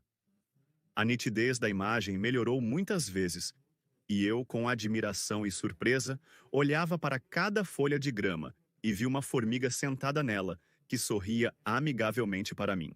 E o que você acha que eu queria ver em primeiro lugar, usando a minha nova visão melhorada? Claro, as belezas únicas que existem em nosso país. Eu fui para o Lago Baikal. Este é o lago mais profundo do planeta. Sua profundidade é de mais de 1,5 km. Mais de 300 rios desaguam nele. Este é um dos lagos mais antigos. Ele tem mais de 25 milhões de anos. E agora eu pude ver e admirar essa natureza deslumbrante em toda a sua extensão. Então, amigos, vocês já prestaram atenção aqui, certo? Ou seja, isso parece aquela tabela que todos vocês conhecem, a que vocês usaram para verificar a visão alguma vez. Mas os observadores atentos notaram que as letras são de cores diferentes. E o mais interessante, tente em casa. Na tela, talvez não seja tão perceptível, mas não se preocupe. Em algum lugar, é melhor usar uma folha do que papéis de parede. Também com canetas coloridas, lápis de cor ou marcadores, desenhe letras, ou ainda melhor, palavras e alguns símbolos de tamanhos diferentes. E você vai descobrir que, por exemplo, você vê uma linha melhor, uma pior, já aquela linha que você vê de forma turva. Nesta linha você verá uma cor melhor e outra você verá pior. Também existe essa peculiaridade na recuperação da visão. Agora vou te contar quais exercícios me deram o maior sucesso e resultado. Então, vamos primeiro desvendar o clássico e depois como eu o modernizei e o que me deu mais sucesso e resultado. Como vocês sabem, amigos, temos músculos oculares. Eles ajustam nosso olho de acordo com os eventos circundantes. Podemos, sem virar a cabeça, olhar para a direita, para a esquerda, para cima, para baixo. Também podemos olhar para longe. Podemos olhar para objetos próximos. Por si só, nossa vida agora é tal que passamos mais tempo olhando para longe de nós mesmos e praticamente não olhamos para perto, o que também não é bom. Mas vamos começar com os músculos oculares. Então, amigos, todos sabem quem já tentou fazer um exercício para treinar a visão. Este é o exercício em que olhamos para a direita, para a esquerda, para cima e para baixo. A desvantagem deste exercício é que, praticamente, 9 em cada 10 pessoas sentem uma tensão muscular ainda maior após realizá-lo. Ou seja, onde isso se conclui? No fato de que olhamos, por exemplo, para cima e para baixo. Olhamos para cima e para baixo repetidamente. Olhamos para a direita, olhamos para a esquerda. E com esse movimento repetitivo, como se estivéssemos treinando os olhos, mas além do esforço neles, não conseguiremos nada com você. Apenas decepção. E isso é tudo. Como corrigir? Veja a alternativa para este exercício. Encontramos um ponto à frente com você, nos concentramos nele, olhamos para ele e começamos a girar a cabeça de um lado para o outro. No final, o que acontece? O ponto final onde o olho está é exatamente o mesmo que se eu virasse meu olho, por exemplo, para a esquerda. Mas aqui, por causa da rotação da cabeça, eu coloco uma carga mais uniforme, mais suave nos músculos. E se você for direto, sem se distrair, pode até continuar comendo e assistindo a este vídeo. Sem se distrair, compartilhe comigo. Depois desses exercícios, você sentirá relaxamento e aumento da acuidade visual ao mesmo tempo. Então, o primeiro exercício. Estamos olhando para frente com você e começamos a girar a cabeça de um lado para o outro. Assim, ocorre o trabalho dos músculos oculomotores. Este é o primeiro movimento, fazemos 10 repetições. O segundo movimento que fazemos é o movimento da cabeça para cima e para baixo, também levando ao ponto extremo da posição do seu olho. Essa carga é equivalente a mover os olhos para cima, para baixo, para a direita e para a esquerda de maneira mais balanceada. Qual é a diferença? A diferença é que quando tentamos mover o olho em relação à pálpebra com você, o movimento ocorre de forma desigual, ou seja, ele não pode se mover em uma linha reta e durante o movimento ele oscila um pouco para um lado e para o outro. Essa é a primeira e a segunda coisa juntas, com o movimento dos olhos. Vemos diferentes objetos, sim, e a visão meio que pula de um objeto para outro. Por causa disso, o olho também se ajusta a cada nova imagem. Entendeu? Ou seja, por exemplo, estou olhando para cima e para baixo. Aqui está o pé, o braço, o osso do ombro, a pá, a fechadura. Ou seja, cada vez que o olho se ajusta a uma nova imagem, os músculos oculares se ativam. Por exemplo, se eu faço um movimento para cima, os músculos laterais também se envolvem no movimento. Assim, além do movimento para cima e para baixo, os movimentos laterais também estão envolvidos. E isso causa um efeito negativo, embora deva ser positivo. Então, vamos repetir mais uma vez. Ou seja, o primeiro exercício, o primeiro grupo de exercícios é o movimento para cima e para baixo com o olho, olhando para um ponto, e para a direita e para a esquerda. Dessa forma, nós exercitamos. Ou seja, este é o primeiro exercício. No segundo exercício, também praticamos todos. Ou seja, este é o primeiro exercício. O segundo exercício, também conhecido por todos, é quando, por exemplo, ficamos perto de uma janela, desenhamos ou colamos um ponto na janela e olhamos para a imagem à nossa frente, depois para longe. Com este exercício, a imagem muda abruptamente de muito perto para muito longe. Por isso, o músculo que muda a curvatura do cristalino pode espasmar ainda mais nesse momento. Para este exercício, não é necessário que você tenha esses dois objetos a uma grande distância. Aqui podemos usar até mesmo o seu telefone. Por exemplo, seria melhor se fosse algum texto na tela do seu telefone. Você olha para a imagem e, então, faz a tradução. Ou seja, você continua olhando para a imagem o tempo todo. Você vê alguns números, por exemplo, o tempo, desenhados no seu telefone. E então você move o olhar para longe, olhando para o mesmo número. Depois, você aproxima o telefone de você. Neste caso, mesmo aqueles que têm, digamos, visão de longo alcance, também acharão útil, pois verão pior à frente. Se você precisar treinar para remover a miopia, a imagem ficará um pouco menor e você verá um pouco pior à distância. Assim, você muda o olhar, mantendo o tempo todo em um ponto, enquanto altera a posição do seu telefone. Um pouco longe, um pouco perto, um pouco longe, um pouco perto. Dessa forma, você tem uma tensão uniforme neste músculo. Ou seja, esses dois grupos de exercícios, você pode usá-los como um aquecimento. Eu fazia regularmente, depois deles surge uma sensação de relaxamento e olhos, e a sensação de que a circulação sanguínea melhorou de alguma forma. Ou seja, não há tensão local nos olhos após eles, como costuma acontecer. Então, amigos, agora passamos para o exercício principal, que já restaura a nitidez da imagem. E depois vou mostrar como você pode restaurar a visão. Se alguém tem um problema, que em luz brilhante eles veem bem, mas quando está escuro, a imagem já fica pior. Então, amigos, vocês precisam de uma tabela. É assim que é. Pode haver 2 tipos de treinamento. Pode ser com letras de cores diferentes. Pode ser de uma cor. Vamos mostrar com cores diferentes. Aqui temos uma tabela. Vamos supor, a uma distância de 2 metros. E a essa distância, você percebe que consegue ver bem a primeira linha. Você vê a segunda linha, mais ou menos. A terceira está um pouco embaçada, mas as letras são distinguíveis. E o que você faz aqui? Você simplesmente olha para essas letras.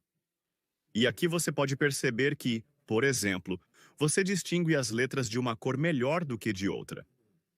E você se concentra naquela letra que você vê, mas um pouco embaçada, e simplesmente começa a olhar para ela.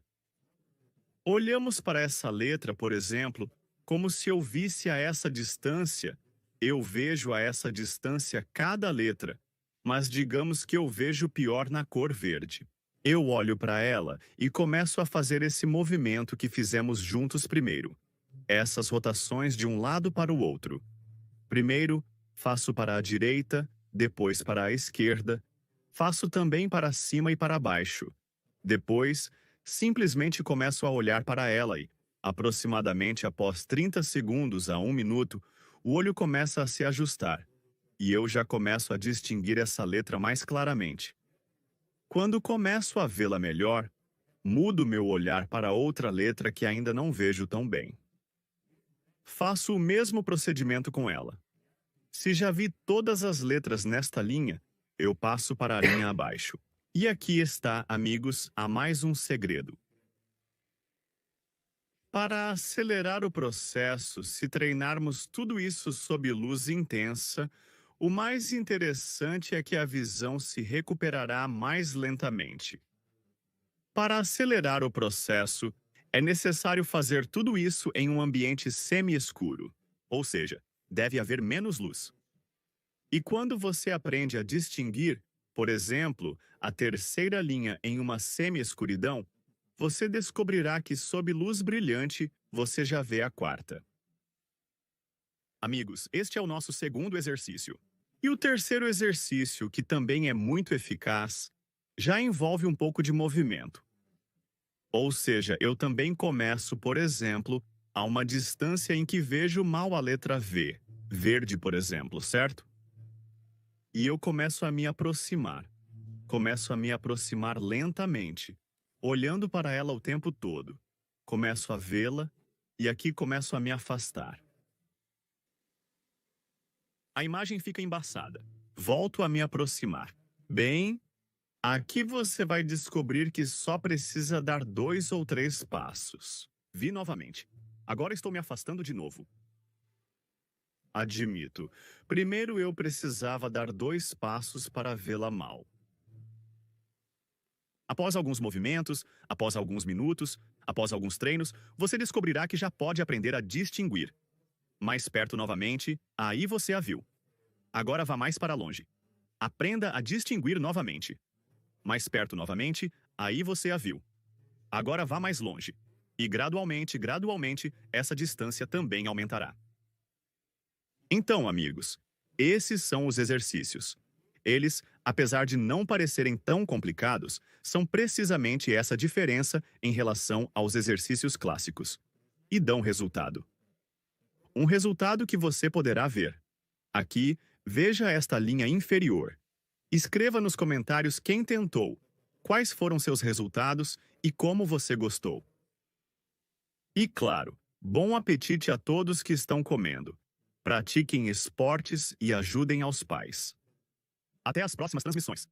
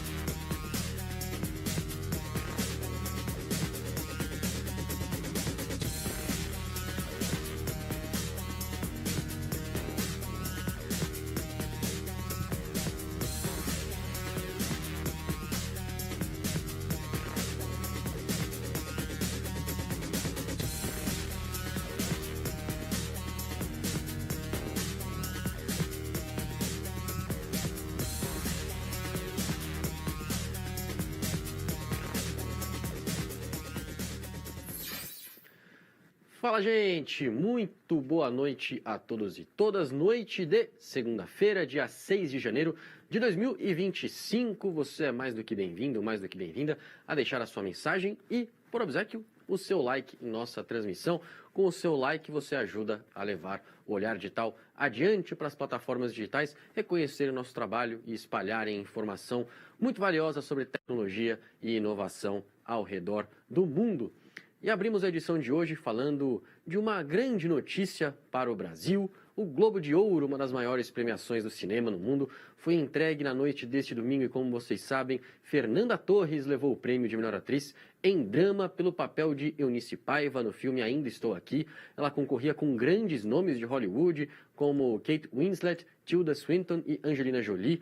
Com a vitória, Fernanda Torres se tornou a primeira atriz brasileira a levar o prêmio. No discurso de agradecimento, ela falou sobre a mãe, Fernanda Montenegro, que foi indicada na mesma categoria em 99 pelo filme Central do Brasil. Também destacou a vida de Eunice Paiva, incluindo os momentos difíceis que a ativista viveu na época da ditadura aqui no Brasil. E não foi só no Salão do Globo de Ouro que ela foi ovacionada. Celebridades publicaram fotos parabenizando Fernanda Torres nas redes sociais. O próprio público se animou com a conquista. Depois da premiação ao longo do dia de hoje, Fernanda Torres apareceu no topo dos nomes mais buscados globalmente. O vídeo do discurso de agradecimento, publicado pela página do Globo de Ouro, também se tornou o mais engajado no perfil, com mais de 1 milhão de curtidas e 120 mil comentários. E que venha o Oscar, né? Comecinho de ano, tempo de Oscar. Quem sabe não pinta mais uma boa notícia inédita para o Brasil com a Fernanda Torres. Robôs que interagem com o mundo real, casas que aprendem nossos hábitos e uma alta dose de inteligência artificial. Nosso dia a dia está cada vez mais repleto de inovações que chegam primeiro na maior feira de tecnologia do mundo. A CES 2025 está com as portas abertas nesta semana. Vamos ver. A primeira e maior feira de tecnologia do ano está prestes a começar. A CES 2025 em Las Vegas, nos Estados Unidos, tem início oficialmente nesta terça-feira e não tem como ser diferente. Há muita expectativa quanto às inovações tecnológicas nesta edição. Um toque especial fica na rivalidade no segmento de chips com a AMD, prometendo uma forte concorrência à Nvidia, que reinou em 2024. Hoje, em uma prévia do evento, a AMD revelou novidades em PCs para jogos e inteligência artificial. Já o CEO da Nvidia, Jensen Huang, fará uma palestra na CES 2025 nas próximas horas. Dentre as inovações mais aguardadas da empresa neste ano está a nova geração de GPUs GeForce RTX 50, além de tecnologias em robótica e transporte. Nestes primeiros momentos da feira, neste ano, teremos ainda novidades da Toyota para o projeto da cidade inteligente Woven City, um verdadeiro laboratório vivo para testar novas tecnologias de mobilidade e sustentabilidade. Já a Samsung deve apresentar novas linhas de TVs e eletrodomésticos, com forte ênfase em inteligência artificial. As inovações na CES são em diversas áreas. A robótica continua em alta, com empresas como a Hyundai, dona da Boston Dynamics, mostrando avanços em robôs humanoides. Os eVTOLs, ou carros voadores, também devem marcar presença, impulsionados pelos avanços regulatórios nos Estados Unidos. Para os gamers e profissionais que buscam alta performance, as novidades em monitores e notebooks prometem impressionar. Além da própria Samsung, Asus, MSI e LG devem revelar telas com tecnologias inovadoras, como os monitores OLED 25K. E com a popularização da inteligência artificial generativa, os notebooks também devem trazer recursos para aumentar a produtividade. Quanto aos dispositivos para casas inteligentes, a CES 2025 deve contar com avanços no padrão Matter e na integração com assistentes virtuais. E com o relativo baixo impacto do Vision Pro da Apple no ano passado, empresas como a Meta devem tentar preencher esse espaço com novas soluções em realidade virtual e mista. Em resumo, a CES 2025 se consolida como o principal evento de tecnologia do ano, mostrando as inovações que vão transformar o nosso presente e o nosso futuro. O Olhar Digital está acompanhando tudo bem de perto e você confere as novidades em nosso site e ao longo da nossa programação.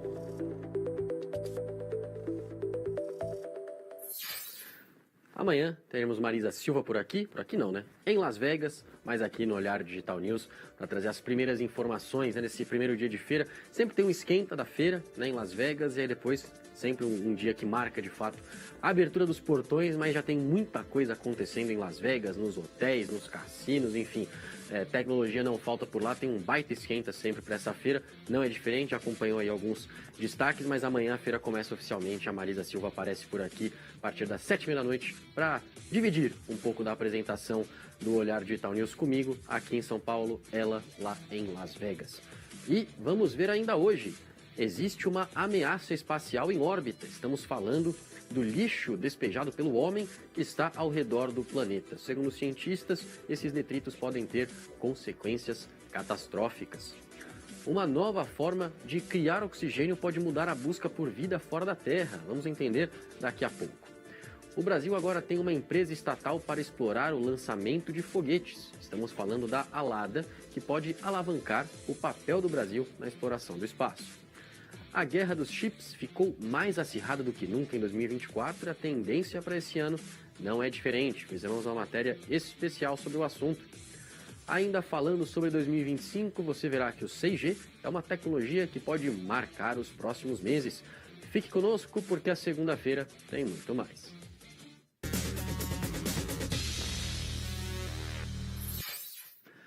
A tecnologia está transformando o mundo em que vivemos e 2025 promete acelerar ainda mais esse processo. Isso nos faz pensar nos impactos para a sociedade, tendo em vista as máquinas atuando ainda mais no lugar dos seres humanos, por exemplo.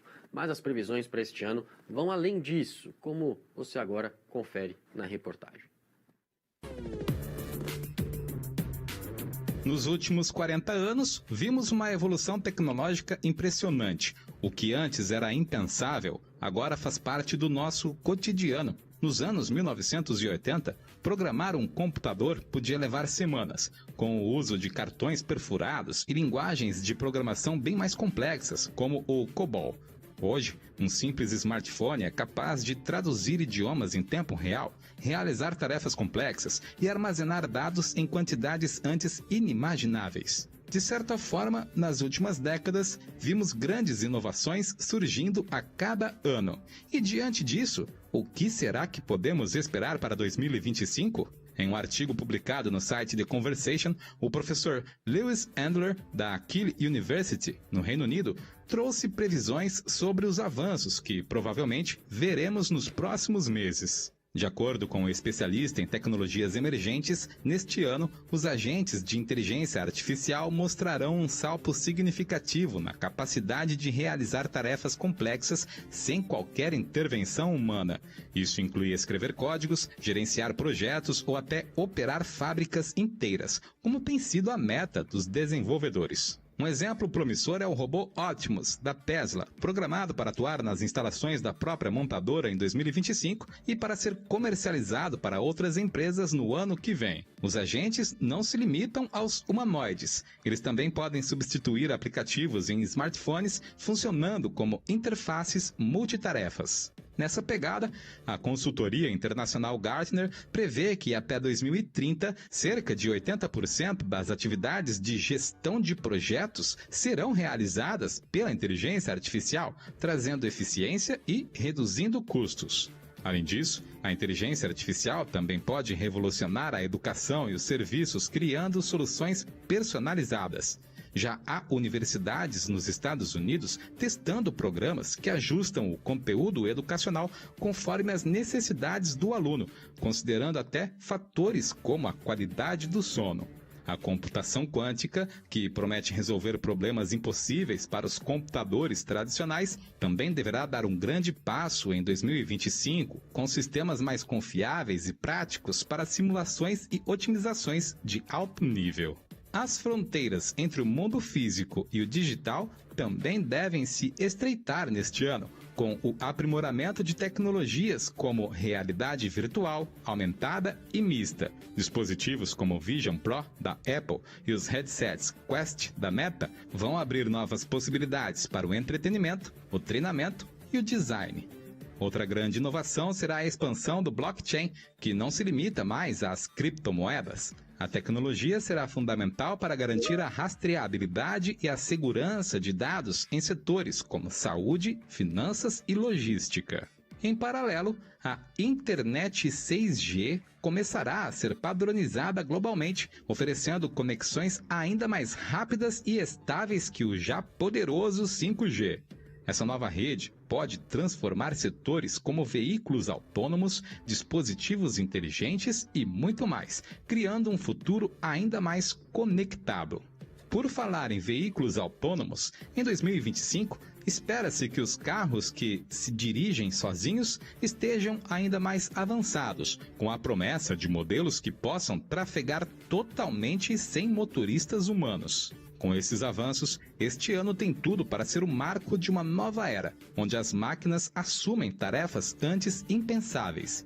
Na premissa mais positiva, segundo o professor, trazendo mais agilidade para as tarefas do nosso dia a dia e melhorando nosso tempo de lazer e nossa qualidade de vida.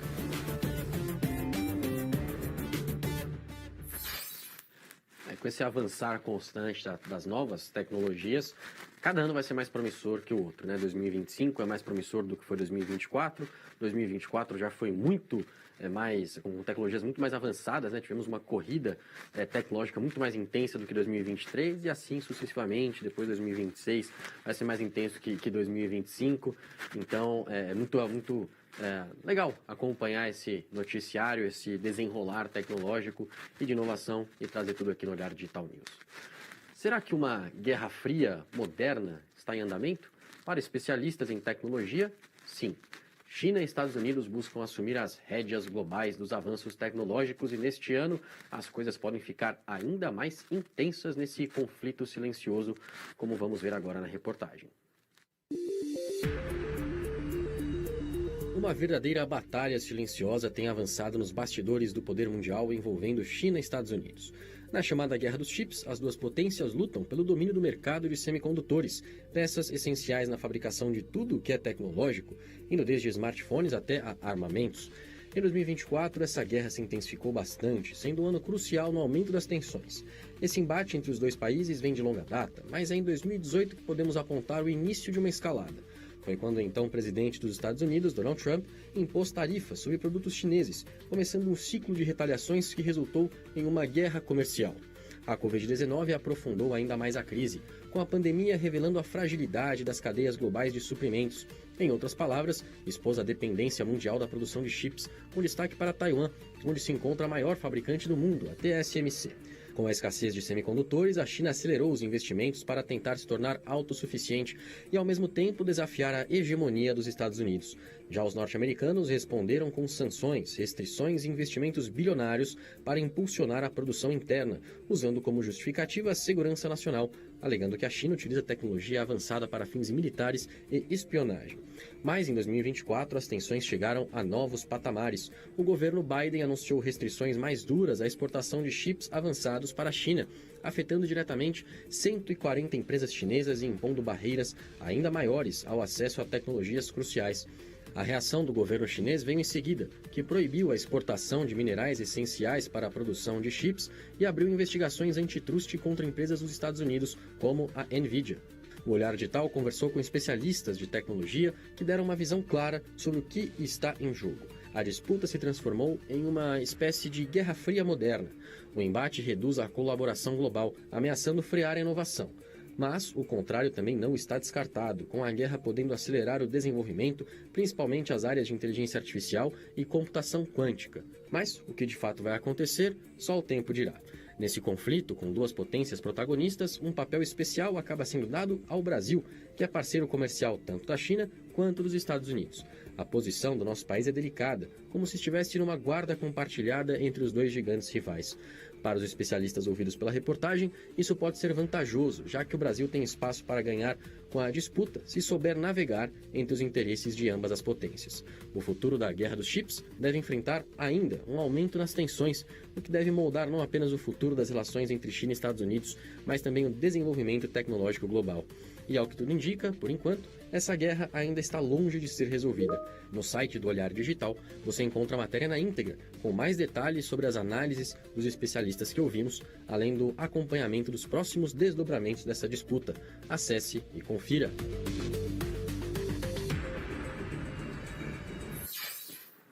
Chips de inteligência artificial são a bola da vez no setor de tecnologia e, claro, há muito interesse por trás dessa área, que já é uma realidade, mas é ainda mais promissora para os próximos anos. Em 2025 deve ter muita notícia, muita atualização nessa tal guerra dos chips. Entre os destaques da semana da Max está um caso bem curioso sobre uma criança que foi considerada uma adulta, disfarçada e perigosa pelos pais adotivos. Se você já viu aquele filme A Órfã, vai notar algumas semelhanças nessa história. Mas estamos falando de um documentário que retrata uma história real e não de ficção. Olha só. Em 2010, nos Estados Unidos, o casal Barnett adotou uma menina, mas abandonou 2 anos depois, alegando que a criança era uma pessoa adulta e perigosa. Na terceira temporada de O Curioso Caso de Natalia Grace, que chega à Max nesta terça-feira, acompanhamos o desenrolar do documentário onde a jovem, que nasceu com nanismo, tem a chance de se defender. Where there's smoke, there's fire. I try. You still walking free. Leave me alone. I don't know what the truth is. I want to know the answers to these questions. Are you sorry? And I want people to pay for what they've done. Uma estrela da chamada Era de Ouro de Hollywood, nas décadas de 1950 e 60, tinha a vida particular envolta em mitos e verdades. No documentário Rock Hudson, Tudo que o Céu Permite, outro destaque de terça-feira na Max, temos detalhes intensos da inspiradora e trágica jornada do ator, uma das primeiras celebridades globais a revelar um diagnóstico de HIV. Actor Rock Hudson has acquired immune deficiency syndrome. It was everything kind of wrapped up in one. It was Hollywood and the closet and the fact that Rock had lived his life not able to express who he was. And it had come to that. Os desafios enfrentados por profissionais da saúde em Pittsburgh, nos Estados Unidos, dão um tom em The Pit, que estreia no streaming na quinta-feira. Com uma narrativa realista, a nova série mostra as dificuldades e sacrifícios da rotina em um hospital moderno. A cada episódio, os profissionais enfrentam dilemas pessoais, conflitos políticos no ambiente de trabalho e o impacto emocional de tratar pacientes em estado crítico. That's called being an emergency medicine doctor.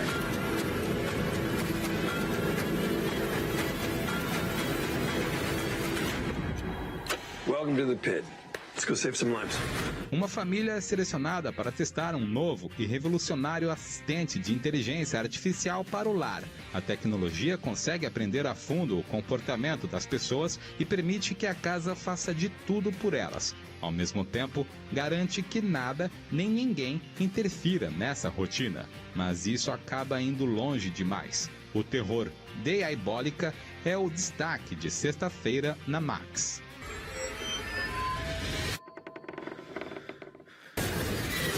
There is something very wrong with Aya.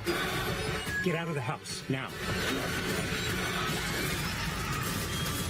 Para mais detalhes destes e dos outros lançamentos da semana na Max, você já sabe. Acesse olhardigital.com.br e confira.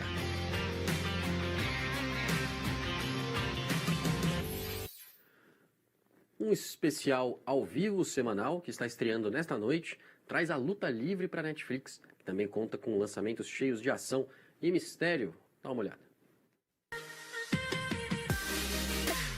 A luta livre profissional tem como principal evento de promoção o World Wrestling Entertainment. E neste mês de janeiro, a Netflix transmite ao vivo o especial semanal WWE Raw. A primeira transmissão acontece nesta segunda-feira, às 22 horas, pelo horário de Brasília, tendo como uma das estrelas Dwayne Johnson, que se destacou para o mundo como The Rock nos ringues. Uma mãe que trabalha na área de TI tem a vida virada de cabeça para baixo ao se envolver com criminosos de Bucareste. Para proteger o filho e buscar vingança, ela se infiltra no submundo do crime, assumindo o papel de hacker e parceira de um agente secreto. Com alta dose de drama e teor policial, a série Subterran é o destaque de quarta-feira na Netflix. Na quinta-feira chega ao streaming Terra Indomável, minissérie de faroeste ambientada nos Estados Unidos de 1857. Em meio ao caos e confusão, a dor está em toda parte, com a inocência e a tranquilidade perdendo a batalha para o ódio e o medo. Nenhum lugar é seguro nessas terras violentas, e só um objetivo importa: sobreviver.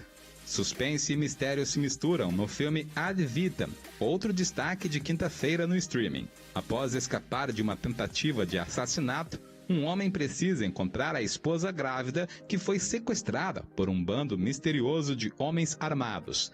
Nessa caçada, ele acaba revivendo um passado complicado, enfrentando antigos inimigos e desenterrando segredos sombrios. Quer saber mais sobre tudo que a Netflix preparou para esta semana? Então, não deixe de acessar o nosso site, olhardigital.com.br. Vale a pena conferir.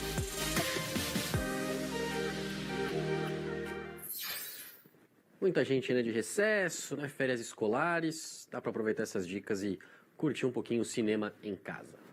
O Olhar Digital tem uma parceria com a Surfshark, empresa que oferece VPN para o mundo todo a um preço justo. Hoje você vai entender por que esse serviço será fundamental em 2025.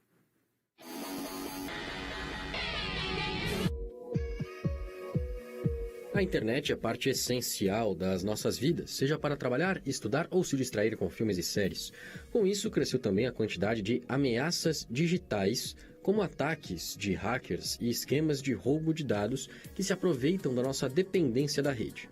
Nesse cenário, investir em uma boa VPN, ou seja, uma rede privada virtual, deixou de ser apenas uma opção e se tornou praticamente indispensável. A VPN funciona como um túnel criptografado que protege suas informações, impedindo que terceiros espionem seu tráfego ou sequestrem seus dados, mesmo quando você se conecta a redes Wi-Fi públicas. Além disso, ela ajuda a contornar restrições geográficas, possibilitando acesso a conteúdos e serviços bloqueados em determinados países. Só cuidado, claro, para não ferir nenhum termo de uso. Com uma VPN confiável, você também reduz a vigilância de grandes empresas e governos que coletam e analisam rotineiramente o seu comportamento online para fins de marketing ou controle. A privacidade passa a ser um bem valioso e mascarar o seu endereço IP garante mais liberdade de expressão, tornando mais difícil que suas atividades virtuais sejam rastreadas. Outro diferencial é a garantia de conexões mais estáveis e rápidas, já que muitos provedores de VPN contam com servidores otimizados para streaming e jogos online, oferecendo uma experiência fluida mesmo em alta definição. O Olhar Digital tem uma parceria com a Surfshark, uma VPN de ponta que oferece pacotes completos a partir de R$ 10,99 por mês. Acesse o QR Code em sua tela e confira.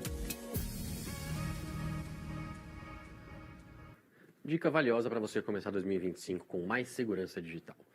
O presidente Luiz Inácio Lula da Silva sancionou a lei que cria a ALADA, uma estatal para explorar o lançamento comercial de foguetes e satélites privados a partir do Brasil. Mais especificamente a partir do Centro Espacial de Alcântara, no Maranhão. A companhia será subsidiária da Nave Brasil, estatal vinculada ao Ministério da Defesa, voltada aos sistemas de navegação aérea para o setor privado. O foco da ALADA é diferente. A nova empresa servirá à pesquisa, desenvolvimento e comercialização de tecnologias aeroespaciais. O objetivo é tornar o Brasil mais ativo no mercado internacional de satélites e lançamentos espaciais. Atualmente, o setor é dominado por empresas privadas, como a SpaceX e a Blue Origin. O Olhar Digital explicou as vantagens e também desvantagens desse programa na nota que está em nosso site. Você pode acessar o QR Code na sua tela para ter mais informações.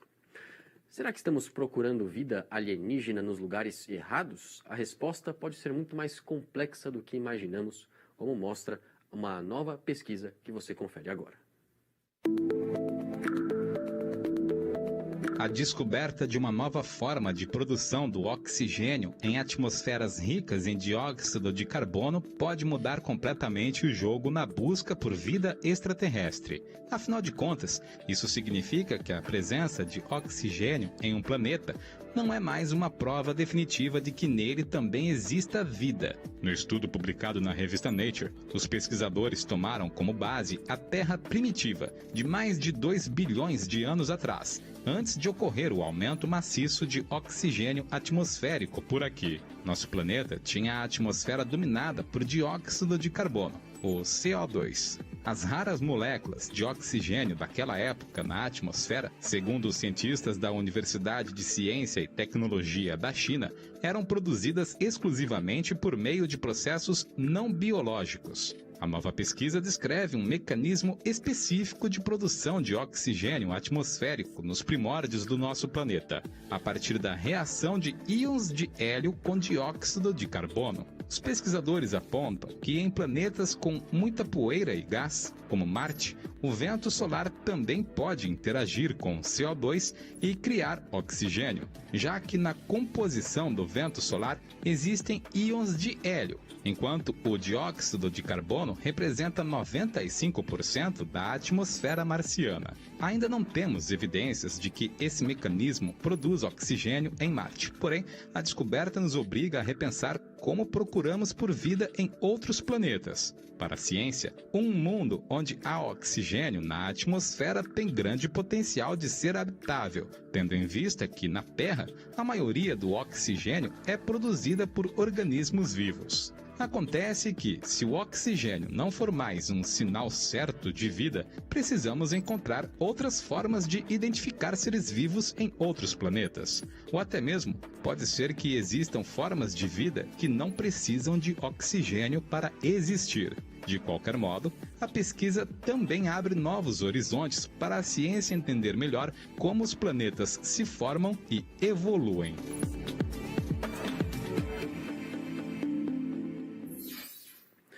Existe uma ameaça que parece invisível e que paira sobre nossas cabeças. O lixo no espaço coloca em risco desde a comunicação global até a exploração do universo. Veja agora os detalhes. Em novembro do ano passado, o lixo em órbita quase atingiu a Estação Espacial Internacional. Segundo a NASA, foi necessária uma manobra de emergência, já que um possível impacto seria desastroso. Os problemas relacionados aos detritos no espaço não são uma novidade. Além dos riscos aos astronautas, a situação também é perigosa pensando nos impactos disso para tecnologias como GPS e até para a conexão com a internet. A preocupação é tanta que os cientistas criaram um termo para o problema do lixo espacial: Síndrome de Kessler. Trata-se de um cenário em que detritos no espaço iniciam uma reação em cadeia. Uma explosão envia uma nuvem de fragmentos que se chocam com outros objetos espaciais, criando ainda mais detritos. O efeito em cascata pode continuar até que a órbita da Terra fique tão entupida de lixo que os satélites se tornem inoperáveis e a exploração espacial precise parar completamente. Pesquisadores discordam sobre o nível atual de risco e quando exatamente esse congestionamento no espaço pode atingir um ponto sem retorno. No entanto, todos concordam que há um problema que precisa ser resolvido. Desde o início dos voos espaciais, em 1957, houve mais de 650 quebras, explosões, colisões ou eventos anômalos, resultando em fragmentação, segundo a Agência Espacial Europeia. Alguns detritos são tão pequenos que não podem ser monitorados, o que não quer dizer que não sejam extremamente perigosos. Atualmente, o governo dos Estados Unidos rastreia 47 mil objetos espaciais. No entanto, os cientistas dizem ser impossível prever onde ou como um efeito em cascata pode começar. A maior dificuldade é prever o comportamento dos detritos no espaço. Há também um outro detalhe: a síndrome de Kessler não é um evento instantâneo, podendo durar meses, anos ou até décadas, o que leva muitos cientistas a debaterem se o fenômeno já pode estar em andamento. De qualquer forma, todos concordam que é preciso agir com prevenção. Uma das possibilidades é limpar o espaço, mas as técnicas desenvolvidas são muito caras e ainda estão em fase experimental. Outra questão importante é a regulamentação. Em setembro de 2024, a Organização das Nações Unidas adotou o chamado Pacto para o Futuro. O documento prevê que os países analisem novos marcos regulatórios para o setor espacial, por meio do Comitê sobre os Usos Pacíficos do Espaço Exterior. Especialistas em política espacial, entretanto, criticam a proposta e dizem que não há meios de garantir que as regras serão seguidas.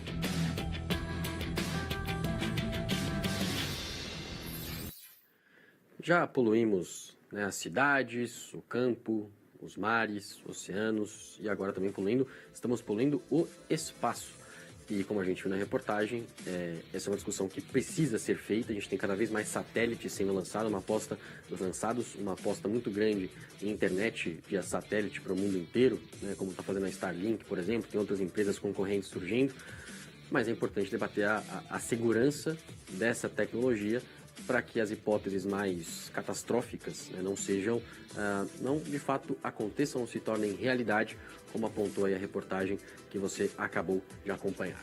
Pontualmente 8 horas 1 minuto pelo horário de Brasília. Vamos dar uma passada aqui nos nossos comentários nesta segunda-feira, dia 6 de janeiro de 2025, minha gente. Já estamos em 2025, o Marcelo Neto deu boa noite dele, o Marcos Muniz também carimbou a participação dele por aqui, assim como o Kaique Miranda, o Bruno Henrique deu boa noite, o Eric Evans também dá boa noite para a família do Olhar Digital News, o Danei Galvão sempre presente com a gente, valeu pela sua mensagem, também deu o alô dele. Ivan Barreto, boa noite a todos, ele fala de Quissamã, Rio de Janeiro. A mensagem também do José Antônio, que deu boa noite a todos. Vamos descer aqui mais um pouquinho. Nosso querido Marcelo Zurita também está dando o ar da graça. Nosso querido colunista, o astrônomo Marcelo Zurita, aqui com a gente. Valeu, Zurita, um abraço para você. Zurita que sempre participa com a gente às sextas-feiras. O Jurandir também deu o alô dele. O Nixon falou boa noite, pessoal, Olhar Digital. A mensagem do Felipe Almeida também aqui com a gente.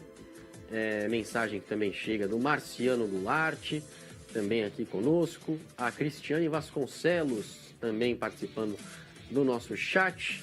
Rodrigo Cabral também deu boa noite dele, assim como o Ederaldo. Vamos ver aqui mais mensagens mais frequentes.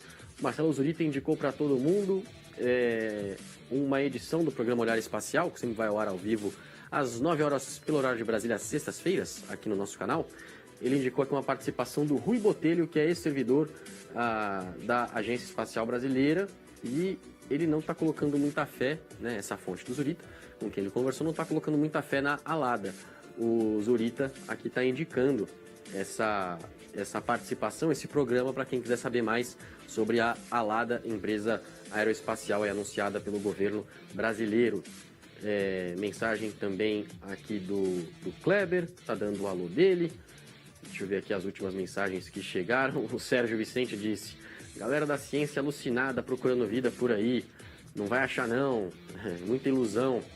Sérgio, realmente nós estamos aqui, né, em 2025 e nunca encontramos evidência de vida fora da Terra, mas seria importante para a ciência. Quando a gente fala vida fora da Terra, não necessariamente são, né, os homenzinhos verdes, né, circulando por aí, como pregam algumas teorias da conspiração, mas uma vida microscópica, por exemplo, né, que pode ajudar a entender a origem da vida aqui na Terra, contribuir para a ciência de outras formas, né, como por exemplo Marte, né, se Marte já teve vida ou não, né, os cientistas buscam ali alguns indícios de vida microscópica, por exemplo, algumas luas espalhadas pelo sistema solar que podem ter oceanos, e isso também poderia indicar ali formas de vida. Então é mais para a gente até entender melhor, né, como o universo foi formado. São realmente, eu acho fascinante, né, essa busca da astronomia, mas de fato não estamos falando aí de extraterrestres, né, espalhados vigiando a Terra e nada disso. É mais essa busca por pequenas formas de vida que seja, né, para a gente conseguir entender melhor o nosso passado e também o que aconteceu com outros mundos, né, que já tiveram vida e que de repente podem não mais ter. A Terra hoje tem vida, né, então é importante também saber desses processos. Então são muitas perguntas, né, que a ciência traz, mas nem todas têm resposta mesmo. Participação também do Odenei perguntando se lá em cima, né, no espaço, não tem coleta de lixo. Tá precisando, né, Odenei? Tá precisando. Participação, deixa eu ver aqui, ó. Já tiveram mais comentários aqui um pouquinho mais para cima, deixa eu ver se eu acho.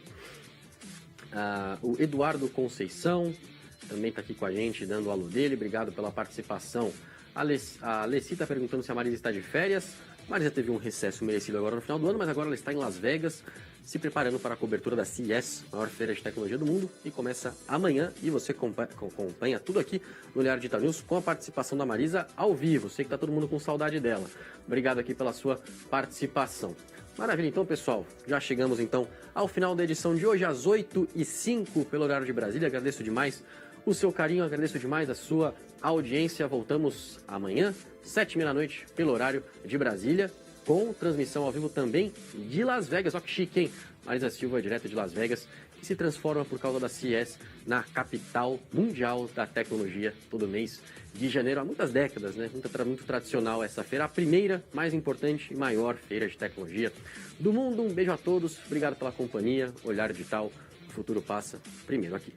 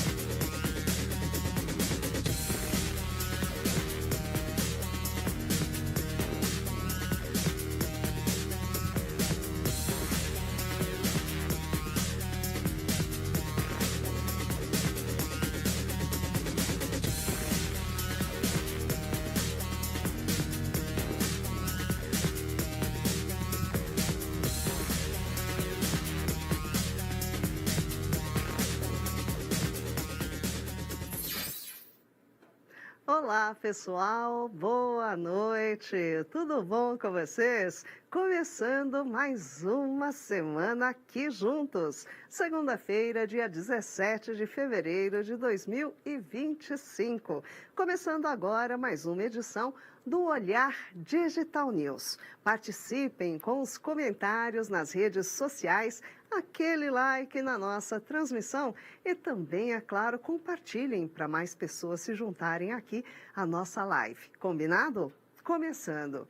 O chatbot Grok 3 da empresa de inteligência artificial xAI, que pertence a Elon Musk, será lançado nesta madrugada. O bilionário disse que essa é a IA mais inteligente da Terra. Na semana passada, Musk revelou que o chatbot estava em estágios finais de desenvolvimento e que seria lançado em 1 ou 2 semanas.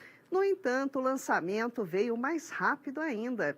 Uma demonstração ao vivo foi realizada a 1h da madrugada. Aliás, pessoal. Essa demonstração ao vivo vai ser realizada a 1h da madrugada, pelo horário de Brasília, pois é esta noite. O Grok é o chatbot de IA disponível para assinantes premium do X. Ele ficou conhecido por responder perguntas espinhosas que outras IAs costumam evitar. Essa é a terceira versão do modelo.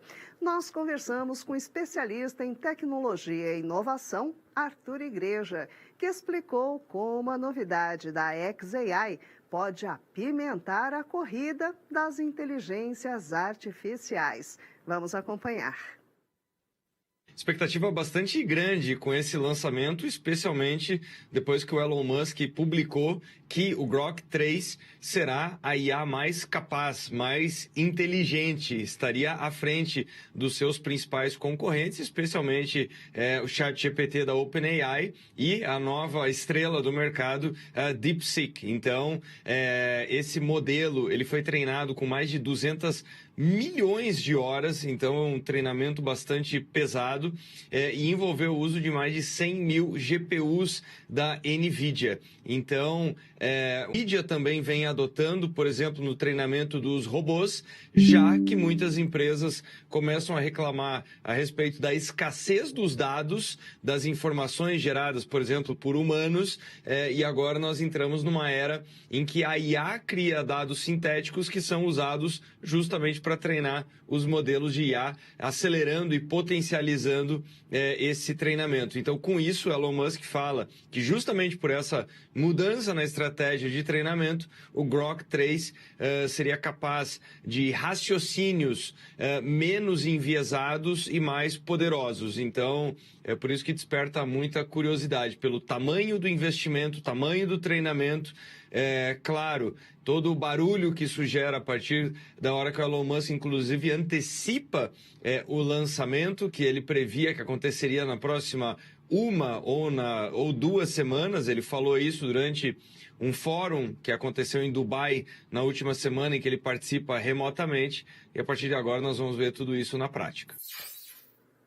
Pois é só aguardar. Tá aí mais uma grande participação. Agradecemos ao Arthur Igreja, que é especialista em tecnologia e inovação.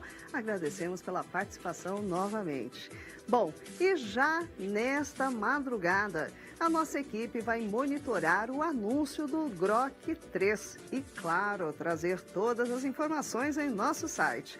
Amanhã, é claro, também você acompanha todos os detalhes aqui no Olhar Digital News. Pois é, no Olhar Digital vocês não perdem nada, pelo contrário, o futuro passa primeiro aqui. Bom, e vai ser assunto ainda nesta segunda-feira, vamos lá. Um buraco negro a caminho da Via Láctea. Segundo um novo estudo, uma galáxia vizinha à nossa pode esconder um monstro cósmico. Os detalhes daqui a pouquinho. Um asteroide revela que outras regiões do sistema solar podem ter água salgada. A notícia anima a comunidade científica. A Meta quer investir em robôs humanoides e na maior rede de cabos submarinos do mundo. A empresa vai concentrar boa parte do tráfego, ela já concentra boa parte do tráfego mundial de dados. Todos os detalhes em instantes. E tem uma nova animação da Pixar chegando ao Disney Plus. A produção Ganhar ou Perder promete envolver crianças de destaque para um suspense com Robert De Niro. O Olhar Digital celebra 20 anos com um evento em São Paulo amanhã. Em pauta, o futuro das inteligências artificiais e como a tecnologia vai mudar a sua vida. Fique com a gente. O Olhar Digital News de hoje já está começando e tem muito mais.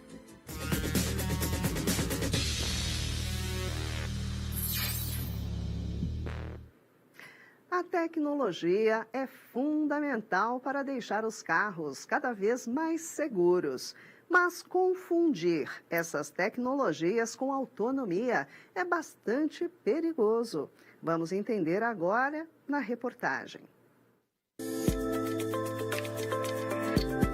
Carros mais modernos ou nas versões mais completas contam com sistemas automatizados de assistência ao motorista, os famosos ADAS, na sigla em inglês. Entre eles está o controle de cruzeiro, que pode ou não ser adaptativo. O controle de cruzeiro mantém o veículo em uma velocidade constante, previamente selecionada pelo motorista, sem reagir automaticamente às variações de tráfego ou à distância em relação a outros veículos. Já o controle de cruzeiro adaptativo usa sensores para ajustar a velocidade de forma automática, mantendo uma distância segura do veículo da frente. Se o carro da frente desacelera, o sistema reduz a velocidade. Se o caminho fica livre, retorna-se para a velocidade originalmente definida. Quem já pegou uma estrada com essa tecnologia funcionando sabe que dá uma impressão de ser uma espécie de piloto automático, mas na prática aumenta a possibilidade de acidentes, pelo menos é o que alerta um estudo recente. A pesquisa, publicada no periódico Transportation Research Interdisciplinary Perspectives, avaliou dados de várias partes do mundo sobre a eficácia dos ADAS, e os controles de cruzeiro foram os únicos a aumentar chances de acidentes. Conforme consta no trabalho feito por cientistas da Holanda, o controle de cruzeiro padrão aumentou as chances de acidentes em 12%. Já em relação ao controle de cruzeiro adaptativo, a probabilidade de acidentes consolidada apontou um crescimento de 1,8%.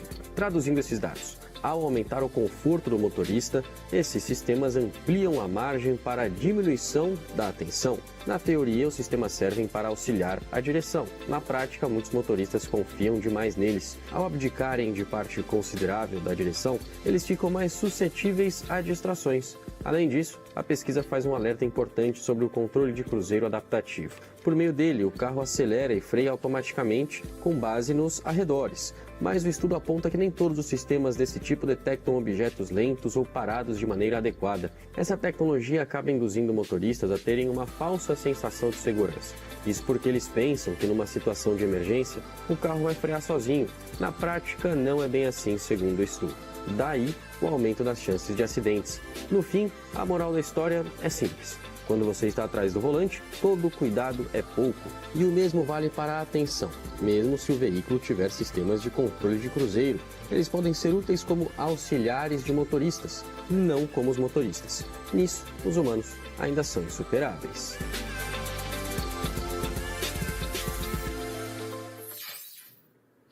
E começando o nosso giro pelos streamings, o primeiro destaque é o Disney Plus. A maior novidade da semana é uma aguardada animação da Pixar. Vamos ver. Essa é daquelas produções que certamente vão divertir as crianças, mas que promete envolver também os adultos. A série original da Pixar Animation Studios, Ganhar ou Perder, acompanha as histórias entrelaçadas de 8 diferentes personagens, enquanto cada um deles se prepara para o grande campeonato de softball. O enredo revela como é realmente estar na pele de cada um, as crianças inseguras, pais super protetores ou até mesmo um árbitro apaixonado, com perspectivas engraçadas, muito sensíveis e animadas de uma maneira única. A estreia da nova série da Pixar no Disney Plus é na quarta-feira. Aí, na próxima você acerta, de boa. Tá, é lógico. É importante. Não importa o que aconteça. Todo mundo aqui venceu. Para quem gosta de mistério, aqui vão 2 sugestões. Amanhã chega ao streaming o 6º episódio da primeira temporada de Paradise, série que se passa em uma comunidade tranquila, abalada por um crime chocante. A investigação instiga o espectador desde o começo. O que parece um thriller logo se torna um drama ainda maior e mais completo, deixando aquele gostinho de quero mais para o próximo capítulo. Are you happy that Cal is dead?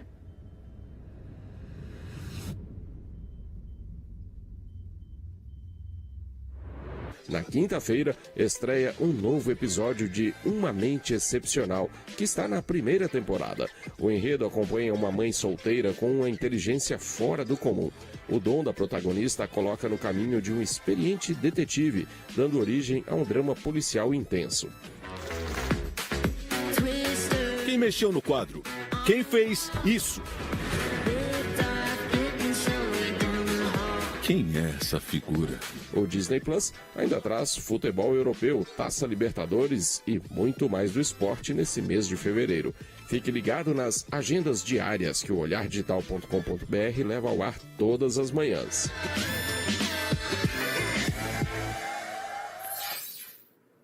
E assim como no Disney Plus, o drama e o suspense também dão o tom nesta semana na Netflix.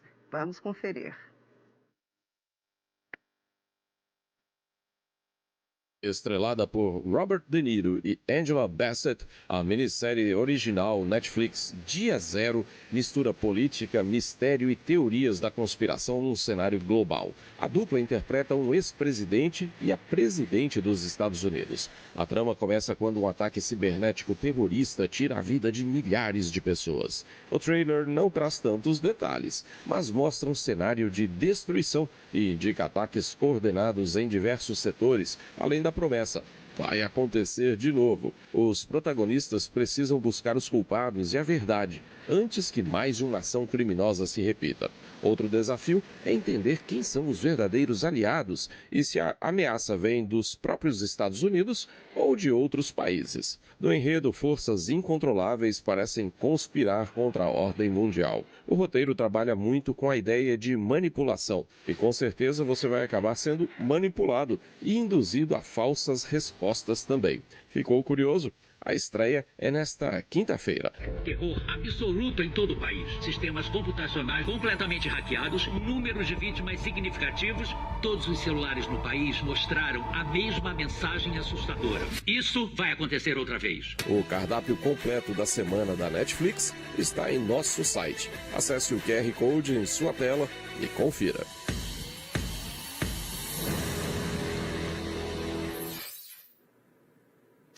E como muitos de vocês já sabem, o Olhar Digital nasceu como um programa de televisão em fevereiro de 2005. Nós exibimos, aliás, o programa pela Rede TV em rede nacional e fomos os pioneiros e inovadores ao falar sobre tecnologia para o público amplo da televisão aberta. Um verdadeiro desafio.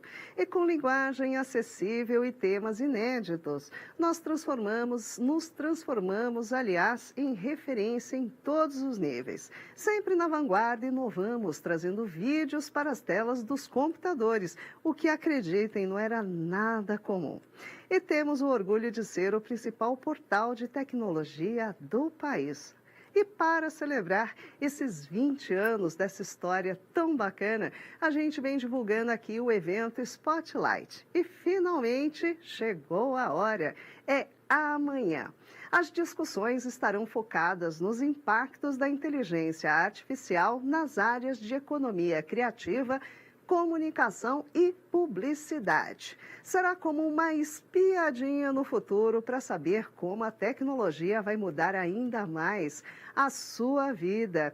Pois é, os ingressos infelizmente já se esgotaram. Felizmente para nós vai ser um evento sensacional, eu tenho certeza, mas vocês que não puderam participar desse evento, não se preocupem, nós vamos sim, no decorrer da semana, soltar um pouquinho do que aconteceu por lá. Vão ser vários painéis, um dia inteiro de conteúdo super interessante, com várias discussões com pessoas importantes do nosso mercado. Então, acompanhem as nossas publicações em olhardigital.com.br. E com relação a eventos, vocês também não ficam na mão. Esse ano agora de 2025, vamos sim produzir mais eventos e tenho certeza que vocês também vão poder participar nos próximos. Combinado? Então, tá dado o recado. Amanhã temos o nosso evento Spotlight e vocês vão dar uma espiadinha amanhã juntinho com a gente.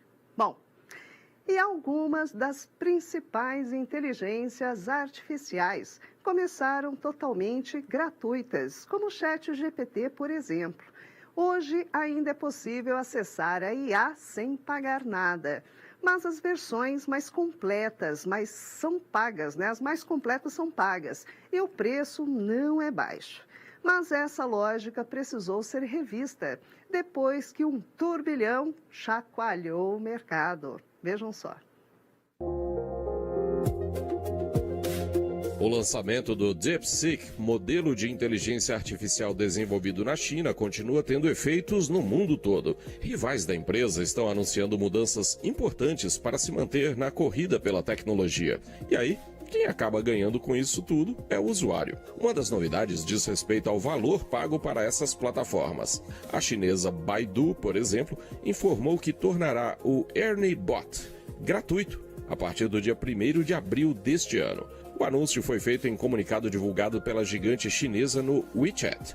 A partir da data, o chatbot irá oferecer recursos até então considerados premium, sem custo nenhum para usuários de dispositivos móveis e também de desktops.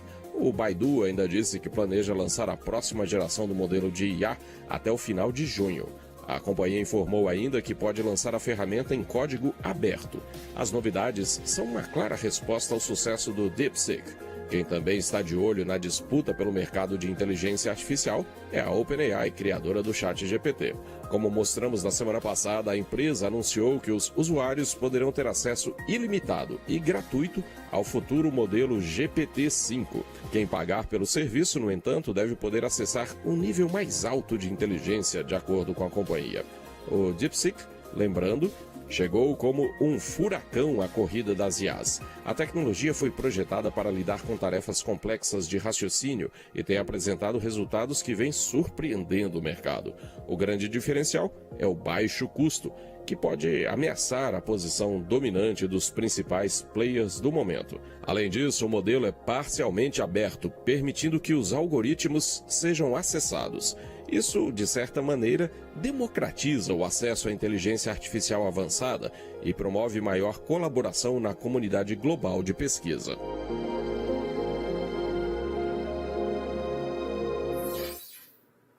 Robôs humanoides e inteligência artificial. Estas são duas das grandes apostas do mercado para o futuro. E não é por acaso que uma grande empresa do setor planeja realizar investimentos pesados nestas tecnologias. A Meta, dona de WhatsApp, Instagram e Facebook, quer criar um hardware próprio para permitir a realização de tarefas domésticas por robôs humanoides. Além disso, pretende desenvolver uma IA para aperfeiçoar os dispositivos. É o que diz uma reportagem da agência Reuters. Para isso, a empresa está criando uma nova equipe dentro da divisão de hardware. O plano faz parte dos esforços para competir com outros gigantes da tecnologia, incluindo o Apple e o Google DeepMind. Outra novidade que partiu da própria empresa é a construção de uma rede de cabos submarinos de 50 mil quilômetros de extensão, a maior do mundo. Chamada de Projeto Waterworth, a iniciativa visa dar mais controles sobre a execução dos próprios serviços da companhia. A Meta responde por 10% de todo o tráfego fixo e 22% de todo o tráfego móvel de internet do mundo. No entanto, a infraestrutura de transporte desses dados existentes hoje não é, aliás, a estrutura existente hoje não é considerada ideal. Mais detalhes sobre o projeto estão em nosso site, olhardigital.com.br. E estudos com amostras de um asteroide sugerem que existe mais água salgada no sistema solar. Vamos entender melhor essa história na reportagem. Em dezembro de 2014, a missão japonesa Hayabusa 2 partiu em direção ao asteroide Ryugu, O objetivo era coletar amostras e trazê-las para uma análise na Terra. Em junho de 2018, a sonda chegou ao alvo. Quase um ano e meio depois, a espaçonave começou a viagem de volta, concluída no final de 2020. E os estudos das amostras continuam até hoje. Uma equipe de pesquisadores da Universidade de Kyoto encontrou evidências de minerais de sal no material coletado do asteroide. A rocha espacial tem 900 metros de diâmetro e veio do sistema solar exterior, área para além do cinturão de asteroides entre Marte e Júpiter. Os especialistas acreditam que o asteroide fez parte de um corpo maior que existiu há 4 bilhões e meio de anos, pouco depois da formação do sistema solar. A descoberta de carbonato de sódio, halita e sulfatos de sódio em Ryugu sugere que já existiu água salgada líquida neste bloco maior de onde a rocha se separou. Os pesquisadores acreditam que esses minerais também estejam presentes na Lua Encélado de Saturno e nas superfícies dos satélites naturais de Júpiter, Europa e Ganimedes. Existe muita expectativa para que um dia a ciência explore possíveis oceanos subterrâneos ou reservatórios líquidos nesses corpos gelados.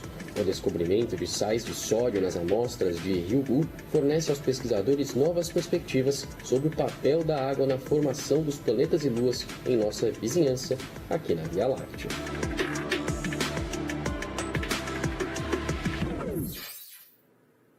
A exploração espacial caminha rapidamente com o avanço da tecnologia. A gente acompanha de perto, por exemplo, o sucesso da SpaceX com os voos da Starship. Em pouco tempo, a espaçonave evoluiu consideravelmente. A primeira parada, quando tudo estiver em pleno funcionamento, deve ser a Lua. Mas quando pensamos em colonizar Marte, o desafio vai muito além do meio de transporte. Ainda temos muito que aprender sobre o nosso vizinho. Vamos acompanhar na reportagem. Impactos de meteoritos têm uma influência significativa na evolução da paisagem dos planetas e das luas. Ao estudar crateras, que são verdadeiras cicatrizes deixadas por essas rochas, propriedades importantes da superfície podem ser descobertas. Um estudo publicado recentemente por pesquisadores da Universidade de Berna, na Suíça, apresenta o primeiro catálogo abrangente de colisões na superfície de Marte, que ocorreram perto do módulo de pouso da NASA durante a missão InSight, entre os anos de 2018 e 2022. A sonda tinha como objetivo monitorar a atividade sísmica sob a superfície marciana. Dezenas de milhares de imagens de satélite foram pesquisadas em busca de novas crateras que se formaram durante o monitoramento. Embora o estudo seja complexo, a lógica é simples: comparar a distribuição dessas cicatrizes no solo do planeta vermelho com os registros da sonda InSight. Os dados mostram que mais impactos ocorrem em Marte do que se constatou em estudos anteriores, usando imagens orbitais. Esse número pode ser, segundo os pesquisadores, até 2,5 vezes maior do que o consenso anterior. Mas o grande eureka desse estudo está em outro ponto. As observações mostram que alguns dos tremores de terra em nosso vizinho, chamados de martemotos, são na verdade causados por meteoritos e não por atividade tectônica. Vale lembrar que a atmosfera marciana é rarefeita, o que abre caminho para rochas espaciais. E isso muda completamente a compreensão da ciência sobre a dinâmica da superfície de Marte. As descobertas não param por aí. Em um estudo complementar, a equipe se concentrou em uma cratera vinculada a um martemoto específico e de alta frequência. Os cientistas conseguiram mostrar que algumas das ondas sísmicas que se propagaram através do manto marciano mais profundo e não fizeram isso, como se supunha anteriormente, apenas através da crosta superficial. A avaliação dos responsáveis pela pesquisa é que o modelo estrutural interno de Marte vai precisar ser revisado.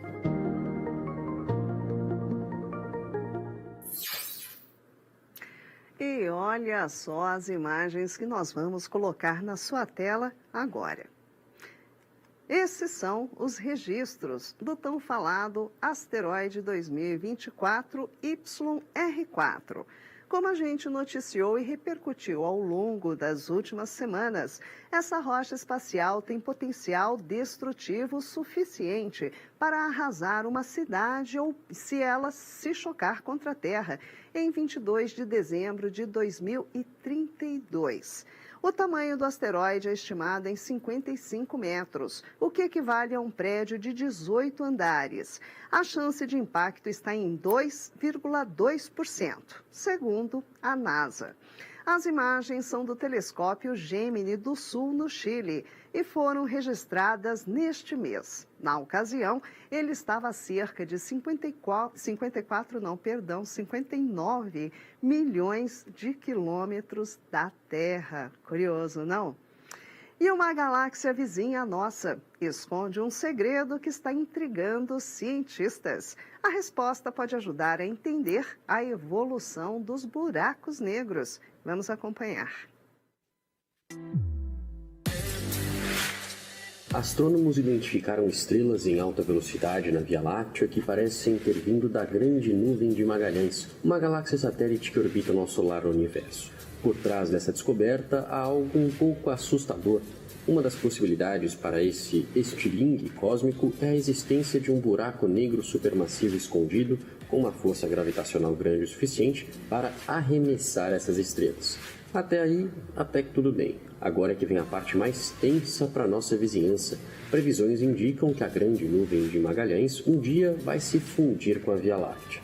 Logo, esse ainda hipotético, mas imponente buraco negro também teria essa colisão como destino. Liderada pelo Centro de Astrofísica Harvard and Smithsonian nos Estados Unidos, a pesquisa foi submetida ao periódico The Astrophysical Journal e está disponível no servidor de pré-impressão online Archive. O que chama a atenção dos cientistas é a massa intermediária desse possível monstro cósmico. Se confirmado, esse achado pode ajudar a entender como buracos negros pequenos crescem até se tornarem gigantes com bilhões de massas solares. Buracos negros são extremamente difíceis de detectar, pois não emitem luz diretamente. Só conseguimos identificá-los quando eles interagem com matéria ao redor, criando um brilho intenso. Sem essa emissão, os cientistas precisam recorrer a métodos indiretos, como estudar o movimento de estrelas próximas. Esse foi o caminho seguido para encontrar o buraco negro da nossa galáxia vizinha.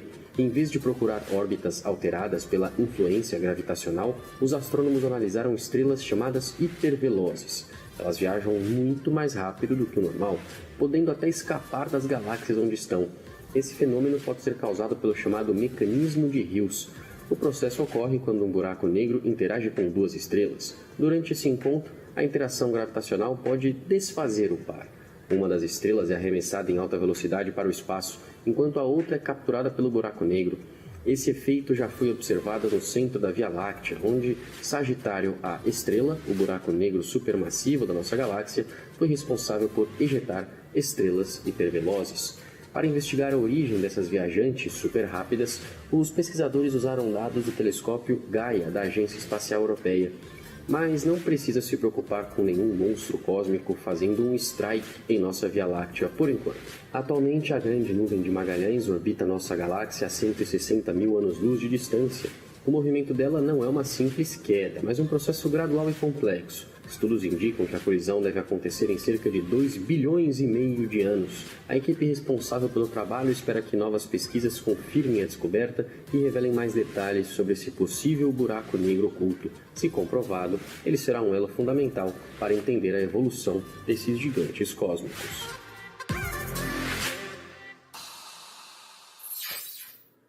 Interessante. Pessoal, 20 horas pelo horário de Brasília. Chegou a hora dos comentários aqui nas redes sociais. Quem está acompanhando a nossa transmissão, está dando uma olhadinha ali, olha, esqueceu de deixar o like, não é? Então aproveite agora, deixe o like na nossa transmissão para ajudar a gente a aumentar a cada dia essa nossa comunidade que é tão bacana, a gente merece, vai? Só deixar o like na nossa transmissão, combinado? Vamos lá para o nosso boa noite, José Inácio Nóbrega. Quem mais? Marcos Rogério está falando, cadê a Bárbara? Hoje a Bárbara Zélis não está presente nos comentários? Como assim? Vamos ver se ela aparece aqui. Obrigada pelo comentário. Kleber Tavares também, o Quake 44, Felipe Almeida. Obrigada, Felipe. Um beijo para você. Claudinei também tá falando, galera, esse não é um vídeo qualquer, é online, com apresentador ao vivo e merece muito nosso like. É isso aí, Claudinei, muito obrigada, viu? Um beijo grande pra você. Quem mais? O Felipe Ribeiro com meus corações aqui, né? Marisa, sua lindona, obrigada, querido. Quem mais? José Antônio mandando boa noite. Denis Brito também.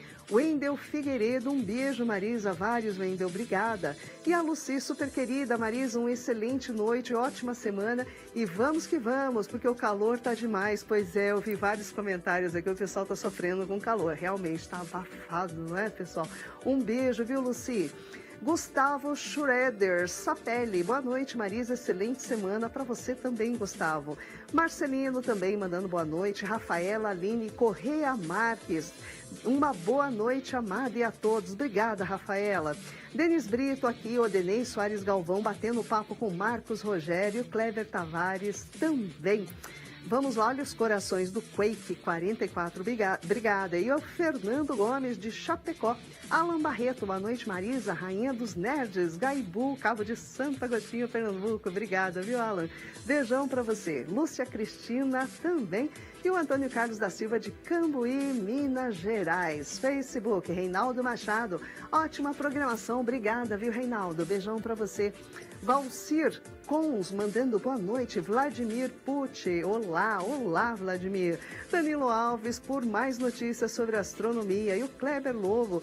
Marisa, a semana começou muito boa, ótimo programa, boa noite a todos. Muitíssimo obrigada, viu, Kleber? Um beijo grande para você. E o Rafael encerrando os comentários com os corações e as rosas. Que a nossa semana seja espetacular e repleta de boas novidades. Beijos para você também, viu, Rafael? E será uma semana especial, tenho certeza. Pessoal, 20 horas, 3 minutos pelo horário de Brasília. E o Olhar Digital News de hoje fica por aqui. Amanhã vamos ter um Olhar Digital News um pouquinho diferente. Eu não estarei aqui ao vivo nos estúdios do Olhar Digital, porque eu estarei no evento Spotlight, um evento que comemora, aliás, que começa as comemorações aos 20 anos do Olhar Digital. Então eu estarei em outro local, mas se tudo der certo, estaremos aqui com as notícias do mundo da tecnologia para vocês. Então não percam, 7h30 da noite pelo horário de Brasília. Tenham todos uma excelente noite de segunda, pé direito, para que seja uma semana bastante positiva e com muita energia e disposição. Nos encontramos amanhã. Olhar Digital. O futuro passa primeiro aqui. Grande beijo a todos vocês e até amanhã. Tchau, tchau.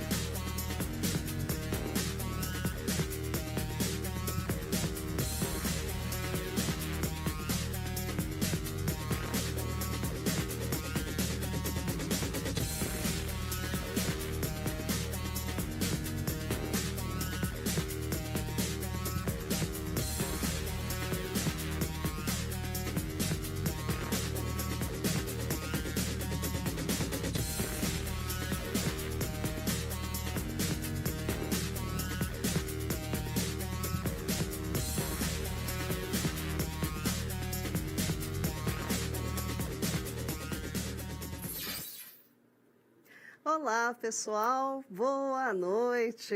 Tudo bom com vocês? Sexta-feira já chegou, pessoal. Hoje, dia 14 de fevereiro de 2025. Participem da nossa transmissão. Deixem comentários nas redes sociais, aquele like na nossa transmissão e também compartilhem com as pessoas essa nossa live do Olhar Digital News que já está começando. Vamos juntos. Um dos maiores mistérios sobre o Sol acaba de ser revelado. Muitos estudos ainda precisam ser feitos, é claro, para que a ciência entenda melhor a nossa estrela. Mas os avanços têm sido constantes. Vamos entender.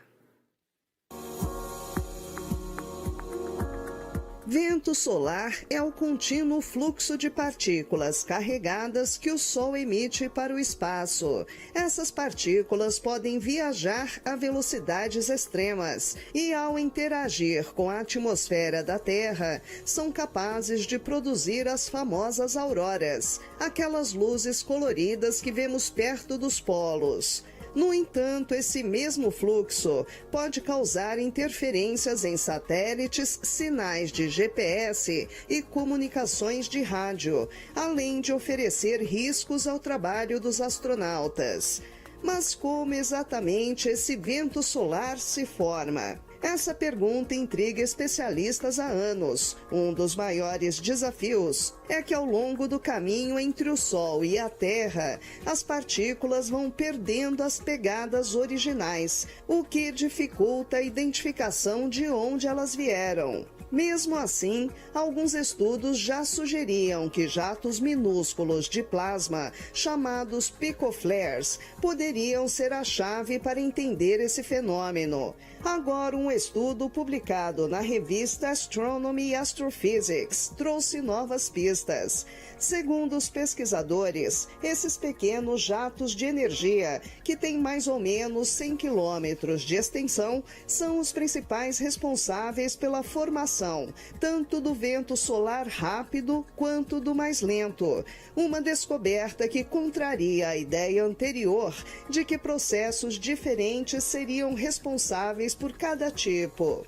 E aqui vale um parênteses. Mesmo os ventos solares mais lentos não são tão lentos assim. Eles viajam a até 300 km por segundo. Os mais rápidos a mais de 500 km por segundo. Os picoflares nascem em buracos coronais, regiões escuras na coroa solar. Embora sejam muito menores que as grandes explosões solares, ainda liberam energia suficiente para impulsionar partículas pelo espaço em altíssima velocidade. Para se ter uma ideia, de acordo com Lakshmi Pradip Chita, pesquisador do Instituto Max Planck, cada picoflare emite energia suficiente para abastecer até 10 mil casas durante um ano, mesmo durando menos de um minuto. A equipe do pesquisador chegou a essa conclusão depois de analisar dados da Solar Orbiter, sonda da Agência Espacial Europeia. Entre o fim de 2022 e o início de 2023, a espaçonave ficou a apenas 50 milhões de quilômetros do Sol, coletando imagens de alta resolução dos jatos e medindo diretamente o vento solar. Ao cruzar essas informações, os cientistas conseguiram ligar as emissões de picoflares na superfície solar ao vento solar captado pela sonda. A importância desse achado vai muito além de esclarecer as curiosidades sobre o Sol.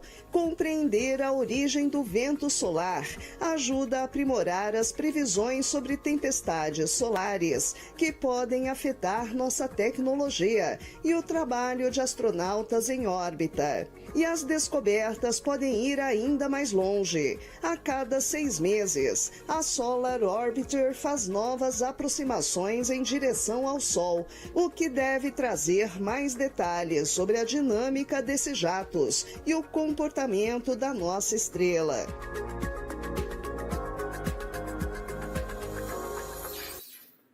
Incrível essa Solar Orbiter, não, pessoal? Bom, E vamos ver ainda nesta edição de sexta-feira. Existe uma pequena chance de você assistir à colisão de um asteroide com a Lua. Estamos falando da mesma rocha espacial que pode se chocar com a Terra e que ligou o alerta da comunidade científica. A sexta-feira começou com um susto para muitos brasileiros. Moradores de São Paulo, Rio de Janeiro e Minas Gerais acordaram com um alerta do Google sobre um terremoto em Ubatuba, no litoral paulista. Mas foi um engano. Detalhes em instantes. E por falar em Minas Gerais, um feito impressionante foi registrado em uma fazenda do estado. Macacos atingiram um novo patamar evolutivo, similar ao alcançado por ancestrais do Homo sapiens, milhões de anos atrás. A Blue Origin, empresa rival da SpaceX, parece estar numa crise financeira. Segundo a imprensa internacional, há grandes chances de demissões em massa na companhia de Jeff Bezos. Um estudo da Microsoft aponta que a inteligência artificial pode ter um efeito colateral em cima da capacidade criativa dos seres humanos. Em outras palavras, a tecnologia pode nos deixar menos inteligentes. Continue com a gente. O programa de hoje já está começando e tem muito mais.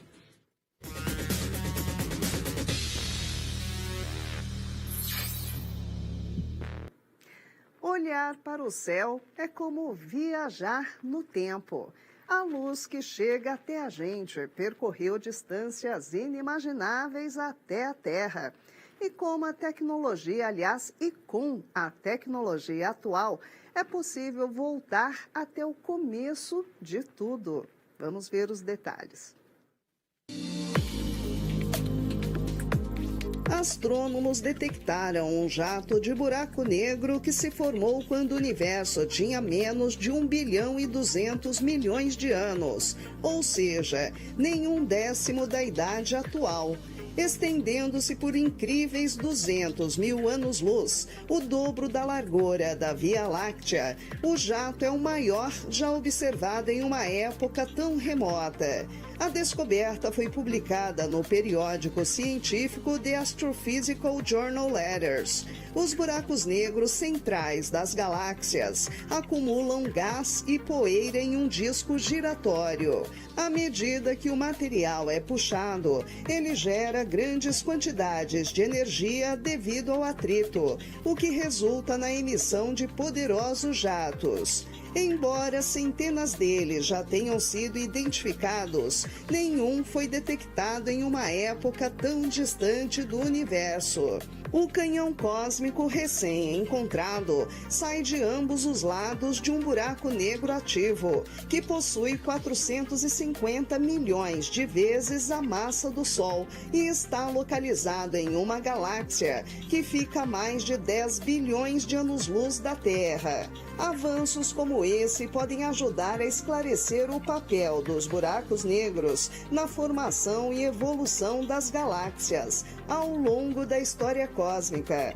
É como olhar para o espaço e viajar no tempo para o começo de tudo.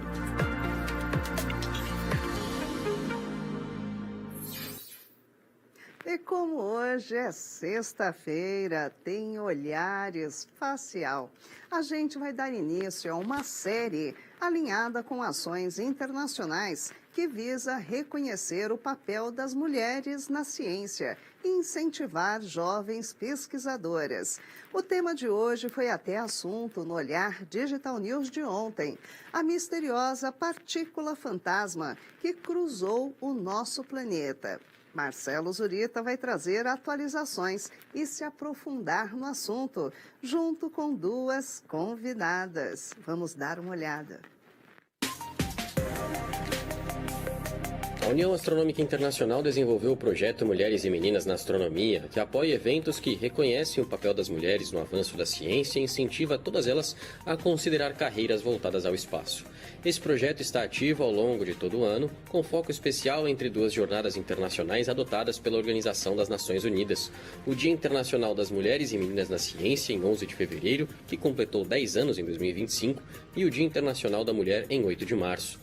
Como parte dessa iniciativa, o programa Olhar Espacial vai dedicar edições à participação feminina na astronomia, recebendo a cada live uma astrônoma renomada para um bate-papo com uma jovem com interesse em seguir carreira na ciência. E a dupla desta sexta, que abre essa série, é formada por Maria Gabriela Gomes, graduada em Física, e Eloá Gabriele, de apenas 12 anos, estudante do Colégio Renovação, em Alagoinhas, na Bahia. Maria Gabriela faz mestrado em Física de Partículas na Universidade Federal de Campina Grande, em colaboração com o Centro Brasileiro de Pesquisas Físicas. O estudo envolve a análise de dados do experimento Compact Muon Solenoid, um dos principais detectores do Grande Colisor de Hadrons, o LHC.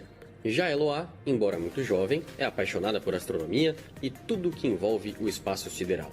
Elas vão tratar de um tema que foi muito falado nos últimos dias, inclusive aqui no programa, a detecção da partícula fantasma mais energética já observada, um neutrino que viajou quase a velocidade da luz e possui 30 vezes mais energia do que qualquer outro já registrado.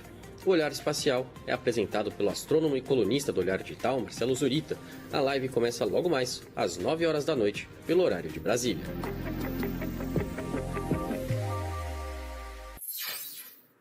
Tá aí, vai ser super bacana, imperdível, pessoal. Não esqueçam, coloquem um alarme para não esquecer. Olhar Espacial, daqui a pouquinho, 21 horas, pelo horário de Brasília. E moradores de São Paulo, Rio de Janeiro e Minas Gerais foram pegos de surpresa na madrugada. Eles receberam uma mensagem do Android, sistema operacional do Google, alertando para a ocorrência de um terremoto na região de Ubatuba, no litoral paulista. O aviso informava sobre um tremor de magnitude 5,5 e com epicentro a 198 quilômetros do litoral. No entanto, tratava-se de um alarme falso. Após o episódio, o Google informou que desativou o sistema de alerta de terremotos do Android aqui no Brasil. A fonte usada para o disparo das mensagens é o próprio sistema de alertas de terremoto do Android. O mecanismo não utiliza como base avisos sobre eventos climáticos extremos de autoridades como a Defesa Civil, por exemplo. E segundo o próprio Google, a funcionalidade não visa substituir nenhum outro sistema de alerta oficial. A empresa pediu desculpas pelo ocorrido e disse estar investigando a falha.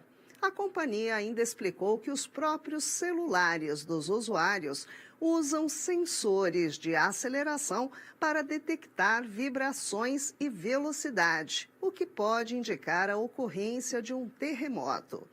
Esses registros são enviados automaticamente para o servidor do Google. Os dados, então, são compilados e o sistema identifica se algo está de fato acontecendo. A Big Tech não informou se há um prazo para as investigações terminarem e por quanto tempo pretende deixar o serviço desabilitado.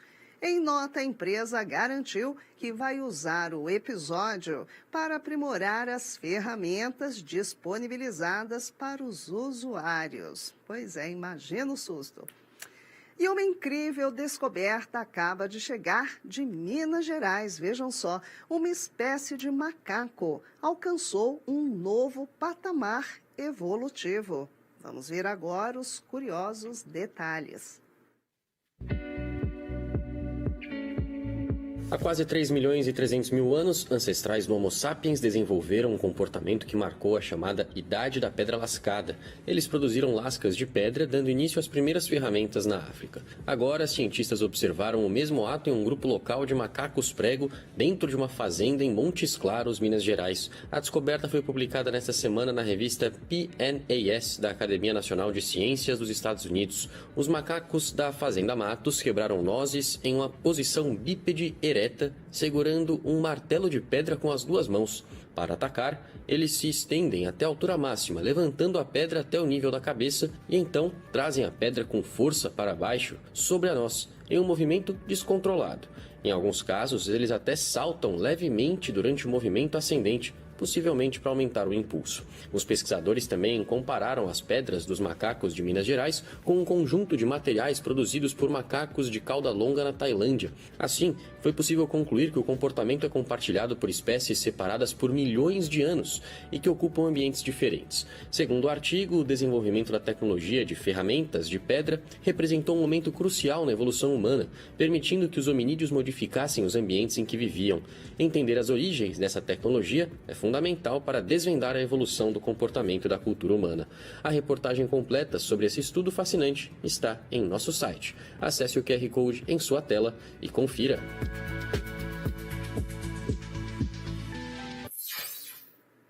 Curioso, não? E onde você está assistindo ao Olhar Digital News? Na TV, no celular, no notebook ou no tablet? As opções são várias e nos Estados Unidos uma pesquisa indica uma tendência que se consolidou ao longo dos últimos anos. Vamos ver juntos. A tecnologia transformou a maneira que todos nós assistimos televisão.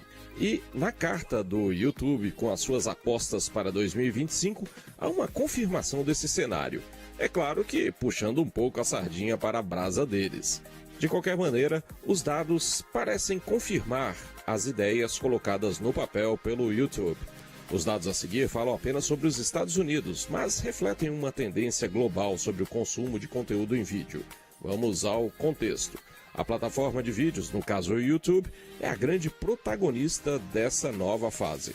Pela primeira vez na história, os americanos estão vendo o YouTube mais em TVs do que nos celulares. De acordo com o CEO do YouTube, Neil Mohan, os espectadores somados assistem em média a mais de 1 bilhão de horas de conteúdo do YouTube nas TVs. Isso diariamente. Nos últimos 2 anos, o YouTube foi o serviço de streaming mais acessado nos Estados Unidos, superando até mesmo a gigante Netflix. Esse crescimento se deve, entre outros motivos, a um investimento pesado que o Google fez na ferramenta. No ano passado, o YouTube ajustou o layout do aplicativo de TV, permitindo que os usuários abrissem os comentários e descrições de um vídeo ao lado direito da tela, enquanto as imagens em si são reproduzidas no lado esquerdo. Para o espectador mais tradicional, isso não funciona. A tela mais poluída incomoda. Essa linguagem, no entanto, é confortável para os mais jovens. Outra mudança importante é que o YouTube adicionou temporadas que tornam as séries de vídeos mais fáceis de zapear com um controle remoto. Não existem dados específicos sobre o Brasil. É inegável, porém, que o YouTube tenha se tornado uma potência do entretenimento também por aqui. E o mais interessante dessa nova era é que o espectador tem acesso a conteúdo sobre praticamente tudo. Enquanto a TV tradicional se apoia em grades fixas, a plataforma online coloca lado a lado podcasts, transmissões ao vivo e até os vídeos curtos. Além do crescimento de audiência, essa combinação levou o YouTube a melhorar o desempenho das versões pagas. Somados, o YouTube Premium, sem anúncios, e o YouTube Music já ultrapassaram a marca de 100 milhões de assinantes mundo afora.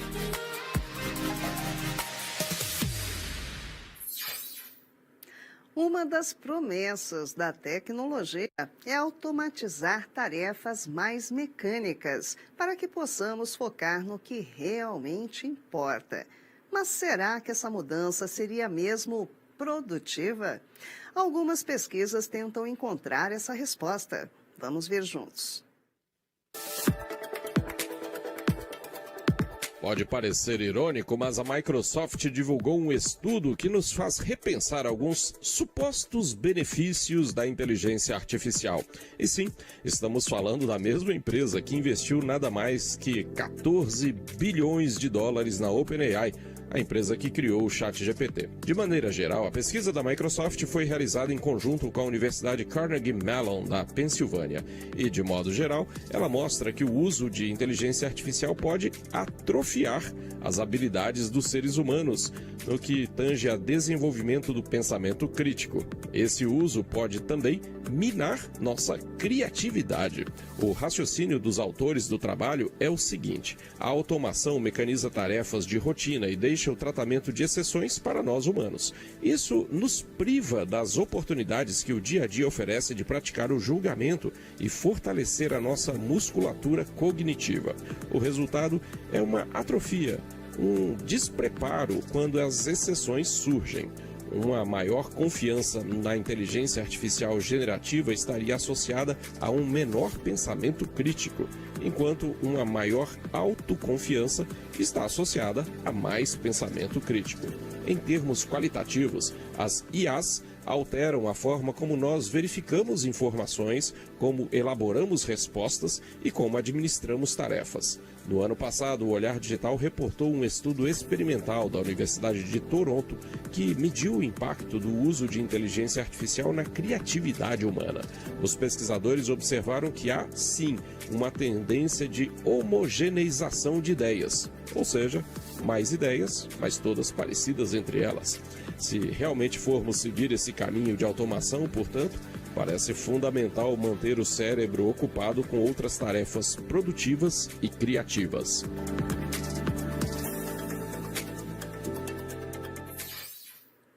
E falta muito pouco. Na próxima terça-feira, o Olhar Digital celebra 20 anos com o evento Spotlight aqui em São Paulo. E a gente quer muito comemorar o nosso aniversário ao seu lado. Quem estiver pela cidade, não perca esse encontro. Vamos ter um super time de especialistas debatendo o futuro das IAs e como essa revolução já está mudando e continuará mudando a sua vida. E claro, a nossa equipe também vai marcar presença por lá, vejam só. O publisher do Olhar Digital, Orson Lacerda, vai comandar o painel IA e os desafios da economia criativa, junto com outros especialistas nos temas. O doutor Álvaro Machado Dias, da coluna Olhar da Manhã, também vai dar uma palestra fazendo previsões para a tecnologia em 2025. E o Roberto Pena Spinelli, também nosso colunista, vai ter uma palestra com o tema A Era da Inteligência Artificial e IA como motor da transformação. E, é claro, estarei por lá logo na abertura do evento Spotlight e ao longo de todo o dia. Mas olha, não é só o nosso time que vai estar por lá, não. Deixa eu mostrar aqui para vocês onde vocês podem ter todo o conteúdo que vai rolar na próxima terça-feira. Aqui na nossa página do Olhar Digital, vocês já sabem, rolando aqui um pouquinho para baixo, Spotlight. Basta clicar aqui, saiba mais, vocês terão todas as informações desse super evento em comemoração ao Olhar Digital. Nós teremos 30 pessoas, 30 painelistas, vamos ter palestras o dia inteirinho com muito conteúdo bacana. Dá uma olhada aqui, pessoal, muita gente importante do mercado vai estar lá no palco fazendo companhia para a gente e trazendo muito conteúdo para vocês. Então, acessem, confiram todos os detalhes e, se possível, participem. Quem está em São Paulo, participe e tem mais detalhes também na descrição da nossa live. A gente espera por vocês.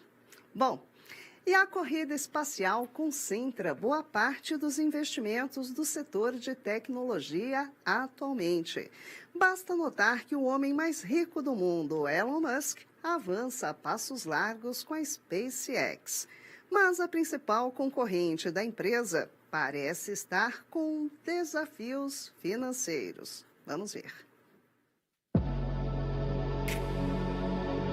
A Blue Origin, empresa fundada por Jeff Bezos, da Amazon, tem mais ou menos os mesmos objetivos que a SpaceX de Elon Musk, ou seja, baratear e tornar mais acessível a exploração espacial. Mas, assim como outras empresas do segmento de tecnologia, a Blue Origin está enfrentando nesse momento uma onda de demissões. Os cortes devem ser significativos e o objetivo da medida, segundo a empresa, é reduzir custos e focar seu trabalho no aumento de lançamentos de foguetes após anos de pesquisa e desenvolvimento. A decisão de cortar funcionários já teria sido tomada de forma oficial, mas não se sabe ao certo quantos profissionais devem ser afetados. A expectativa é que sejam centenas de demissões, mas elas podem chegar a mais de 1.000, segundo a agência Reuters. Essa confirmação, no entanto, só deve acontecer após a realização de uma reunião com o CEO da empresa, Dave Limp. No total, a empresa espacial possui pouco mais de 14 mil empregados em diversos estados norte-americanos. Procurada, a Blue Origin não se manifestou oficialmente sobre a notícia dos cortes. A onda de demissões pode pegar muita gente de surpresa. Isso porque a Blue Origin acabou de ter sucesso no lançamento do primeiro foguete orbital da companhia, batizado de New Glenn. Além disso, a empresa conta com diversos contratos bilionários para lançamentos futuros, o que para muitos descartaria a necessidade de cortes de gastos. E o assunto do momento na astronomia é o asteroide 2024 YR4. Ele está circulando em nossa vizinhança e chamou a atenção da comunidade científica, que estuda a rocha espacial para entender melhor os riscos dessa passagem. Vamos a mais detalhes na reportagem.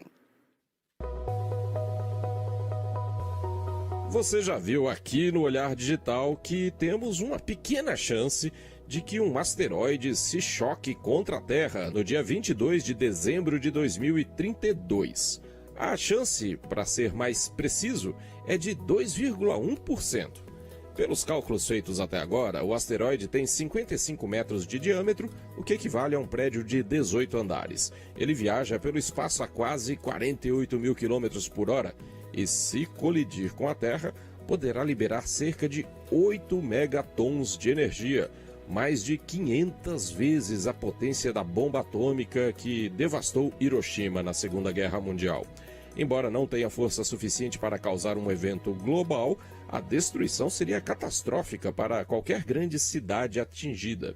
A novidade da vez é que, além da Terra, a Lua também pode ser alvo desse asteroide.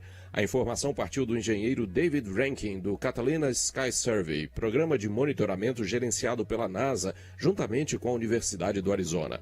Ele destacou que há 0,3% de chance desse asteroide, que foi batizado de 2024 YR4, atingir o nosso satélite natural.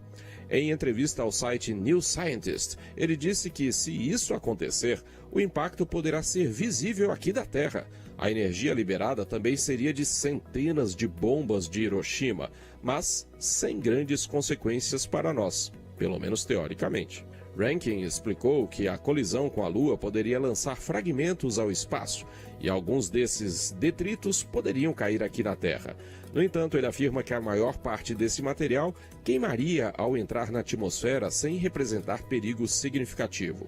A Lua já foi atingida por inúmeros asteroides ao longo da história, o que explica a sua superfície acidentada. Caso o 2024 YR4 realmente colida com a Lua, ele poderia abrir uma cratera de até 2 quilômetros de diâmetro. Para comparação, a maior cratera lunar conhecida, batizada de Bacia do Polo Sul Aitken, tem mais de 2.400 quilômetros de extensão. Para entender melhor a trajetória do asteroide, uma equipe internacional de cientistas recebeu autorização emergencial para usar o telescópio espacial James Webb da NASA. O objetivo é coletar dados mais precisos sobre o tamanho e a rota da rocha antes que ela saia do campo de visão da Terra nos próximos anos. Até agora, os astrônomos têm calculado o tamanho do asteroide com base na quantidade de luz que ele reflete, um método considerado impreciso. O James Webb fará uma análise térmica, medindo o calor que ele emite. Isso permitirá uma estimativa mais confiável do tamanho e também da composição. E se você ficou um pouco preocupado com tudo isso, o engenheiro David Rankin tem um recado. Esse asteroide não é algo que deva tirar o nosso sono.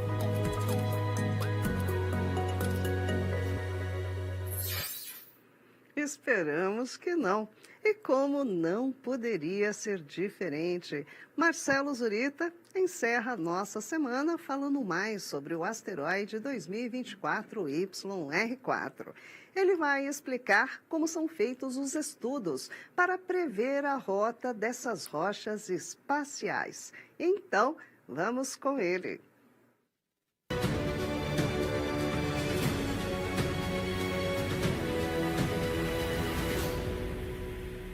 Olá pessoal, saudações astronômicas.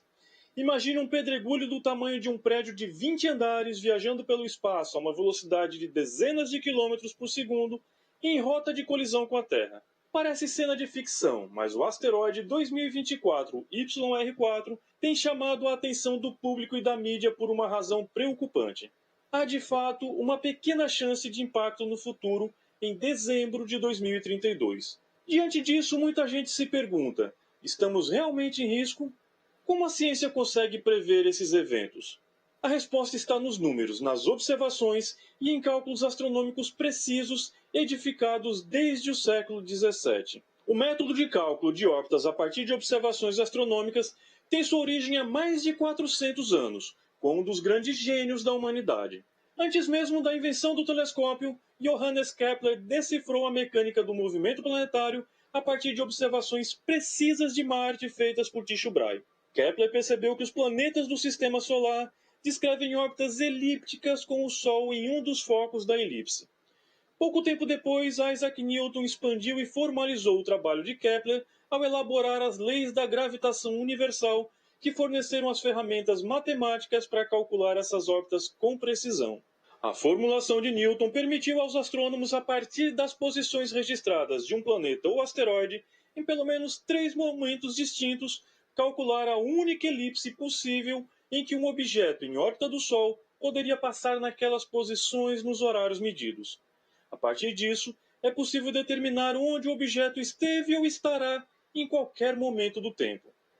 Os cálculos são bem complexos, é verdade, mas precisos, ao menos em tese.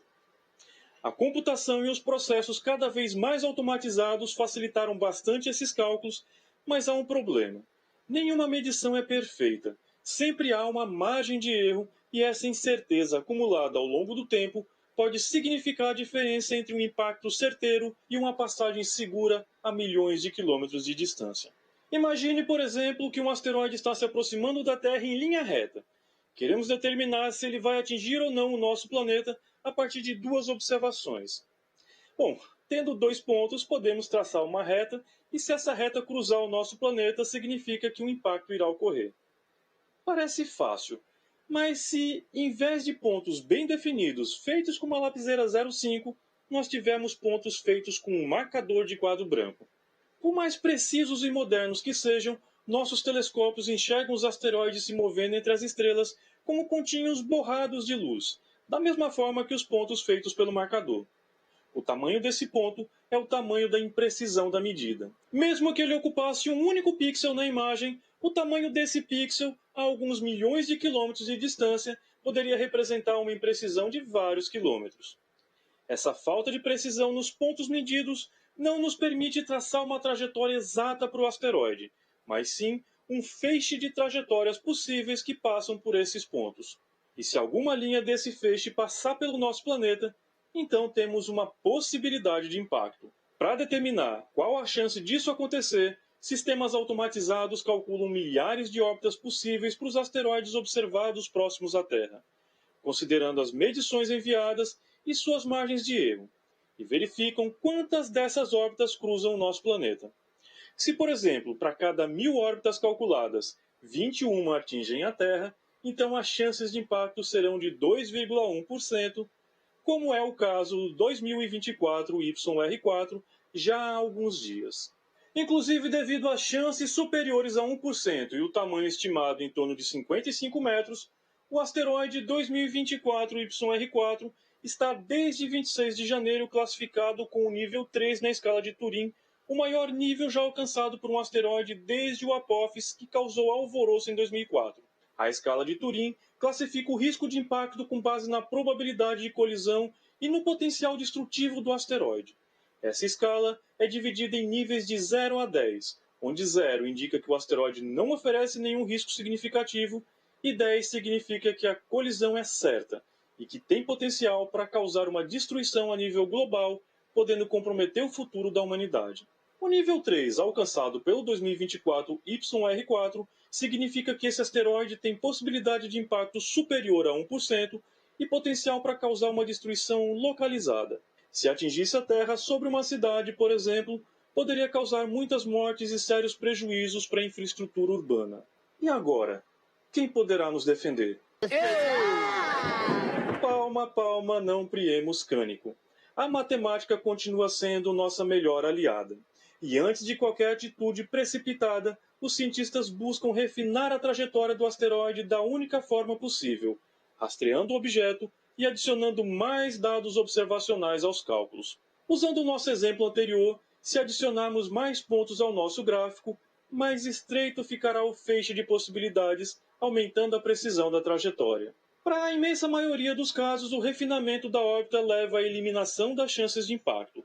Mas durante esse processo é possível que as chances aumentem caso a Terra permaneça dentro do feixe de possíveis órbitas enquanto esse feixe se estreite. E se o asteroide estiver realmente em rota de colisão, o que podemos fazer? A missão DART da NASA demonstrou que é possível alterar a trajetória de um asteroide por meio de um impacto cinético. Outras estratégias incluem o uso de explosivos nucleares, a opção menos preferida devido aos riscos envolvidos, ou até mesmo a evacuação de áreas possivelmente afetadas. A escolha da melhor estratégia depende do tamanho, da composição e da trajetória do objeto, mas principalmente do tempo disponível para agir. E no caso do 2024 YR4, os cientistas já calcularam o chamado corredor de risco, que é a região na Terra cortada pelo feixe de possíveis órbitas do asteroide, ou seja, onde é possível que ele nos atinja. No momento, os esforços dos programas de busca dos principais observatórios do mundo e até mesmo do James Webb estão concentrados no refinamento da órbita do 2024 YR4 para determinar se ele pode realmente atingir o nosso planeta e, caso sim, calcular com antecedência onde exatamente isso ocorrerá. Já sabemos que o seu poder de devastação é limitado, então, apenas se ele vier em direção a alguma região habitada do planeta que alguma ação se fará necessária. Por enquanto, ele tem 98% de chances de errar a Terra, mas a história do 2024 YR4 nos lembra da importância de vigiarmos cada vez mais o nosso céu para que possamos estar preparados para esses perigos que vêm do espaço. Embora as possibilidades sejam baixas, graças às bases edificadas por Kepler e Newton e aos esforços observacionais de cientistas de todo o mundo, se esse asteroide atingir o nosso planeta, certamente estaremos bem preparados para isso.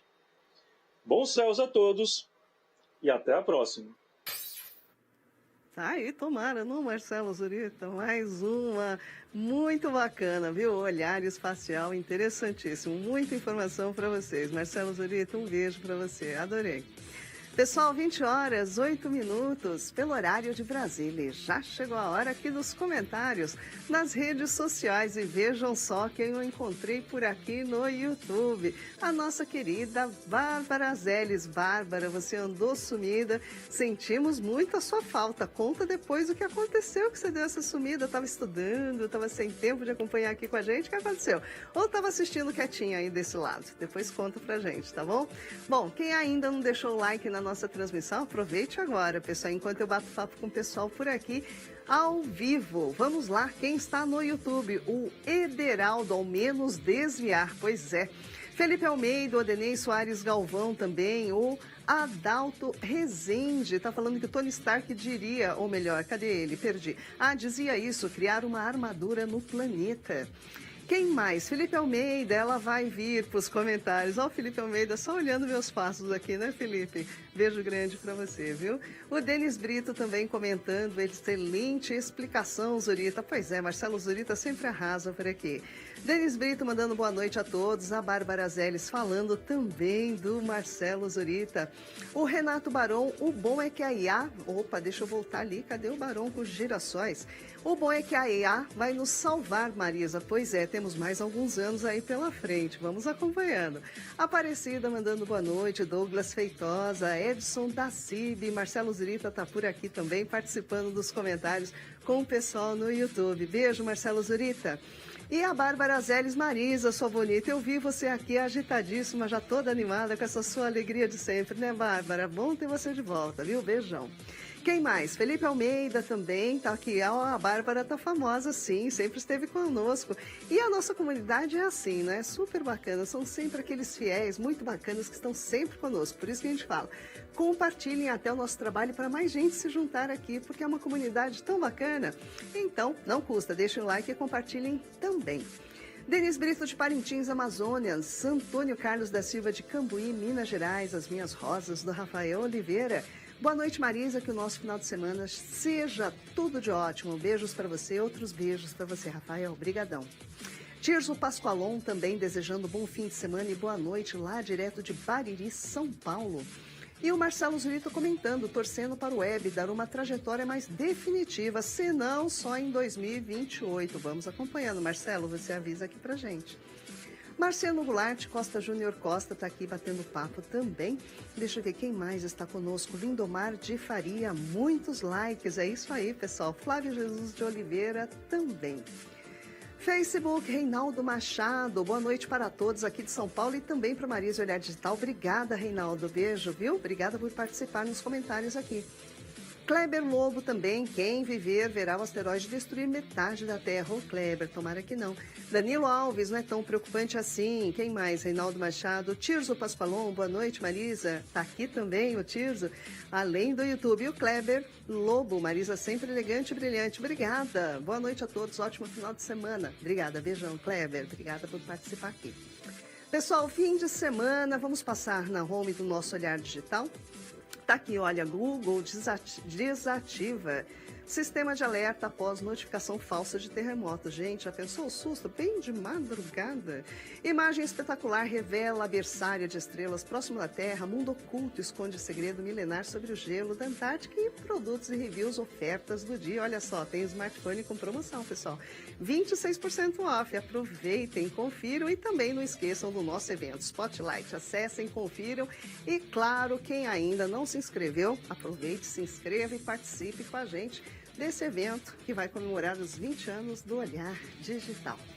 Bom, pessoal, 20 horas, 13 minutos pelo horário de Brasília. E o Olhar Digital News de hoje fica por aqui. Fim de semana já tá aí, mas daqui a pouquinho vem aí Olhar Espacial com Marcelo Zurita. E aí, é hoje, ele começa, olha só que bacana, uma série especial para reconhecer o papel das mulheres na ciência e também para incentivar jovens pesquisadoras. Então, olha, imperdível, daqui a pouquinho. E nós nos encontraremos ao vivo na segunda, 7h30 da noite, pelo horário de Brasília. Tenham todos uma excelente noite de sexta, aproveitem bastante o final de semana e nos encontramos na segunda. Olhar Digital, o futuro passa primeiro aqui. Grande beijo a todos vocês, muito obrigada pela companhia em mais uma semana e até segunda. Tchau, tchau.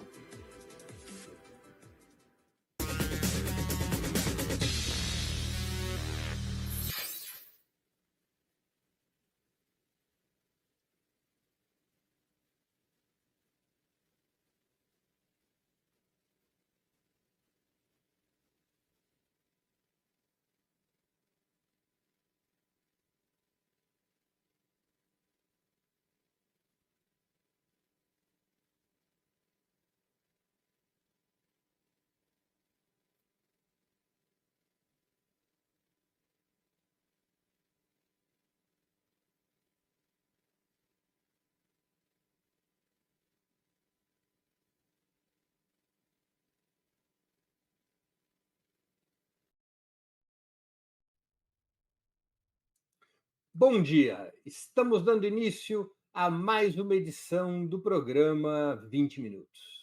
O início do governo Donald Trump nos Estados Unidos, com uma série de medidas protecionistas, coloca o mundo diante de um novo cenário e Estados Unidos. Será essa a batalha que definirá o século XXI? Para entendermos esse cenário, nosso entrevistado de hoje é Elias Jabir, professor associado da Faculdade de Ciências Econômicas da Universidade Estadual do Rio de Janeiro, a UERJ, ex-consultor do Banco dos BRICS e atualmente presidente do Instituto Pereira Passos, da Prefeitura do Rio de Janeiro. Ele é autor do best-seller, do premiado best-seller China, Socialismo no Século XXI, publicado pela editora Boitempo. Fiquem conosco, já vamos começar.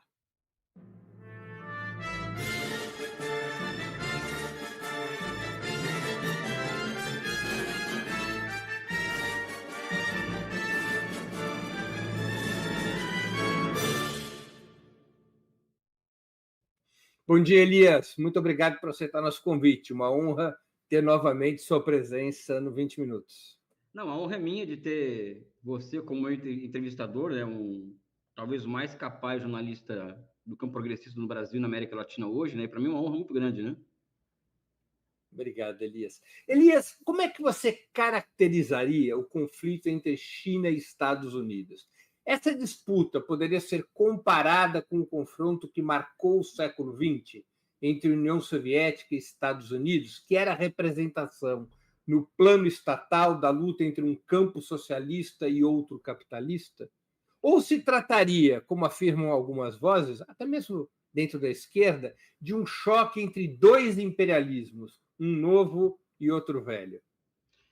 Bem, eu não colocaria nos mesmos termos que União Soviética e Estados Unidos, porque não existe o campo socialista hoje organizado como tal, como foi no século XX.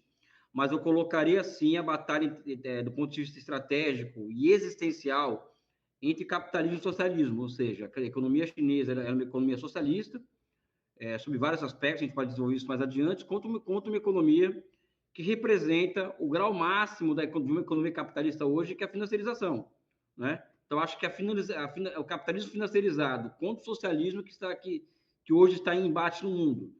Com uma vantagem para o socialismo, nesse caso, que o socialismo ele acaba se transformando em parte do sistema capitalista internacional, com as reformas econômicas de 78, e isso coloca a China em uma condição em que o mundo capitalista todo depende da China, né? A economia chinesa hoje, a China ela é a principal parceira comercial de mais de 150 países do mundo, né?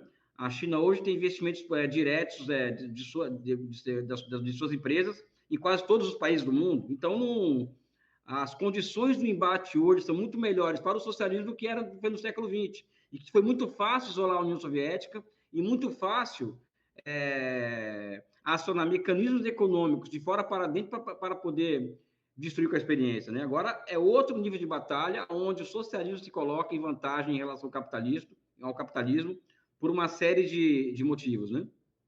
O que a União Soviética fez de errado, na sua opinião, que a China, talvez aprendendo a lição, faz certo, em termos econômicos?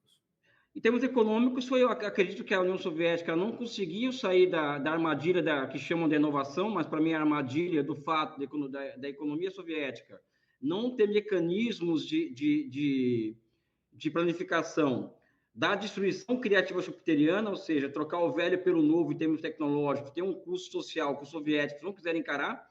Por exemplo, se nós observarmos em 88, uma cadeia produtiva inteira de siderurgia, existiam diferentes níveis de produtividade.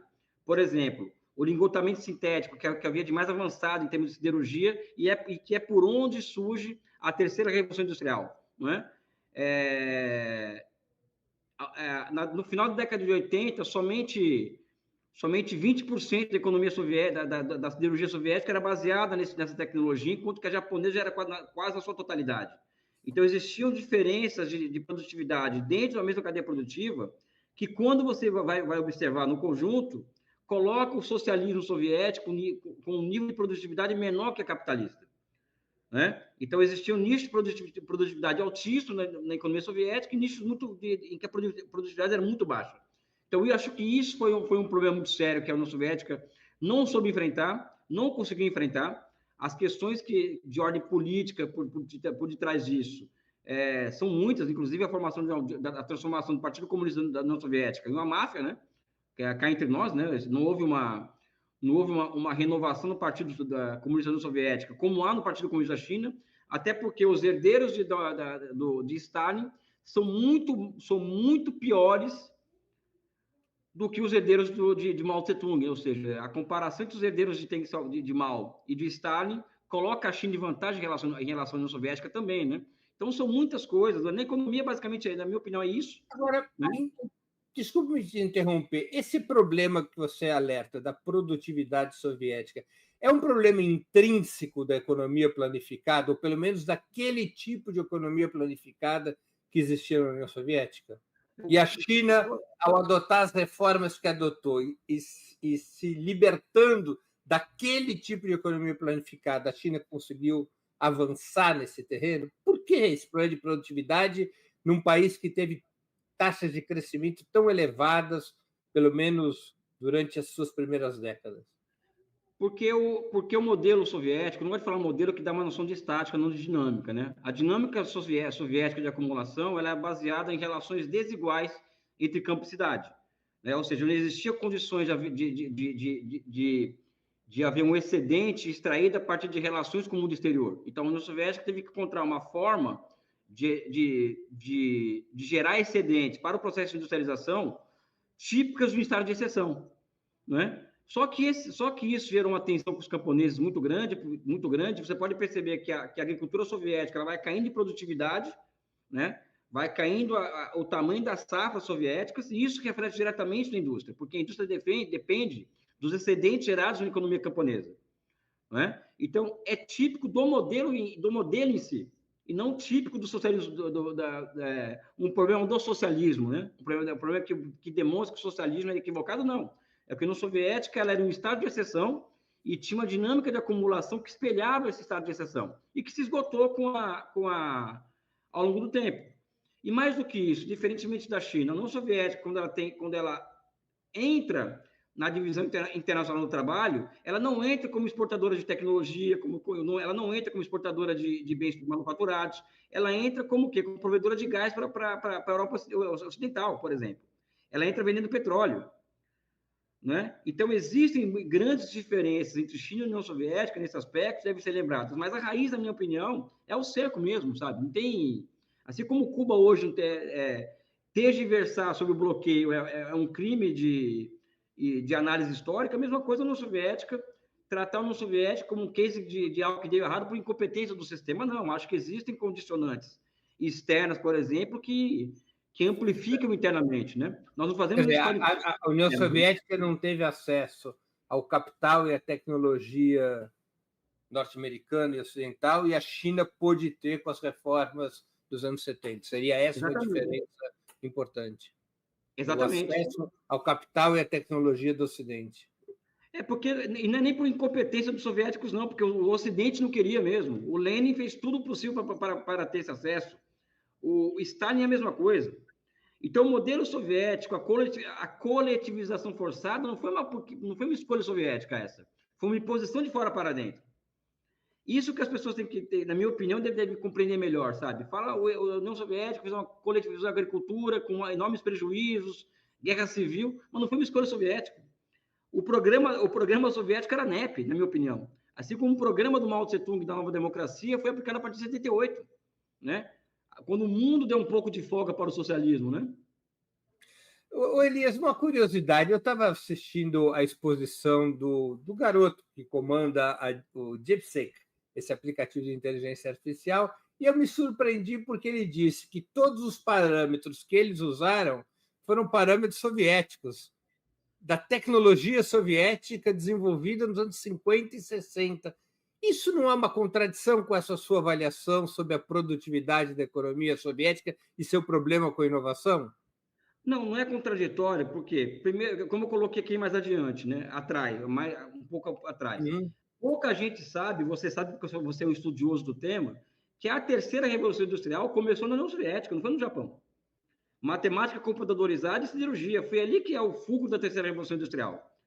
A questão é que a União Soviética, ela, por inúmeras determinações, não transformou essas vantagens competitivas construídas ao longo do tempo, né, em algo que se espraiasse para o restante da economia. Então, a matemática computadorizada não se transformou, como na China, em elementos de aumento da produtividade do trabalho, em elevação da capacidade de planificar a economia. Vou dar um exemplo para você aqui. A matriz de sumo-produto, que é aquilo que os planejadores centrais, os planejadores entregam para o Estado com a finalidade de se fazer os planos quinquenais, por exemplo, que mostra qual o setor da economia que está superinvestido, qual o setor da economia que está precisando de investimento, e a partir de inovações institucionais, prover a transferência intersetorial de recursos. Na União Soviética demorava 6 meses para se entregar a matriz para o governo central. Hoje, na China, demora de 6 a 18 minutos isso.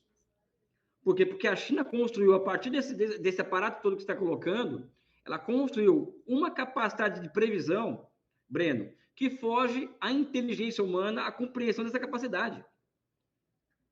Então, Ou seja, a União Soviética tinha uma capacidade científica muito elevada, mas uma baixa capacidade econômica em relação a esse potencial científico.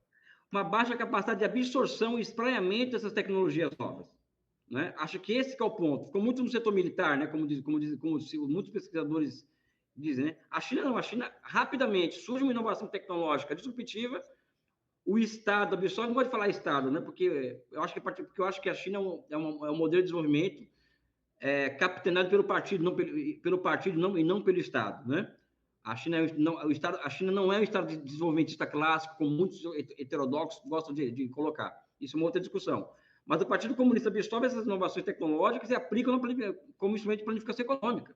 E isso explica a capacidade chinesa de prever e de elevar a capacidade de intervenção no seu próprio território e no mundo, né? A partir de grandes investimentos públicos. Né? Você acha que existe um vínculo direto entre as reformas chinesas adotadas a partir dos anos 80 e a experiência com a NEP soviética, que foi claro.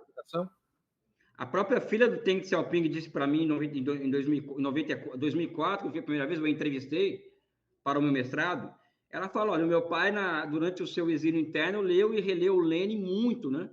Sabe? Então, é evidente que houve muito da experiência da NEP, né? Mas também houve muito convívio do Deng Xiaoping com os camponeses chineses, né? Ao perceber, por exemplo, que o Deng Xiaoping percebe que se o Mao Tse-tung utilizou os camponeses pobres para fazer a revolução, o próximo passo do processo revolucionário passaria por utilizar a capacidade de acumulação do camponês chinês, milenarmente comprovada, para dar o salto, o pulo do gato no processo de desenvolvimento econômico da China. Né? É aí que eu coloco, quando eu falo da China, das reformas de 78, que o socialismo na China se reinventa através de instituições de mercado a partir de 78. Não é? Então, se você olhar para a Ásia, você percebe formações econômicas sociais capitalistas e socialistas muito dinâmicas. Né? E as duas espécimes de formações econômicas sociais são experiências de capitalismo e socialismo que se reinventam através de instituições milenares de mercado. Né? Acho que esse é o pulo do gato do Deng Xiaoping. Né? Uhum. Deixa eu abordar um outro aspecto aqui, Elias. Recentemente, você abriu uma polêmica com o professor Luiz Felipe Miguel, para quem a China seria uma ditadura como sistema político, isso foi a afirmação do professor Luiz Felipe Miguel, e uma economia capitalista de novo tipo. Aliás, essa é a opinião em vários setores da esquerda brasileira em especial. Por que você considera um erro essa conclusão e como você explicaria essa relativa aversão de setores da esquerda brasileira à experiência chinesa? Quando você afirma, como você o tem feito frequentemente, de que a China é socialista e negando a tese de que a China seja uma ditadura, afirmando que ela é uma democracia de novo tipo, quando você afirma isso, muita gente fica ali resistente. Como é que você explica essa rejeição em setores da esquerda brasileira e por que você considera um erro a conclusão, entre outros, do professor Luiz Felipe Miguel? Assim, sem nenhuma ponta de arrogância, eu nem levo a sério o que o Luiz Felipe Miguel fala sobre a China, porque ele nunca estudou a China. Nunca escreveu um paper sobre a China, nunca fez um livro sobre a China, nunca visitou a China. As fontes dele são a mídia burguesa, ou seja, não dá para levar a sério o que ele pensa. Assim, não só ele, como a maioria das pessoas que se metem a falar da China. Não dá para levar a sério. Porque você não tem como sustentar uma visão se a China é capitalista socialista, você nunca tem estudado aquilo, a partir da própria cabeça, através de um checklist que colocaram na sua cabeça sobre o que é socialismo. Eu aprendi com muita, e ali a diferença entre nós e eles, né? Ou seja, eles são positivistas, ou seja, existe uma filosofia que baseia toda a ciência ocidental, né, que é o positivismo, né, que coloca que o todo não pode ser tomado a parte não pode ser tomada pelo todo. Aliás, uma realidade pode ser tomada pelo todo. Existe uma questão de princípio de identidade, que A não pode ser B e B não pode ser A, né? E que existem categorias transcendentais. Então não tem como você não existe verdade, existe verdade fora da totalidade, segundo eles. A sociedade não é fruto de combinações do antigo com o novo, porque o A não pode ser B. E existe as categorias transcendentais, o que significa que para tudo existem valores prévios que vão nortear certo fenômeno. Então, isso atingiu em cheio o marxismo no Ocidente. Fora o fato do próprio Hegel ter sido negado no Ocidente, né? Então, o marxismo ocidental, o acadêmico que eu chamo, ele é um arremedo de moralismo, um arremedo de checklist, um arremedo de mundo dos sonhos, quando, na verdade, o socialismo, como qualquer processo, fenômeno, ele se manifesta, ele é um conceito que se manifesta no movimento real. Então, o desafio nosso é observar um movimento real chinês e captar, a partir desse movimento real, o fluxo dos acontecimentos e, a partir disso, construir conceitos, categorias e teorias. Ponto. E o que acontece? O que é a economia chinesa? Primeiro, que é um bloco histórico de poder, onde o Partido Comunista ele é o comandante daquele bloco de poder, e os capitalistas não mandam. Eu aprendi na escola do marxismo que a diferença entre capitalismo e socialismo é quem manda, né? Não existe capitalismo sem capitalismo no poder. Então, os capitalistas não mandam na China. Acho que esse é o primeiro ponto. Quem manda é um bloco histórico que coloca como objetivo estratégico a superação do capitalismo. E o segundo, a base material que consagra esse poder político não é a propriedade privada. É a propriedade pública, ou seja, presente. Aliás, a propriedade pública chinesa, as pessoas falam assim, Breno, na China 70% das propriedades das empresas são privadas. Então é capitalismo. São dois problemas aí. Primeiro, o setor da economia que é responsável por gerar os efeitos de encadeamento para o restante da economia é o setor público, né? O setor público também é responsável por gerar os efeitos de acumulação. E terceiro, a lei do valor na China, que também existe sobre o socialismo, está cada vez mais restringida pelo quê? Pelo fato que envolve o seguinte: existe o Estado e o Partido Comunista avançando sobre o setor privado chinês. E esse setor privado chinês hoje, Breno, eu ouso dizer que é cada vez menos privado e cada vez mais não público. Por que eu estou dizendo isso? Porque nós temos na nossa cabeça, desculpa me alongar na resposta, porque eu acho que tem que ter esse espaço. Na cabeça nossa, a propriedade privada é aquilo que surge na Inglaterra 120 anos após a Revolução Puritana, né, que se inaugura uma série de inovações institucionais que dão margem à lei dos checamentos. A lei dos checamentos é o quê? É a tomada do público pelo privado, um verdadeiro roubo, e em seguida a sacralização da propriedade privada. Na China, a propriedade privada ela é o quê? Ela é uma concessão do Estado. É uma forma histórica completamente diferente disso que está aí. Né? E mais, hoje uma empresa com mais de 100 funcionários na China privada, ela tem que ter um CEO do Partido Comunista, né? E ela tem que obedecer as suas tomadas de investimento passam pelo crivo do Partido Comunista. No mínimo, se isso é um capitalismo muito estranho. O capitalista não está no poder, capitalista, ele vai ter que ter um CEO, um comissário político do lado dele para falar onde ele pode investir, né? E terceiro, a questão da política, né? A China é uma ditadura. A pessoa não se deu trabalho. Por exemplo, Breno, eu estudo a China há 30 anos. E eu conheço a China de cabo a rabo. Todas as capitais de província, o interior do país. Eu viajei pela terceira vez agora pelo país todo. E dá para se perceber o seguinte: a China é uma ditadura do ponto de vista do marxismo, com certeza. Né? Porque quem está no poder não vai deixar quem está fora entrar. Isso é no capitalismo e no socialismo. Agora, a China inaugura ou reinaugura formas históricas de representação política que remontam ao modo de produção asiático. que são os sistemas de assembleias populares. Né? Hoje, por exemplo, o bairro elege um deputado e, indiretamente, esse deputado chega até a Assembleia Nacional Popular, só que ele é caçado pela base. E mais do que isso, ele passa somente 15 dias por ano em Pequim, o resto do tempo é na base. Né?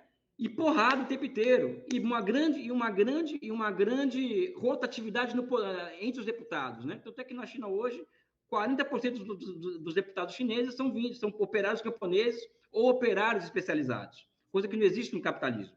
Então, a China, nesse aspecto, ela inaugura formas históricas de democracia de base, né? que a diferenciam muito das democracias burguesas. Eu acho que existe uma preguiça mesmo desse pessoal estudar, uma preguiça em relação ao novo, e mais do que isso, aí eu vou falar aqui para a cereja do bolo, racismo. O que o Ocidente tem em relação à China é racismo, inclusive a esquerda, entendeu? A esquerda brasileira e latino-americana, a gente estão de Europa, Estados Unidos, né? Não quer olhar para a China. E, na minha opinião, por tudo isso que eu estou dizendo, crise do pensamento, negação de Hegel, positivismo, mas também racismo, né? O racismo também explica muito dessa posição em relação à China. A política externa chinesa parecia subordinada, ao menos até os primeiros 10 anos do século XXI, pelo objetivo de arrancar benefícios para o seu próprio crescimento econômico. Ao menos explicitamente, a luta anti-imperialista e a construção de uma nova ordem mundial pareciam bandeiras do passado. Nos últimos 15 anos, no entanto, especialmente depois de iniciada a presidência de Xi Jinping, a China parece se dedicar a uma orientação geopolítica que confronta a hegemonia norte-americana e de seus aliados. Como é que você explicaria essa mudança na política externa chinesa? Não é uma mudança de política externa, eu acho que é mudança, sim, evidente, mas eu vejo que, primeiro, né, tem uma frase de um comunista chinês da direção do partido muito, muito interessante, né, em que o cara falou assim, é bom ser comunista, é bom ser anti-imperialista, mas tem que ficar rico primeiro. Pobre não tem condição de enfrentar o imperialismo, muito pelo contrário. Eu acho que é isso mesmo, ou seja, a China não tinha condições de enfrentar o imperialismo, de manter essa pauta como agenda estratégica dela, naquele momento histórico da parte de 78, que ela não tinha condições disso. Ponto. Assim, é uma questão que é objetiva, não tinha condições. Ela preferiu perceber que não haveria uma terceira guerra mundial envolvendo o capitalismo e o socialismo e que existia um problema existencial para a República Popular, que é o quê? A transformação da China em um país rico. E que, como diria Deng Xiaoping, né? Capaz de mostrar ao terceiro mundo o caminho para a sua emancipação. Tem uma frase do Deng Xiaoping sobre isso. Quando nós atingimos os objetivos centenários do Partido Comunista, olha só, nós já estaremos mostrando para o terceiro mundo o caminho da sua libertação, sabe? Então, eu acredito particularmente que ela constrói uma base material imensa e, a partir dessa base material, ela pode mostrar ao mundo o caminho para a sua própria superação, ou seja, não existiriam essas experiências bolivarianas, como nós, aqui na América Latina, não existiriam essas experiências novas na África, sem a China. Esse é um ponto primordial, né? Então, acho que existe uma mudança de orientação que tem a ver também com a necessidade da China enfrentar globalmente a hegemonia americana. A partir do quê? A partir da exportação de capitais, ou seja, a China ela parte de uma guerra econômica aos americanos, uma guerra comercial, que o Lenin já colocava isso, o Lenin falava o seguinte, olha, é no campo do comércio que nós vamos vencê-los, ou seja, nós vamos ter que trazê-los para o campo do comércio planificado. E ao trazer esses caras para o campo do comércio planificado é que nós vamos vencer essa luta de classe em âmbito mundial. A China seguiu isso à risca. Né? Então, acho eu, Breno, que os chineses eles tiveram uma sabedoria imensa em transferir a guerra ideológica e tal pela guerra comercial. E é o que está acontecendo, né? Ou seja, a mudança de orientação é muito isso, ou seja, a iniciativa Cinturão em Rota, né? Não existe nada mais anti-imperialista do que isso, do meu ponto de vista. Né? Mais anti-imperialista do que oferecer para os países do sul global oportunidade de investimento, oportunidade de receber investimento, e receber investimento produtivo e de industrialização a partir do que a China criou de capacidade produtiva. A diferença da China em relação ao imperialismo é que o imperialismo infantiliza os povos. O imperialismo conversa com os países da periferia como criança. A China coloca os países periféricos numa mesa como adulto para conversar. Essa é uma diferença fundamental. Elias, como é que você avalia a posição chinesa sobre 3 grandes temas internacionais? A guerra na Ucrânia, a questão palestina e a solidariedade internacional com Venezuela e Cuba. Em relação à guerra da Ucrânia, a China ela tem uma prática que é de apoiar a Rússia do seu jeito. Então, a Rússia não teria essa capacidade de construir esse arsenal militar sem os chips chineses, por exemplo. Vou dar aqui um exemplo. Se a China parar de exportar chips para a Rússia, aquilo acaba, né? Aquilo não vai para frente. Ela declara uma aliança sem limites alguns dias antes ou alguns dias depois do início do conflito, né? E a China continua com imensos investimentos na Rússia, mesmo após o conflito. O que você não ouviu dos chineses é uma declaração peremptória sobre a Rússia, de apoio à Rússia. Eles são muito mais, nesse aspecto, práticos do que falar à torta direito. Então, acho que é uma posição correta. Palestina, a mesma coisa, né? Eu acho que a posição chinesa em relação à Palestina é uma relação que também tem que levar em consideração a postura dos Estados Unidos, né? Ou seja, porque a China observa, cada passo que ela dá, observando a postura dos Estados Unidos. Então, a China se coloca na defesa de uma Palestina livre, coloca o direito à rebelião como direito intrínseco aos povos. Acho que isso foi declarado na ONU, inclusive, né? Pelo embaixador chinês da China na ONU, ou seja, a Palestina, o direito aos povos, a rebelião, que isso que ele falou claramente isso, para justificar a contraofensiva do povo palestino contra a ocupação israelense em outubro do ano passado, né? Enfim, Palestina, acho que é justa opinião. Em relação a Cuba, eu acho muito tímido. Aí é uma opinião particular, eu acho que é uma postura muito tímida dos chineses em relação a Cuba, né? Eu entendo as razões chinesas, mas eu acho que Cuba, como, por exemplo, um símbolo nosso aqui da América Latina, e mesmo como o Fidel Castro sendo um dos ídolos do Xi Jinping, né, segundo pessoas próximas, né, acho que Cuba merecia um tratamento muito melhor do que ela tem dos chineses. Qual a explicação para essa pouca solidariedade chinesa a Cuba, na sua opinião? Eu acho que existe solidariedade, né? Existe, não é pouca, mas não é suficiente para manter aquilo de pé, né? Eu acho que existem vários motivos. Primeiro, que acho que quanto menos as zonas de atrito com os americanos, melhor os chineses. Quanto menos zonas de atrito, melhor para os chineses, né? E também tem a questão das burocracias chinesas também. Então, por exemplo, a China falou para os cubanos que eles seriam admitidos no banco de infraestruturas o Banco Mundial Chinês, né? Uhum. Só que Cuba não obedece, o Xi Jinping prometeu, só que Cuba não obedece os critérios para entrada no banco, né? Então ela não entrou, né? Não adiantou o Xi Jinping prometer, a burocracia lá embaixo, não tem condições, né? Então acho que existe um misto, por exemplo, de não querer afetar os Estados Unidos, ao mesmo tempo que tem existem burocracias internas que impedem isso. Além do mais, o risco das empresas chinesas que fazerem negócio com os cubanos serem sancionadas pelos Estados Unidos, né? Ou seja, se você tem uma solidariedade aberta com Cuba, não é fácil. A Rússia pode ter mais do que a China hoje, por exemplo, né? Mas eu não aprovo, eu acho que deveria ser mais ofensivo. Agora, a China tem sido discursivamente muito solidária à Palestina, mas ela mantém relações comerciais e diplomáticas normais com Israel. Aliás, a China tem um razoável nível de investimento e de relação comercial com Israel.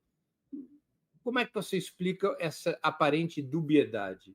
Eu acho que é o pragmatismo chinês, né? Sabe? É assim que se explica, né? Porque ela vê a Palestina, vê Malvinas, vê uma série de questões coloniais mundo afora como questões que a história vai resolver. Eu não estou falando que eu concordo com isso, tá? Não estou falando isso, né? Então, a partir dessa visão de que a história resolve essas questões, por exemplo, o colonialismo é algo que está no século XIX, então isso vai acabar um dia, qualquer hora vai ser superado, né? Leva os chineses a ter uma posição de até de leniência em relação a certas coisas, por exemplo, né? Então, eu não concordo com quem sou eu para falar o que os chineses devem fazer ou não. Mas não tem como ser solidário à Palestina, né? mantendo relações comerciais com Israel, ou seja, porque você está alimentando a máquina de guerra com Israel. Breno, eu não sou um sinófilo, entendeu? E que aprova que tudo que a China faz. Eu não concordo com essa posição, não concordo com a posição em relação a Cuba, e não concordo com várias coisas que eu vi na China, por exemplo, que eu tive lá, por exemplo, né? Sabe?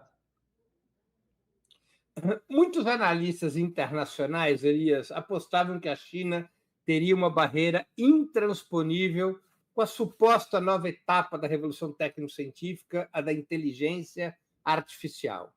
Com déficit na indústria de chips e outras dificuldades, poderia ser superada pelos Estados Unidos nessa batalha crucial. O caso DeepSeek, o já famoso aplicativo chinês de inteligência artificial, mostra que essa avaliação estava errada? Mostra. Mostra porque, primeiro, eu acho que uma das figuras mais interessantes de imperialismo, Breno, é a Hillary Clinton, sabe? Não sei se você concorda comigo. Ela fala o que pensa, é fantástico.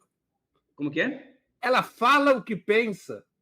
Não, e ela falou, acho que foi para o Hayek ou foi para o Mises, de que era legal suas opiniões, são muito boas e tal, mas não tem como competir com uma economia centralmente planificada. Então, quando as pessoas falam que a China não ia conseguir, que a China vai quebrar, que a China vai sucumbir ao bullying tecnológico, elas não levaram em consideração as possibilidades que a economia socialista tem de dirigir esforços da sociedade para um objetivo específico. No caso, o catching up tecnológico com os Estados Unidos e alcançar os Estados Unidos em toda a linha da fronteira tecnológica. Eles não levaram isso em consideração. Não levaram em consideração que a China, por exemplo, enquanto os americanos, de cada $100 que o Estado coloca na economia, mais de 50 ou 60 vão para derivativos, não vai para a produção. Na China, $98 de 100 que entra na economia vai para o processo de produção. Né? Então, a financiarização minou a capacidade de inovação da economia americana, ao mesmo tempo que o socialismo ela transforma o desenvolvimento em um atributo do socialismo, é uma novidade do próximo nível, ou seja, a possibilidade de desenvolvimento econômico vai sendo cada vez mais, se tornando um atributo do socialismo. Então, a China tem uma economia baseada em estatais, em tudo quanto é canto, sistema financeiro, criando moeda fiduciária para a empresa pública, e assim vai. Né?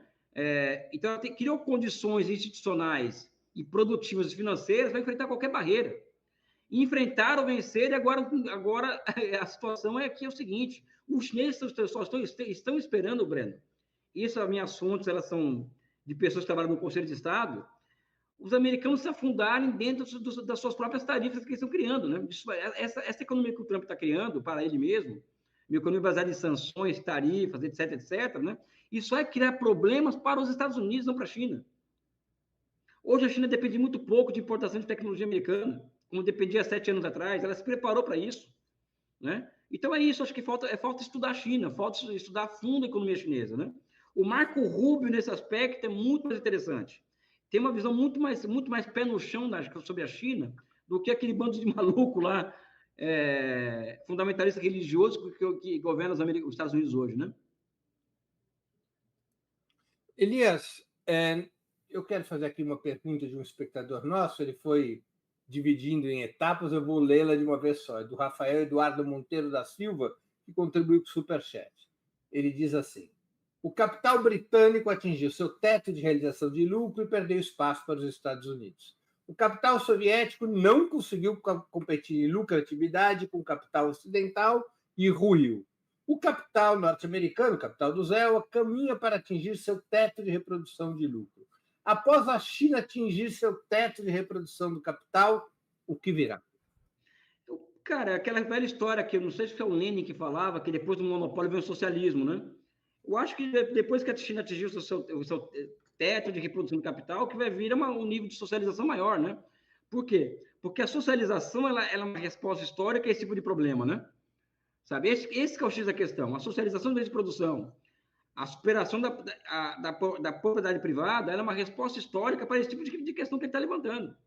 Então, o que vai acontecer quando a China atingir o seu teto de reprodução de capital, eu não gosto muito desse nome, mas tudo bem, vai ser mais socialização. Vai ser a socialização em nível superior. Né? Essa é a minha resposta a isso.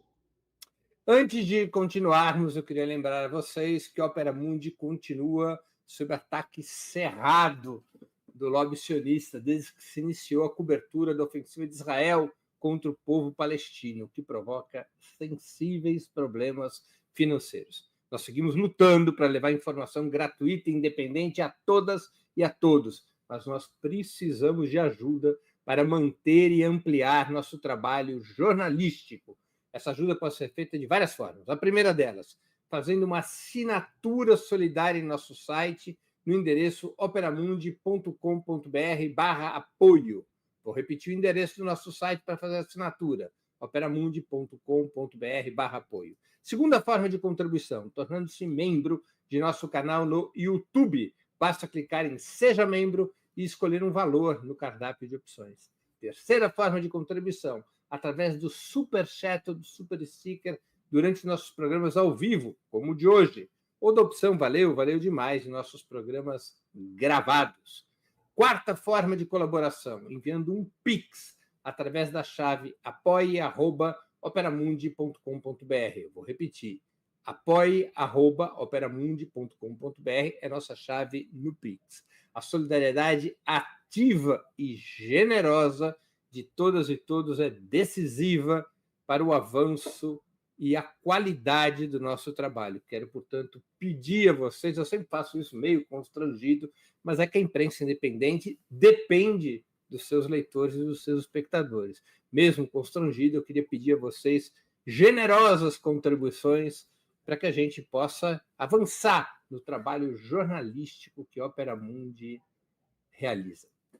Elias, você já tocou no assunto, eu queria detalhar um pouquinho. Quais você acha que são as consequências para a China e também para os Estados Unidos da guerra tarifária prometida e iniciada por Donald Trump?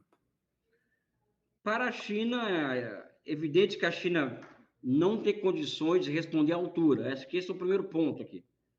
Né? E os chineses, como eles não têm condições de responder à altura, eles seguem a lógica da arte da guerra, né? Vai usar a força do inimigo contra ele mesmo, que é o que a China está fazendo. Você pode perceber que existe uma forma de reação chinesa, né? Não sei se você percebeu isso, já deve ter percebido. Espera uma semana e ataca setores estratégicos. Por exemplo, agora eles taxaram as importações de produtos agrícolas. Por quê? Porque isso mexe com o eleitor do Trump lá do centro-oeste, do meio-oeste americano, né? Semana passada foi uma resposta de restringir exportação de terras raras, ou seja, que é algo que toca diretamente os Estados Unidos. Então, são respostas pontuais, estratégicas, mas que o que os chineses têm em mente é que os americanos vão criar grandes problemas para si mesmos ao manter essa política. Então, acho que esse é um ponto, né? Para a China, está sendo um grande, vamos dizer assim, ela está usando a retaliação americana, o bullying tecnológico, como um trunfo interno para redirecionar a sua dinâmica de acumulação. Então, por exemplo, aqui, um jovem chinês há 10 anos atrás sonhava em sair da faculdade para trabalhar na Alibaba, nessas empresas, nessas big techs privadas, privadas até ontem, por exemplo, para fazer joguinho de videogame, rede social, para criar esse tipo de coisa. Mudou isso. Hoje, o jovem chinês sai da universidade diretamente para uma startup de semicondutores, para uma startup de inteligência artificial. Né? Por quê? Porque o governo chinês, primeira coisa, colocou as big techs embaixo da sua asa, praticamente estatizou as big techs, tanto é que o Partido Comunista ele tem hoje a golden share das grandes big techs chinesas, né?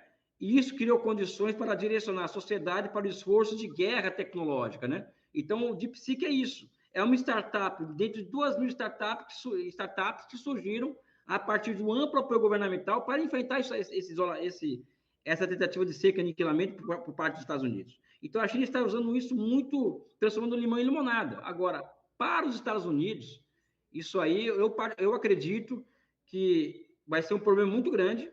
Eles não vão ter como sair dessa condição, a não ser que surja um Cromwell por lá, entendeu?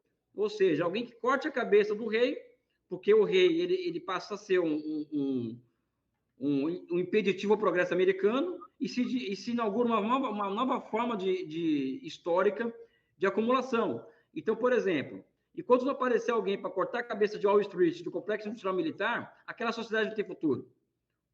né? Então falta um Cromwell nos Estados Unidos, na minha opinião, né? Não sei se você concorda comigo, né? Mas isso na minha mente, vendo na minha mente agora essa figura, né? Falta um Cromwell para eles, né? E o Trump não é o Cromwell, né?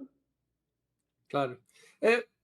Como é que você analisa, pelo que você conhece a realidade chinesa, como é que você analisa que o governo chinês se prepara, se é que se prepara, para a hipótese desse conflito ter um desdobramento militar, eventualmente, ao redor de alguma provocação a partir da declaração da independência de Taiwan?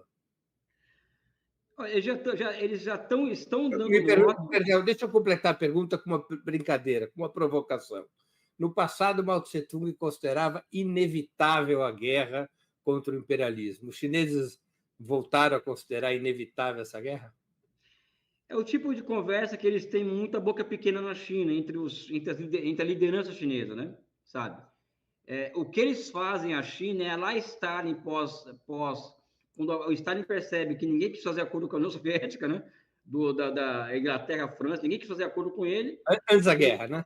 Antes da guerra, né? Ele vai fazer um acordo com o inimigo, que é o que a China faz em 78, né? Vai tirar proveito do inimigo, então a União Soviética